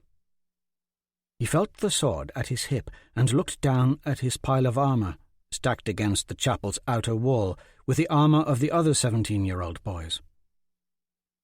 "Nail's been studying for moons." Stefan's face blanched, a dark shade of red. "He knows the ember-lighting prayers better than all of us. I've only so many robes to go around." Talbot reached out and pulled Nail away from the group as if tearing a thistle from the garden. Nail looked toward the others, pleadingly, yet he knew no help lay there. In fact, at the moment, he just wanted to find a spot in the trees behind the chapel and relieve himself. He had to piss something fierce. "Too much drink at the feast." Stefan spoke again. "I will sit out the ember lighting this season. I'm not feeling up to the task anyway. There's always next year. I shall allow Nail to administer the fire in my stead and wear my robes." "Nail sits out," Bishop Talbot spoke emphatically. Stefan shook his head. "I don't mind. Just reserve a robe for me next year." "Listen, boy, lest I smack you," the bishop growled. "Nail will not put on an ember-lighting robe today, nor will he ever, as long as I live." He riffled through the pages of his holy book, quickly finding what he sought. "The way and truth of Lejeune clearly states, and I quote from the Acts of the Second Warrior Angel, 'A bastard shall not enter into the smoke and fire. Even to the 10th generation shall a bastard not enter into any ember-lighting or ember-gathering of Lejeune.'" Talbot closed the book. Nail's heart plunged in humiliation as he looked at the pile of armor through the locks of blonde hair that veiled his face. He felt the lightning burn on the back of his hand flare in pain. It wasn't the words of "the way and truth of Lejeune" themselves that angered him. It was the venom within Talbot's voice as he read those words that stung. In that one moment, Nail came to a sudden realization of what Bishop Talbot truly thought of him. It was sobering. He realized it wasn't just what Talbot thought of him, but it was what everyone in Gallows Haven had always thought of him. A bastard shall not enter into the smoke and fire. In this world, a bastard was truly nothing. Even in a world created by the great and merciful Lejeune, a bastard was nothing. He kept his gaze trained on the cold ground. "At least Ava Shea sees the good in me." He felt Stefan's arm on his. "It's all right now." But Nail knew nothing had ever, nor would ever, be just all right. This little episode was final proof of his one and only place in this world. No one needed a bastard, not even Master Shawcroft. I will run away from this place with Ava. We don't need anyone but each other." When Nail looked up and brushed the hair from his face, he saw something. Behind their bashful, solemn eyes, it was written on every boy's face. Deep down, Nail could see they were all clearly relieved. It wasn't they who would be excluded from the ember-lighting robe fitting tonight, or the ember-lighting rites coming up. And when Bishop Talbot opened the chapel door and beckoned them in, they leaned their swords against the entryway, near their armour, and went. Doki, Zane, all the other 17-year-olds in Gallows Haven, all save Nail. Stephen lingered at the door, sword still at his side. "Just go," Nail said, fighting the pain in his bladder, wanting to just run off into the woods and piss. Stephen drifted soundlessly into the chapel, leaving Nail alone with the bishop, shuffling from foot to foot, the stinging pain in his bladder almost too much to bear. There was no kindness or mercy in Talbot's stare. "Unless Shawcroft makes your true parentage known, all future ember-lighting dealings, along with the ceremony itself, will proceed without you." Nail returned the man's gaze, defiant. Here, too, was Bishop Talbot, the very man who had taught him and every other boy in Gallows Haven reading and writing, along with the importance of the ember-lighting rites, betraying him once again. He recalled how, on the Graken hunt, after their harrowing adventure in the bloody ocean, Talbot had placed his hands on Zane's head and given a blessing, but when Nail had knelt, the bishop had refused him. "Trust no one." "There's one more passage I will read you." Talbot flipped through the pages of his holy book again, quickly finding what he sought. And I quote again from the Acts of the Second Warrior Angel. "A bastard shall not be taken in marriage within the church, nor should a bastard perform any ritual therein.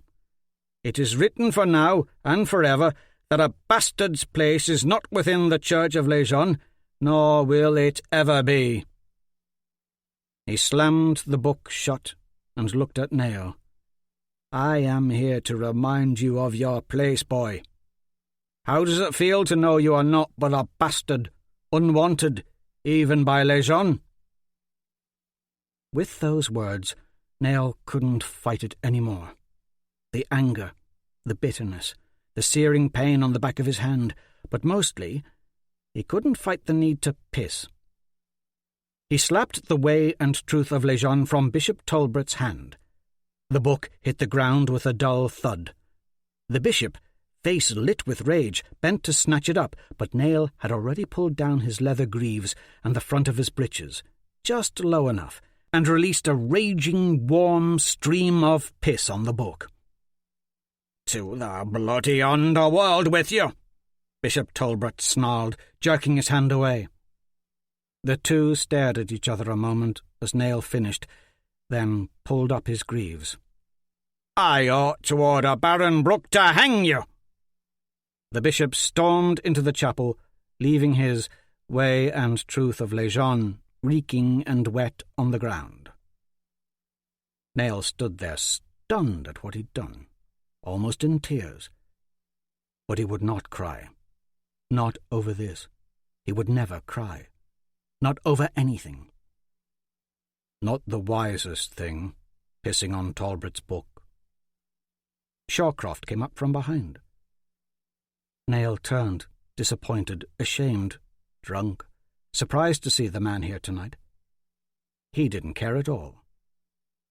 Music struck up in the centre of the keep's courtyard. Leaving his armour, Nail made his way toward the keep, Shawcroft following, Nail scarcely noticing. Villagers had started dancing under the canopy of evergreen boughs near the keep. A row of boys played bagpipes under the Gallows Haven banner that hung from the wall of the crumbled inner courtyard. Several women shook deer-horn rattles as a row of old sailors banged on drums stretched with elk hide. The clatter of their thin, graken-bone drumsticks striking the taut skins sent up a rhythmic beat. Even the village elders, who typically sat about the feast smoking their spirit pipes, rose to dance. Ava Shea was in the middle of it all. She had 2 white feathers tied in her hair. In the torchlight, the feathers glowed like a flicker of flame against her flowing blonde locks. She danced with her eyes focused on the ground, swaying, her arms over her head. Her frayed woolen skirt rode low on her hips. Nell noticed a hint of white flesh and the curve of her buttocks peeking above the skirt line when she moved a certain way. As she danced with her arms held aloft, twirling, her faded tan shirt lifted just enough, exposing her belly button and the tantalizing curves of her midriff to the torrid glow of the bonfires. "We must talk," Shawcroft said, still following him, voice barely above a whisper now. "We must talk of what I found in the mines." He grabbed Nell, turning him. Nell only noted what the man was doing and saying with a certain detachment, his eyes on Ava as she twirled slowly, her waist swaying like a slender fall of water. "You must understand," Shawcroft continued. "I had good reason for killing that valet Bloodwood." Nell pulled his gaze from Ava. He had not expected the man to mention the valet woman again. He thought he detected a small measure of sadness creeping into the man's eyes. Then he realized it was not necessarily sadness growing there, but fear. "I wanted you to know that dark creatures such as her can be killed." Shawcroft spoke in a frank tone. "I fear we will run into more of them in the coming days, and I do not want you to be scared. That woman's motivation is destruction and pain. Indeed, the motivation behind all a Bloodwood does is to destroy. War is coming. There are things that the White Prince and his minions may seek to annihilate in every corner of Gulkana. Secrets are hidden within the very fabric of this land. In the coming days, Nell, remember that. Hatred and vengeance are a dangerous combination." The man's words only angered him. "Hatred and vengeance are dangerous. That I'm to remember while my own mother's name remains hidden from me, whilst I am forced into servitude to a man who cares little for my well-being. Baron Brooke offered me employ, legitimate work, not gold-digging and treasure-seeking. Everything you do is pointless. Hatred and vengeance are the worst of things. What of murder?" Shawcroft's face paled. Nell forced his eyes to remain impassive, determined to show no weakness in front of him, and placed his hand on the pommel of his sword.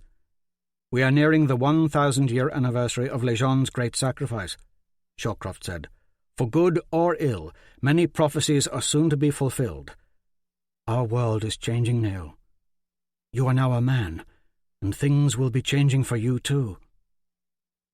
Jenko Brooke caught Nell's attention. The Baron's son was heading toward the keep's courtyard, straight for the dancers, straight for Ava Shea. Nell's heart fell into a black, heavy rhythm as Ava welcomed Jenko with open arms, kissing him on the lips. "Everything I've done has a purpose," Shawcroft said.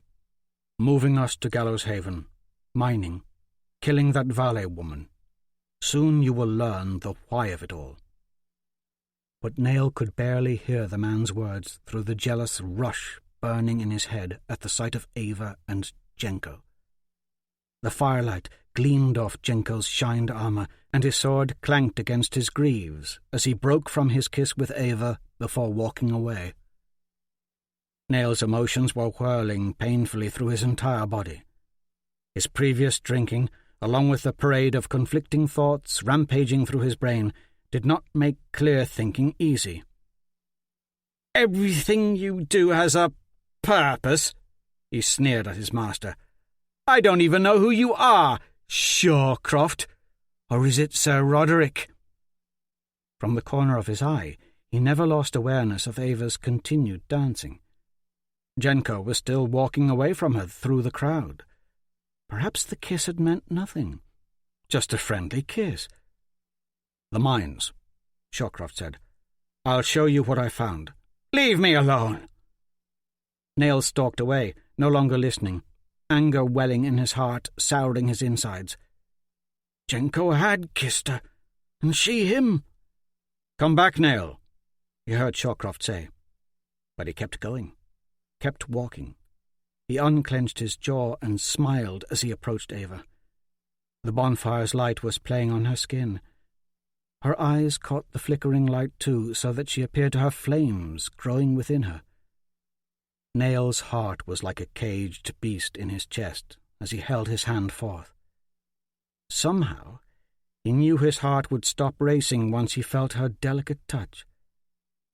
"May I have a dance?" he asked. "I dare not, knowing Jenko watches." The look in her eye was one of shame. Nail's hand froze, now poised awkwardly before her. "I'm with Jenko tonight." Nail could feel his pulse like a drum in his ears.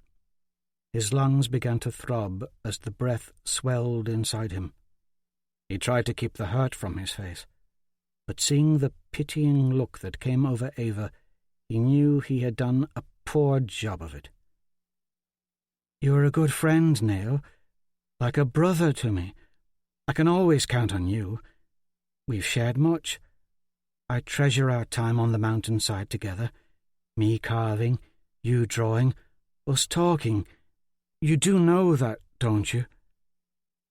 Nail swallowed hard as he felt the anger slide down his throat. With it travelled a sense of foolishness, followed by light-headedness, and finally strength. He looked up, flicking the hair from his eyes. "Why, Jenko?" he asked, the question coming out rough, accusing. Any girl in my situation, and so near her ember gathering, would consider herself lucky to fall under the eye of a man like Jenko. A good deal of the softness in her voice was now missing.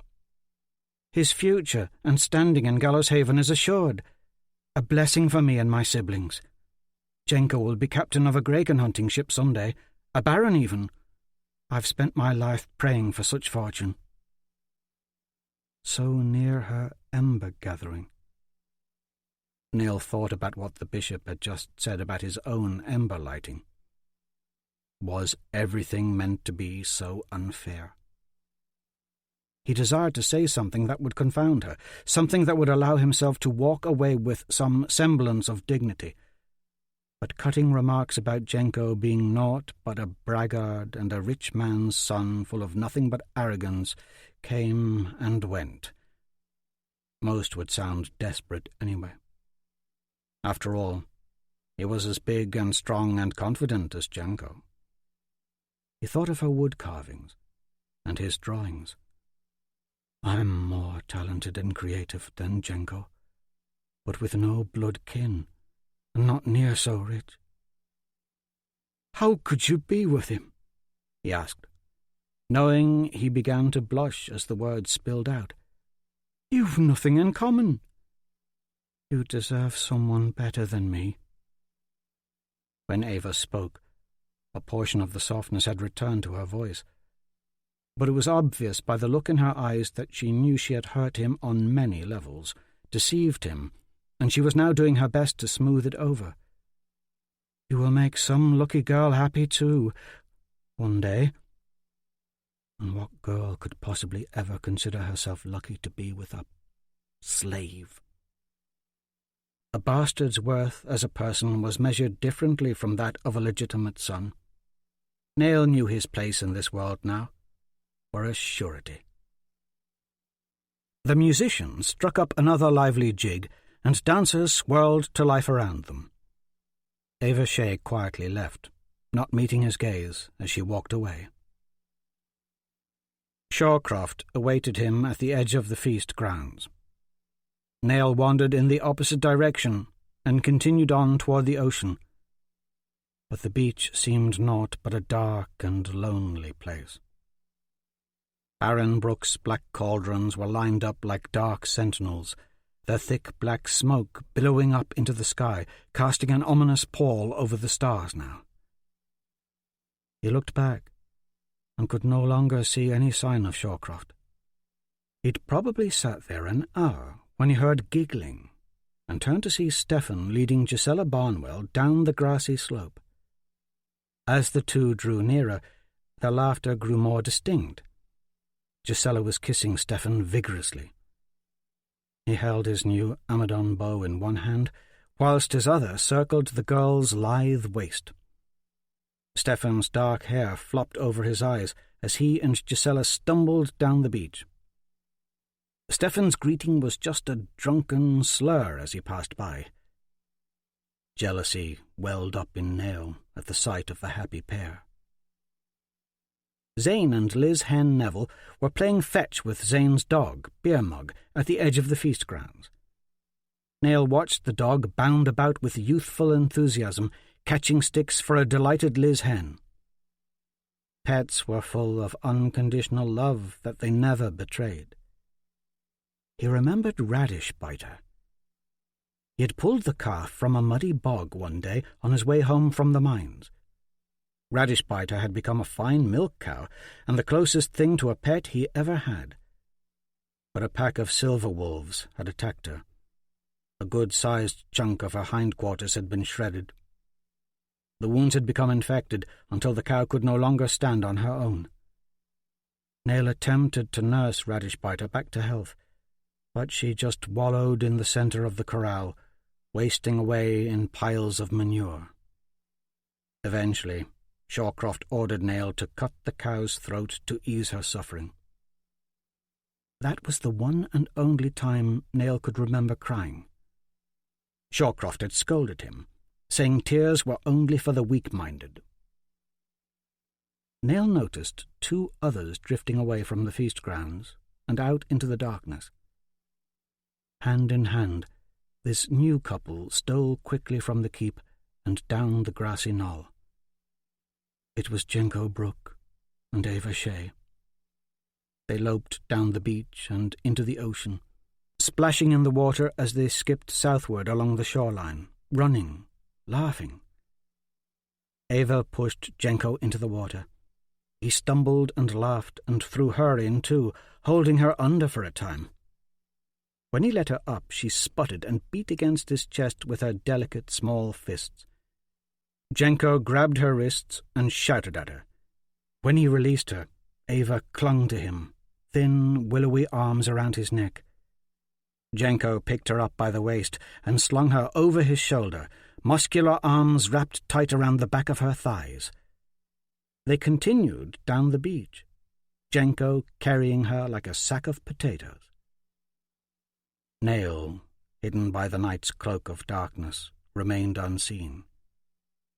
He didn't know why he did it, but he pulled out his sword and followed. Baron Jubal Brooke's manor was a dark silhouette against the moonlit sky a mile south of Gallows Haven. A 2-story grey stone affair, complete with an upper floor and a basement and a long wooden wraparound porch, the manor was set against a thicket of tall oak. Many outbuildings, sheds, and barns dotted the land round about. Nell marvelled that the Baron and his son lived alone in this vast expanse. The night was alive with ghostly colour, everything bathed in a pale silver sheen. He had lost track of Jenko and Ava in the darkness. Sword still drawn, he circled the house, moving with as much stealth as he could muster. He heard a goat scratching at the dirt behind a picket fence, its bell tinkling. That and the drone of the nearby ocean added a sense of dread to his mission.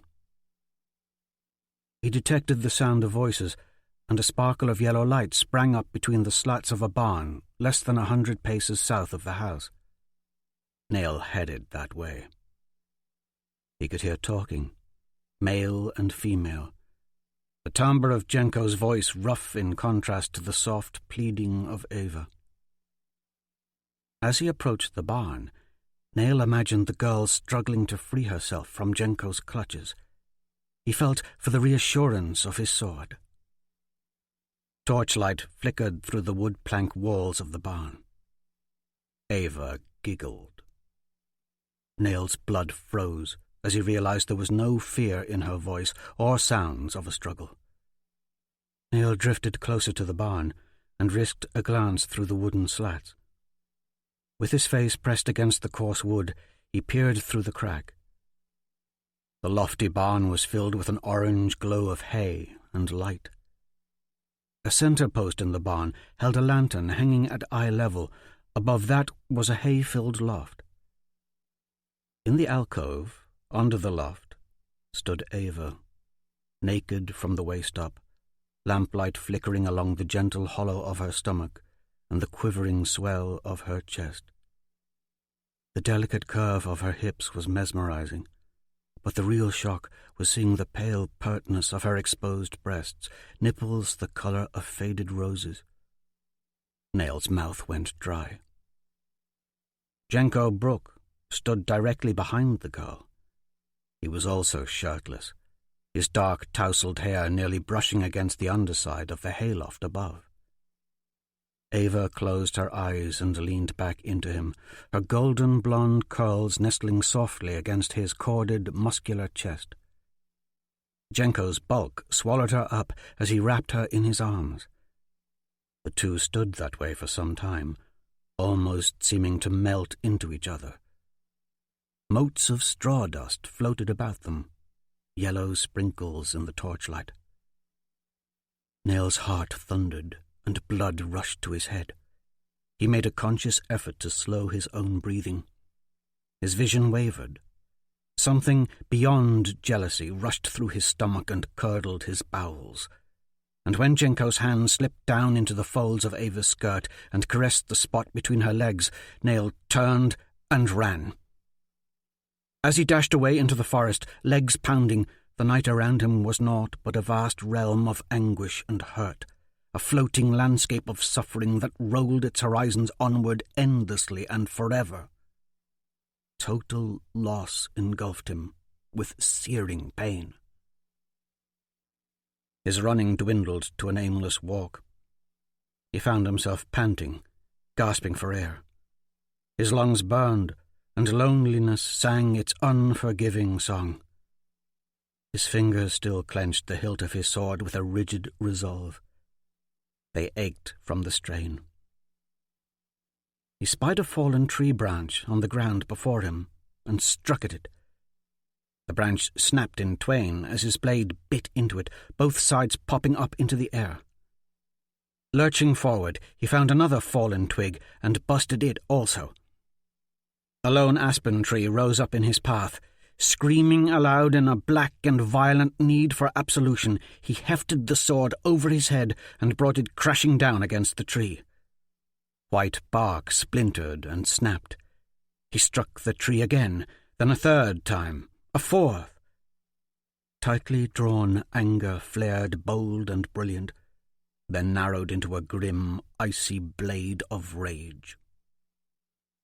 Then came a sickening twang as his sword snapped just above the hilt, and the blade spun away into the forest. He held the hilt of the shattered sword up, not knowing quite what to think. The broken blade stared right back at him, as if to say, "You pathetic, pathetic fool. Now look what you have done." He stumbled away from the aspen tree in a fog, still gripping the ruined sword. As he drew nearer to town, the sounds of the still lively feast grew in volume, the noise like a beacon in the night. He soon found himself standing in front of the Graken Spear Inn. He let the broken sword fall from his fingers to the dirt. Alone on the street, he stared at old man Leddingham's building, the only place in all of Gallows Haven that had ever given him joy. He moved on, reaching the docks, finding Lord Jubal Brooke's Graken hunting ship moored there. He gazed heavenward through the spider web of her lofty mast and rigging. The stars glittered between criss-crossing ropes and beams. Nail realized that the Lady Kindly might be the only mother he'd ever known. Slowly, he climbed onto her, climbed her rigging as high as he could go. Once atop the crow's nest, alone and filled with sorrow, he curled up in his cold leather greaves, tormented, powerless, and lost. Folded in exhaustion, swaddled in darkness, Nail remained on his perch all through the night.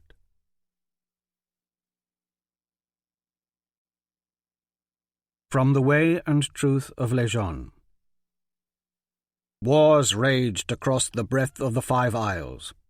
Man turned against man, Valet against dwarf against ogle, and those who rose to become demon lords railed against all. Atop their fiery winged steeds they ruled. Chapter 14. Tala Bronichel. First day of the morning moon, 999th year of Lejeune, Amadon, Gulkana. His cell is at the end of a blind turn in the corridor, behind an outer door that is shut off from the other prisoners. Rogmore felt the wall of the passageway with calloused hands. We will proceed into his cell undetected easy enough. Jondralin held the torch to the wall, illuminating it. His task couldn't have been more accommodating to Tala's own needs had she prayed to Lejeune asking such favour. Things were falling into place. Tala had twined together a wreath of heather, a crown of flowers wrapped in white thread. The gift was Jondralin's idea, as were the sack of food and crock of water. All for Squirek van Hester. Rogmore had guided them to the Amadon Castle stables and to a sewer grate hiding under a stack of dung-riddled hay at the rear of the 4th stall of the 2nd row. Under the grate was a circular hole and a ladder, which they climbed down a considerable length. Once at the bottom, a dark path sloped down even farther underground. Tala had noted a number of narrower passages leading off the main pathway.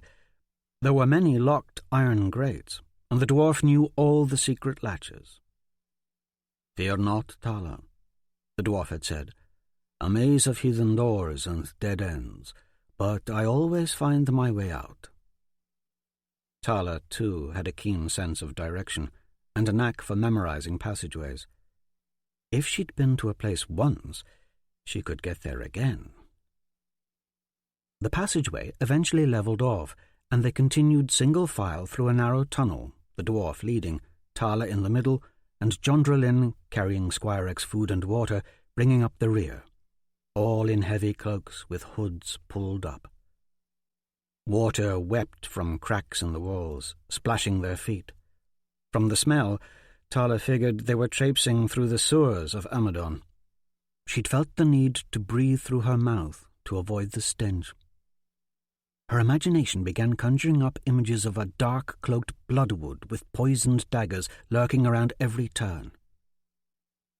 At one juncture, Rogmore pointed out a stairway that disappeared up into the gloom, telling her that it emptied out of a sewer grate near the docks. If the castle were ever attacked, that would be a good escape route. Tala made note.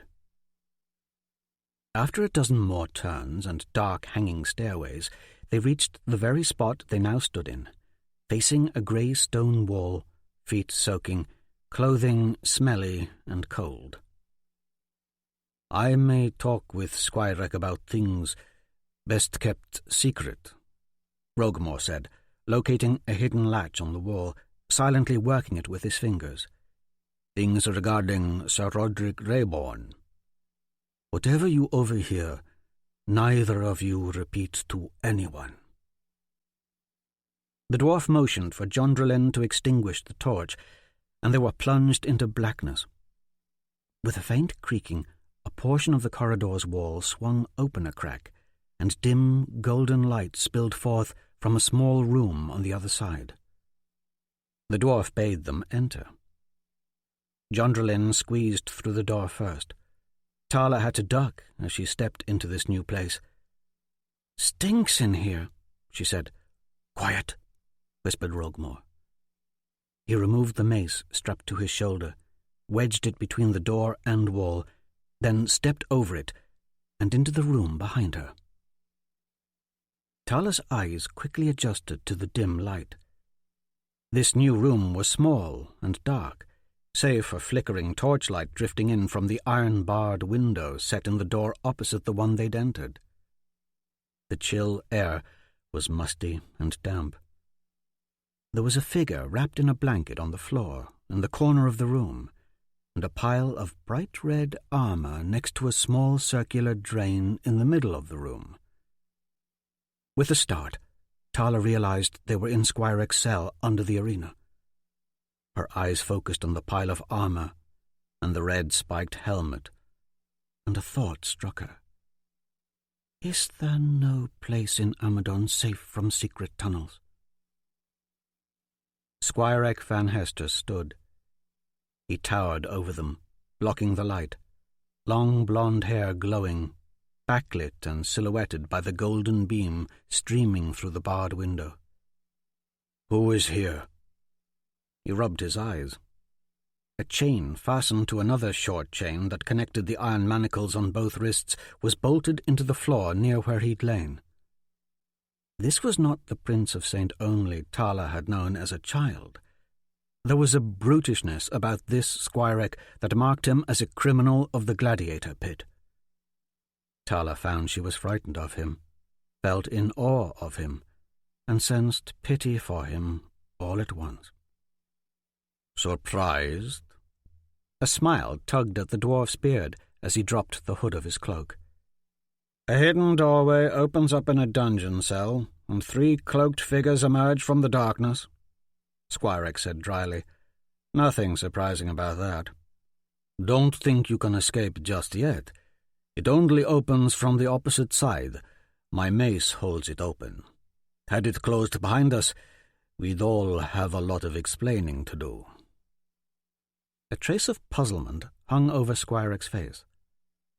"Why, after nearly a year, do you visit me now?" Jondralin was nothing more than a cloaked shadow moving in the dark. She set the sack of food and crock of water on the floor, then retreated to the back of the cell. Squirek's eyes lit up. "John!" he exclaimed, face bright and alive, reaching for her. But the chain that held him to the floor also held him far from her. He tugged on the chains at his wrists in frustration. "I have missed you so. What brings you here?" "To help you." She motioned to the food and water. "You came just to give me food?" His sorrow-filled eyes lingered on the sack, while his desire for Jondralin was evident in his very stance. "Though don't think me ungrateful. I am glad for it. I've been given nothing but a few crusts of bread and a pot or two of water these last 7 days."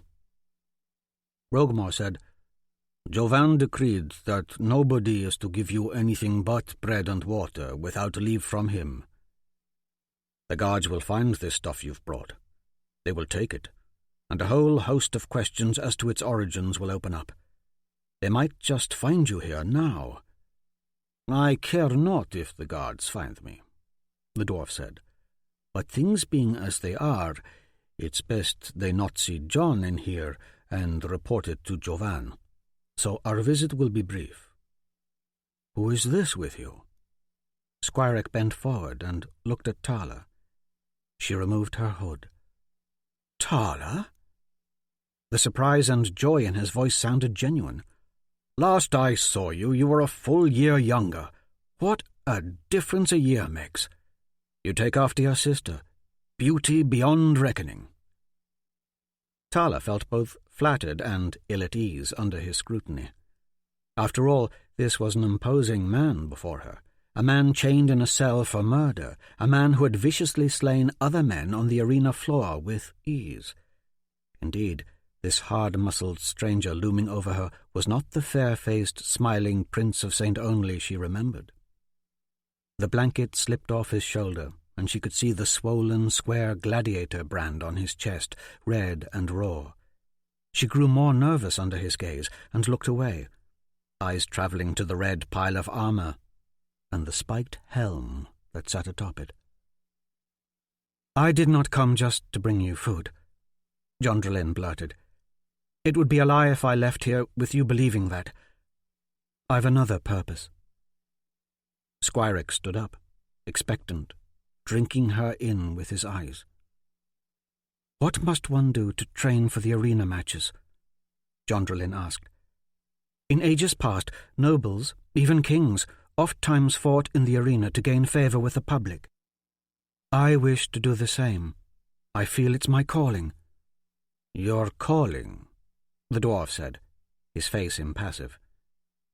An impatient look came over Jondrelin as she met the dwarf's gaze. "Jovan is grossly misled by his counsellors, especially Valcorin, Denarius, and the Quorum. My fear is the same as yours, Roguemore, that my brother will never muster arms against Sorcevere and defend our shores. Were I king, I would have Gulkana's forces doubled, tripled, ready to meet the Sorcevere invasion." "How does this explain your interest in training for the arena?" "I'm afraid I may have to supplant my brother as ruler of Gulkana." Tala drew a deep breath, feeling it catch in her throat. Her older sister's blunt proclamation smacked of treason. She wished she had not heard such words. "I dare not kill Jovan myself, nor have him assassinated," Jondrelin said, trepidation in her voice. "The arena is the only way the public will accept my claim to the throne. It has happened once before, long ago. A woman ruling Gulkana, a woman gladiator, Adonna Bronachel. She was a sister to the king, betrothed at a young age to an influential lord. She was a princess who triumphed in the arena and usurped a king. She ruled for a generation." Tala's whole body had grown rigid. She realized with a sinking heart that things in Amadon were growing dire. The bonds of her family were being torn asunder. She feared that she herself was now getting more deeply involved in this grim business that had sprouted up between her older siblings.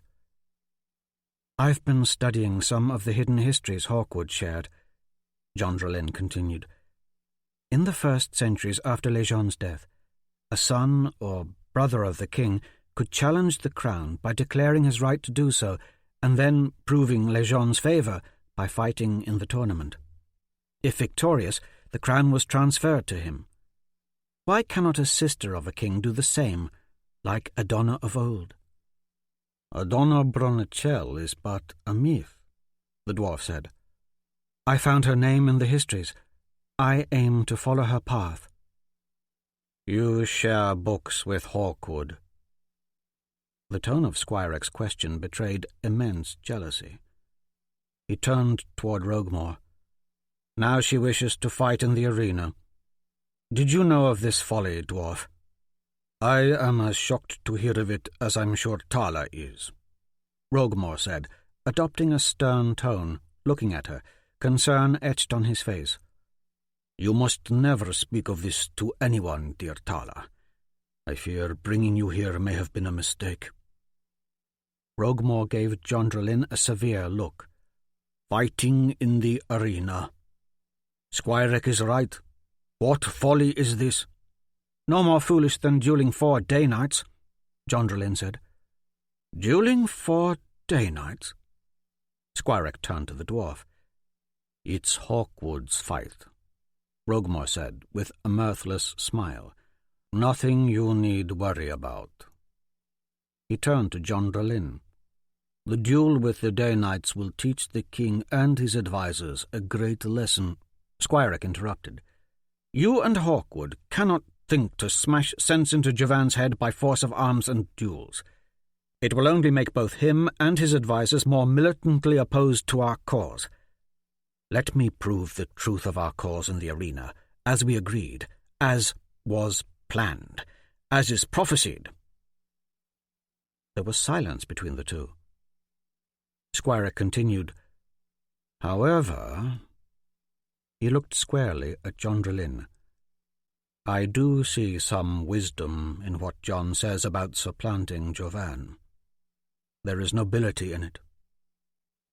John Drelin dipped her head at his praise. "If you attempt this, John, you will die."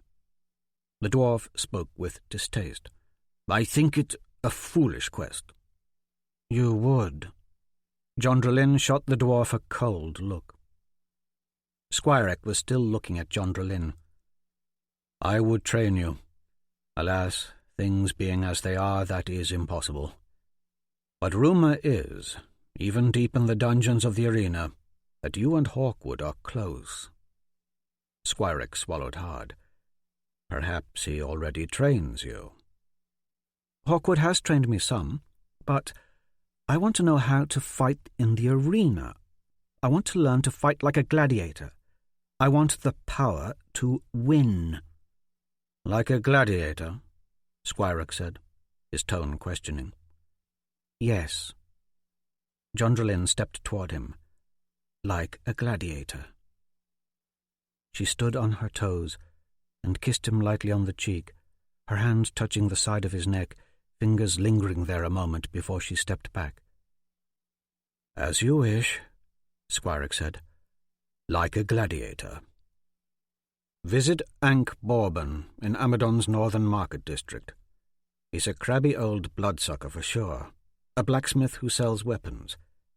He may be shriveled and leathery and distrustful of humans, but he's one of the best ogle fighters. Pay him well, and he will teach you the brute strength and conditioning suitable for heavy swordsmanship, plus a few ogle tricks. Spend 6 hours a day with him. In Valcorin's retinue, there is a bodyguard named Val Sovereign. For a little coin, he will work with you and keep your training discreet. Spend another 6 hours a day under his tutelage. Val Sovereign will train you the Vale way, speed and accuracy with both sword and knife. 12 hours a day? John Drelin asked. It seems so much. If you cannot dedicate yourself to a strict regimen, do not step 1 foot into the arena. It's a dangerous place to venture untrained, more so for a woman. Perhaps I can ask Val Draken to help. John Drelin turned to Rogamore, her eyes lighting up. He has already offered. Val Draken, Squirek said the name slowly, deliberately, eyes darkening. John Drelin went on. He offered to train me to fight as the Vale do. He certainly seems competent, and he may prove to be more discreet than Val Sovereign, even. I scarcely see the point, Rogamore said. It's a foolish undertaking. Who's this Val Draken? Squirek's eyes were boring into those of the dwarf with some expectation. A raven-haired Vale we rescued from a dockside saloon, Rogamore said. He claims to be in love with Valcorin's daughter Breta. The dwarf pulled a golden coin from his pocket. He gave me this. Tala was taken aback by the grin that spread over Squirek's face at this seemingly trivial trinket. Lejeune is truly with us. Aye. The dwarf stuffed the coin back into his cloak. The scrolls were right. Our cause is just. But do not become too overjoyed. Rumour is Eros Rael has reached the Lejeune Towers. King Torrance's last stand. If Torrance dies, or if he's already dead, his death will be a blow to the Brethren. It could be weeks before word of his fate reaches us, and the White Prince would then likely be in possession of one of those artifacts we had wished kept secret. Sir Roderick is still in Gallows Haven. He still watches over the boy. The dwarf nodded. Val Draken. Squirek said the name again, an undertone of reverence in his voice. Tala thought of the Vale, Val Draken, how even injured he could fight better than any in the Silver Guard. What is so special about his name? Her eyes travelled to the pile of red armour, her thoughts on Laurie and the poison that was slowly killing her. She was mesmerized by the lump of spiky leather armour, but she could think of no good excuse to venture forth and lift up the helm and examine it for the assassin's clue. She found herself shivering. "Don't let it frighten you, child," Squirek said, noticing where her eyes were planted. "The man who wore it is quite dead." "Are you collecting the stuff?" Jondralin asked, eyeing the pile of red armour too. "As of now, they are my only worldly possessions." "That reminds me," Rogmor said. "Tala has brought you something." Squirek looked at Tala, curious. She stared back at him, not sure what Rogmor was referring to, her mind on so many things. Jondralin and gladiator training, Laurie and the Bloodwood. She even found herself thinking of Glade Chaparral and what he might think of all this. Then she remembered the wreath of heather she'd constructed. She pulled it forth from the folds of her cloak and held it out to Squirek. He took the wreath from her, holding it up into the light. "Where did you get this?" he asked, looking down upon her, eyes intense. "I made it." Tala was shocked to see tears now welling in his eyes as he said, "You made this for me." She nodded. He smiled. "The other gladiators will run scared from a man with naught but leaves on his head." He laughed, admiring her handiwork in the dim light. "I shall wear this crown of flowers during my next match." The emotion in Squirek's voice was so real, so heartfelt and substantive, that she was left speechless. "I'm sure Tala would be honored," Rogmor said. "Such a beautiful gift," Squirek said. "Such a perfect gift. It will cause quite a stir among Denarius and the Quorum of Five when they see this wreath about my head at the next match. Thank you, Tala." She found herself actually bowing to him. "You're welcome." "I have nothing of value to give in return, though." Tala recalled the last 2 lines of the assassin's note. "Your first clue is this. Retrieve the red helm of the dead demon and read what is inscribed therein." Without thinking, she took 2 steps toward the pile of armour and picked up the helm that had dominated her thoughts for so long. It was a heavy hunk of metal, and she had to hold it in both hands tightly for fear of letting it clank loudly back to the floor. "Can I have this?" "What a gruesome thing to ask for," Jondralin commented. "Take it," Squirek said. "I've no use for it. As a matter of fact," he turned to Rogmor, "tell Denarius that I shall never don armour in the arena again. I choose to fight without worldly protection. I will forsake even my shoes. Tell him that I train as if everything depends on me, but that I fight as if everything depends upon Lejeune." "You walk a dangerous line," Rogmor said. "The bouts will only grow in difficulty. You must wear some armour, or you will not survive." "Exactly," Squirek said with conviction. "No one can survive without armour. That is the point. What better way to prove the truthfulness of our cause? For when I win, people will cry, 'Despite all odds, Lejeune hath seen the Prince of St. Only victorious.' It will come to pass. Jovan, Denarius, the Quorum of Five, they will be forced to acknowledge the truth of the moon scrolls of Mir." Tala had no idea what Squirek and the dwarf were going on about. So consumed was she with the red helmet. She turned it over in her hands, careful so its spikes did not cut into her flesh. Something was clearly stamped into the metal inside the crown of the helm. Her heart thumped wildly in her chest. In the darkness she could barely read what was written there. Squinting, she could just make out the words. property of the Filthy Horse Saloon.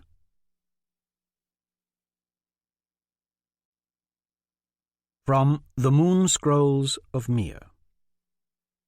It is true that before the birth of my beloved, the great one and only, the king of slaves, the first warrior angel, the man named Lejeune, common images did take root in the 5 Isles. But I, your blessed mother Mir, say unto you now, the prophecy of his birth was not only carved on totem and in stone, but was also written in the stars.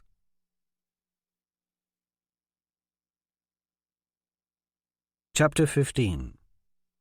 Jondralin Bronachel, 2nd day of the morning moon, 999th year of Lejeune, Amadon Castle, Gulkana. Jondralin stood with the rest of Javan's court, but felt all alone, damp, heavy cloak wrapped tightly around herself. The ground was sodden underfoot. Grey clouds hung low in the noontime sky.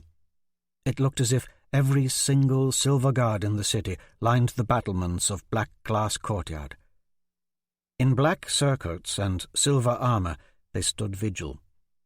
The courtyard itself was jammed with day-knights. There was an open circle, about 50 paces in diameter, in the centre of the crowd.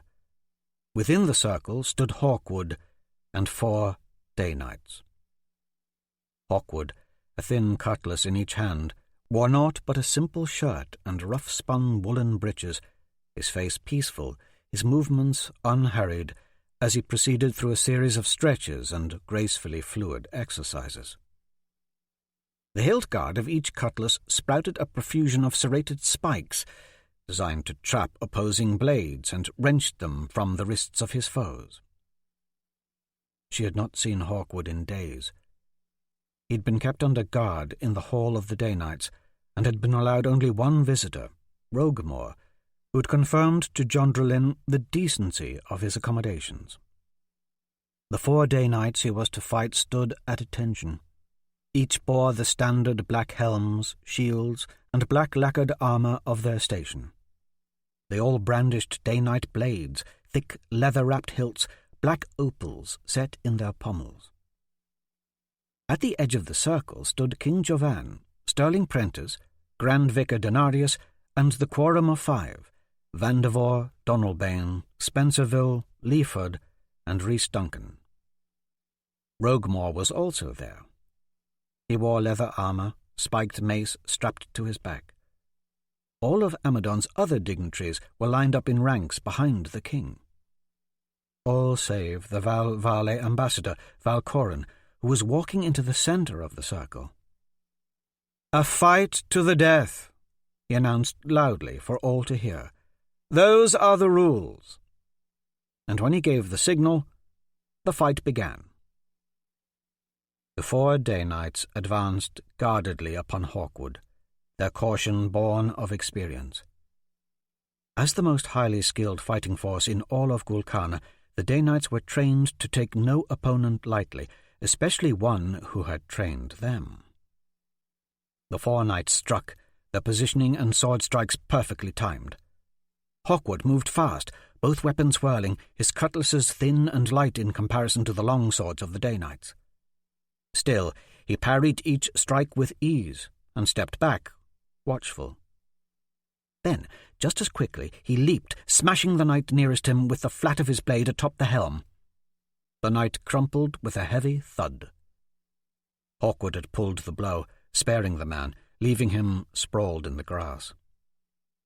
The 3 remaining knights advanced, heavy blades raining down on Hawkwood, precise and rapid. He spoiled each sudden thrust and arcing strike almost as soon as it had begun. He ducked a flurry of blows from all 3, lashing out at the same time with each cutlass. His attack was fierce, smashing head, thigh, arm, keeping all 3 knights at bay. He gave ground for but an instant, boldly striking one of the remaining knights over the head, felling him instantly. The blow meant to stun, not kill. With the second knight fallen, the 2 remaining day-knights quickly retreated out of harm's way, nearly tripping over their downed compatriots in the process. Hawkwood set his stance firm. The two knights moved to either side of him and rushed, their black shields at the ready, blades poised to strike. Hawkwood lunged forward, braced himself, then lurched back instantly. The two Danites collided, shields and breastplates clashing, swords still aloft in a useless position. They both tumbled to the ground. Chandrelin chuckled, as did others. The duel seemed almost a comedy now. Hawkwood fell upon one of the downed knights, bonking him on the head with the hilt of his sword before he could stand. The fellow flopped to the ground, unconscious. The one Danite remaining stood and lumbered toward Hawkwood, sword upraised, swinging hard. Hawkwood avoided the knight's slow charge with a turn and retreated, then circled quickly and reversed with a skill that was beautiful to watch. The confused knight spun and swung wildly. Hawkwood parried and stepped aside and clubbed the man to his knees with a blow to the face from his elbow and backed away. The wearied knight stood, took a laboured breath, and then unleashed a plodding attack. Hawkwood ducked away without moving his feet. He struck the knight's helm from his head with a sweeping blow, then knocked the knight out cold with a punch to the face. All four Danites now lay on the ground, unconscious and unbloodied. "I have been trained by the best warriors in Sorcevier." Hawkwood's voice boomed through the courtyard, both cutlasses still waving in each hand. "There are tens of thousands like me, gathering across the morning sea." He slid both blades casually into the sheaths on his belt. "This is how the Sorcevier army will fight you. Some of you even fought at Borden's side. You know Eros' savagery. I see naught but a quick end for Gulkana if you do not better prepare. If you do not offer up even a slim resistance, there will be none of you left alive. I know Eros. He will slaughter all." The whole courtyard was still. In the waiting tension, many held their breath, looking at the king. Chandrelin's attention flew toward Denarius and the quorum of 5. She felt a hollow prick of excitement. Sweat ran from the vicar's bald forehead, beading down over the plumpness of his face. "Sometimes it is best if you make them believe the trap is theirs," the dwarf had said last week. The duel was brilliant. In only a few minutes, Hawkwood had demonstrated not only to Jovan, but also to every Daynite and Silverguard in Amadon how deadly their enemy truly was. Jovan stepped forward, eyes on Hawkwood. "It was to be a fight to the death."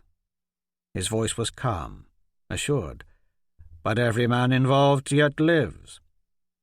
"He spared them, Your Excellency."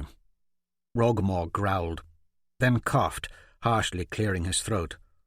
"Gulkana cannot afford to lose good fighters." Jovan thrust his finger toward the 4 downed knights.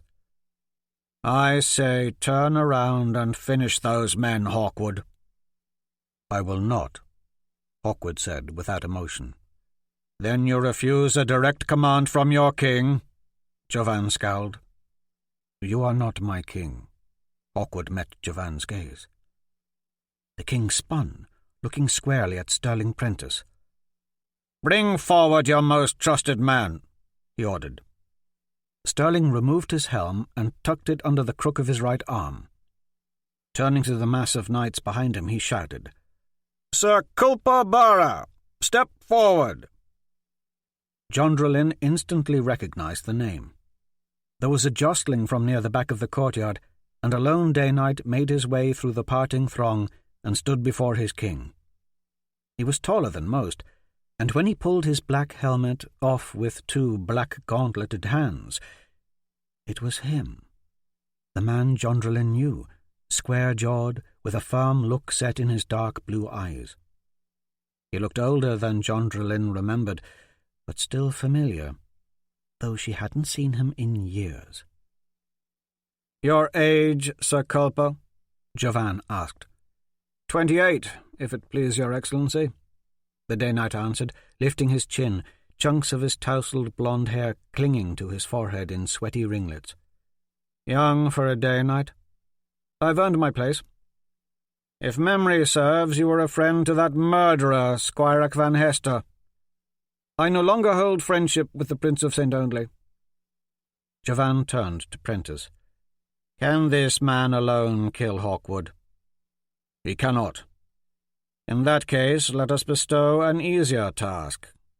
Jovan pulled a pearl-handled dagger from his belt and held it out for Culper. "Cut the throats of your 4 disgraced fellows." Jondralin's heart lurched at the injustice of her brother's command. Without hesitation, Culper Barra nodded and placed his helmet on the grass and took the dagger. He set his jaw and walked toward the centre of the courtyard and the fallen Day Knights. Hawkwood moved to block the young knight's path, a dangerous look on his face. Culper stopped, wary. He looked back at his king. Jovan signalled to the silver guards lining the battlements. Instantly there were 100 bows stretched taut and 100 bristling arrows aimed right at Hawkwood. Jovan nodded for the young Day Knight to continue. Culper Barra pushed his way past Hawkwood, kicked the helm from the head of the closest fallen Day Knight, and cut the unconscious man's throat. Blood oozed over the green grass as Culper moved to the next fallen man and did the same. Anger welled within Jondralin. After the 3rd Day Knight's throat was cut, the 4th had regained his senses enough to stand and locate his sword. He rushed Culper, but his charge was aimless and slow. Culper effortlessly avoided the ponderous swing and thrust Jovan's dagger up under the Day Knight's throat into his brain. The man gasped. Blood sprayed over Culper's silver surcoat in ropey splatters. The dying knight slid to the ground. Culper stood in the centre of the 4 dead Day Knights, face devoid of expression. "That dagger is yours to keep, Sir Culper," Jovan said, and turned to Hawkwood. "And you will hang for your disobedience." "He won the duel!" Jondralin shouted, wanting to rush forward and put an end to this whole farce. But she didn't know how. There was no answer to this madness. "Yes, he won the duel," Rogmore followed. "He will be held in purgatory," Jovan continued, "and then—" "You lack honour," Rogmore interrupted. Jovan yelled, "In the arena before the final match, Hawkwood will be hung." "You lack honour," the dwarf raged, standing solid, his shouting like claps of thunder. "You lack honour! Silence!" Jovan's eyes smouldered and fumed. "Hawkwood refused to carry it to its rightful end, death. He won nothing. It is he who is lacking in honour." Jondralin stepped forward, her voice a growl. "He is to be hung for sparing the lives of 4 Day Knights that you in turn killed." "He's to be hung for consorting with the thief and murderer and traitor to Golcarna, Squire Van Hester, Prince of St. Only." Jovan stepped toward her. "Odd thing. One moment the guards at the arena claim that Squirek has the red helm of the Windare gladiator in his cell, and the next moment it's gone, replaced with a sack of food and a crown of heather and white flowers. Now, I am aware that some of the noble women in Amadon like to sneak away from their husbands and fuck the gladiators, but you see, there were no visitors recorded entering the arena dungeons yesterday. Nor do I peg Squirek as the sort to dally with a married noblewoman. Nor do I think he is some form of magician conjuring up crowns of heather from the air." Jondralin's heart thundered. She wondered how much her brother actually knew. "For conspiring to help the criminal, Squire Van Hester, against my direct orders. Hawkwood's execution will be in the arena in 5 days' time." Jovan shouted, his face ugly with triumph, as he motioned for Sterling Prentice and Culper Barra to bind Hawkwood's hands. "Take him to purgatory!" To Jondralin's surprise, Hawkwood offered no resistance. He should be fighting for his life to stay out of purgatory. Those cells under the Hall of the Danites were the worst, most dank, rat-infested dungeons in all of the 5 Isles. Many had gone insane confined within them in less than a moon. A half-hearted cheer rose up from the Silver Guards and Danites in the courtyard as Hawkwood's hands were bound and he was led away. Jondralin's face was frozen with bitterness. Every cheer from the Danites and Silver Guards ate away at her until she could stand it no longer. "Jovan, always Jovan." They fawned over him. No matter what happened or how dishonourable and unfair he was, her older brother garnered more unwarranted praise than any 10 men. "Amadon deserves a ruler of dignity and honour, not a Jovan Bronachel looking out for nothing more than the glory of himself." Jondralin momentarily thought of talking some sense into her brother, yet the thought hung there uneasy in her mind. That she might be able to converse with Jovan as equals was a notion long dead. She had scarcely shared more than a few arguments full of terse words with him since he'd been crowned, and the curtness and distrust between them were all his doing. Wrapped in her cloak, she met her brother's eyes through the crowd. Jovan was standing right next to her now. "You must know that I forgive you," he said softly. "Forgive me?" Jondralin feigned surprise. "You wish to be a man, so I now give you a manly job. The punishment for your part in this crime is to build a pyre and burn the 4 pathetic fools who died here today. They are an embarrassment. Still, their souls will take flight into heaven. They did only as I bade them do." Hawkwood is right about one thing. The Danites have grown soft. Jovan paused, actually looking introspective. "As for you, John, don't ever assume that I don't know about everything that is said or done in this city. I will not forgive you or Tala a second time. Her punishment will be soon in coming, I assure you that." Jovan spun and stalked away. Jondralin's heart felt as empty and hollow as a Skylock's cave. Jovan had just as much as admitted that he knew Hawkwood had nothing to do with her and Roguemore's jaunt down into the dungeons to visit Squirek. Yet he'd still sentenced Hawkwood to hang for it. She looked from Jovan's retreating form to the 4 dead Danites, then to the Val Vale ambassador, Valcorin, who was whispering something into the ear of the Grand Vicar. Both men then followed Jovan from the courtyard. But as the vicar passed by, Jondralin could clearly see Denarius had a vicious little smile hiding behind his lips.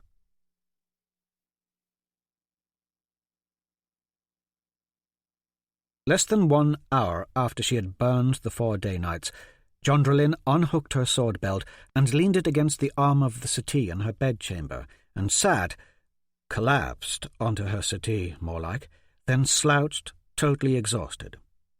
She took comfort from the simple colours of the walls and columns and arched ceiling that encompassed the room. She even took comfort in the mahogany bookshelves, full of the hundreds of books that she had collected over the years.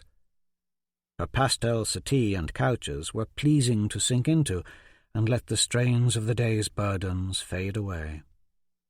The silken bedspread that folded over the arm of the settee was cool to the touch and comforting. The stark cleanliness of her room never failed to ease her mind. She rested her eyes on the patterns of the rich maroon rug under her bed. There was a knock at her door. Too lazy to stand, she shouted, "Come in!" Roguemore entered her room. "I don't know who's the bigger fool, Hawkwood or Jovan," she said. "Jovan's vanity shines through. Am I the only one who notices? The Silver Guard and Day Knights all fall in line for him." She groaned, shoulders slumped, her posture like that of a whipped dog. "And then there's you and Hawkwood. Your plans to weaken my brother only make him stronger." "Our plan was not to weaken Jovan." Roguemore sat on the settee by her side. "True, your brother boasts of the prowess of the Day Knights, and even the Silver Guard at times, yet he keeps them safe in Amadon. Few of them are battle-tested. He can see no further than the petty rules and traditions that Denarius and the Quorum have hammered into him. You are different from him, John, a free thinker. Jovan fears you. He always has. And since your father died, his paranoia, fueled by the Grand Vicar and Valcorin, has become worse." Jondralin wasn't really listening. "I know not my purpose any more. I have no idea what just happened today." "And I know not who may be hiding in these walls," Roguemore continued in a quieter tone. "Jovan somehow found out about our foray into Squire Excel. There could be an army of spies from every clan and kingdom crawling through Amadon Castle, including Jovan's own spies. Even spies from Sorcevier." "You admitted that today's duel was a mere set-up to some grander scheme, but I cannot see it, Roguemore. Now Hawkwood is in purgatory, and whatever your ill-conceived plan was, it seems to have failed miserably." Roguemore leaned in, his voice firm. "The duel went exactly as planned." The conviction in the dwarf's voice unsettled her, but she'd long since run out of patience. She spoke clearly. "Your plan was to get Hawkwood tossed into the dungeons under the Hall of the Day Knights, the worst place in all the 5 Isles, and then hung in the arena before thousands of witnesses. What kind of madness is that?" "He will not be put to death." The words leaked from the dwarf's lips, which barely moved. "The Bloodwood assassin may be hunting Hawkwood." He looked right at her, his face more sunken and strained than she'd ever remembered it being. As she digested what the dwarf had just said, she felt a strange thrill, a surge of excitement and dread. Roguemore put his hand on her knee. "For the time being, the deepest dungeons of Amadon may be the safest place for Hawkwood." But despite what he said, Jondralin saw the held-in emotion behind Roguemore's eyes.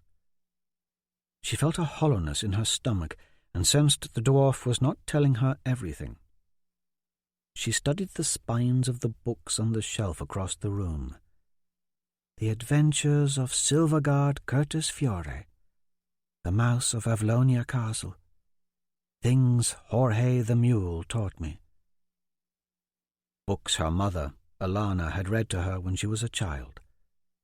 The gold-embossed spine of Fairy Tales of the Valvale Princess Ariana stood out to her. It had always been her favourite. They replaced Ariana's likeness with mine on the Gulkana copper coin. "I don't know what to believe," she mumbled. "Yet you wish to train for the arena. What madness has stricken you, John?" "Hawkwood has taught me much, but he's been under guard. Now he's imprisoned. Still, I must train. It is the right thing to do." "You wish to supplant your brother as ruler of Gulkana. You cannot beat Jovan in that way, I worry for you. I worry for all of Borden's children." Hidden behind his concern, Jondralin thought she sensed something else in the dwarf's voice, something unsaid, some urgency. "Sometimes it's best if you make them believe the trap is theirs." Those words haunted her now, as she wondered if it was she who was being played for a fool. True, she'd asked Squirek how to train for the arena matches, but was that truly my idea? Racking her brain, she was unable to define precisely where she fit into the dwarf's plans. She couldn't shake the premonition that there were things about the Brethren of Mir that the dwarf was keeping from her. She had so many questions. Her mind went to Squirek first. She did not know how she felt seeing him shackled in the arena dungeon so. "You showed Squirek the gold coin Valdraken gave you. What does it mean? You mentioned that if King Torrance Rayborn dies, it would be a blow to the Brethren, and the White Prince may come into possession of one of those things the Brethren had wished kept secret." Squirek asked if Sir Roderick was still in Gallows Haven, and something about a boy. I didn't inquire whilst we were in the dungeons because Tala was there. But what was that all about? A long list of questions.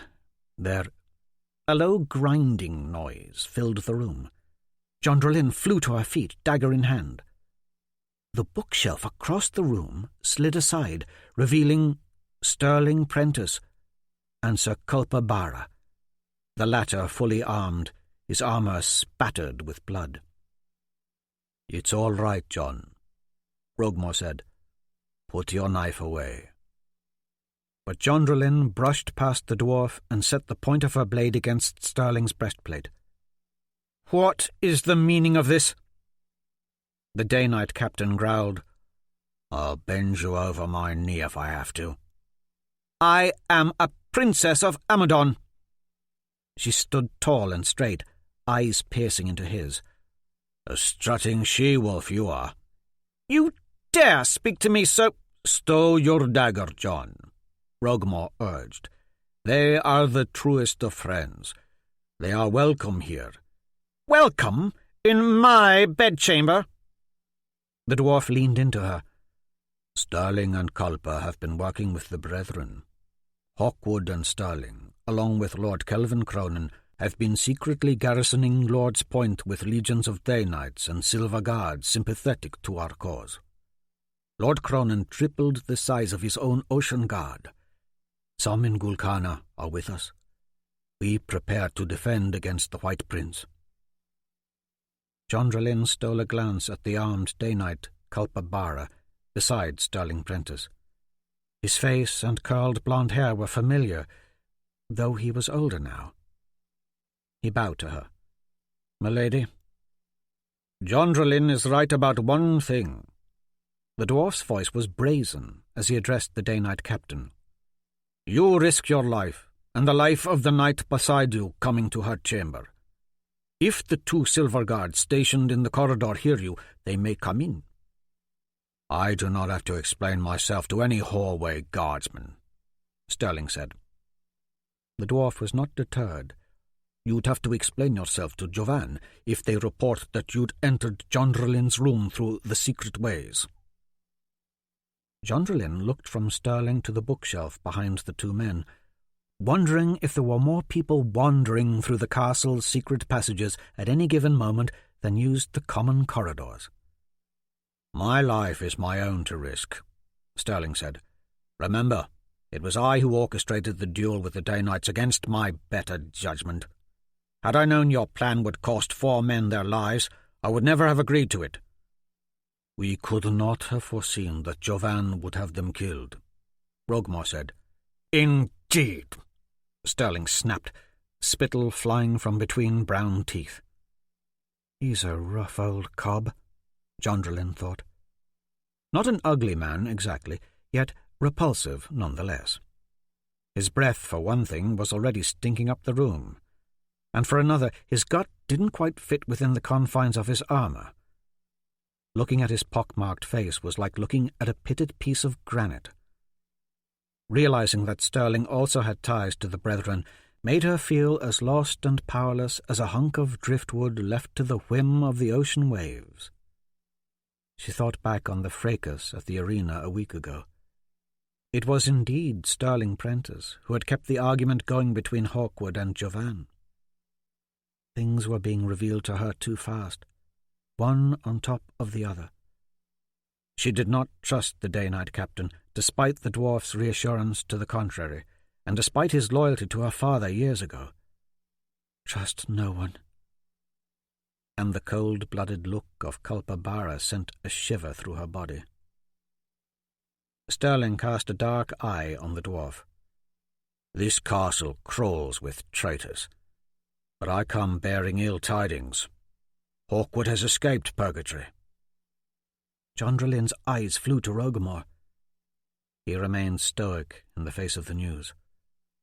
"Jovan has declared him a fugitive," Sterling continued, shaking his head as if purging his brain of a terrible nightmare. "This escape does not look good on a man of my position, charged with the law and order of a kingdom, and the safekeeping of a king and a king's court.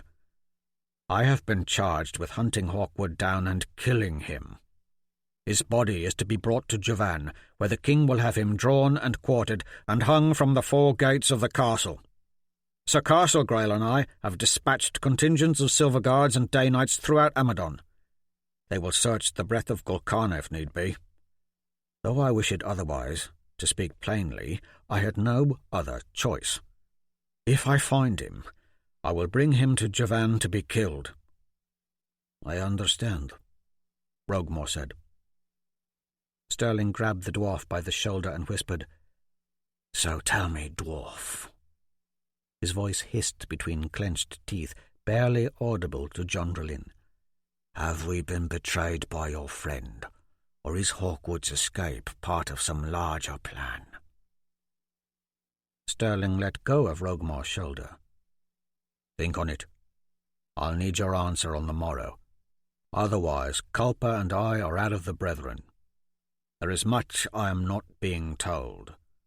Though I dearly loved Borden Bronichel like a brother, things have become too dangerous for the likes of Culpa and me to remain involved in the schemes our late king set in motion so long ago." With that, both Sterling and Culpa disappeared back through the hidden doorway behind Jondralin's bookshelf.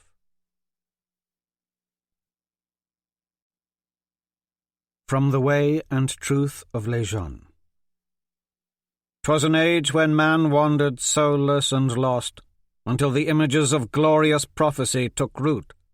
Standing stones with carved crosses, circles painted green, red, blue, black, white, images of a boy with a spear, a young man in slave chains, a warrior with a sword, an axe, a crossbow, and a helm, killing winged demons. A man nailed to a tree, a man laid out on a cross-shaped altar. Chapter 16. Nail. 3rd day of the morning moon, 999th year of Les Jeunes. Gallows Haven, Gulkana. The chapel bell boomed. Nail shot upright, rubbing the sleep from his eyes. He smelled flowers in the breeze, and could hear the breakers crashing against the large rocks just north of Gallows Bay. He noticed the angle of the sun, mid-afternoon. His joints groaned as he pulled himself upright. He'd been curled up in his stiff leather greaves atop the crow's nest of the Lady Kindly for 12 hours. The church bell boomed again. He heard frantic shouting below. From his perch, he watched villagers scramble up and down the main thoroughfare in front of the Graken Spear Inn, their shouts urgent and full of fear. The bell sounded a 3rd time. The signal for attack! Nail whirled, eyes cast to the sea. The sun reflected gold and blinding along the vast swell of the ocean. In the far bright distance were dozens of ships. One after the next they crested the horizon, plying the sea, sails seeming to dance on the water. With ever-growing dread, he counted the ships. 35 total, all cutting through the ocean from the northwest. Nail stared, enthralled, for he knew that death rode in them. It took less than an hour for the ships to anchor within 100 yards of shore, each ship twice the size of the Lady Kindly. By then, Nail was making his way to the keep with the rest of the men of the village. From the ships, legions of armed warriors and heavy horse were rowing ashore on smaller vessels. Most had already disembarked and were wading up the beachhead, gathering among Baron Brooke's still smoking black cauldrons, fitting their mounts with armour, testing their weapons. Nail could hear the clanking of their bridle bits and the snorts of their chargers, and here and there shards of sunlight blazed off their silver armour. Under Baron Brooke's direction, the 300 or so men and boys of Gallows Haven had arranged themselves into an undisciplined-looking formation along the crown of the low hill just a stone's throw north of the keep. Those few who possessed mail or armour of any kind had put it on. Most wore simple raiment and carried weapons that they had hurriedly assembled. Useless things, really. Rakes, hoes, shovels, tree branches, rocks. As Nail waded through the throng, some men were in the midst of sharpening these rudimentary implements on whetstones, whilst others argued about who should be lining up on the right or left. More than a few were vomiting from nerves. There was much anticipation and fear as Nail searched for a friendly face. He located Stephen Wayland and Zane Neville standing in their armour near the front. He quickly took his place in line between them. Stephen thrust a familiar breastplate at Nail. "It's yours. Put it on. I snatched it from in front of the chapel. Someone else likely scavenged the rest of your gear, though." Nail hurriedly fastened the breastplate around his chest. Next to Zane was Doki Liddle, sword in hand. Nail's scrawny, lightning-struck friend was dressed in full armour, the visor of his helm up, eyes transfixed by the sheer wonder of the ominous-looking warriors gathered across the field from them. "The army of Sir Severe," he muttered. "The White Prince finally come to kill us." It was only then that Nail truly realized what it was they now faced. Arrayed below him along a sloping plain of grass 100 yards away was a seething, glittering sea of death. Wearing silver armour and white surcoats, with a blue cross emblazoned on the chest, the opposing legion stretched from the beach all the way up the slope and over the north road almost to the chapel, and their formation looked equally as deep. Archers made up the front ranks. Motionless they stood. Battle knights on huge war chargers were arrayed behind the archers, their half-pikes and halberts jutting skyward like an iron-tipped forest. Plates of armour covered their horses' foreheads. Iron-studded bands encircled their legs and flanks. War paint slathered their hides in grisly patterns. It was row upon row of evil warriors that seemed more like demons from the underworld than men of flesh and bone. Buried within the hollow eye-slits of their frightful helms were dark chasms that revealed naught but destruction and slaughter. Banners flapped above the army, the colours of Sir Severe, a blue sword on a white field. This was what death looked like, and Nail wanted to vomit. Unexpectedly, Shawcroft stood before him. The man wore no armour, but had a sheathed sword strapped to his broad back, a black opal on the pommel. Shawcroft's features were as pallid as ever, face strained, his words abrupt. "We must leave, now." "Leave?" Nail said, incredulous. "None of us can leave. This will be a slaughter." "Bloody rotted angels!" Zane looked askance at Nail's master. "You're full of encouragement." Shawcroft grabbed Nail, pulling him from the line. "This is madness." "I stay and fight with my friends. I'm no traitorous, murderous coward." As the words tumbled from his mouth, he saw the pain in Shawcroft's eyes. "Your destiny's not here, Nail." "And what destiny does a bastard have?" Nail shot back. "Go with Shawcroft," Stefan said, nervously stroking the Amadon silver guard bow he had won last night at the morning moon feast. "You haven't a sword or shield or helm. Some of the women are holed up in the chapel with Bishop Talbot, some at the Graken Spear, a few in the keep. Many ran for the mountains. You and Shawcroft know those mountains. You could—" "I'm no woman who hides with the children," Nail snapped. "I was gonna say you could help them hide in the mountains." After the things he had seen last night between Ava Shea and Jenko, Nail cared not if he died today. "I aim to fulfill my duty and fight with the rest of you." "No," Shawcroft growled, grabbing his arm. "We go, now." The Sorcevier army parted as a group of 6 horsemen galloped through the throng toward the small Gallowshaven army. Both Shawcroft and Nail turned and looked. Splendorous white hair billowed out behind the lead horseman. The Sorcevier leader was a wondrous sight atop a gloriously armoured white charger. He wore chainmail under a white cloak that rippled in magnificent waves, a bright longsword at his hip. "The White Prince," Doki Little murmured. "Eros Rael." To the White Prince's left rode 2 men, one bald-headed, the other a dark-haired, bearded fellow with a black eye patch. To the White Prince's right galloped a red-haired woman, starkly pretty, with a crossbow and quiver of grim, heavy-looking quarrels strapped to her back. Many Gallowshaven men spat curses at the sight of this woman-warrior. Nail found her to be astonishingly regal. Next to her rode a bearded behemoth of a man, blue paint crisscrossing his face.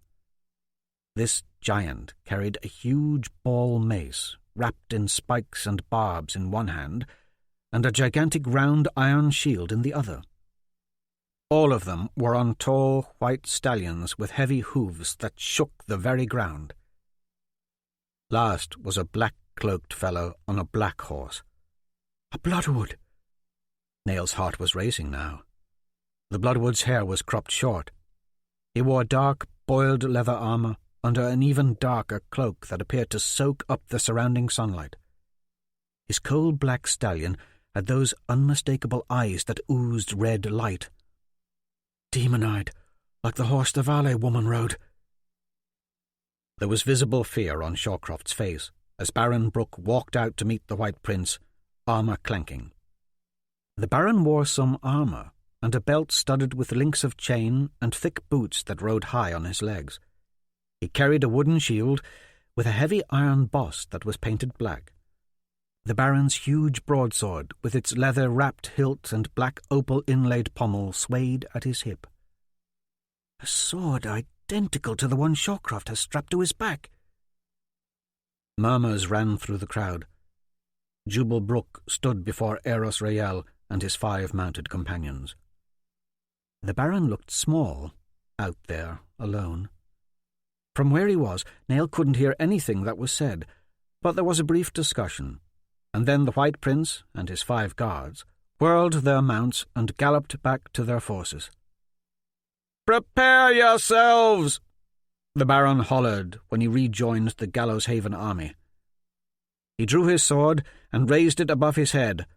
"Form a shield wall, boys!" "Sweet bloody papa!" Zane Neville's mouth was agape, eyes wide. "Bend me over and bugger me senseless. As Lejeune is my witness, we're liable to get our heads caved in by these rascally bastards. We'd be absolutely barking mad to try and fight them." Zane tossed down his helm and shield, gaze racing up and down the ragtag line of Gallowshaven men. "I'm going to find my family, find Beermug, flee into the hills. I am done with this madness." With that, he turned and ran. "You all swore an oath!" the Baron roared, spittle flecking his beard, eyes following Zane. "I will not suffer cowards! You all swore a covenant with Church and King to defend your homeland. We'll fight like warriors, and carve them up good and proper, and send them back to Sorcevier on the dung ships they sailed in on." Baron Brooke's roaming gaze touched Shawcroft's and locked there a moment. "We all fight. The next who leaves, I will chase down and kill myself." The back of Nail's hand now stung with a white-hot pain.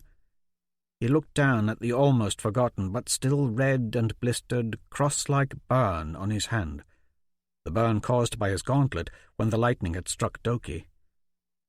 "But my gauntlets are probably with some old farmer now, so ill-prepared." Nail now knew he would die here today. Baron Brooke raised his sword and yelled, "By the word of Lejeune, I command you to all form a shield wall." There was a hollow metallic thunk. A thick crossbow bolt bounced off the back of the Baron's helm and fell to the ground. He dropped unceremoniously to his knees, stunned, helm knocked askew. Nail's eyes flew to the ranks of the Sorcevier army. The red-haired woman stood about 10 paces in front of the rest of the Sorcevier army, knocking another quarrel to her crossbow. She looked so regal and skilled and deadly that what little regard the Gallows Haven men had previously had for fighting was rapidly wilting. Shawcroft's eyes were racked with emotion. "We must go. Now, much rides upon your survivor." Nail heard the snap of the red-haired woman's crossbow and the wind of the quarrel's passage and the whipped of cleaved air. Shawcroft's knees buckled like broken saplings. Nail's master crumpled to the ground and rolled onto his side. Blood welled from around the thick shaft sunk deep in his back, bubbled through his fingers as he reached to pull the quarrel free. Nail's breath clamped tight in his chest. The sight of Shawcroft stuck with a crossbow bolt, wheezing for breath, broke the nerve of some men nearby. They began fleeing, one at a time, then in small groups. Nail felt nothing. He reached down and pulled Shawcroft's longsword from its sheath. He hefted the weapon, testing its weight in his hand.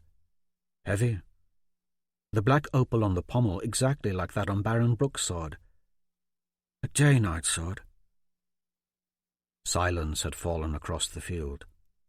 The terror in the village ranks was palpable. Nail could feel it welling up within him, too. Sweat trickled down the sides of his face. When the soaring wail of the Sorcevier bagpipe sounded over the landscape, Nail had to swallow his own fear and impulse to flee. A bloody hand reached up and tried to take the sword from him. Nail moved back from his master, and the hand fell away. "Help me up," Shawcroft said. Nail took his master's hand the second time it was offered and, with all he could muster, pulled the man to his feet. The enemy knights began clanging swords upon shields. It was a fearsome sound, and the very ground appeared to shudder. As one, the Sorcevier archers knocked their arrows and took aim. "Just run!"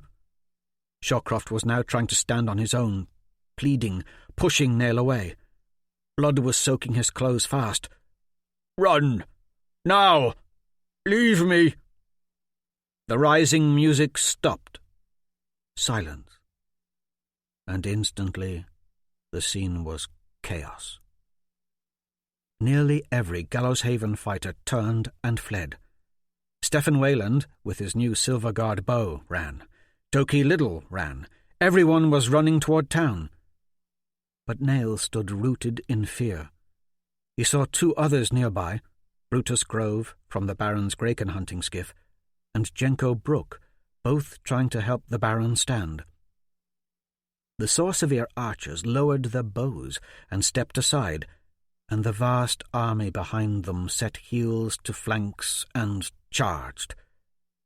As the Sorcevier army thundered toward him, Nail couldn't believe what was happening. So quickly this horror had come to them. One day they were celebrating at the morning moon feast, and the next day the armies of Sorcevier were here to kill them all. He pulled at Shawcroft's arm. tried to get the man to flee with him, but Shawcroft shoved him away roughly. "Go, Nail! Now!" And at the sight of 1,500 knights bearing down upon him, something snapped inside of Nail. An instant of self-preservation, a primal instinct kicked in. He did as Shawcroft bade him do. He ran.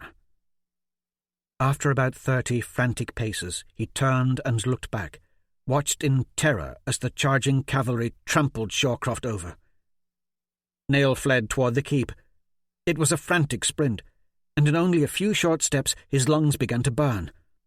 They heaved against his chest armour. He looked back in fear, watched as a frothing war charger bore down on Brutus Grove and Jenko Brook. The large, bull-necked Sorcevier man with the red beard and blue tattoos struck first.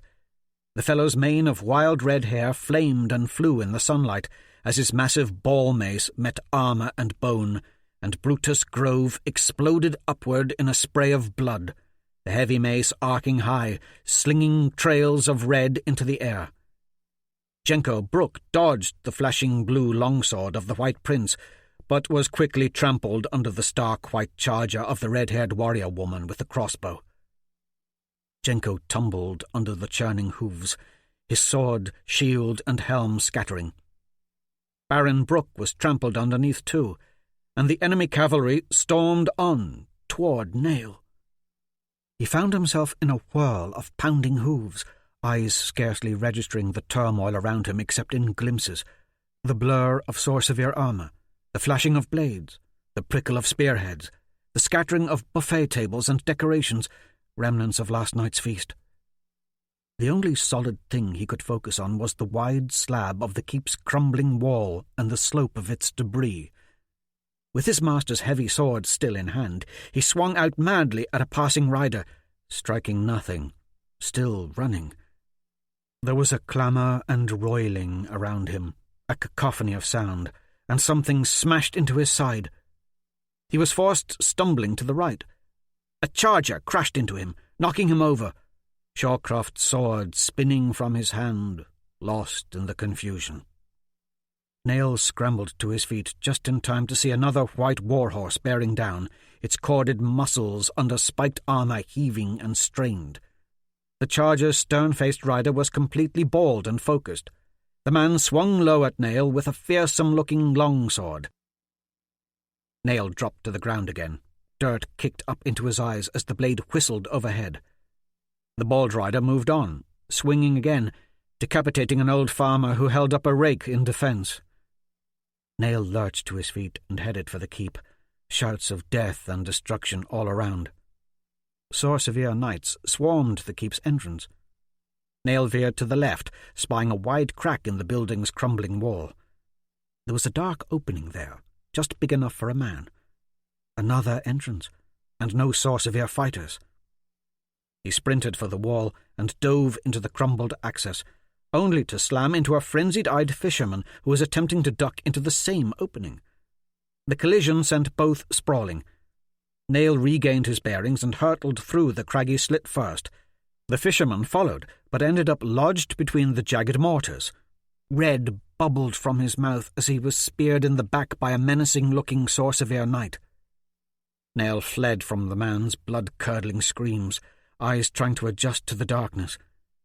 He stumbled over a crate and fell headlong into a mouldy stack of cloth. Frantic, he regained his feet, continuing onward toward a dim light at the end of a narrow passageway. He busted through a rickety wooden door and into a large roofless room, squinting against the glare of light pouring in from above. Beams and rafters had caved in ages ago and littered the floor in jagged, twisted piles. He instantly knew he was in the keep's long unused dining hall. There were women and girls huddled in the room. They screeched in horror as flame-lit arrows began to rain over the walls. In one teeming mass they ran for an open tunnel along the far wall. A flaming arrow struck one girl, who fell screaming into a pile of wooden rafters on the floor. Instantly, smoke and heat billowed. Nail lurched after the remaining women, joining them in their dash down the dark opening and farther into the abandoned keep. The tunnel was already filled with smoke and flame. Some women dropped to the ground, crying, their companions dragging them from the spreading fires. Nail helped a village girl pull an old woman over a crumpled cobblestone barrier. Then he noticed the woman he helped was dead, an arrow shaft sprouting from her chest. He let her go and ran. Dark smoke roiled around him. He saw the fleshy bare legs of another woman in a threadbare skirt race by. He followed her.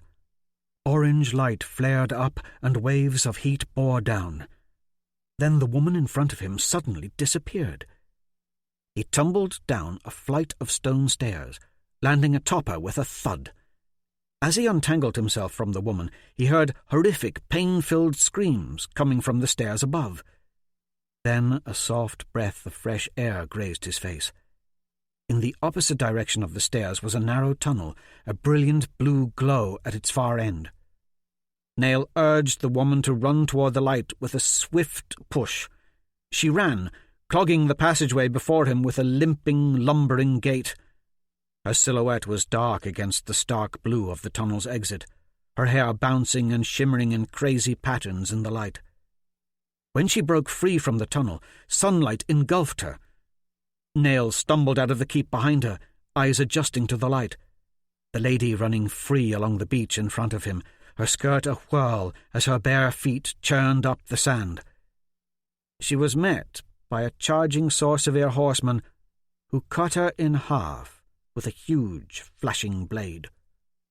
The top of her body, arms flailing, was sent spinning into the surf, a string of guts trailing.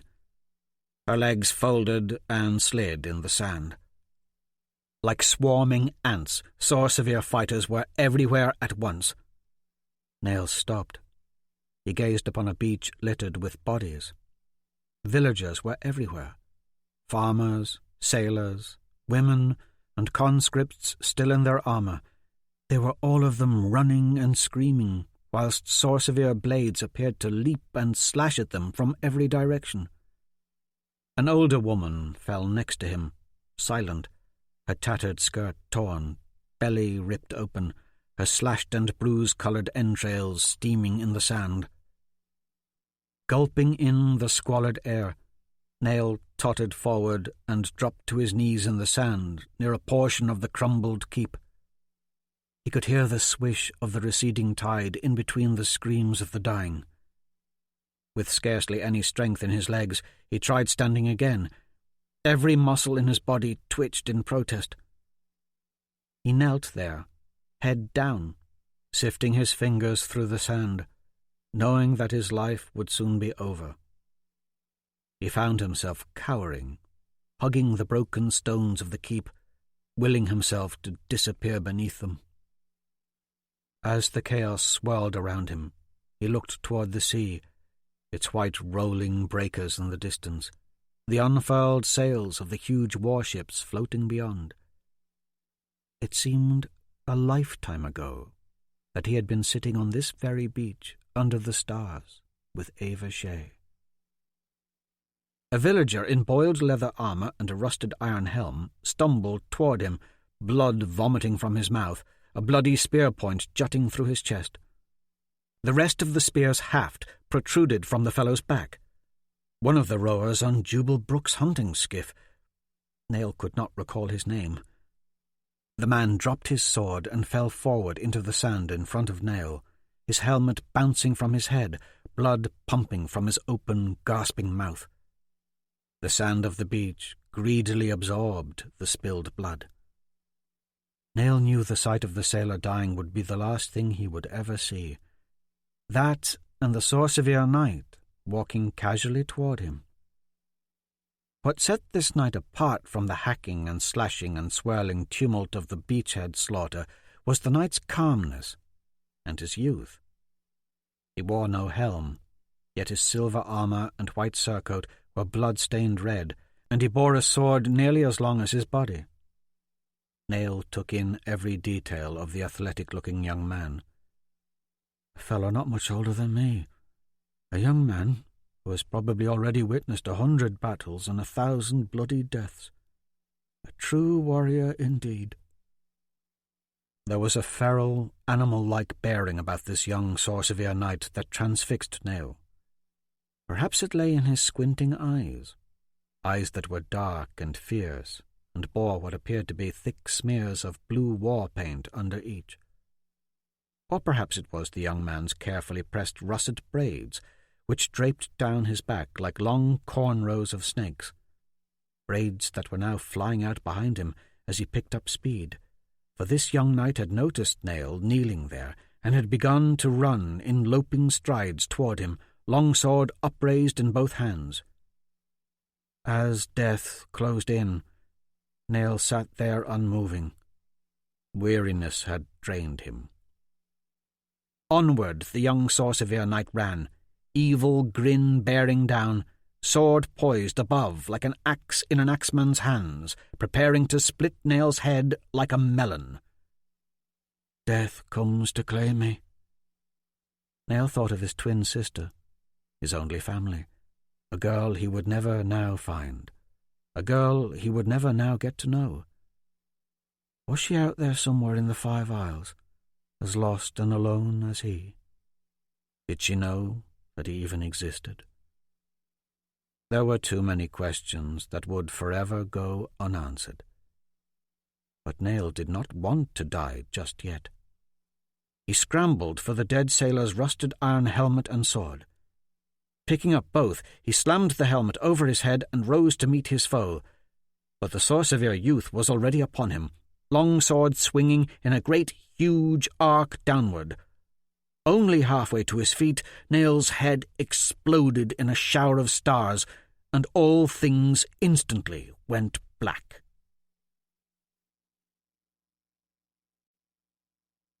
From the Way and Truth of Les Gens.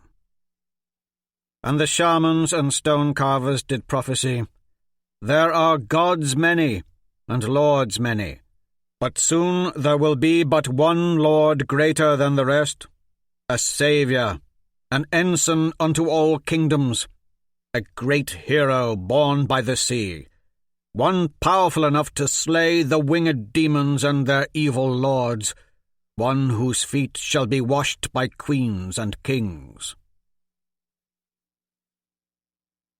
Chapter 17. Ava Shea. 3rd day of the morning moon, 999th year of Les Gens, Gallows Haven, Gulkana. Crabs scuttled among the heap of dead bodies, as seagulls cried above, their shadows weaving over the rippled, blood-stained sand and waves rolling ashore.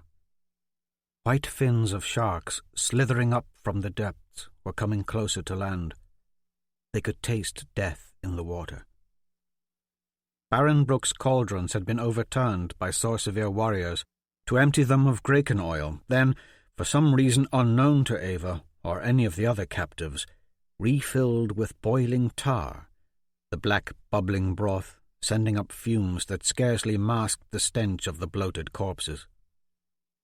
North of Gallows Keep rose up another pile of the dead, all of fire, burned by the Sorcevier knights, never to be given religious rites or proper burial. Ava Shea could feel the flies lighting on her skin now, scurrying little feet dancing madly across her face. With hands bound behind her back with rope, she could not swat them away. Trying to ignore the tickling of the bugs, she took note of her fellow survivors. There were only a paltry 30 souls left of the 500 or so who had once populated Gallows Haven. Smoke and grit coated their faces. The Graken Spear Inn had been reduced to cinders. When the inn had been set afire, only Ava, along with 4 other serving girls, Tilda Egbert, Gisela Barnwell, Polly Mott, and Liz Hen Neville, managed to escape. The memory of the Graken Spear's fiery destruction tumbled mercilessly through her head. She could not dispel the image of her younger brothers and sisters burning as Old Man Leadingham tried to save them.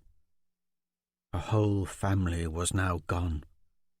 Old Man Leadingham, too. She could still hear their inhuman screams, still smell the air bitter with the reek of their charred flesh. Smoke billowed from the keep and chapel, too. It appeared everything had been ravaged and burned. Tears welled in her eyes. This did not feel like a dream, yet it didn't seem quite real either. She tried to regain some sense of sanity. Her gaze travelled to Baron Brooke's Graken hunting ship, cast adrift in the bay. Swirling fire leaped to the sky from its flaming skeleton, and black smoke billowed heavenward. It would have been better to have just died. The others beside her in line looked as destitute as she felt, their faces shocked with pain, their eyes barren. Ava noticed Stephen Wayland and Doki Liddle near the end of the line. Stephen wore his armour, though it was dirt-crusted and dented. Doki was wearing naught but a shirt, torn leather tunic, rough-spun woolen leggings, and a few scraps of dented plate strapped to his chest. Next to them were Gisela and Polly. Like Ava, they wore simple woolen shifts tied at the waist. She recalled the joy on Gisela's face last night as she danced with Stephen, but it now seemed all such innocent joys had been forever wiped from the world. Jenko Brooke stood to the right of Tilda, head hung low, hair covering his bruised face, armour battered. His mere presence was a small but blessed comfort. The bulk of the Sorcevier army was setting up camp on the grassy field just north of the keep. She could hear the rattle and clanking of the wagons they had scavenged from the town. A group of knights milled about the beach directly in front of the prisoners. Their fearsome war horses were painted in the colours of Sorcevier, blue circles and spirals around their eyes, ears dyed white and rimmed in blue. At least a third of the Sorcevier warriors were women, fierce and ugly. Some had removed their armour and were now watering their mounts from buckets of fresh water. Some were knee-deep in the ocean, washing their weaponry free of blood. The beach was streaked red with froth. Another group of female knights were sinking hooks into the hacked bodies still on the beach and dragging them behind their mounts up toward the bonfire. These heaps of tortured flesh were villagers Ava had known her entire life. To look upon them now, with their hollow eyes and bloated faces, was like a nightmare. It could not, Ava told herself, be happening. Yet it was.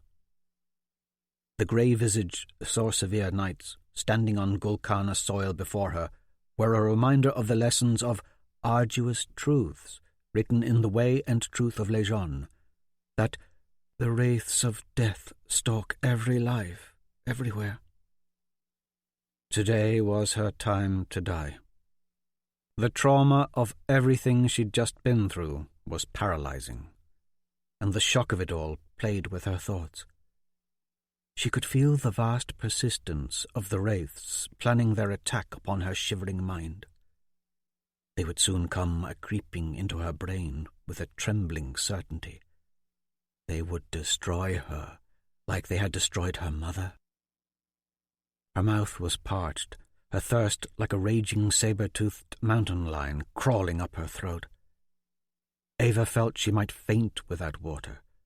She couldn't think of a suitable Lejeune prayer for what was happening to her, so she just uttered his name over and over and awaited her fate. And fate stalked the line of prisoners now. Ava braced for death as a pretty, red-haired, Sorcevier warrior woman drew near, flipping a copper coin over and over in her hand. The woman wore leather armour fastened with a gleaming silver breastplate and shoulder plates. Leather greaves and steel armour covered her thighs and shins. She wore thick, dark boots, also studded with steel. The top of a crossbow and quiver of thick, wicked-looking bolts jutted from over her shoulder. A giant, tattoo-faced fellow followed her, 7 feet tall if an inch, his hair also fire-red. The two stopped before the young Gallows Haven boy, first in line, asking him his name. "My ma was shot with arrows," the boy answered. Smears of blood encrusted his face. "She's on the beach." He nodded toward the water. "Can I go tend to her?" The sore, severe woman informed the boy that his mother was dead. Then she and the large, tattooed fellow moved to the next in line, a Gallows Haven conscript who swayed almost drunkenly on his feet, dented helmet atop his head. Thick streaks of blood covered the fighter's face. It was dried and crusted on his neck and chestplate armor, too. The red-haired woman ordered the conscript to remove his helm, but the fellow just stood there on wobbly legs. "Helm's been smashed onto his head." The woman turned to her giant companion. "See if you can't club it off, Hammerfist." Hammerfist. The name terrified Ava. With broad shoulders and muscles like an ox, Hammerfist looked stouter than a full-grown oak. Bones, fetishes, and bangles were tied into his hair and beard. The blue tattoos covering his face spoke to the evil that Ava felt must surely breed within his soul. He wore a belt lined with a brace of long knives and a leather harness over his silver armor, bearing a massive mace that hung at his back. With one meaty fist, Hammerfist smacked the underside of the conscript's helmet and popped it free, revealing Nail's face. He stumbled back, landing on his butt in the sand, hands bound behind him. Thick, murky rivulets of dried blood marked Nail's face, mostly obscuring it. With listless eyes, he looked up at the two warriors from Sore Severe, then rolled onto his side and barfed in the sand. "This one's useless." The red-haired woman flipped her copper coin. "Kill him." Ava's heart plunged as Hammerfist reached down and latched onto the front of Nail's armor and yanked him to his feet. "He'll recover soon, Spades." The tattooed giant gently slapped the boy's blood-encrusted cheek. "He seems a stout enough lad." The blue tattoos that covered Hammerfist did not seem as frightening now as they had before, and Ava's heart warmed to the giant. In that one gesture from Hammerfist, she sensed a morsel of concern in him for the prisoners. The tattooed giant now looked more their savior than their killer. "He'll recover soon, Spades. He seems a stout enough lad." For in hearing those few words, Ava knew that they might not all be murdered. The red-haired